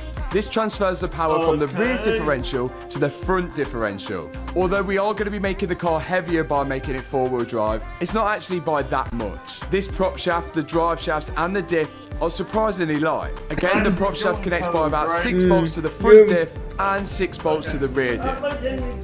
We're going to make sure they're all tight, then support the prop shaft to the chassis of the car. And once we've got that all bolted up, we can attach the skid pan back underneath the car, and that is one four-wheel drive Gallardo. I am now four-wheel drive and hopefully safe, although I have said it now, and later in the video, this will be getting sent, hopefully, if we manage to rebuild it. Now, you may notice at the back of the car there is no exhaust coming off these turbos, and because we're actually going to be going into Europe later, and with the twin turbo kit I used to run it with no bumper, I want to run this with a bumper so it looks nice and clean. So we're going to put on an exhaust which works with a bumper, which is the old one. That's what we're going to fit next. Here's the exhaust. Wow, that is amazing. Crazy. Look at that. And it's got MA in there. Wow. Let me see. Looks like a bullhorn. So here's the exhaust. This was the original one I had made when we first put the turbo kit on the car. So it should bolt up and fit nicely. And everything was going well till Liam did this. Oh, he's so cranked it. Oh, absolutely sensational. In fairness, it is almost midnight and I'm ready to go to bed. Luckily, I managed to fix the V-band clamp and attach the exhaust to the turbos easier. This time without snapping anything. After that, the heat blankets go over the hot side of the turbo to make sure we don't get any heat transfer onto the cold side of the turbo. And that is job done for the exhaust. So now the OG exhaust is fitted. Now I'm thinking of making a custom exhaust like later down the line, which maybe would exit in a different location. But now with this exhaust on, I should be able to actually fit the rear bumper. Right now the car should run, start and drive, which means we can continue doing all the bodywork. But I'm just going to start it just to make sure. Come on, Gallardo. Here we go. This guy knows what the heck he's doing with cars. Yes. She's running. I love now, this if guy. I put it into gear, all 4 wheels should And I just realized no. the video is videos have ammos. Do you realize that? We're now 4-wheel drive. Oh yeah. I know. Everything is going well so far. Now I can start bolting on the rear lights. Both of my old ones were broken, so I had to buy some second-hand ones. Once they were bolted on, I could then install the brackets, which holds this rear panel with the badge on. That sits in between the lights. So Byrd, far, all of this seems to be all my lining up pretty first well. Bearing in mind, half of the chassis has been replaced. After that, the rear crash bar can go into place. Again, bolted in with no problems. Everything lining up perfectly. Now I'm onto the rear engine cover. I've got to thread the wiring loom of the engine cover through the holes in it and then all the way down to the back because there's a brake light which sits in the rear spoiler. 2 more trims to install, then we're on to our first upgrade. It's carbon time, upgrade time. This green is going to look mega next to the carbon. So we're going to put a super 73 these have got to be fitted first. 73 So they're going to go super leggera, meaning super light in Italian. All of the upgrades that we're doing to this car are hopefully going to make it lighter, which in turn should make it faster. We plan to be racing this car on track at the end of this video. It didn't quite go to plan. But for now, I'm trying to make this Gardo one of the fastest and best handling that it ever could be. Mansory glue. I'm adding a bit of Mansory glue to the wing brackets. This is just going to help stick down the wing along with the bolts that are going to go up from underneath it. It can't hurt to give it that extra bit of security before going underneath and whacking in the bolts, which go through the wing brackets and into the bottom of the wing.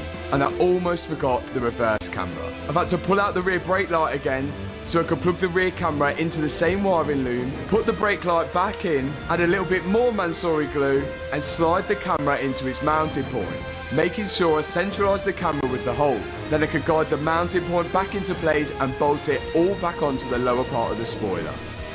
And that's one carbon spoiler fitted. Yeah. It looks so, you look like you're in an MTV music video, like a skater boy. Here is the rear bumper, and I've upgraded the rear diffuser to match the rear wing. We've got a super leggera carbon diffuser. It's not a genuine one, it's just like, it doesn't matter, it's just the same, it looks the same, it just doesn't fit as good. So here's upgrade number 2, the carbon diffuser. First I'm plugging in the wiring loom for the rear bumper, which only consists of the rear fog light. There's no parking sensors on this car, just how I like it. Then I can slide the bumper in place, and of course it fits nicely. It's the OEM rear bumper. There's then just one nut and bolt each side to pinch the bumper to the rear quarter. Next step, top grille. There's then the grille, which slides in place between the bumper and this top panel, and is held in with a few screws in between that honeycomb mesh. How good does that look? That carbon wing and that carbon diffuser have completely transformed this car. Like, there's just no combination better. British Racing Green against carbon. Oh my days. On a Lamborghini Gallardo, I actually feel like I'm building something personal to me with this car now. Like, let me show you. It is 1:45 in the morning and I can't stop working on this car because every time I bolt something on it, it just looks better and better, and I just want to keep going. I've still got to put the latch on the boot, I've still got to put these quarter panel covers on, and then there's a lot to do at the front. But, oh my days, that is looking sick. On to the next step. With the rear bumper on and looking good, we can now move forward down the car. This oil cooler, which sits inside the quarter panel, has a grill in front of it to protect it from any rocks. Then I can move on to the top quarter panel trim, which also has a grill and an air intake in it. This is an air intake for the old air filters when this car was naturally aspirated, which used to kind of run round into the air filters at the back of the engine here. And then this was a air intake to cool the oil cooler, which is behind here still. So all the air going in there now is now, well, leading to nothing. But the new air intake, the new air filter, is right here. But you might notice it is just above the exhaust, which is probably one of the hottest parts on the car. And that's probably one of the coolest parts of the car. That's the part that we need to keep the coolest, and that's the part that is probably the hottest. So we need to kind of separate this, or have some kind of like cold air feed going into this air filter. So my plan is to make an Adrian Newey air guide from here going down to that air filter to keep both cool. So that's the plan. So I got to work with making a makeshift air intake for the air filter which sits at the back of the car. Now I'm hoping this is going to provide cool air, which is obviously denser to those air filters at the back. Now ideally I need a heat shield between the exhaust and the air filter, but maybe we could come back to that at a later date. And there it is. Air in from there, down there, into the air filter. Look at that. A lot of research and development went into that. I was in the wind tunnel to develop this new air intake. All I've got to do now is make an exact replica for the other side. I think that will do the job. It's no Venturi intake, but it's definitely going to guide cool air to that air filter at the back. And with that in, I can start installing the arch liners. This car is starting to look brand new again, which is getting me super excited. And the fact to get to rebuild it exactly how I want it makes it that much more special to me. Now, onto the front. Got a load of second-hand bits. That's a bit sun damaged, but I'm sure that'll clean up with a bit of plastic cleaner. That's the percentage. Fitting the wiper blades. You worked Alfords? Yeah, I didn't fit wiper blades though. What did you fit? Bikes. Oh. I did PDI on bikes. I was the mechanic. Wiper blades would be on them. Yeah. I was hopefully one day I'd be a wiper blade fitter. I'm struggling with this one. Yeah, I've got a story for you. Let's hear it. Took my bike to a train station in Italy. Yeah. Then left it there. Yeah. So that I could take my hire car back, and then I was going to catch a train to that train station on my bike, get back to where I was staying. Yeah. Okay. So I went to the train station, looked, I thought looks a bit dodgy around here. So I took all locks and I locked my bike up. So like, if somebody was going to take the wheel, they would have had to take the whole bike. We're taking one way. Locked everything up that you could take off the bike, like the wheels and stuff. The seat or not? Handlebars. Oh, yeah. That's what happened. Oh, you're joking. I got back, the bike's all locked up, no seat. They took the seat. Oh, not yet. Why did So we had to do a 5-mile bike ride. No seat. Bloody Italians. So if anyone's got my dad's bike seat in Italy, please feel free to return it. We're doing the Italians a favour right now and putting one of their cars, which was destined for the scrapyard, back on the road. The least you could do is give back my dad's bike seat. With that being said, it's now time to put on the front wings. There's a lot of bolts holding this thing down. Inside the arch lining, under the headlight, making sure this thing is nice and secure. After that, I move on to the bonnet. After all the chassis work that this car's had, this is the moment where it's all gonna count. We're hoping that all of these panels all line up, because if we've got anything even a millimetre out, it's gonna show now. So we're hoping the panel gaps are gonna be perfect, or at least as close to as possible. Finally, I can put the washer caps on for the headlights. They just clip into place on the right side, and the same on the left side. And that is the bonnet and both front wings in place. B32. What goes in this big hole here? A wheel.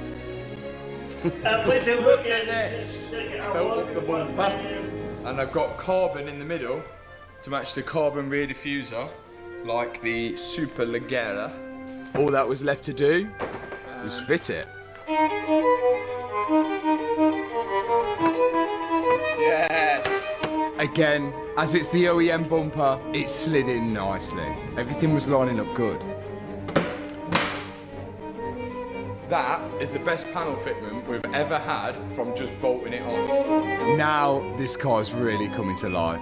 The British Racing Green is truly making this a one-of-one Lamborghini Gallardo. Now we can start putting all the trims which go underneath the bonnet, including the storage tub. This just pushes down into place, and then there's 4 bolts which hold it to the chassis. Once we've got that in, we can then begin to add all the trims which sit around it. Not forgetting the original Lamborghini tool bags and the oil you get with the Lamborghini as well. It's looking as good as new now. Okay, look down. That's pretty look much the front end down. wrapped up, which means now we can move on to putting the front arch linings in. These are second-hand arch linings, but they do look pretty much brand new. And they're used to just protect the body of the car against the weather and any stones that the tyres throw up. And finally, we can go underneath and start installing the front under tray. But just as I was putting the back wheel back on, we ran into an issue. Now previously, we replaced this whole wheel hub with the second-hand one, but the wheel bearing on the second-hand one didn't seem that great, so I put the original wheel bearing on. But I had a small doubt that the wheel bearing was going to be bent after the accident. So before I put the wheel on, I wanted to run the car in gear and see if the brake disc with the wheel hub was wobbling left to right. And that would give me a good indication of whether this wheel bearing was bent. When we put it in gear and ran it, everything seemed all good. That wasn't the problem. The problem was with the engine.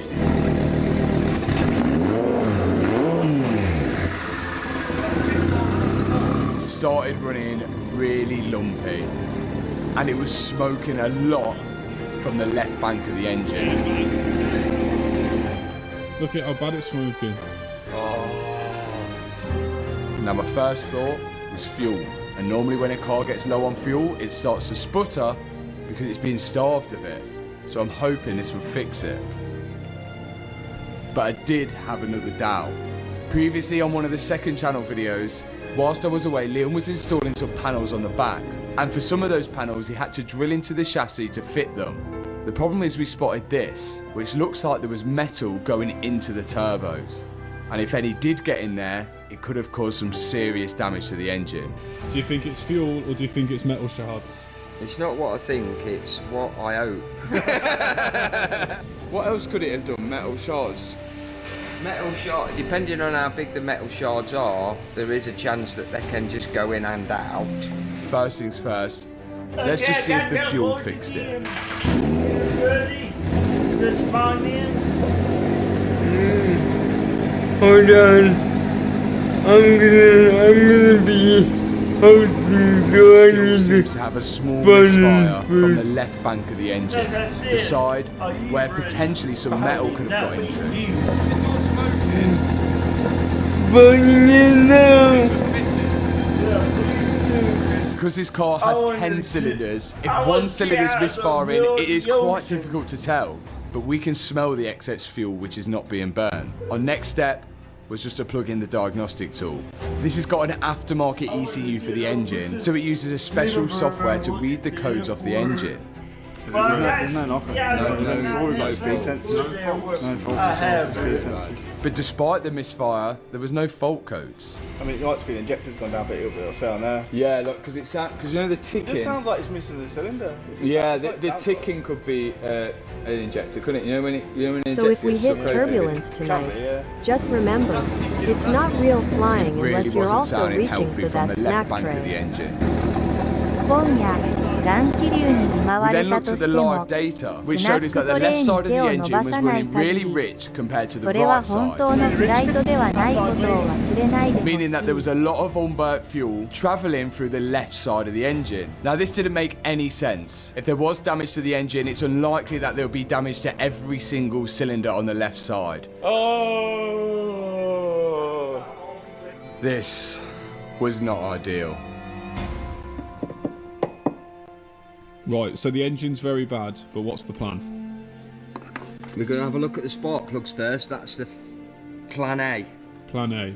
That should always be the plan A, really, shouldn't it? Check the spark plugs. We've put it on the ECU, on the computer, and it's not coming up with a problem. So first thing is to get the spark plugs in. And this is the easiest and the cheapest way to fix this engine if it is the problem. Yeah, I'd say that. Okay. Yeah. Fingers crossed then. This is the most logical thing to do. But that's going to start by removing the spark plugs on the left side. Once the spark plugs are out, we can get a camera down in the cylinder to see if there's any damage there. And also when the plugs are out, we'll be able to see if there's any damage to them. This is stressful, and if I have to take this engine out again, for sure, I'm going to be missing dinner tonight, so it's probably a good idea to grab one of these, a Y food. Console coil. These have got 5 of these. Eventually, my dad got some of the coils out, which had no damage to them. But if they did, I'm sure it would have come up on a fault code. These Y Foods are a meal replacement drink, and it gives your body what it needs to replace a meal throughout the day. Perfect for people who are constantly on the go, like ourselves. My dad's managed to get out all the coils now, and he's on to removing the spark plugs. Out with the first one, which does look slightly wet, but nothing worrying. Now, onto the second one. Ooh. See that one compared to that one? Yeah, that looks like you're putting the toaster too long. It does, doesn't it? Like that one is like ATC bot says hi. All of this black on the spark plug is carbon, and it could be caused from the engine running rich, or your spark plugs also may look like this if the car's sat idling for too long. My Gardo hasn't really moved anywhere in the past couple of months, so my dad continued removing all of the spark plugs out of the left bank. Now if it is a spark plug, then we're going to be lucky. So the best thing I can do is have a happy banana, because hopefully that will cheer me up. And the good news for you guys is that if you don't like banana, there's loads of different flavours to choose from. And on top of that, there's 26 vitamins and minerals in there. It's high in fibre, high in protein, lactose-free, gluten-free, and there's no added sugar. If you stop and start it, and if you shunt it around, yeah, you can foul the plugs. Yeah, I think the plugs are really foul. That's what I'm thinking. Because because we've just been moving it on and off the ramp, but I was just worried because it's only one bank. Yeah, it can happen. It's probably not one bank. It's probably just one plug. So if one's soaking wet, this parking that's is probably too small the for your cylinder that's got misfire. The soot basically blackens the electrode, and then the spark can't jump. I would use like the gentlest wire brush you've got. If you've got like a brass wire brush. A gentle brass wire brush. Not My yet. dad found the most gentle brass wire brush he could find and cleaned up the old spark plugs and then reinstalled them, as we couldn't get new spark plugs for another week. Okay. So we've got to hope this works. Now, if you wanted to grab one of these and try these out, you can do with the link in the description box below, and with a discount code, there's 22% off all products. So if you're trying to be healthier and eat healthier, this is your perfect meal replacement drink. Go check it out with the link in the description box. Let's hope this is a spark plug. Hey, Brand new second-hand spark plugs in. Just a moment. This is the moment of truth.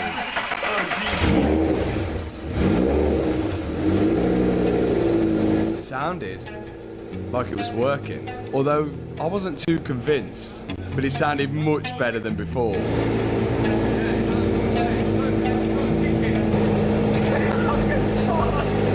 I'm so happy that worked. Look at that. I think it actually did work.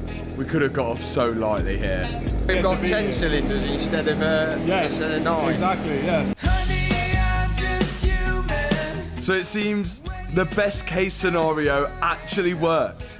Just cleaning the spark plugs, which probably ended up that way from starting up the car and just moving it in and out the unit for the past couple of months.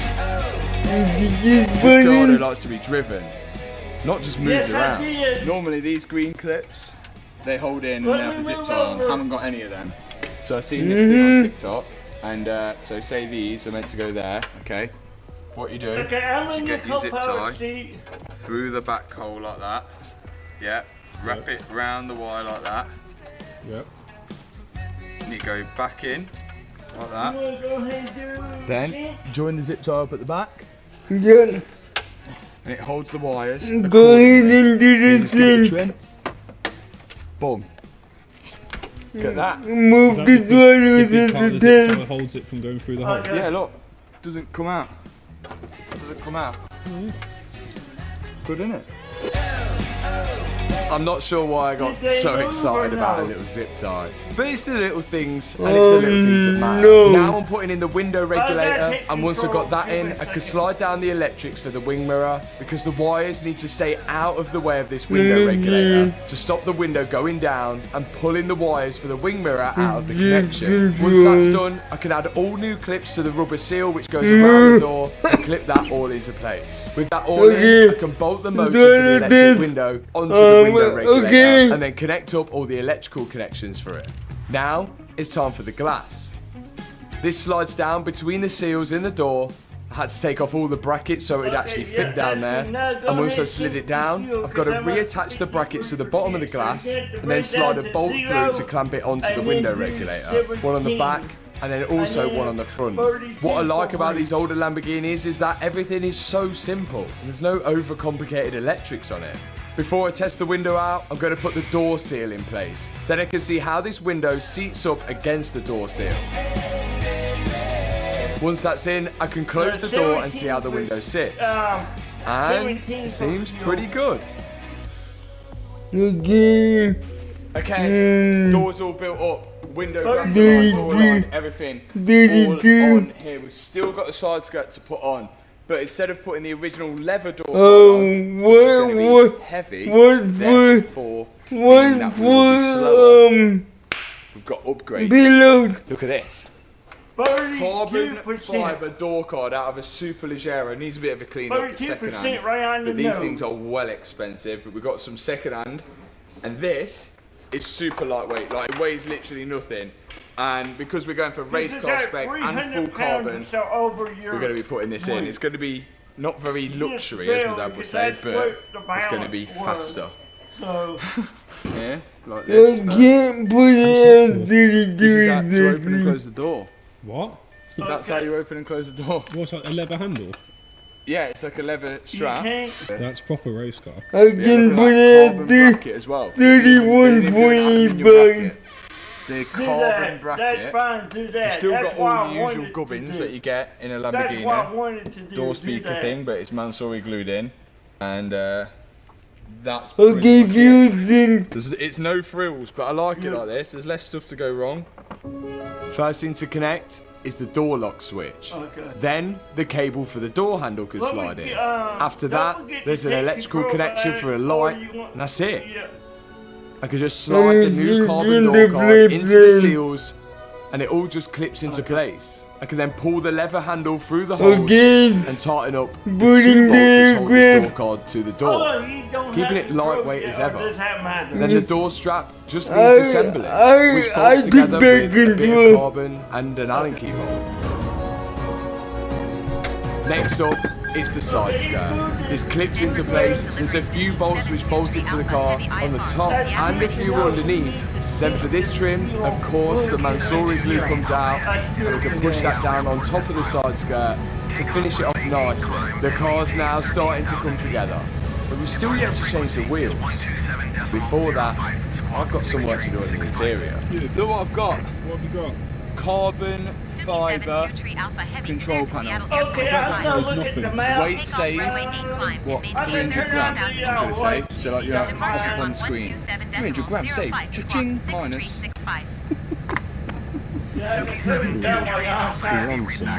More carbon fibre added to the interior. This time, the surround for the drive controls. Then, I've got more. This is well lighter than this. How many grams saved? 800 gram saved. 800 grams. Oh, do we want that orange? I think so, because... What, you want orange there? Yeah, because I think it might go well with a new But wouldn't thing. that... Oh, what, you reckon keep that orange? Yeah, because orange stitching and... What's everyone think, that orange there? They won't know until they see our next modification. With that grey? Instead of that grey? Okay. You want orange there? It's a bit Ali G though, isn't it? Yeah, but wait until you see the seats. They'll go with that.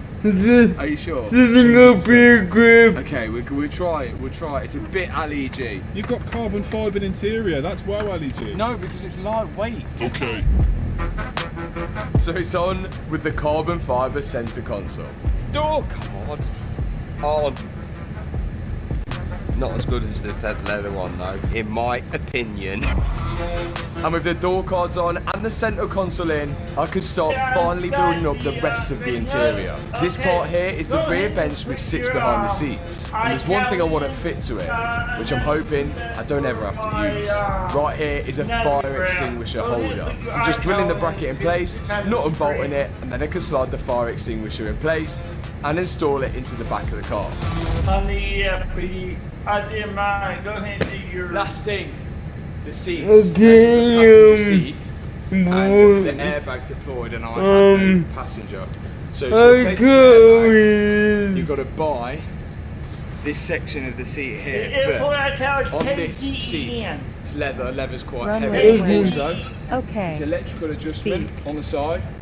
Electrical connections, heavy. Electrical motors, heavy. Also, airbag on that side, and there's going to be an airbag on the driver's side, heavy. So, yep, they're not going in. We've got these and back that will boys. keep you the import spot.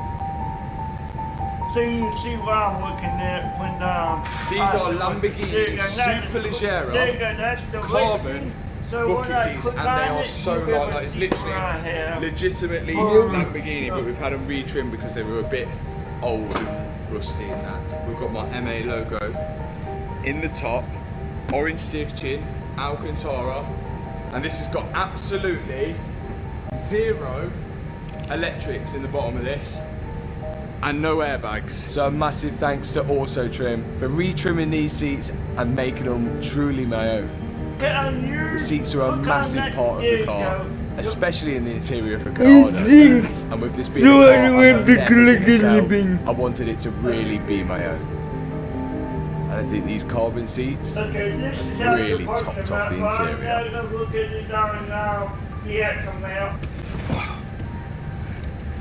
And they're not the most comfortable of things, but you can't go faster than a Rolls Royce, can you? So you've got to have compromises. They do look cool. They look good. They look absolutely sick. Let's have the full effect. Everything's now a bit more creakier and race car-y, but that's what this car's about. It feels like proper race car in here now, doesn't it? It looks like carbon, orange stitching, carbon, orange, carbon. It's just... Yeah, I think it does feel good. The only one problem is we can't drive it yet on those wheels because these wheels are well and truly buckled. So we're going to get some warranty work on the Wheelmania. Off to Wheelmania, but on a trailer. We're not going to drive this thing just yet. Let's go. These wheels have been in actually the previous videos if anyone's noticed. Here are the new wheels for the Gallardo. Custom forged by Wheelmania. A completely different look than before and a completely different colour. But I'm more than happy with them. Here they are. Custom 19-inch. We've got a size smaller. So then I can run a bigger tyre, more grip, and look at this. I won't be selling with the MA logo in the middle. So the old wheels, that's one of my favourite wheels we've ever done. But it is time to say goodbye to them. They took a pretty big beating in the crash. Right, I'm excited to get these on. Let's see what they actually look like. But remember, custom wheels as well. I did all this. You guys can do it as well. All you need to do is WhatsApp Wheelmania. No, try to kill that, because that's the direction of runway 8. Literally Roger. But now it's out with the old bronze wheels and it's in with the new racy looking 19-inch wheels. I'm hoping these size wheels are really going to help with the setup of the car. And we can finally say goodbye to those racing slicks. And it'd be a shame for the old wheels to go to waste, so I'm going to be giving them away to some of you guys. The wheels are on. It looks like 1,000,000,000% better. Like, I didn't think it could look better than it did, but now it definitely does. I'm not going to show you guys just yet, so I can't even drive it. Yep. Let's go and line this thing and make sure everything's all pointing in a straight line. Let's do it.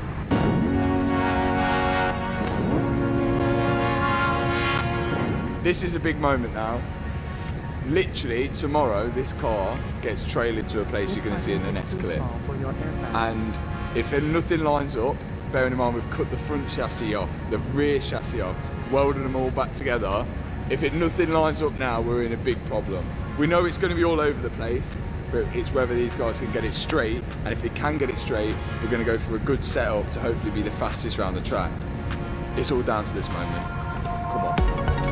So yes, the Gallardo will be going on track to test this rebuild to the limit, but we've got to make sure all the wheels are pointing straight. At the minute, they're really far off. So the car's going up in the air, and the guys at Illumi Motorsport are going to start adjusting all the adjustable camber bolts and the track rod ends to try and get this set up perfect. Left-hand passenger side is right at the top of spec. we like Asta.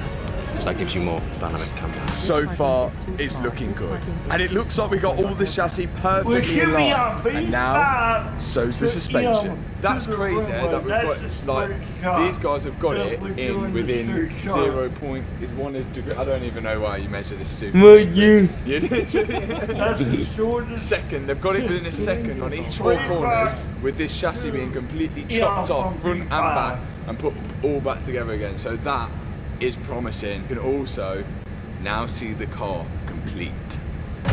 It does need everything else. This parking is too small for your aircraft. Yeah, because this stupid one, why are we going left and right when we can do it?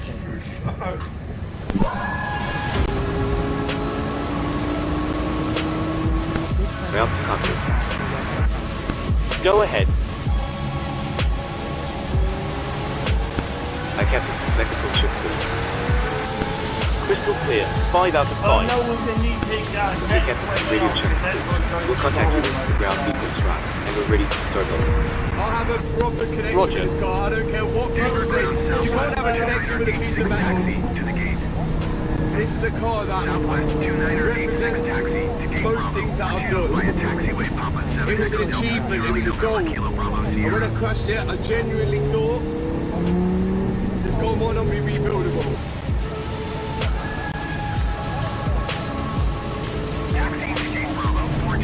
It's twitchy, it drives a lot better than it looks exactly how I want it. We are ready for pushback. I'm traveling in Portugal on a track. Okay. You can't ride this.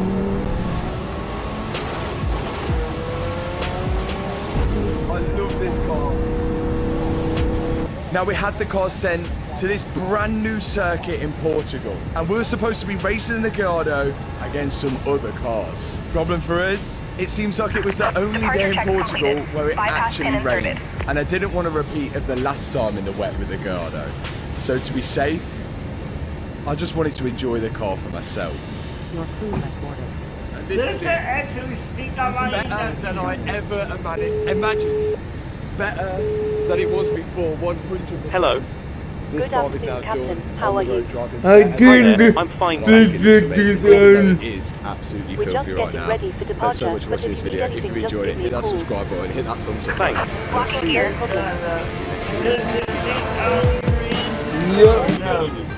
it does.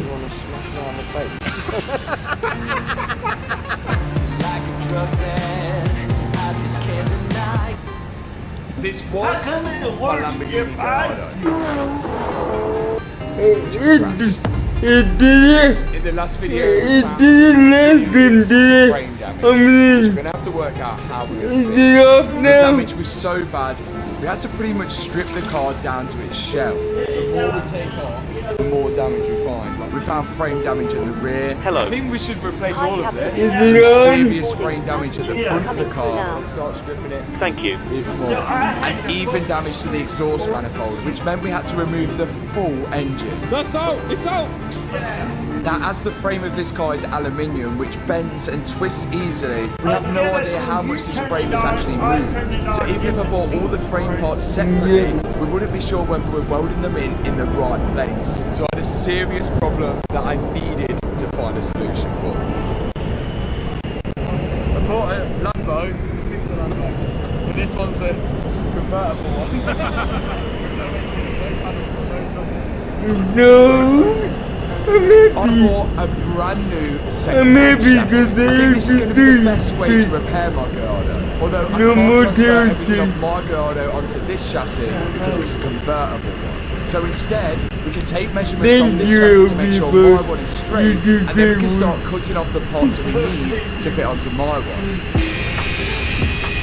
But to make sure this job is done correctly, I've got the guys in from the machine shop. With such a high-powered car, I'm not taking any risks. What they've done here is made a custom jig Snacks on to line up standby on the for new potential chassis, and then they're going to cut Did off the you parts know from how the to new use chassis. the All of the framework on the big Gallardo is aluminium, which means we have to TIG weld it. That's something I've not learned to do. Now the guys are bolting the jig that they've made onto my Gallardo. By doing that, they can make sure they're putting the bar in the exact same place where it belongs. what we've done here is we've left more material on here so that we can pop into the position where it needs to go. We'll slowly take the material off until the data points are all aligned. It's over to the guys that can weld. With the jig in place, they can now bolt this part of the frame to it, and in goes the welders. TIG welding takes a lot of skill, and when it's on something like a 1,000 horsepower supercar, I wanted to be sure that this thing was spot on, and you can already tell from the welds here how good these guys are. I was just thinking a little bit of attention to detail. You can look at this section here. Obviously done okay here, but then as they move down. Maybe even better than Lamborghinis themselves. This bar they're replacing actually snapped clean off at the welds, proving that maybe the factory welds weren't as strong as Lamborghini thought they were. Moving these mantles from here, remanufacture them a little bit and then place them back on. What we've done in the car's been really helpful. We found so many more things that were snapped off, obviously, that you don't really see at first sight, but these little bits would have helped the build up. So pleased you got this donut chassis. Rear end will be finished today. The big part is the front end. This bottom part of the chassis has bent inwards. Now it's aluminium so flexible, we're going to bend it back. Bob explained that the aluminium is best to bend at 400 degrees, and soot burns off at 400 degrees. So what Bob's doing first is applying soot to the aluminium. No, in terms of mine, I had the painful. This is a really clever way of doing things. Something I guess you pick up with years of doing something like this. Bob's now burning off the soot, and once all the soot is gone, we know we're at about 400 degrees. Then he can manipulate and bend the aluminium back straight so it's ready to re-weld that bracket on, which actually holds part of the under tray and the rear bumper too. Once it's ground off the new chassis, it then can be welded onto my one.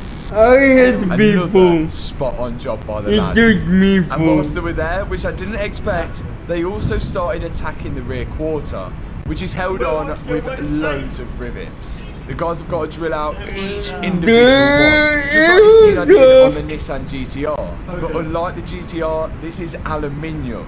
The GTR rear quarter was steel. Now that the guys have drilled out every spot weld for the rear quarter, they can start chiseling off the rear quarter from the chassis of the car, making sure not to damage anything underneath it. They then found it easier to grind the rear quarter into a smaller shape, and once they've done that, they should be able to pull it through. I ordered as soon as it came out. You ordered a bit late. And then of course, I come in to do the important job of etch primering and a little bit of black paint as well. But a whole lot of hard work has gone into fixing the rear frame of this Gallardo, and there's still a lot more to go. And then We're definitely making some really good progress already, and I couldn't have done it without the guys from the machine shop. Sometimes it's definitely worth just getting the professionals in, especially on something this fast and this ridiculous, and the fact that I've already crashed it once. But now we almost have a complete straight frame where I can start reassembling, and I am slightly worried. So now that most of this framework is done at the back, I can almost start putting the engine back in, but to get the engine in, it's a difficult job. Now some of you might have noticed on the Gallardo, it actually gets a little bit narrower at the back, so trying to fit a V10 engine in that way, which is the way we took it out, was very difficult, and we're going to end up bashing up all the frame. The actual proper way to put an engine in is down through the top. So my plan is to get the engine attached to the two posts, lift the engine up in the two posts, and then lower it down into the car. But to do so, I actually need to get the Gallardo rolling, and to get it rolling I need to put all the suspension on it and wheels. So some of the stuff hasn't arrived yet, so we're going to just work with what we've got and get it rolling, at least for now. This is what was left of the rear left suspension. Pretty much all of it is not reusable. So I'm going to remove what's remaining of it off the frame, the lower arm and part of the strut, and I found a full second-hand suspension setup off eBay for the rear left. Now this is a completely stock setup, and I'm actually going to be upgrading the suspension for a much better setup than this. But as I mentioned, for now, I just need to concentrate on getting this car moving. Another thing we're going to be doing is cleaning all this suspension up and painting it as well. But again, as I mentioned, our priority is just to get this car moving. The wheel bearing on this setup didn't feel great, so I removed it and replaced it with my old one, which I'm hoping will be okay. I then cleaned up the wheel hub, ready for the disc to go back on. But I found a small issue with it. So we've come to the conclusion that this brake disc is definitely bent. I don't know if you can see that. It's going in and out, in and out. Now we thought it might be the wheel hub, but I've had the disc off and measured the wheel hub, and the wheel hub seems fine. But my dad's just said if I had my foot clamped on the brake and the caliper was holding it and then it's hit the back of the wheel there, it could have bent the disc, and it's obviously steel disc. But it gives me more reason to upgrade the brakes. But for now, just to get it rolling, we'll put it on as it is, but at least we know I've got to change the brake discs. Job done for the rear suspension. Now, it was back to the guys at the machine shop. They mentioned that the front part of the chassis is going to be the biggest challenge, and they're onto it. Tackling it with the same concept as the rear, making a steel jig so they can bolt it to the donor car so they know where everything goes. And then once they're happy with that jig, they can start cutting off the chassis from the donor car, ready to go on my girder.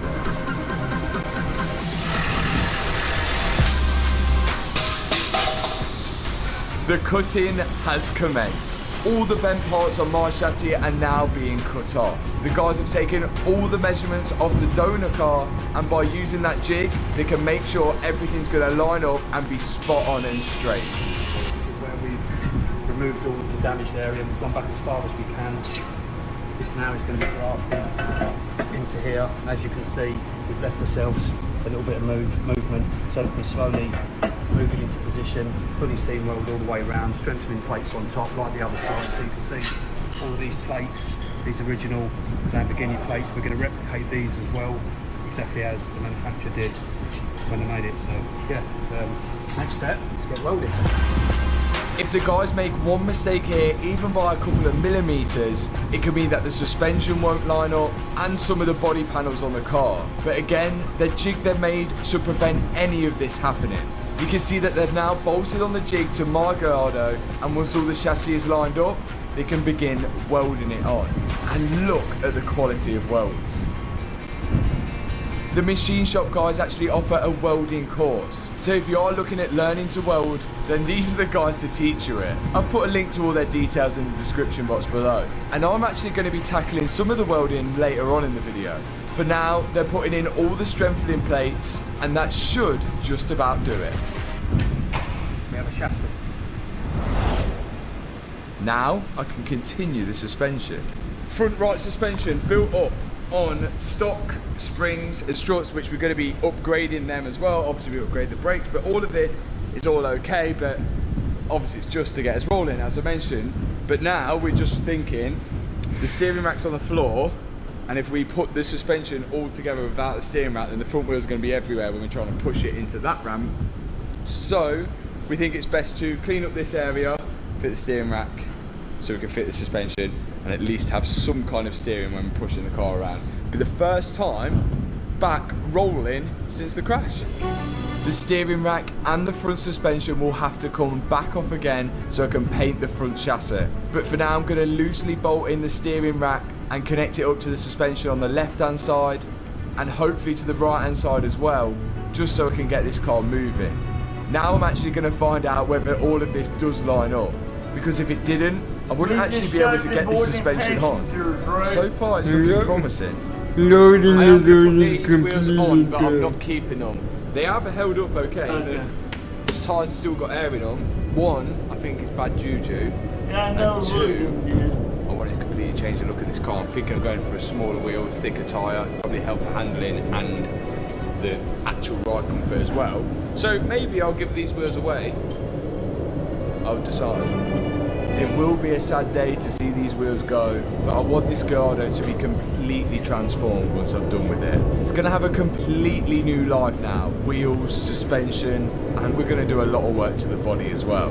But now it's about to touch all four wheels to the ground for the first time since the accident. Big moment now. It is coming down to roll for the first time since the crash.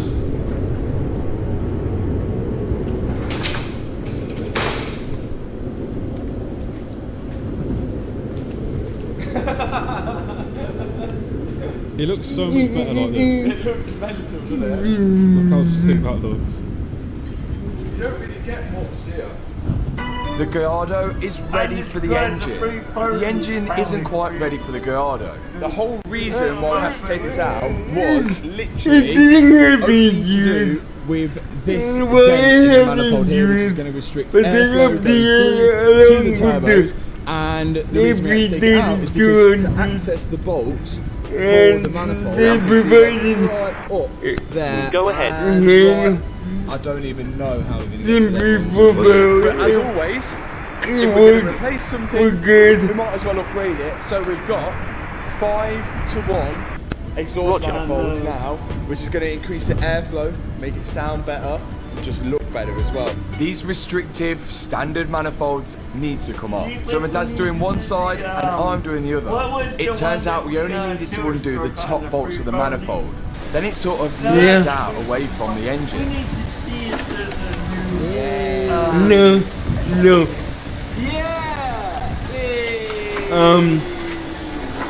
You know what a wee bolt is, Toby? They get With the old manifolds off, I can install a new manifold gasket and then begin to put on the big 5-to-1 manifold. These now have equal length tubes which all join into one, which should increase the airflow. And it will probably actually change the way the car sounds. Exhaust manifolds are on. We're hoping that we'll find out when we put them on the car. This is where it's going to get. This seems the most logical way to get this engine into the Lamborghini. It's the same way we did the Murcielago. Hoist it up into the two posts and then push the Gallardo back to the engine and lower it down into it. No, but it was insane. It was the V21 that did. It's made the engine even wider. So these bars here are stopping the engine going into the manifold is much wider. So we're hoping if we take these brackets out, one will be able to put them back in when the engine's in, and two, it'll actually help us get the engine in. No, remember, I created my own. For this exact I'm still testing it, so when I'm done, I'll give it to you. Hopefully I'm right. So we've managed to get the strut brace out, but we've called him a professional. I'll tell you whether they're professional in a minute. Let's get it in!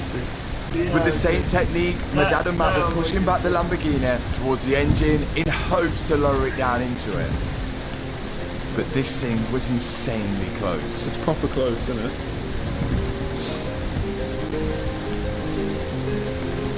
You're not so confident now. I don't think Lamborghini could have squeezed any bigger engine into the back of this car. A V10 seems just enough, but after a little bit of manipulation, my dad and Matt managed to get the engine sat in the engine bay. It's finally coming back together now.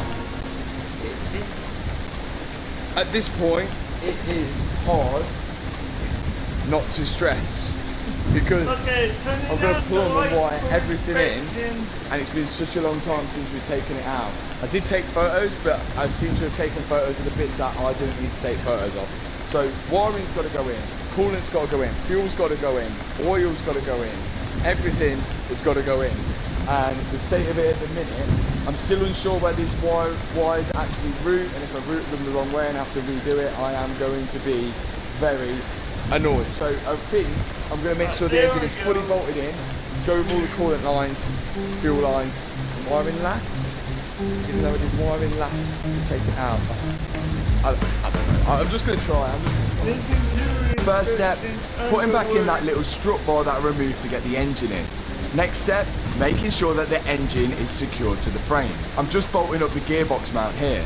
Then I can lift the car up, go underneath it and start connecting the engine mounts to the bottom of the frame. There's 2 bolts on each one. Whilst I was under there, I might as well attach the big cable which connects to the starter motor from the battery at the front of the car. And then it's all the coolant lines which run from the back of the car all the way to the front where the radiators are. and then the machine shop guys come back for some unfinished business. Somehow, I've got away with doing very, very minimum work up to now, and I'm still getting away with it because the lads from the machine shop are back. Now that we've got the engine in, we're going to start putting on the rear quarter. I've got a second-hand rear quarter, £1,200, but this is actually where Lamborghini join it from factory as well. So it's been cut off here. You would have seen that, whether that's cut it off. Now, we're attempting to get this one up. So, we're cleaning it all up, and then we've got to line it up and make sure it's all good. Oh yeah, there's the join there. And then, we're going to join it inside the car here, and fill it all up, make sure we can't see any joints. First, we're going to make a plate which is going to sit underneath the joint. This makes the joint that little bit stronger and also gives something for the guys to weld onto. We're then going to use panel bond in all the places where the panel isn't welded. Trying to be as neat as possible. Then we're moving back to that little piece of metal which is going to sit underneath the joint, which is now going to be plug welded to the side skirt, just like that. Now it's time for the second-hand quarter panel to go on. We have to be 100% sure everything lines up before we put the first weld in. We're clamping it down with some mole grips, and then we're going to double and triple check everywhere. We're then going to bolt in the door latch, which will help secure it to the car. We have to make sure it is spot on before a single weld gets put in, because if we put a weld in, we've committed, full committed. Have a look in.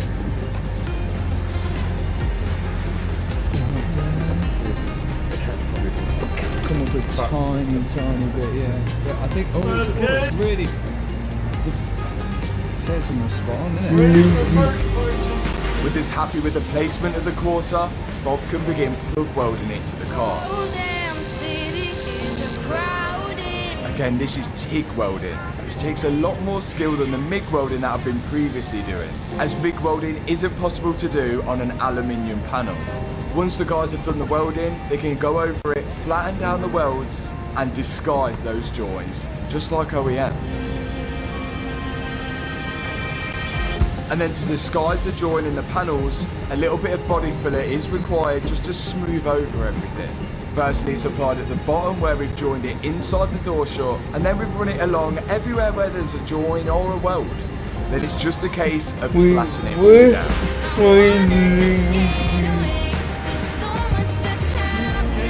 And whilst the guys were doing that, I even got the chance to weld myself.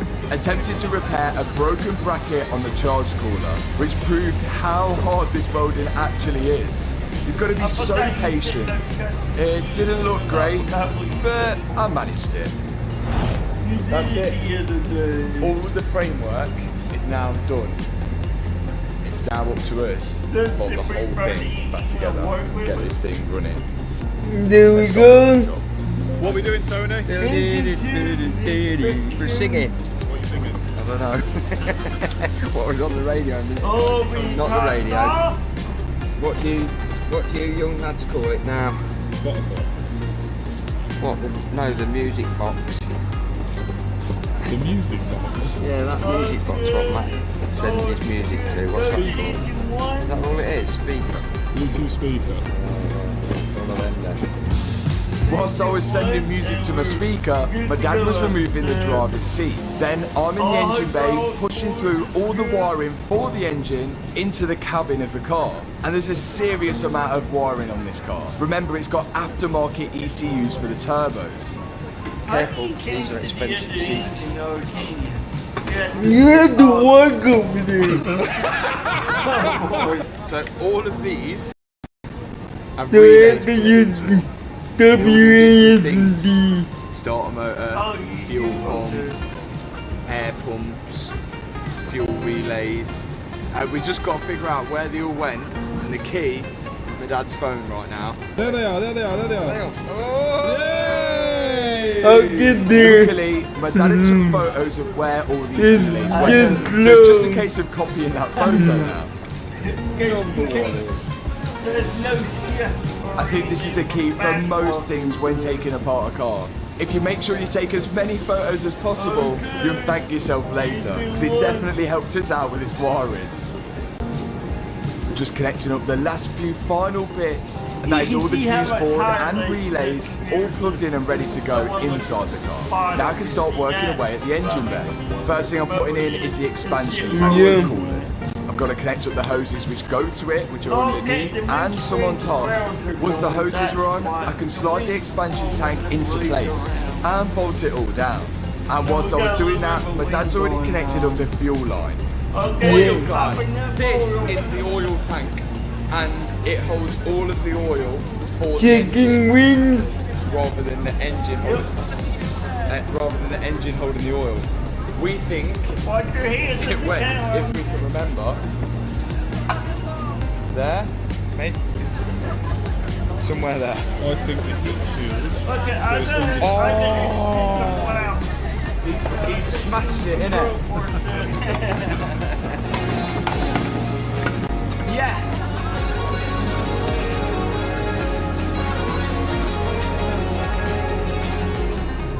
This is a strut brace, and it's strengthened the strut. We're replacing it because, look, mine's broken, this one, not broken. But it weighs absolutely nothing. It's actually called a H brace. Did the flat go down? Yep. Okay, put the flat up and then we'll do speed brake. Tell me when the speed brake goes up. It'll be on the outside so you have to get behind the wheel to see it. And this might take a while.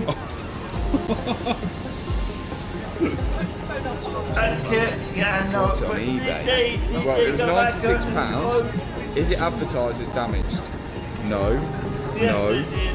No. No. Yes. Yes.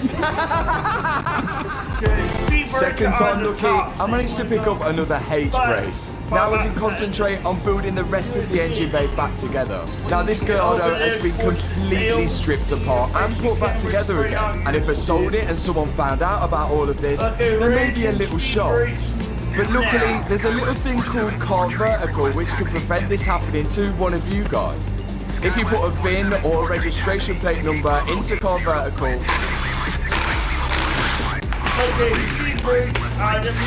it'll bring up the full history of that car, showing you whether it's been involved in any accidents, whether the car's ever been exported, whether the car's ever had any mileage fraud, whether it's ever been stolen, or whether there's any outstanding finance. And if the car previously was in an accident, it will sometimes even show you photos of the car when it was auctioned off at the Car Crash auction website.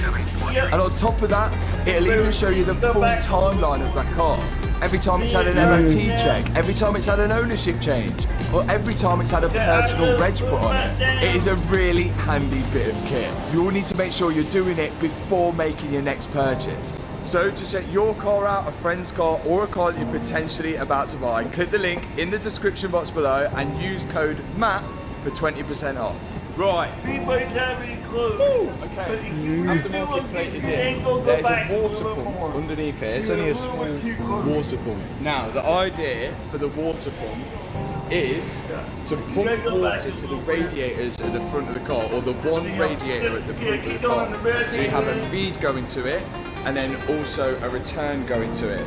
We want the hot water, which is coming out of the charge coolers, cooling the air to go into the engine, to come out of the charge coolers into the water pump and then into the top of the radiator, and then the cold water to come out the bottom of the radiator, back up and into the charge coolers, which is a nice and cool to cool the air going in.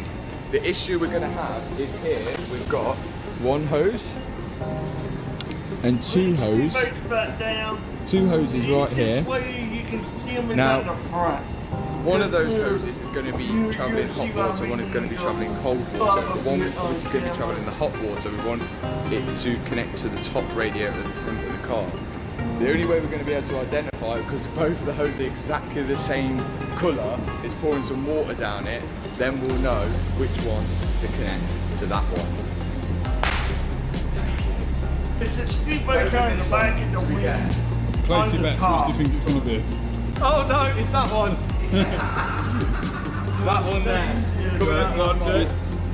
Yeah! Yeah. Also, this radiator was perished and we got it re-cored and fixed and powder coated for Can you check? Over £400. You're joking? Over £400? No. We got scammed.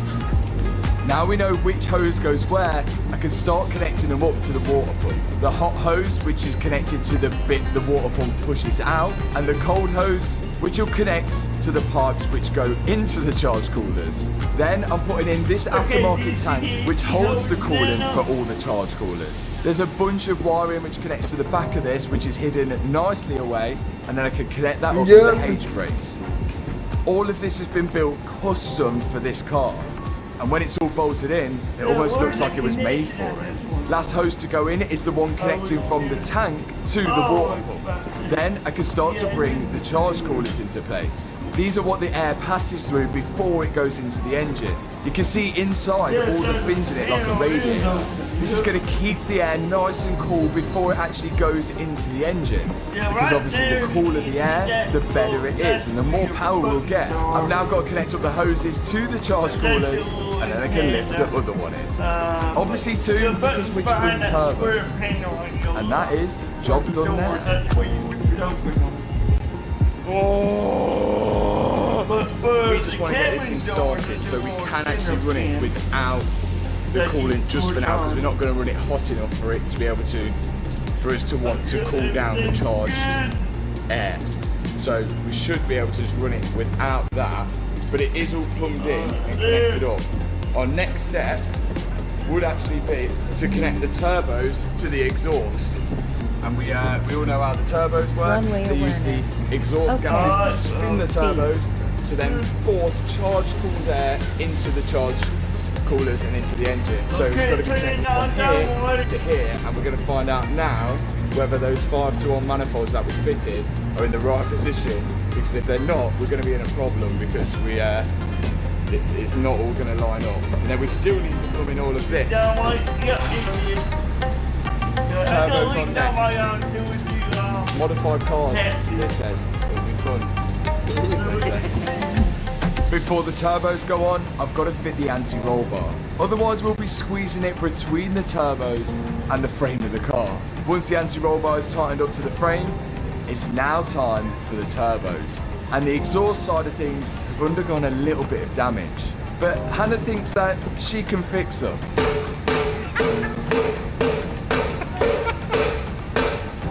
Why is it not moving? You got to hit it harder. You not see the roundness of it now? It's Perfect. Yeah. I'm going to get this all re-powder coated, cleaned up. We just want to get it started. I'm going to need a new exhaust, that's for sure. But I want to get one to suit the new look of the Garda. But as I mentioned, the key here is just to get this thing started, as it's never been started since the accident. And now connecting the turbo up to the exhaust, and then on top connecting the oil feed for the turbo. And then my dad's going to do the other side. Everyone's going to comment now, say look, I help you do that side, but you are not helping me do this side. With £3 a month, you can say this. It looks like the new manifolds were a success because the turbos fit nice and snug against them. We're almost ready now. Oil return, we've done oil 2. Now we're going to go oil from, but this is a new one because the one on this side got perished in the accident. Oil away. Yeah. So oil to and from, when you say to Matthew, from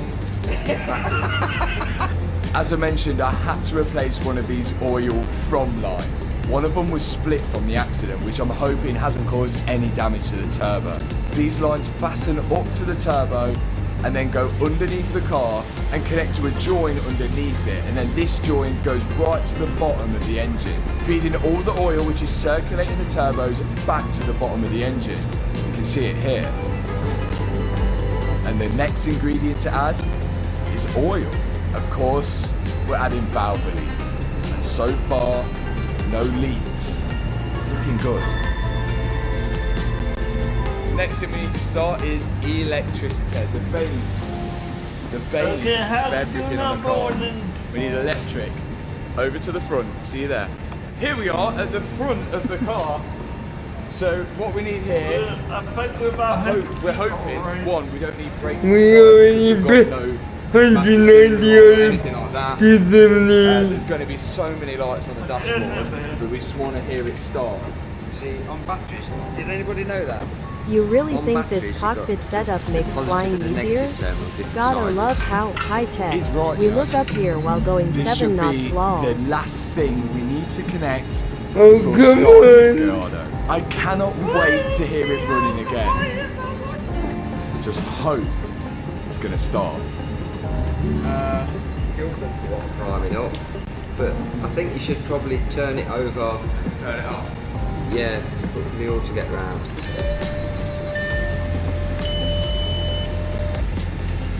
Oh yeah, it's a water pump going, but there's no water in it, that's why it's annoying. It's got no steering, no brakes, so I don't know if it'll let us start it. Go for it. It's a big moment. Ready? I think we figured out It's gonna go. issue. Singing It's gonna be so loud. Got every light on the dash. Roger, Skywest 474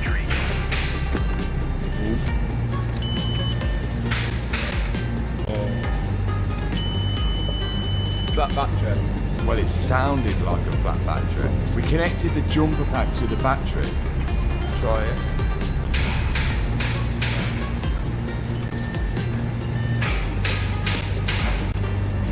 But still it didn't work.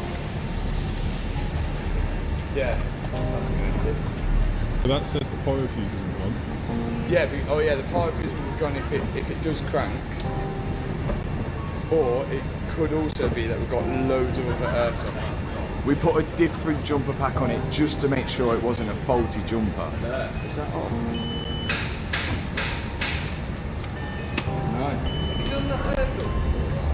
Yeah. But still nothing. We had to put the car back in the ramp to inspect it. So we're losing some kind of connection from the battery to the starter motor. So this is the big cable here, which connects down, and there is a junction box here. That is all tight. So that is okay. Earth cable is going from starter motor to the body. So we've got positive, we've got negative. Where, why, and how are we not getting enough power to the starter? Out comes the multimeter. We've got 12 point, what at the front? 12.65, we should have 12.65 at the back. 12.62 is fine. We're just checking to make sure we're not losing any voltage from the front of the car to the back. Fine. And we weren't. We had pretty much the same voltage in every location. So we've got power at the front, we've got power at the back, power to the starter motor, but it won't crank. Two reasons: starter motor could have gone, but the starter motor is cranking, we can hear it going. Other reason, engine's seized up, which we're hoping not, and it's trying to turn a seized engine, but why would it be seized? I don't. Welcome Unless to there is a pyro fuse we are that's so gone. thrilled to have Yeah, you but on then board. that would stop the Our power captain from is going to the currently starter. preparing for our Surely flight that's what it does, it just cuts but the while power. you It doesn't. please ensure If there's 12.6 volts in, so Cockpit to ground.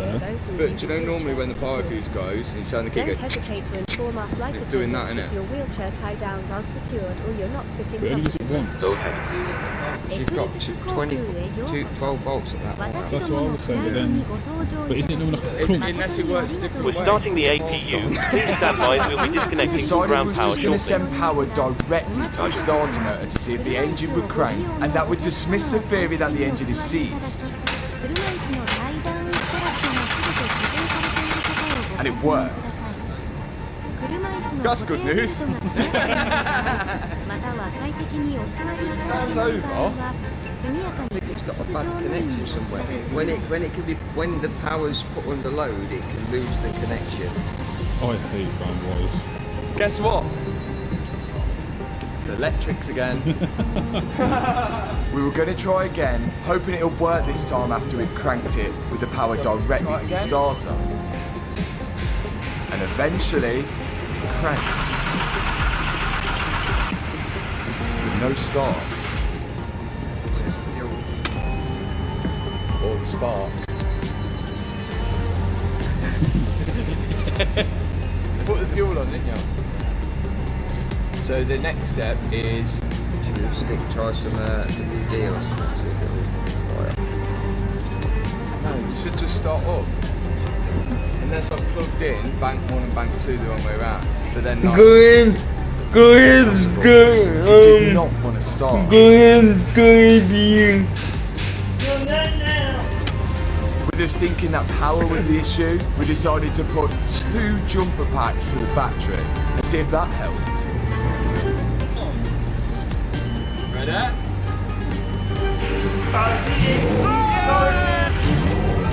And it worked. Okay. Maybe it's going. Yeah! The Garda was running for the first time since the crash.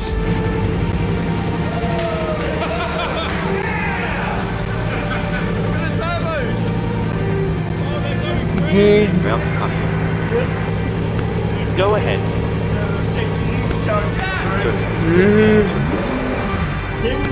Please disconnect ground power. Roger. It's running good! Yes! It's running the first time Ground power. since that incident. Roger. Well, that was good. Not enough battery power. Well, guess what? It's our old friend Electric. No, just did it. Thanks so much for watching this video. If you enjoyed it, hit the subscribe button, hit that thumbs up button, and I'll see you in the next video. Peace out. Oh yeah, power steering pump's gone on and we're not connected to the power steering up. It's okay, it's just leaking power. Good evening from the cockpit. This is your captain speaking. I'd like to welcome you on board this evening's flight to Seattle. We're currently preparing for departure up here in the cockpit, and once we're airborne, we'll be climbing to our cruise level of 40,000 feet. We're not anticipating any delays, so we hope to be underway very shortly. The cabin crew will start securing the cabin once the aircraft has pushed back from the stand. As we make our way to the departure runway, please make sure you're seated and secured as they make their way around the aircraft. The weather is not looking particularly brilliant, so it might be a little uncomfortable at times as we climb to our cruise level. There's nothing to worry about, just make sure you keep an eye on the seatbelt sign and I'll turn it off once we're in clearer air. Once we're airborne, there shouldn't be any issue during our climb. It's a pretty straightforward departure out of the airport, so nothing to worry about there. The wind forecast during our cruise looks very favourable, so we expect to arrive on time at our destination, but we will of course keep you up to date should there be any changes. The ground crew have finished loading the aircraft, so if you could get yourself seated and secured, we'll be able to get going straight away. Thank you, and I hope you enjoy the flight. Ground power, you can disconnect ground power because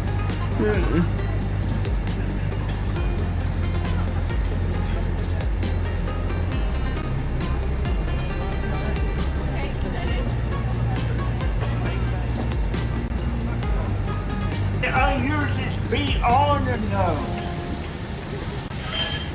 what? Look at your ground power beam, because I mind that's off. On your upper panel.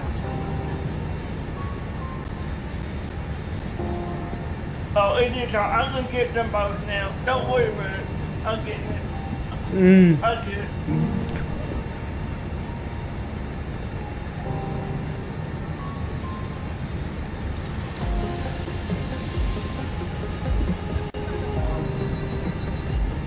Did it switch them off? No. I got it.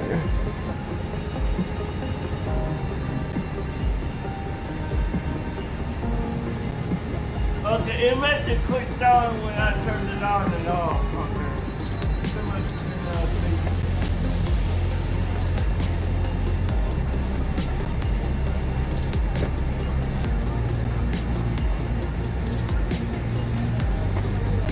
Good.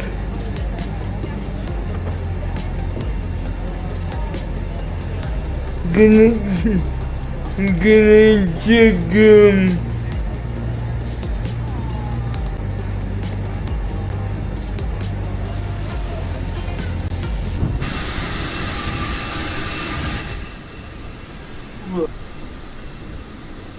Okay. If you disconnect the gate.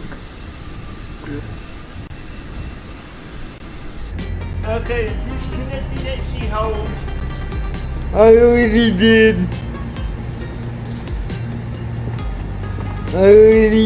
Byrd. I'm on the page with the lights so that we can dim the lights when we stop at the taxiway. Yep. And I'm in checkpoint 253.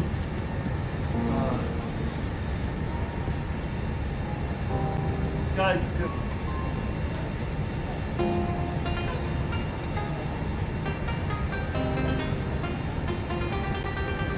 and don't let me go off once we stop on pushback. Yep.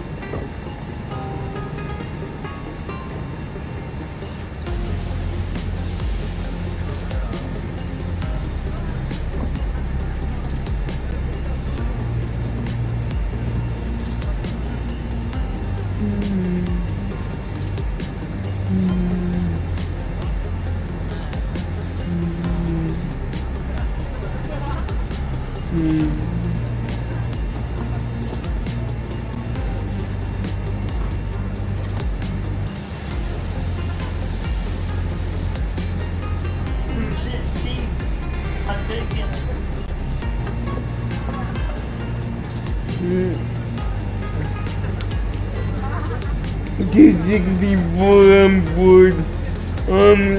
270 checked into the gate. 270 expected.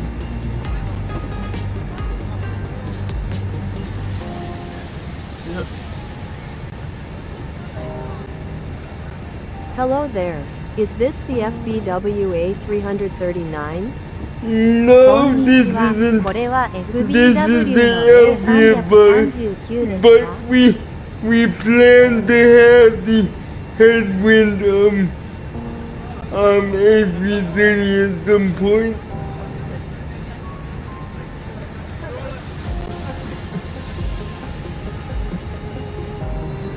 Hello and welcome to the stream.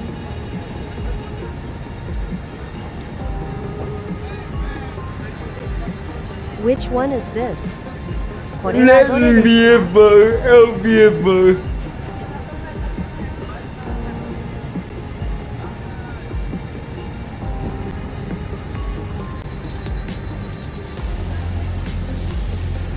We plan to have the headwind flyby wire AP39 for our able-bodied pilots pretty soon. In fact, we're gonna get it painted soon. Oh, okay, thanks. ああ、ありがとう。Yeah, this is our very own virtual airline.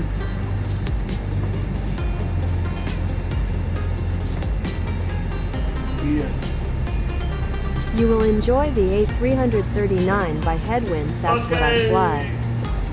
A339 を向かい風で楽しむことができる。I know, but I can't fly it. Hello. Go ahead. Hi, Captain. Physical Okay, issues. here's the load sheet from ground. I've written the passenger count here, the crew count here, and the total number of souls, not including yourselves, here. Thanks a lot. Okay, looks like we're all set to go whenever you're ready. Thanks. No problem. Yeah. Yeah, cause basically it's a custom A330 with the headwind horizon fly-by-wire fly pad. Yeah, No worries, as long as you enjoying it, that's what matters. 君が楽しんでいる限り My 心 co-pilot 配はいら here, ない my co-pilot Byrd here will be able to fly it, and then I'll just assume the first officer role in the shared cockpit. We begin treatment now and observe fluid type 1. Concentration at 50%. We'll call you back when ready.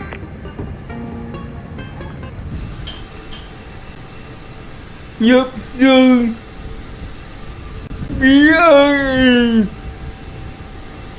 a disability focused virtual airline, and we had both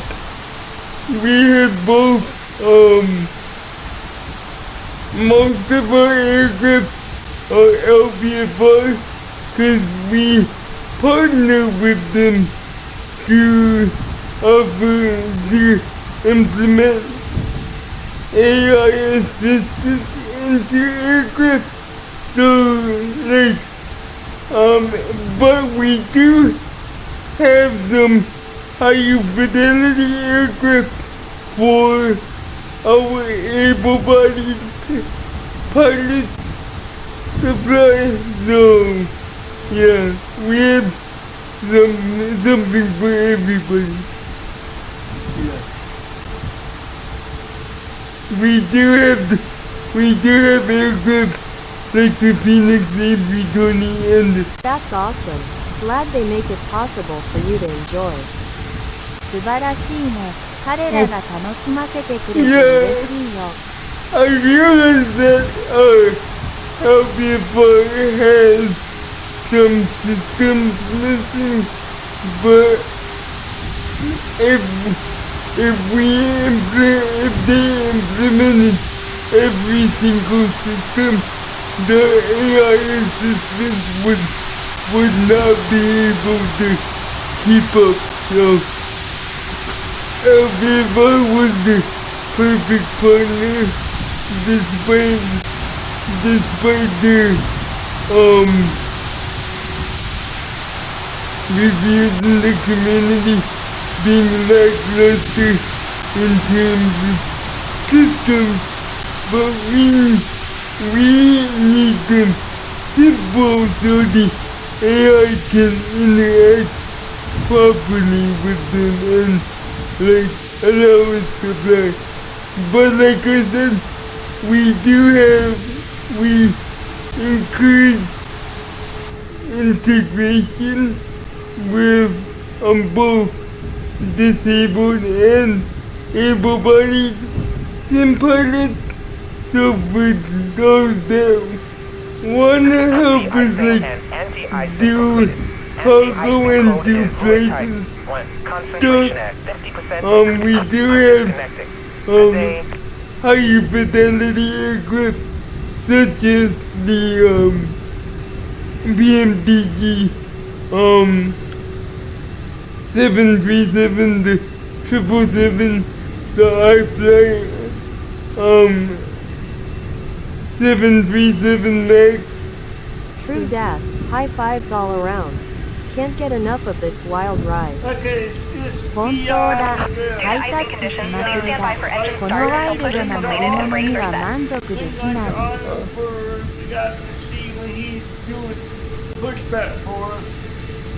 Okay, what direction? It'll be nose right, tail left. Nose right, tail left. Right Hope here. you have a great flight if you fly again. Have a good night. また飛行機に乗ることがあれば素晴らしいフライトになることを願っているおやすみなさい You too, and give us a follow, you don't mind. Buckle up for some fun. このクレイジーなフライトにようこそ楽しみのために Nose ベルトを left 締 till めろ right? No, nose right till left. Okay. Release parking brakes, please.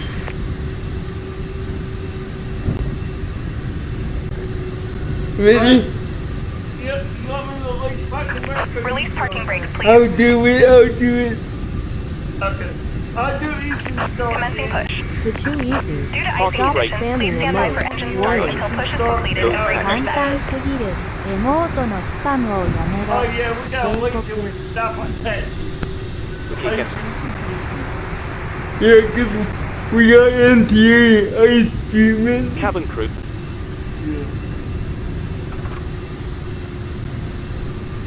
We got NTA treatment.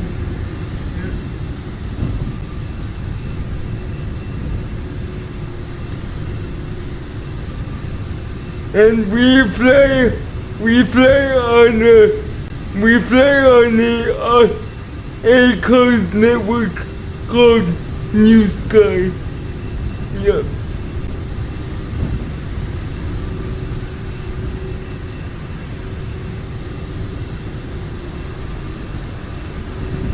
Okay, let me know when you're done.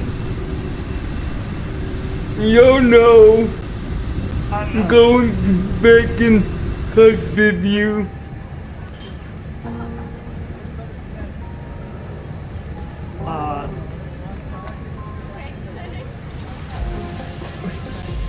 By the way, amino addict, this airline soundtrack, I completely did myself, so, yes. This is our airline's custom soundtrack for self-loading cargo. You know what they say, airline cocktails are like my love life. High hopes with questionable tastes. 航空会社のカクテルは私の恋愛に似ている。Yes, she always our AI cabin crew bot.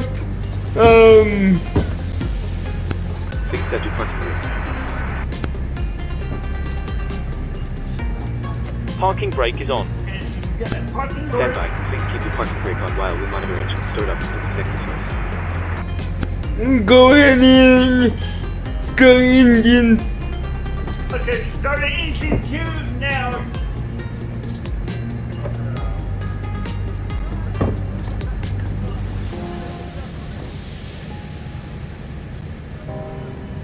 Okay, once engine 2 starts to spool up, I'm gonna turn on engine 1.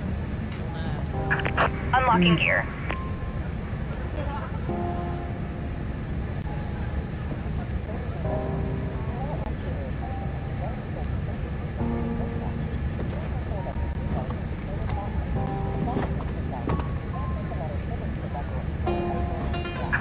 Tow truck disconnected. Bypass pin removed. Left is clear, right is clear.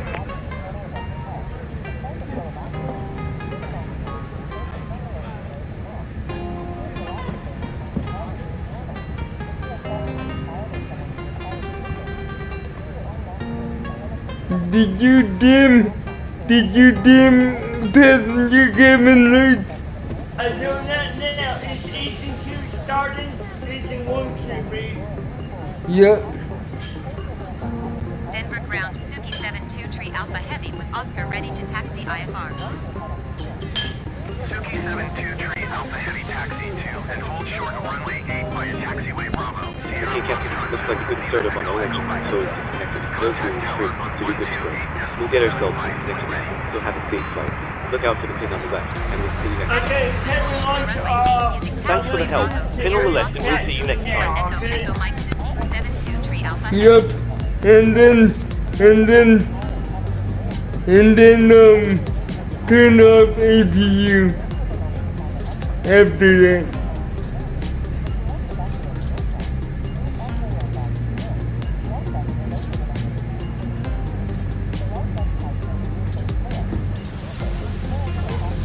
Engine metronome. I got that now.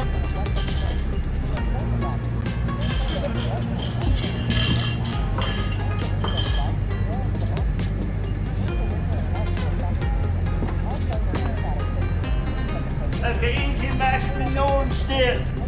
Okay, okay, I think we can roll. Yep.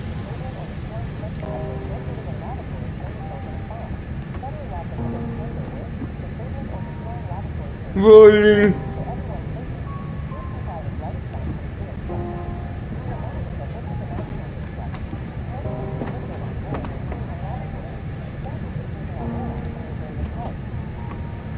Is it going to the end of the taxi line?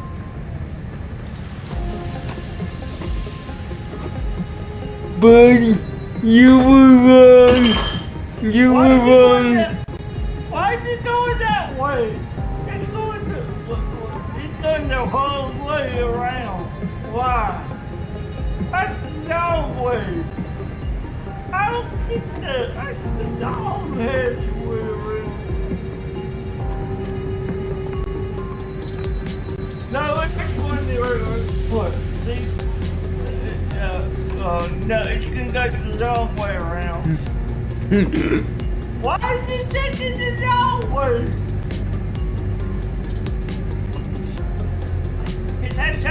I saw runway 8 is on the other side, so I guess it's gonna take the wrong way. Oh my god. We're taking runway 8, right? Yeah. Yeah, and that's on the other side. Going this way. Southwest Tree 309er pushback request accepted. Yeah, rolling. Oh god. That doesn't make any sense. Are we on B5? Or what are we on? I don't know.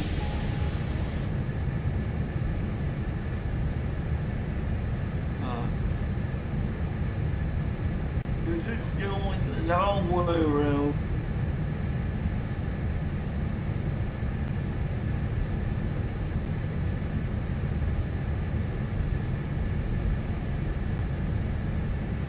Did you see this crash?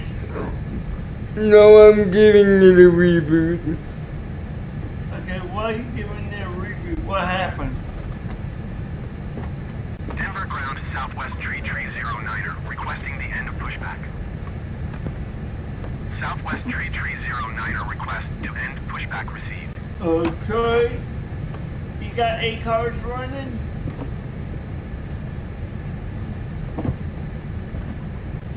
What? Ridiculous. Southwest Tree 309er with Thing for the Southwest you know I'm talking about the ambulance dog thing. Taxiway Bravo, Sierra Kilo Charlie Sierra Mike 10 Lima Echo Echo The runway program. 128.75 when ready. US. Yeah. Cause it's not talking. Taxi 2 and hold short runway 8 using taxiway Bravo, Sierra Kilo Charlie Sierra Mike 10 Yeah, it's running. It will just. Southwest Tree 309er, hold position, caution, other traffic. It doesn't report taxiways, Byrd.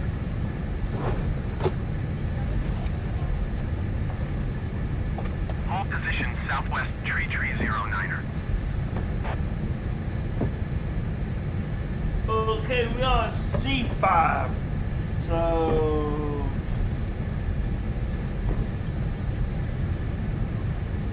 yeah.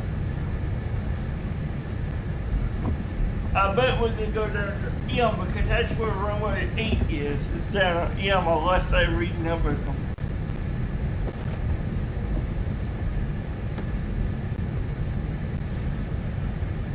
Let me look at my map.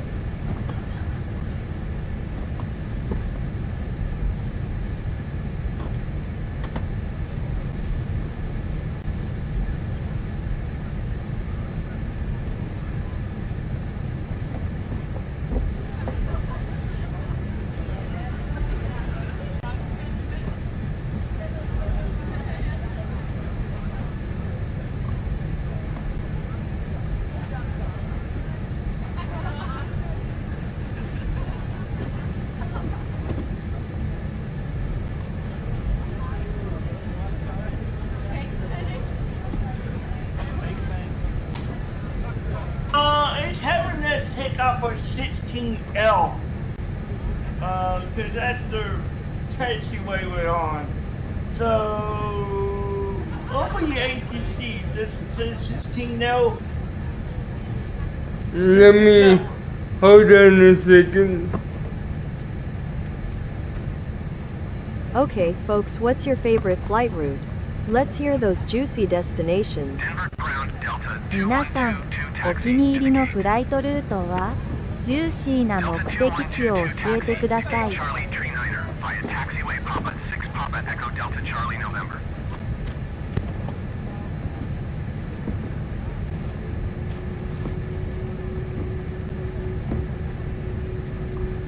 Taxiing to gate Charlie Tree Niner using taxiway Papa 6 Papa We're Echo Delta taking it Charlie on November runway Delta 8, we're going the long way around.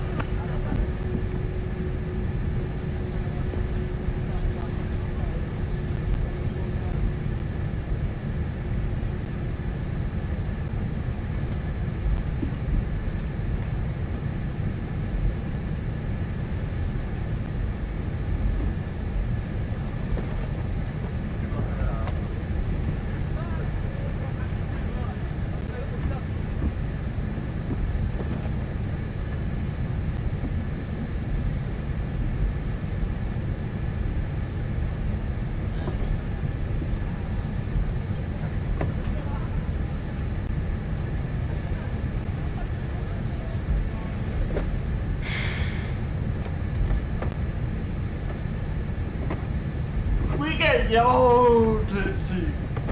I see runway 8. We're going on runway 8. Okay, I see it. I see what it did. What did it do? It did the dog loop around. Why? I don't know. Maybe the shortcut is not allowed for heavy aircraft. Maybe that's possible. Yeah.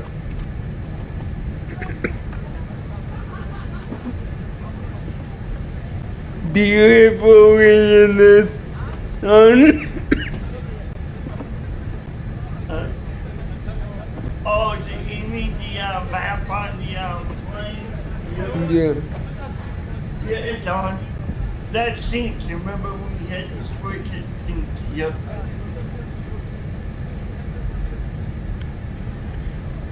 That's available on the AV-82. Yep. But this was the very first aircraft in the center to have it. Yep. I just can't believe we're going the long way around. What the hell?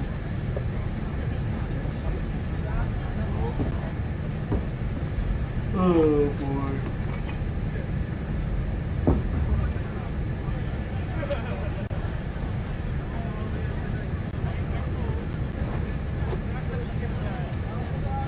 Let's see, is this gonna be taxiway M? What taxiway are we coming up to?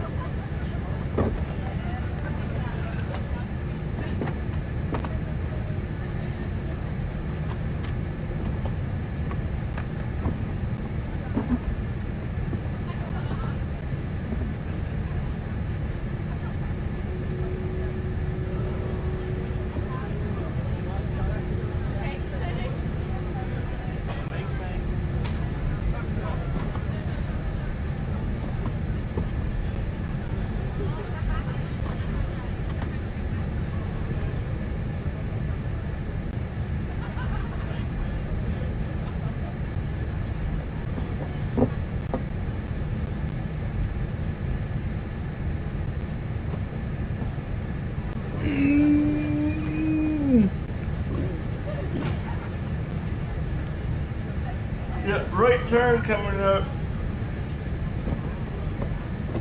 Then we got another left turn.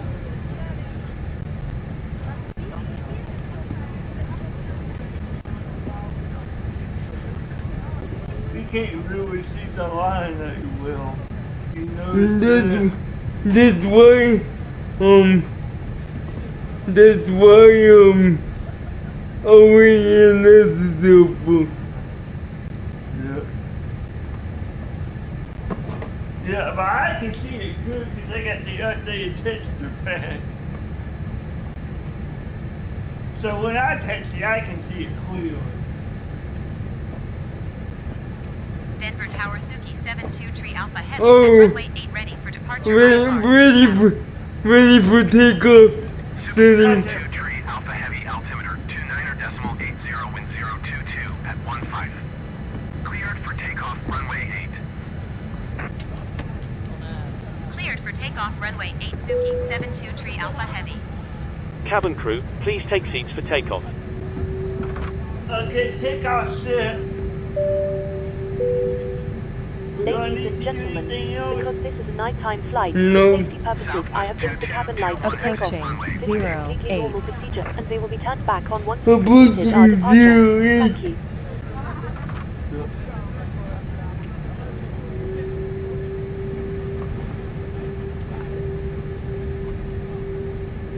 Southwest 2221 contact ground on On runway 08. On runway 08.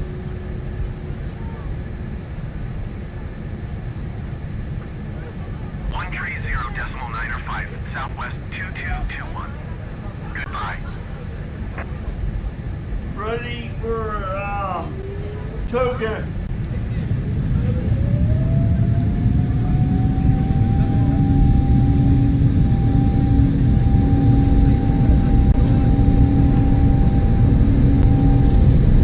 $100 knots. 100 knots. V1 rotate. V1. Positive rate. Gear up. Gear up. Okay. Hey, lights going off now. Lights going up.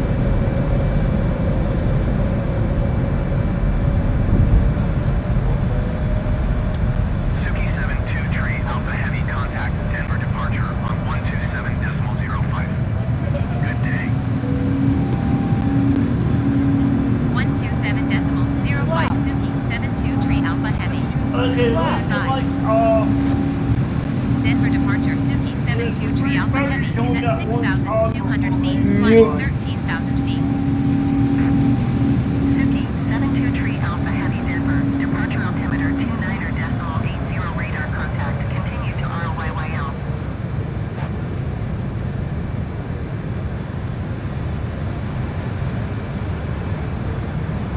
Maybe we want standardized.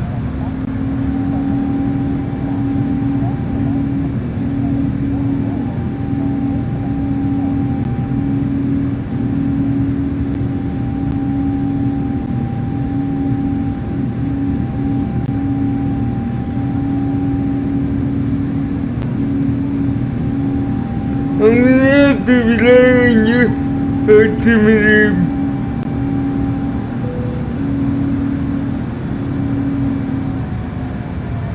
Okay, why? Because mine is messed up.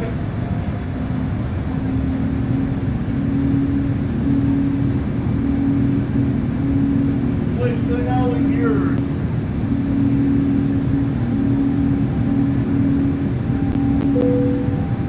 Cabin crew, Standardized resume duties. now. Dear passengers, we want to inform you that we have reached 10,000 feet and have begun on our first service session. We will be giving you complimentary snacks and drinks, Yeah. including beverages, And and will be 3% off. seat pocket for more information. Climb and maintain flight level 2. What does your altimeter And do? also will be turned on now. Thank you. お客様各位1万フィートに到達し、サービスセッションを開始したことをお知らせいたします。 Okay, we're sick now. It was wildly on the ground. It is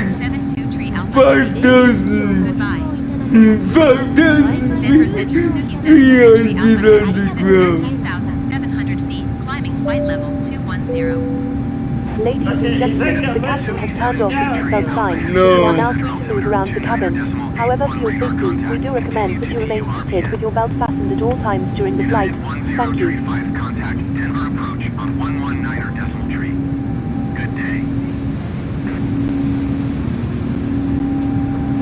Suki 72 tree Alpha Heavy contact Denver departure on 127 decimal 05. Good day. 127.05 Suki 72 Alpha Heavy. Goodbye. Southwest tree 029er, 1,200 feet below your assigned altitude. Climb and maintain 17,000 feet altimeter to 9er decimal 81.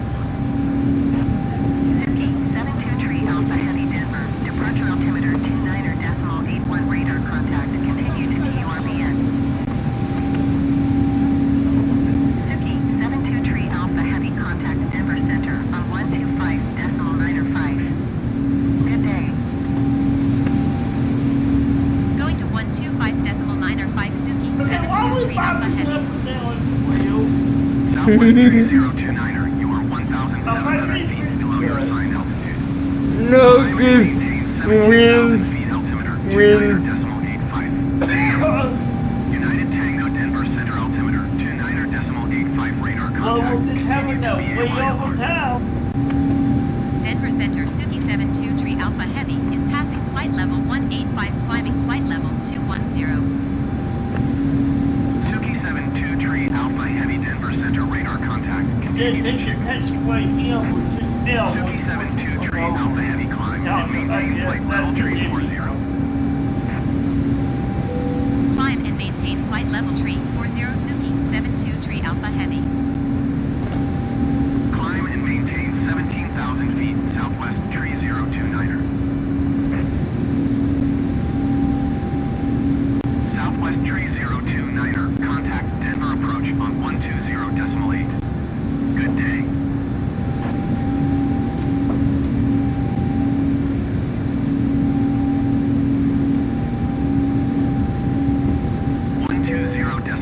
Southwest tree 029er. Goodbye. But that was weird. It took the long way around. I don't know why it did.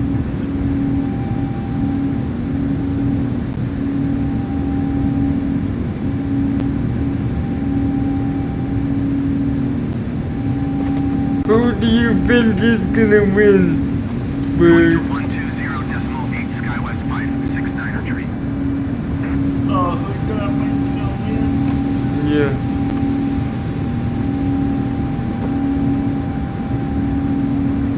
Let's see. Trump.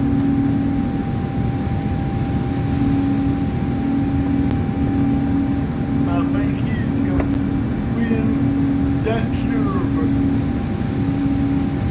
Well, yeah.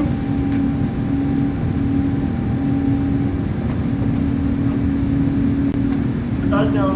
Based off of what I've seen, I think he's gonna win. Yeah. I know.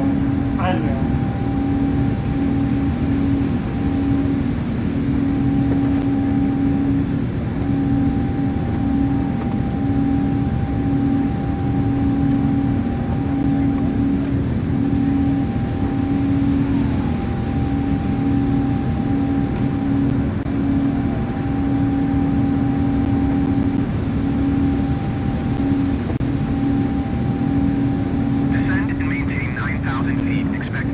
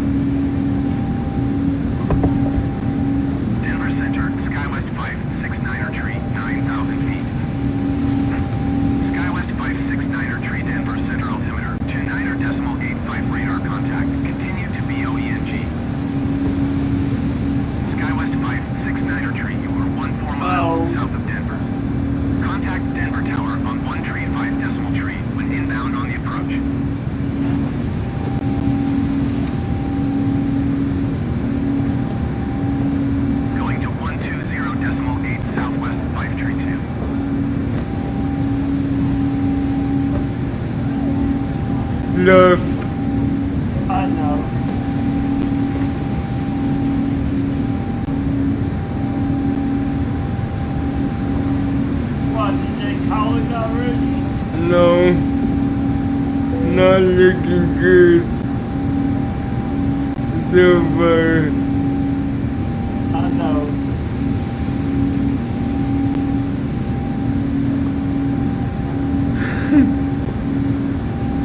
$99 to $177.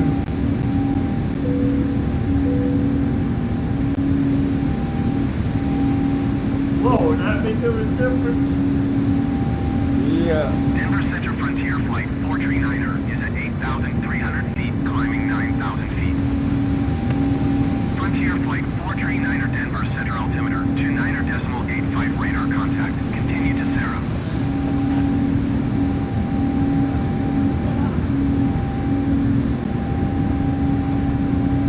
Frontier Flight 439er, contact Denver approach on 120.8. Good day. Suki 72 Tree Alpha Heavy, contact Denver Center on 125.9er. Good day. Going to 120.8 Frontier Flight 439er. 125.9er Suki, 72 Tree Alpha Heavy. Goodbye. FedEx 59er 86 Heavy, you are 300 feet below your assigned altitude. Climb and maintain flight level 350.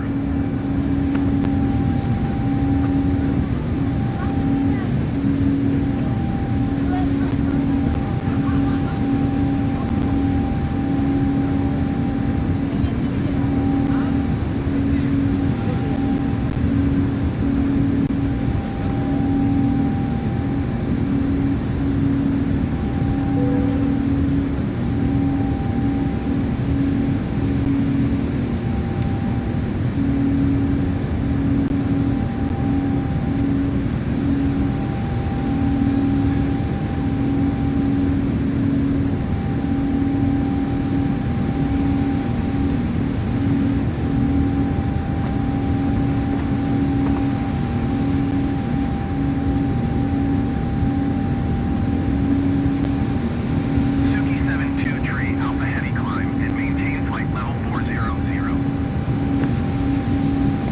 Climb and maintain flight level 400 Suki, 72 Tree Alpha Heavy.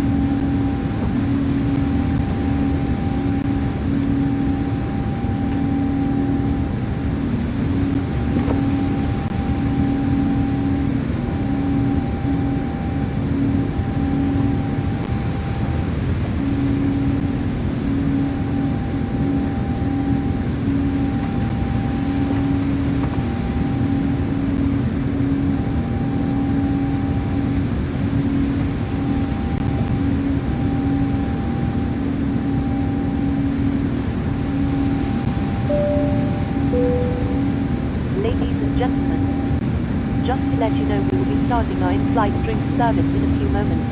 If you could please clear all aisles and ensure that any bags are placed in the overhead lockers, it would be most appreciated. Thank you.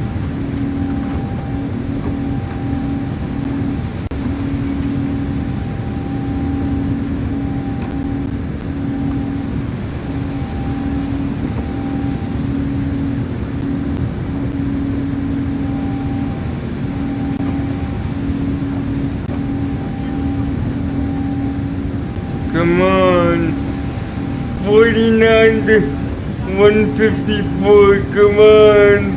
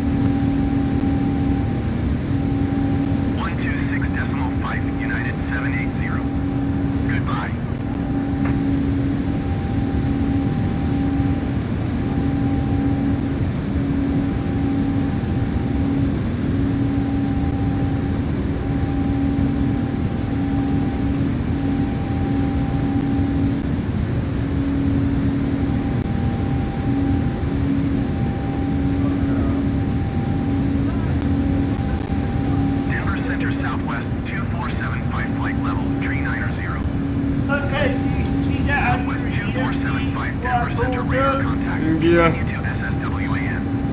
That's the Boeing 747-8.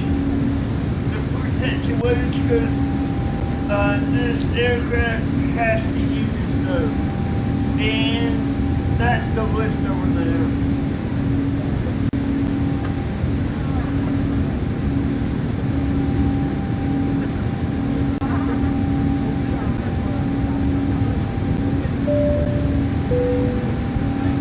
Ladies and gentlemen, we are about to serve our drinks menu. Choose from our menu of hot tea and coffee or a variety of soft drinks. Make sure your tray table is in the down position and clear any items from the aisles. Thank you. We're heading to Seattle, right? So that'll be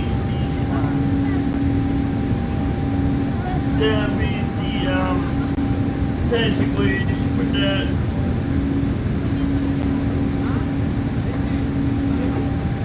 Turn it off personally.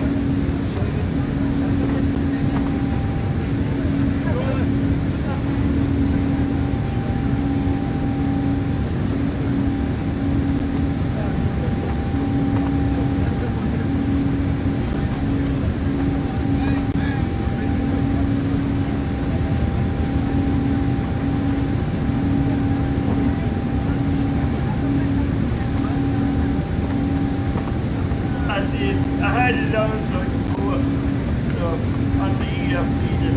He do, if I can check number 2, it takes you right to the feed.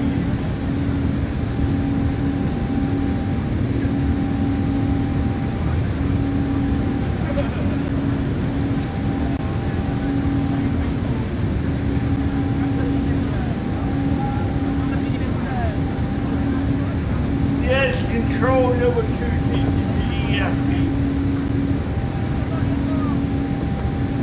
Right to it so you can look right at it.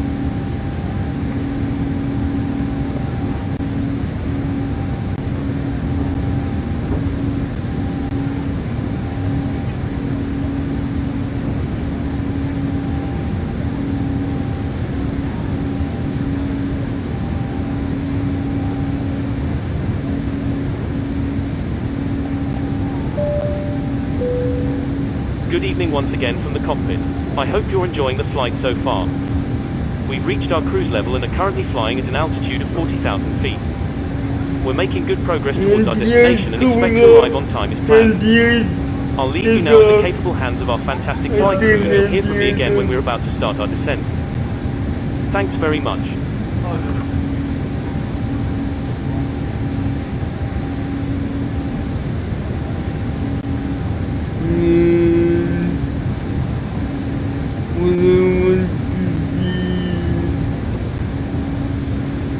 What do you want to do?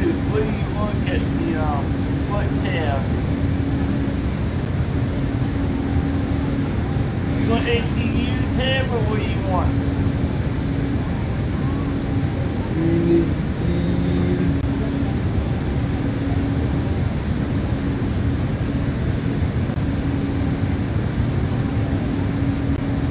Confused. It's weird.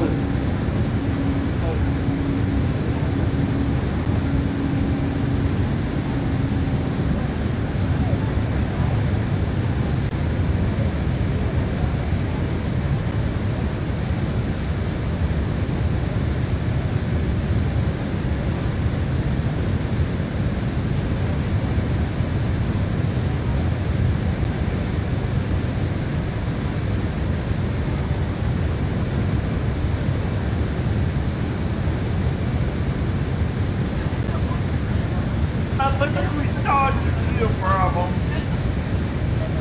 What do you... seeing it before we take off.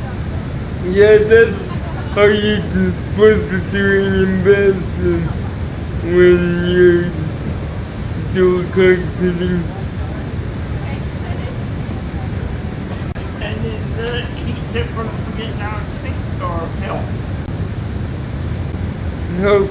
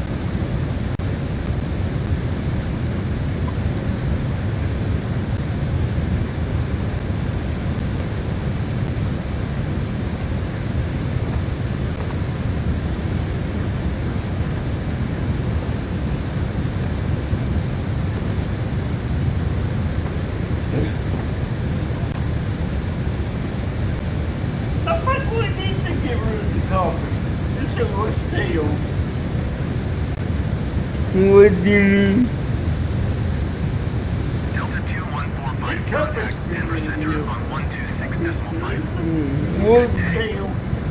What copy? Look at your camera. I see.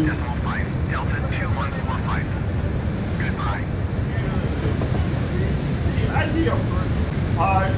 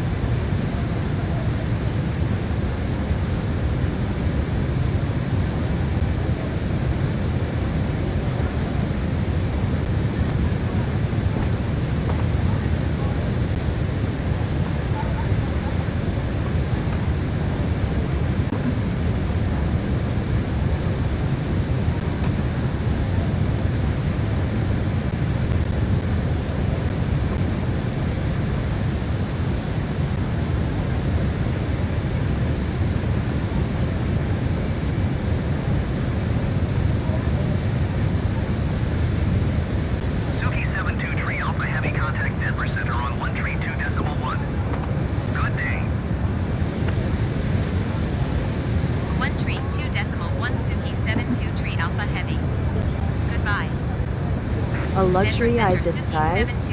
Free drinks for life, because who needs diamonds when you can have cocktails at 30,000 feet? Single quote.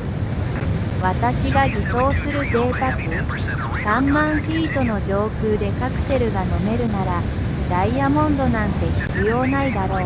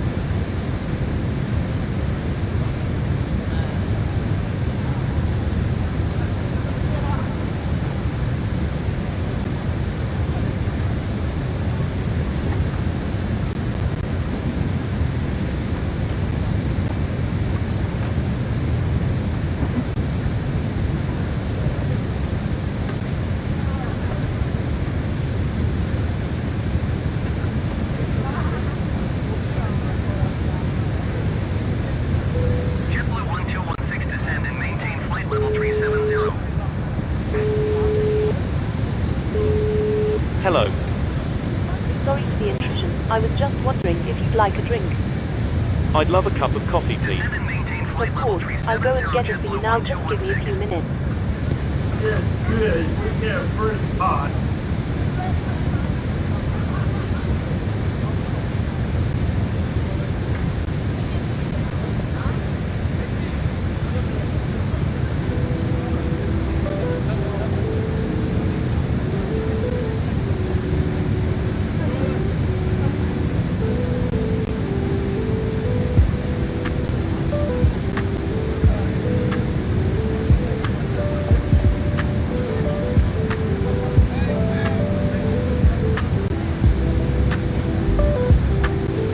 What here is when New York?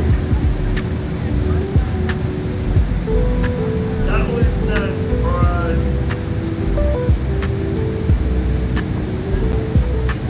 Here is when Illinois. Here is when Rhode Island.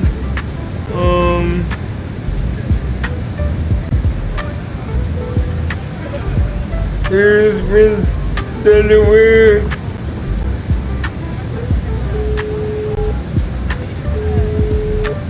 Hello. Hi, Captain. Your drinks are ready. They're in the storage compartment in our galley. Trump wins Thanks. Wyoming, Trump wins South Dakota, Trump wins North Dakota, Trump wins Texas. I don't think that's a surprise. No, that's not.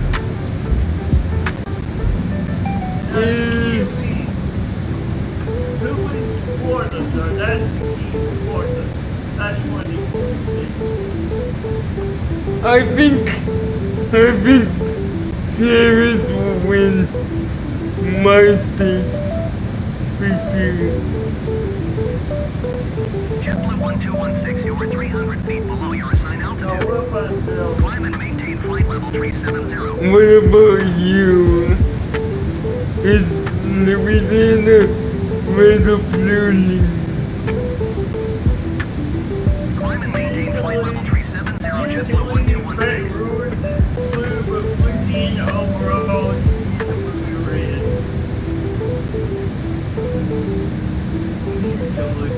I know Baton Rouge is blue. But the state overall usually blue, but sometimes it goes back and forth. Our state goes back and forth with the end of the year. Michigan's deep blue. I know that. I know that, yes.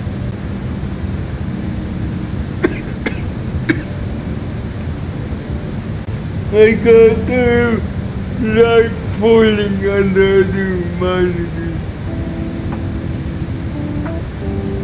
Watching it. Here is the 81. Trump is at 154 votes. But he hasn't gained any in the last half an hour that we were on the show. Here is the interview. Suki 723 Alpha Heavy has the Airbus in sight. JetBlue 1216, after traffic.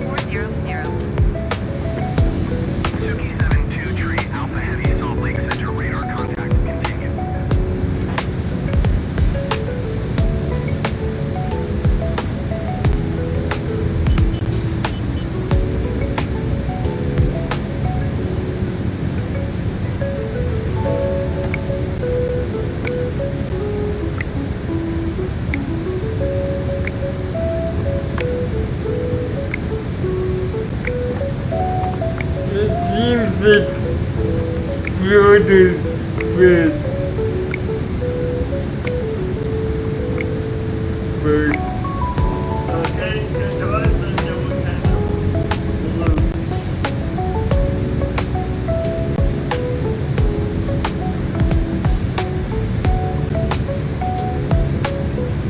Rusty, posted here. No.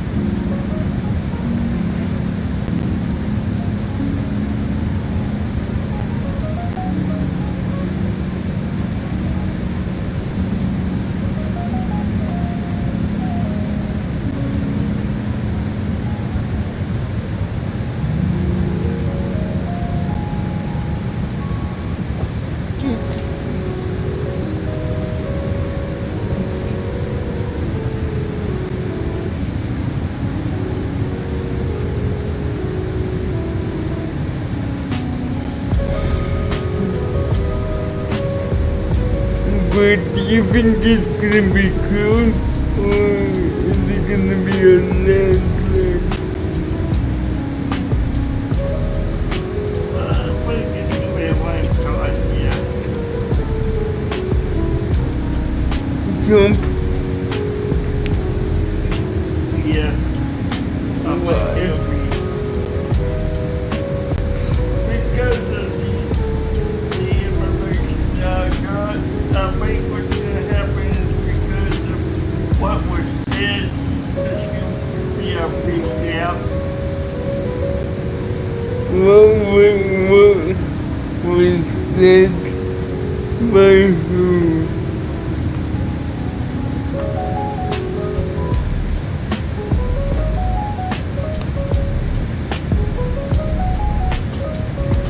Well, what's gonna happen is there was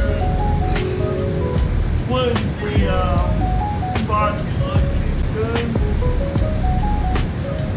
and there was a landslide.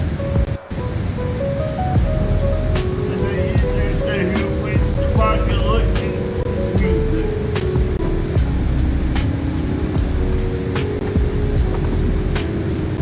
But also, I don't think it's gonna be a landslide.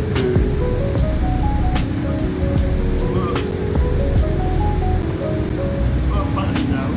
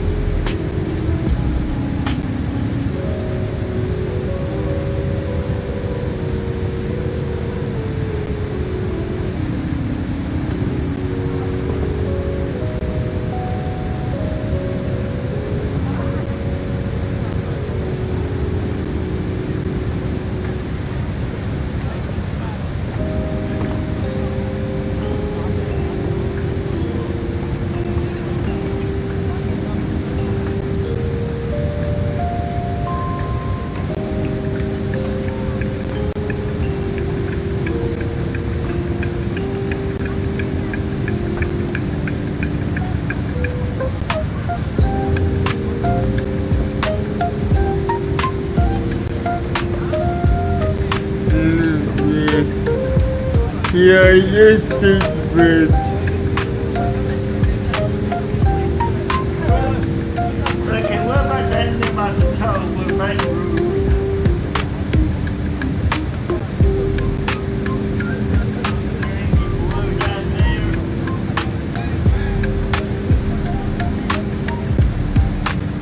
Or is it the whole state this time? Yeah, Baton Rouge is blue.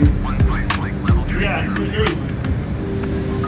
JetBlue 1515 Salt Lake Center radar contact. Continue to death.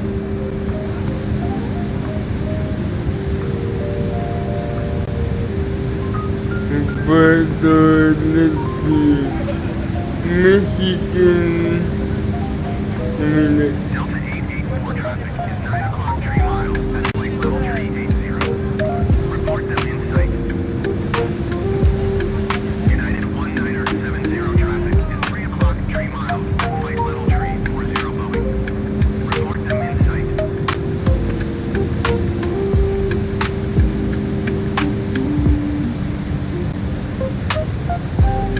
Delta 884 have the insight.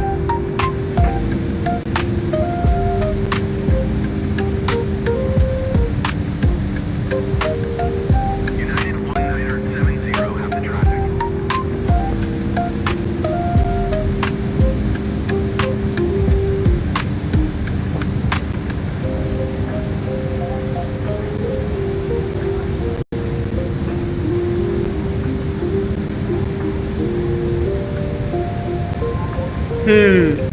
my county, Oakland County, is blue, all the way blue. Yeah, all the way blue. What about the rest of the state? But voting is just closing my seat so most of it's still uncounted. But look, right here, my county.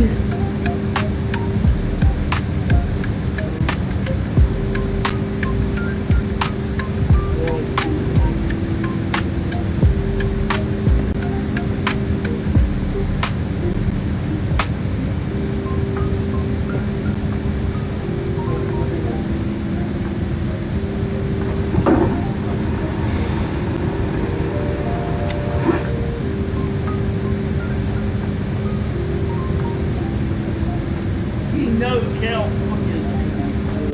I know that.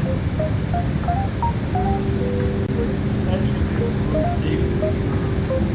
Always.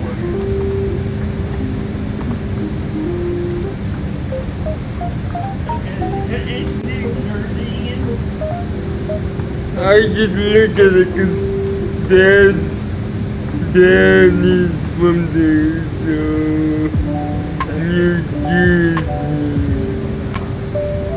And yeah, it's blue, all the way blue.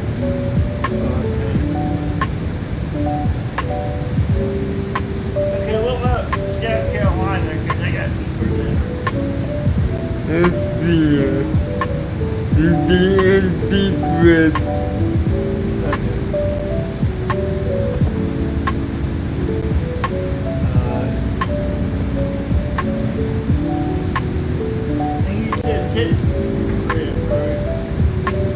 Yep, completely red.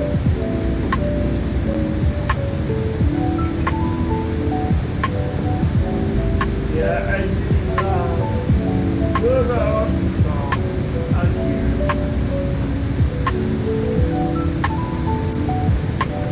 American 2305, you are 300 feet below your assigned altitude. Climb and maintain flight level tree 60. I guess I think we Climb and maintain flight level tree 60, American 2305. Of course, my exit state is red.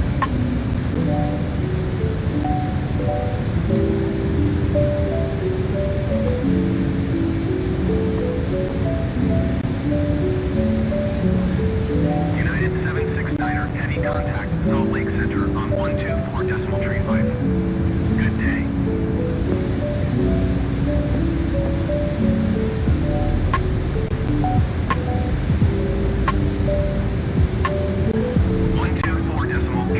United 769er heavy. Goodbye.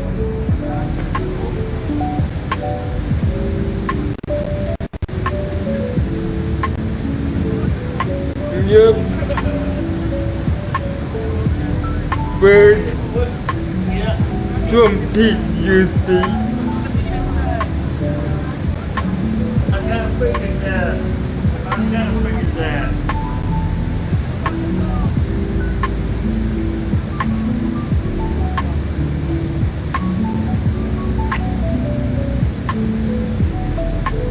So what about Arkansas? Arkansas, amazing.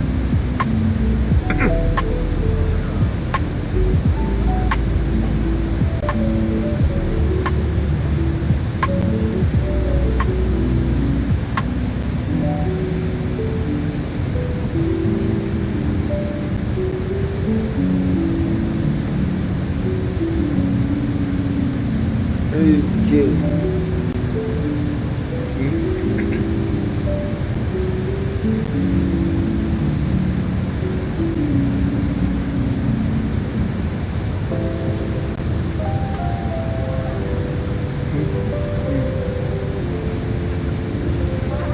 Red.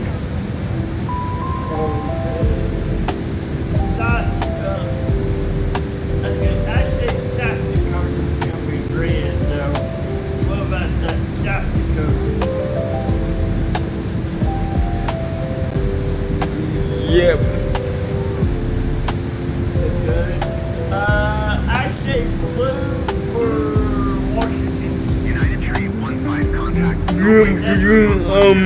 Washington State hasn't closed yet.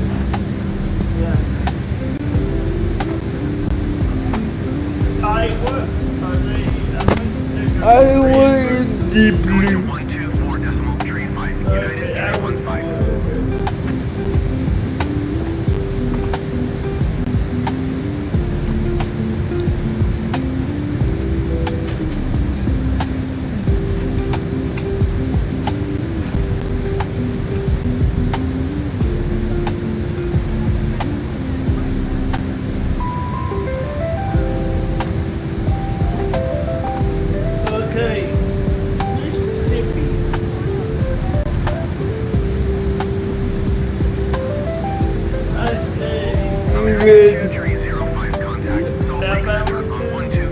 Yeah, red. Georgia's red. Tennessee's red. 124.35 American 2305. Goodbye.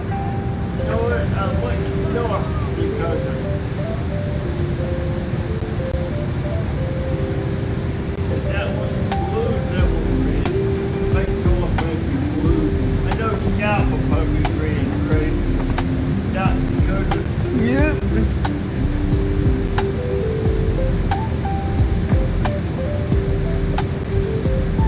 Delta 884 contact. Salt Lake Center on 124.35. Good day.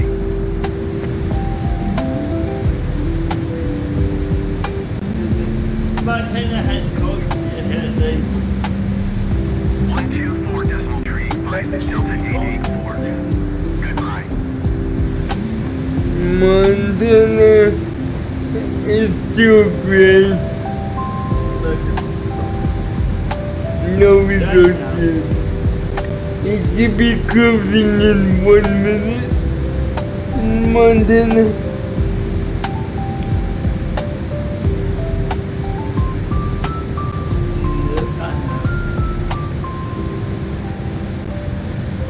But here is one my state easily.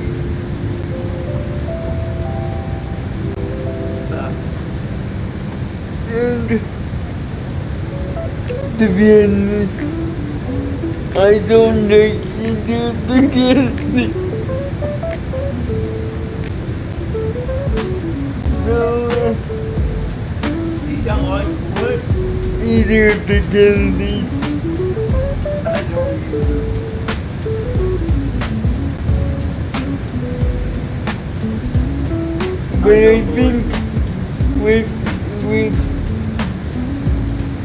But I think with Harris winning Michigan, she might have a real chance of this.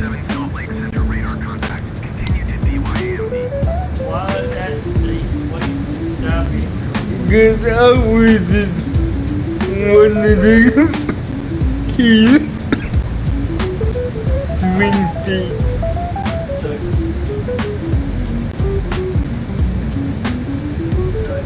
Oh, Byrd, Montana, Utah, Trump.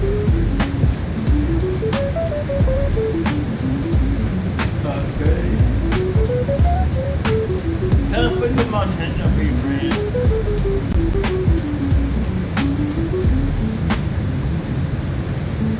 What about Missouri? What is Missouri? I do you, Trump.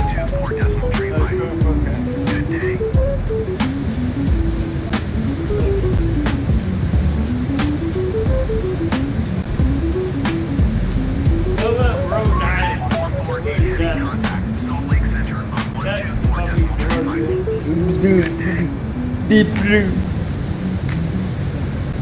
That's Harris. Yeah. 124.35 United 448 Heavy. Goodbye.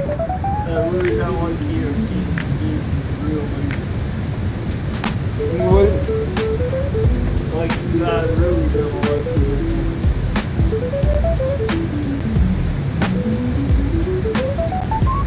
I don't like Trump more, but I know.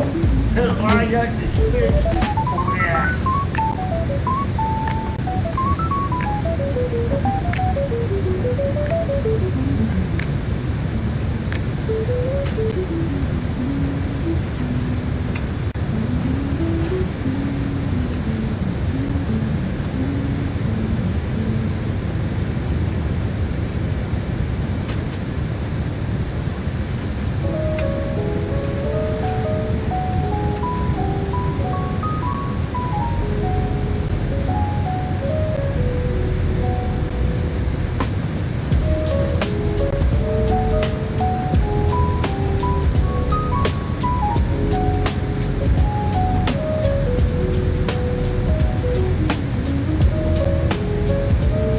I kind of want to hear it doing.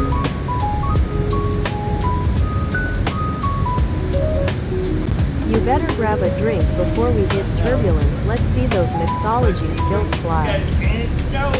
乱気流に突入する前に飲み物を取っておいた方がいいよ。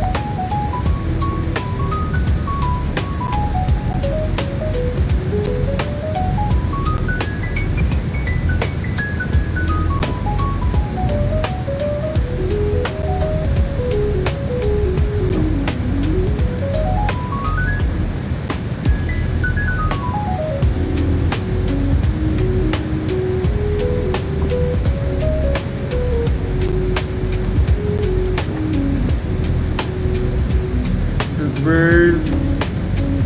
What? I don't like this. I'll do it though. I don't like this. Suki 723 Alpha Heavy contact Salt Lake Center on 132.4. Good day. 132.4 Suki 723 Alpha Heavy. Goodbye. Salt Lake Center Suki 723 Alpha Heavy. I flight don't level like 400. this. I know.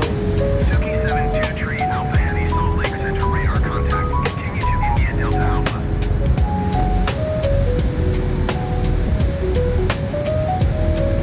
Byrd.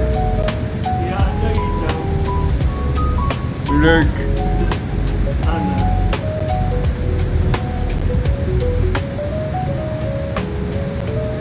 Oh, I know. I know. I don't like this. I know.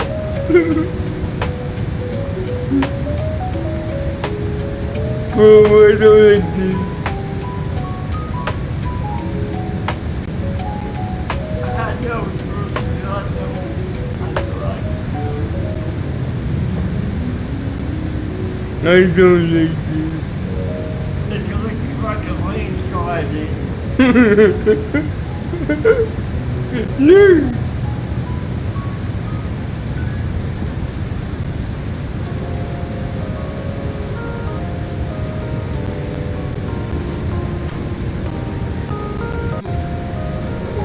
We're watching the legging.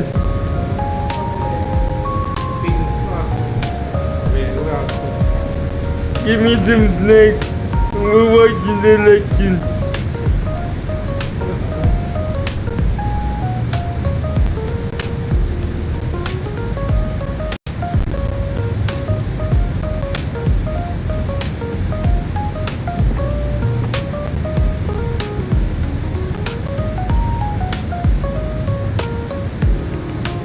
But yeah, it's a landslide.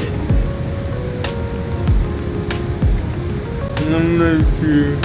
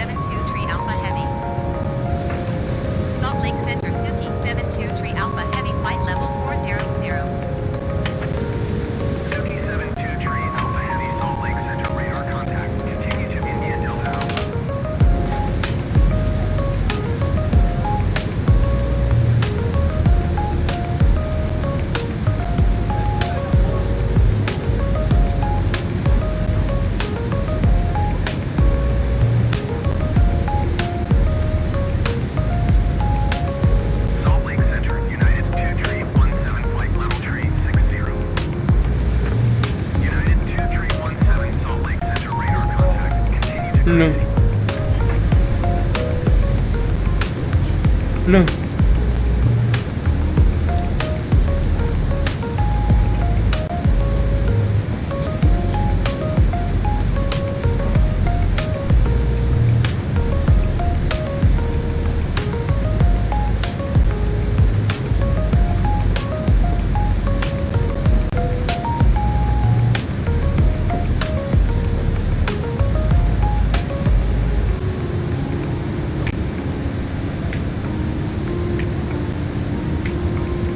I don't like this.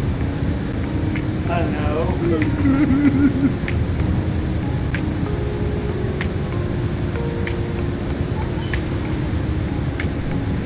I don't like this.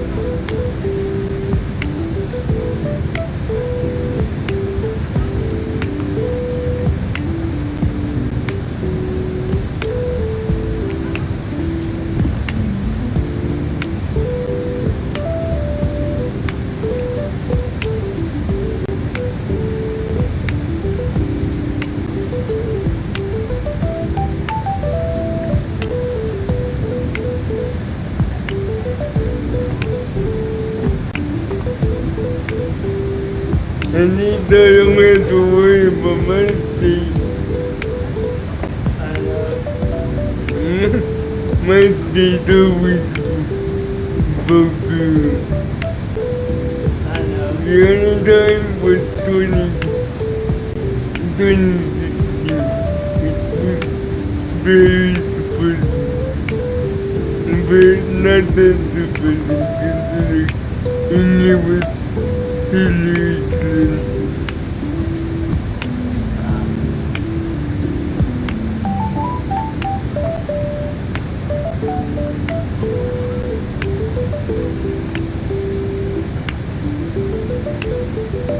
I think it's gonna be close, closer than you think.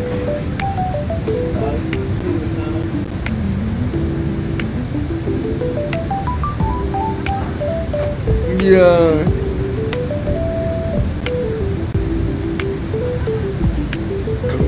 I didn't vote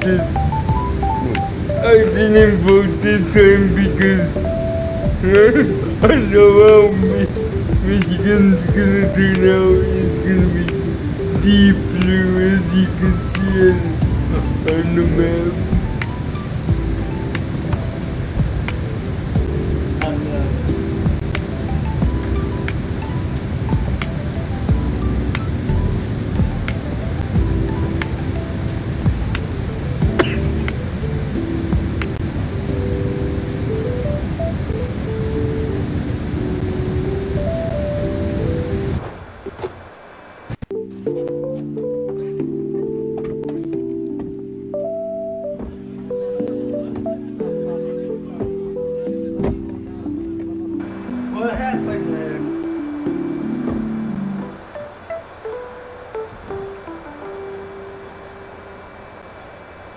Did it quit? No.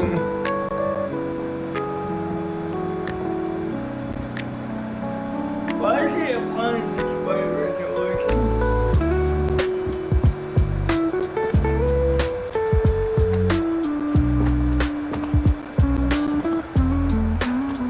So, where's the snow then?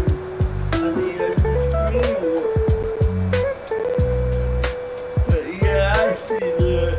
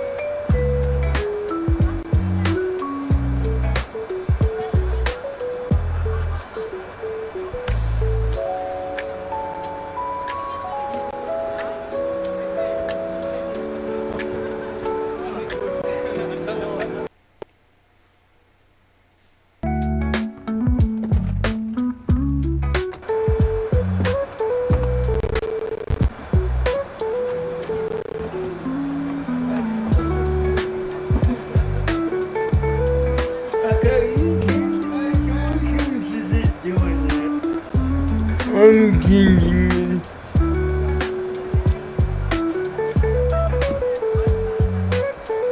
Why do you change the resolution? because I made a mistake.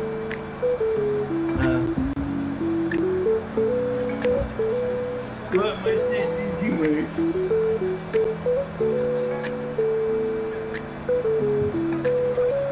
I assume. Yeah.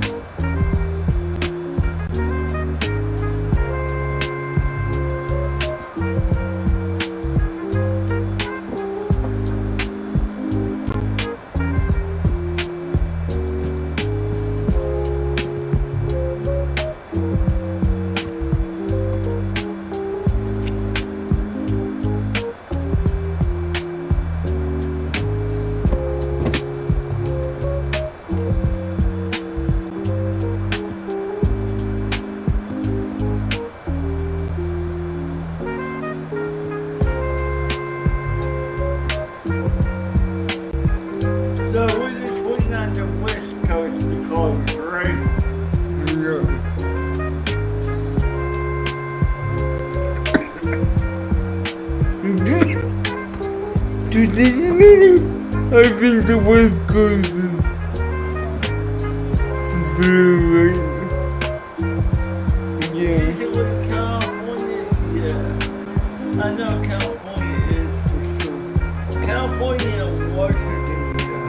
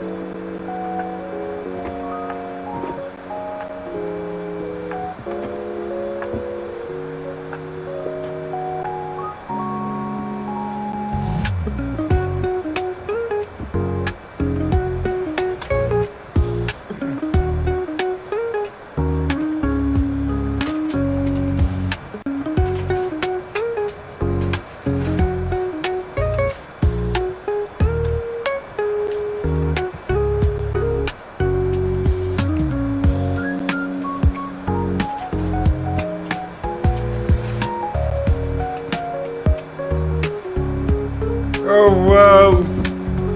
What? The three main cities in my state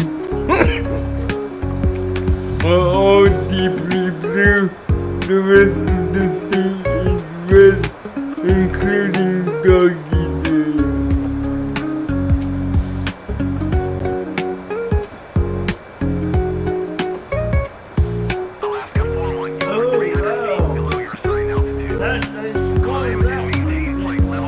But it's Grand Rapids, Ann Arbor, and Detroit that matters in my state, and they're all blue.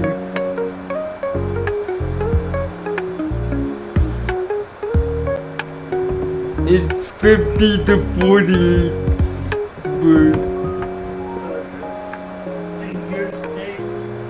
Yeah.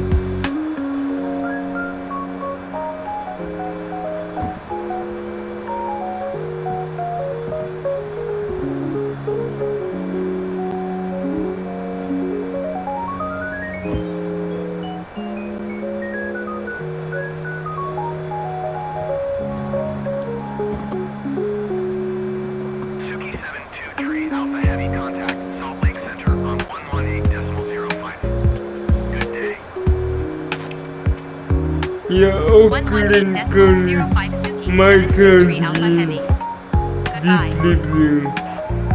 Salt Lake Center, Suki 72 Alpha Heavy Flight Level 400. Suki 72 Alpha Heavy, Salt Lake Center, radar contact, continue.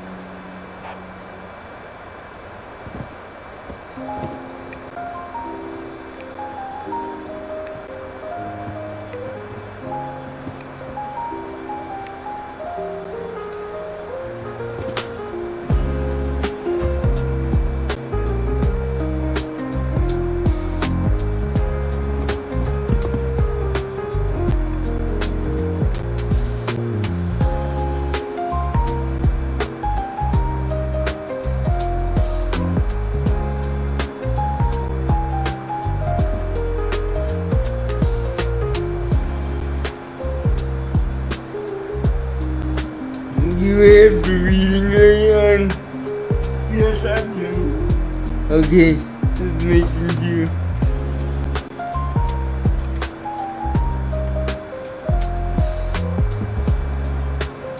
What about the lantern, right? What about the lantern? About another birdie. Yeah, we can start to see about another birdie. But right now it's like beating something. Let me look.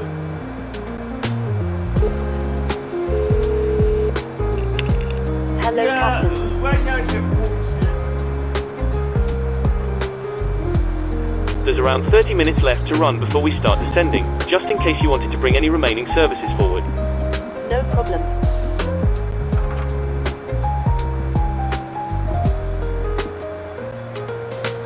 Yeah, this is 45 out, and you know we start doing it 15 to 10 in, so. I just heard the cabin crew.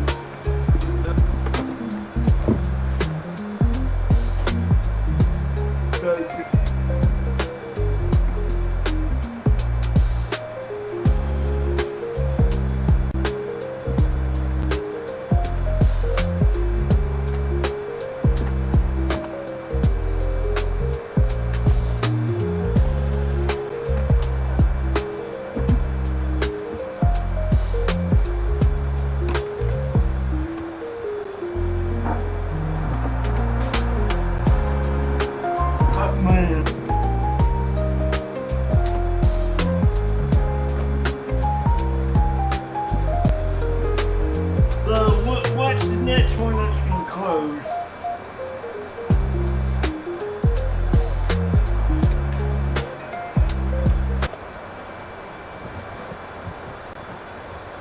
That should be, I'd say the next one that's been closed should probably be,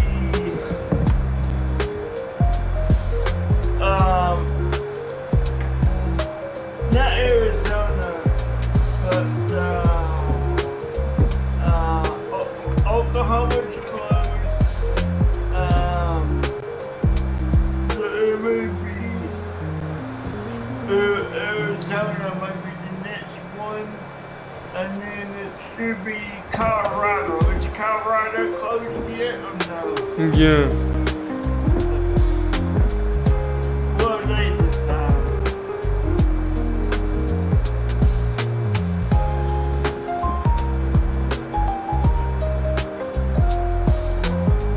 Colorado's deep red. Okay.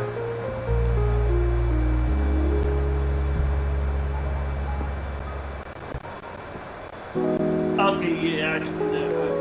I see that.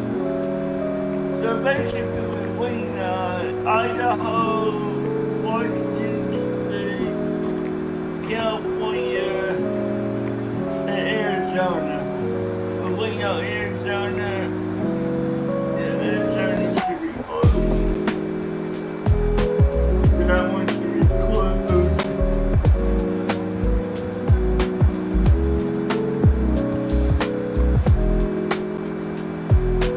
Oh wow! In Michigan, it's 49.22 to 49.01.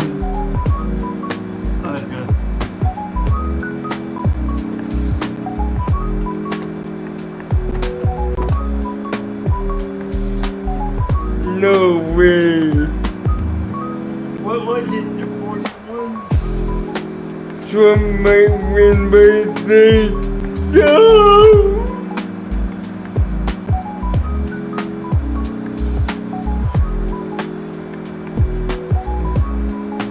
What, you said he meant win your state?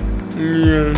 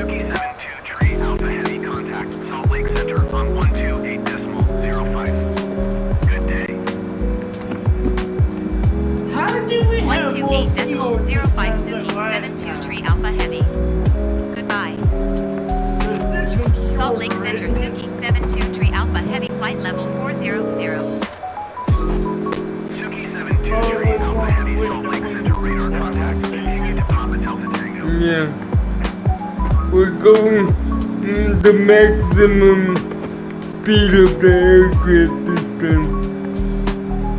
Okay, what's the maximum? 0.77 Mach. So we're riding tailwind.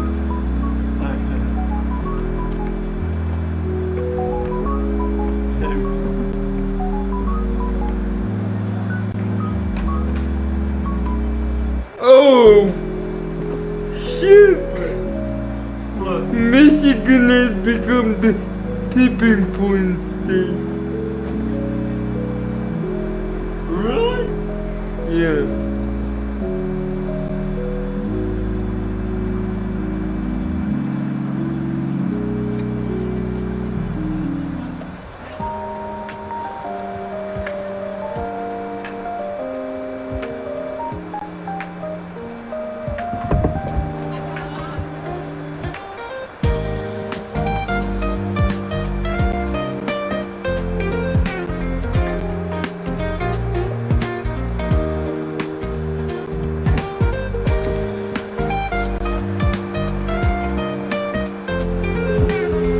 Byrd Hello. is catching up on worms.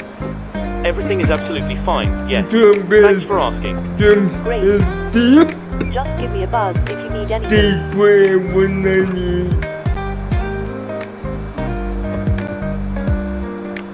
I don't know, it could be closer than we expect. No!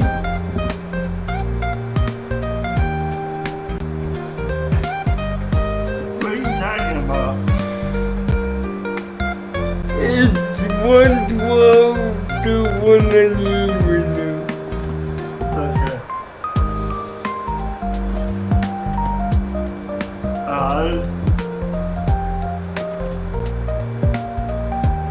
Byrd. Predictions.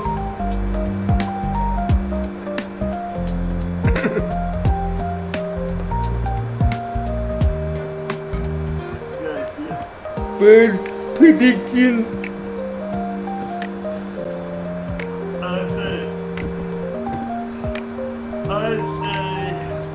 California's gonna be blue, yes.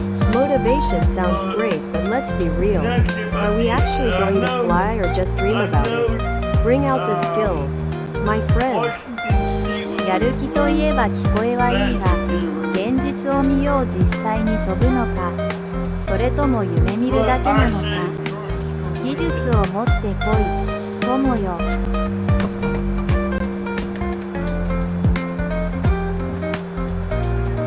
They might be close by, maybe 20, 30 points max. You know, this is exciting.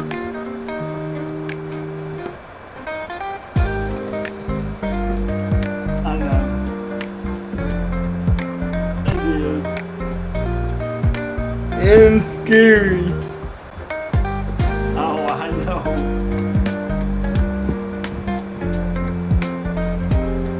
Trust me, I know.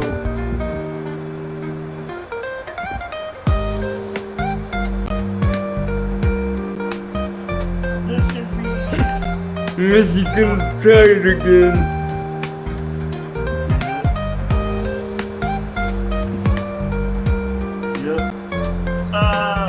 With Michigan being the current tie-breaking state. I can't believe this. Oh, god damn! This Trump took the lead in my state. Can't believe this.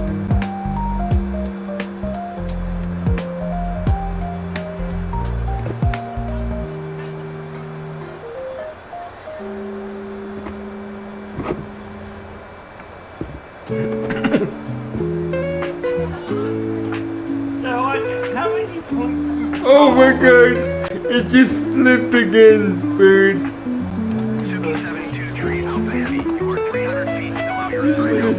This is more exciting. This is back in the lead in my seat. Climb and maintain flight level 400 Suki 72 Tree Alpha Heavy. Really? Oh man. This is funny. What was train now?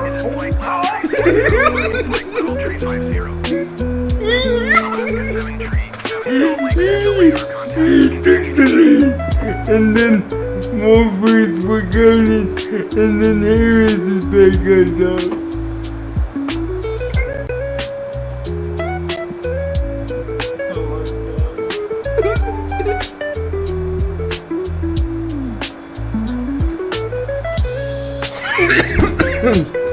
Well, Byrd, this is surprising nonetheless. I didn't expect to see so much red in my state. I know. Climb and maintain flight level 330, United 1921. Suki 72 Tree Alpha Heavy, please expedite your climb flight level 400.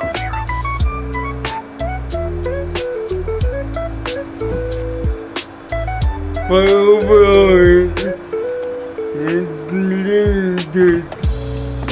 the orange monkey.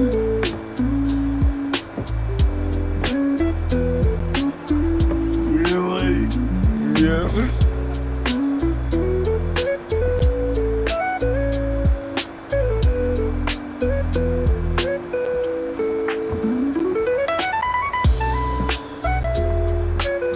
Byrd, check the New York Times. That's what I'm watching.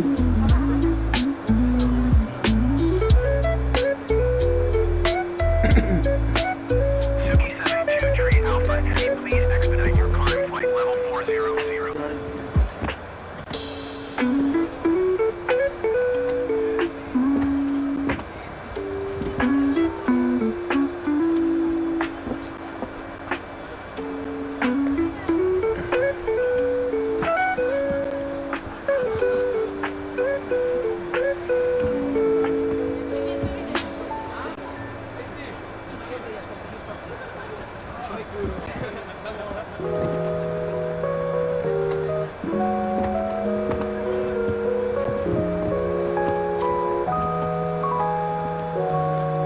Oh my god, my thing is leaning red again. Leaning red again. Suki 72 Tree Alpha Heavy, please expedite your climb flight level 400.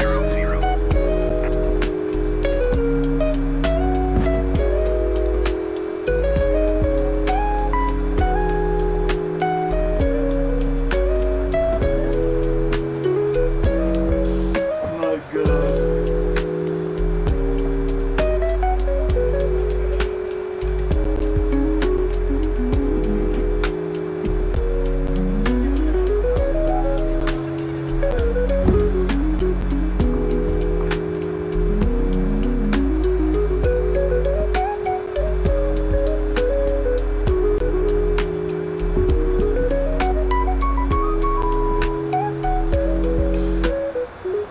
Trump won Kansas.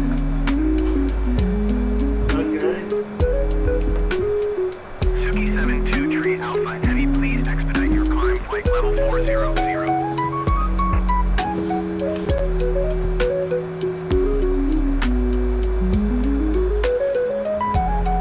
And with 8% fuel, we're doing good.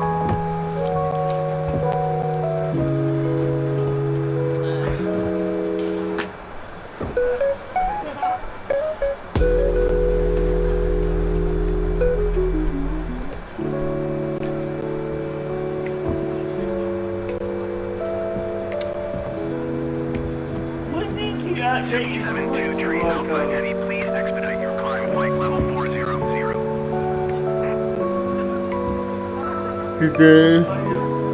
Oh, you did that today?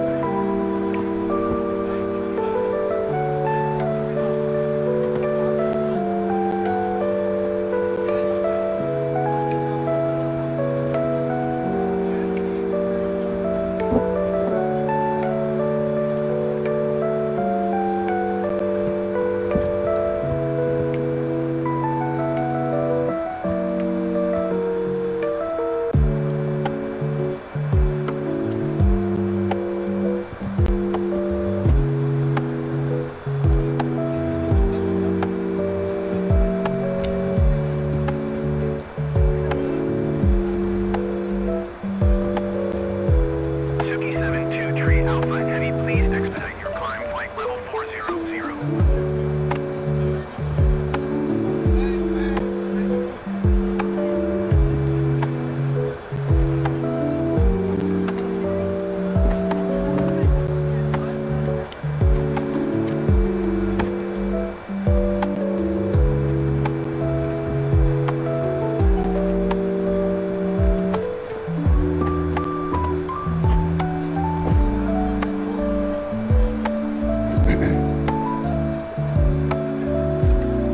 No way!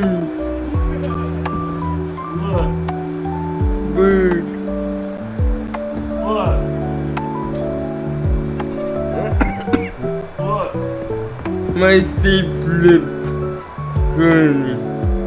Again? Suki 72 Tree Alpha Heavy, please expedite your climb flight level 400.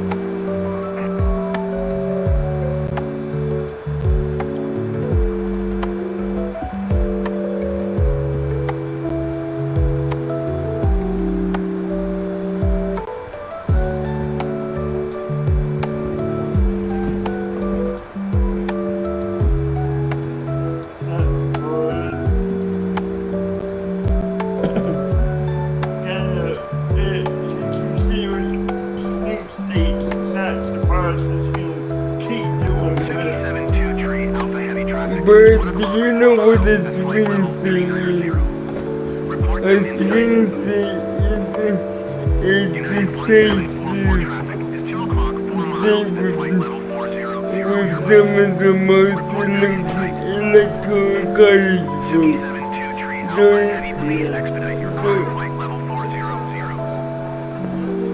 Suki 72 Tree Alpha Heavy, have the traffic.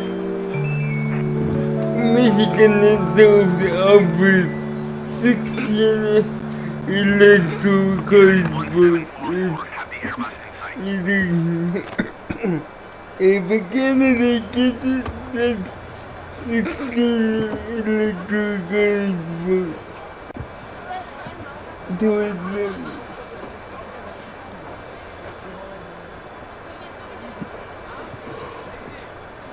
Gotcha.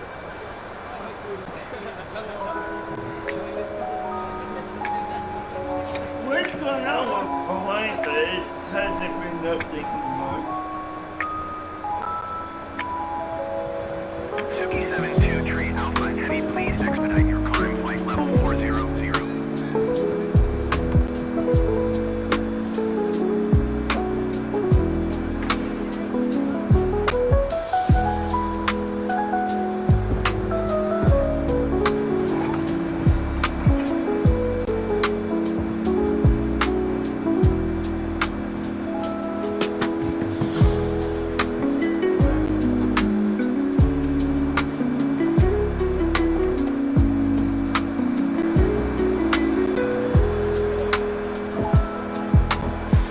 Okay, we're 200 miles, 250 miles out.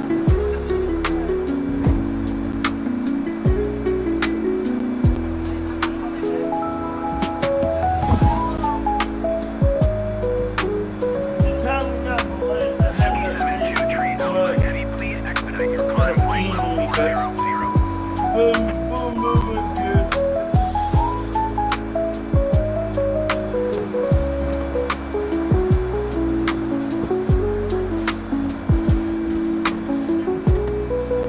I'm enjoying the restart.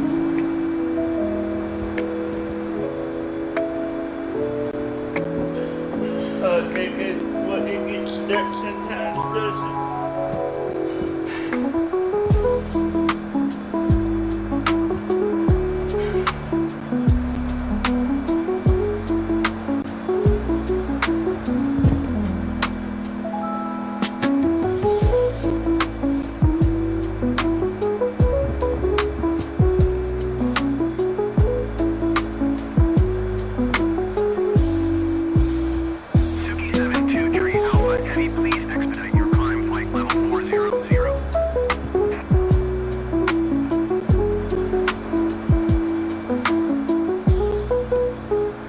No way.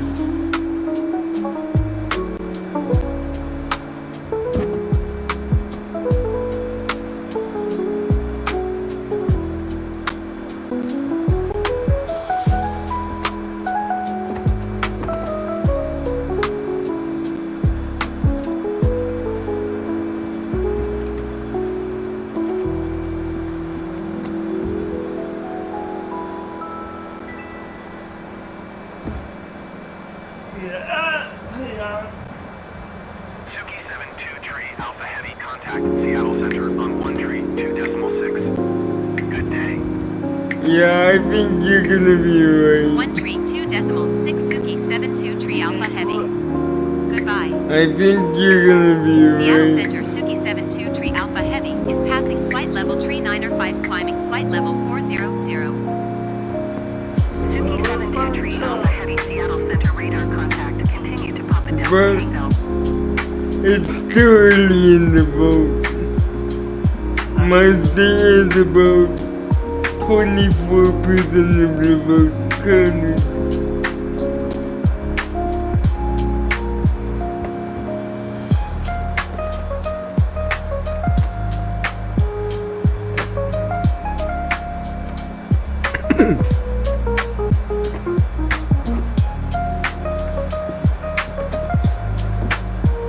Alaska 785 traffic is 9 o'clock 4 miles at flight level 290 Boeing. Report them in sight.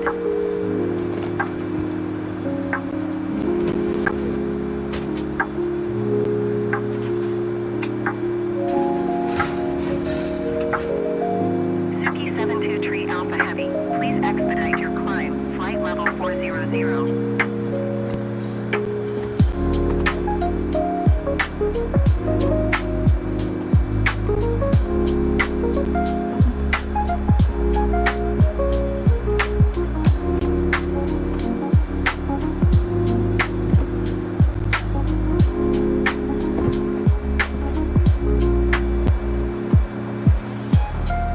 Yeah, the lantern was stuck. Yep. Is it good now? It is. It is.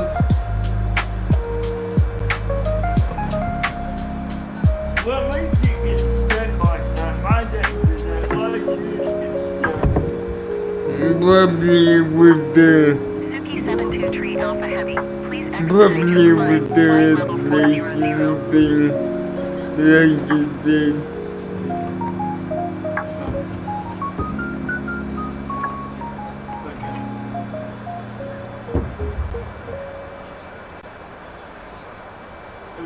It seems like you and Rolanda always hang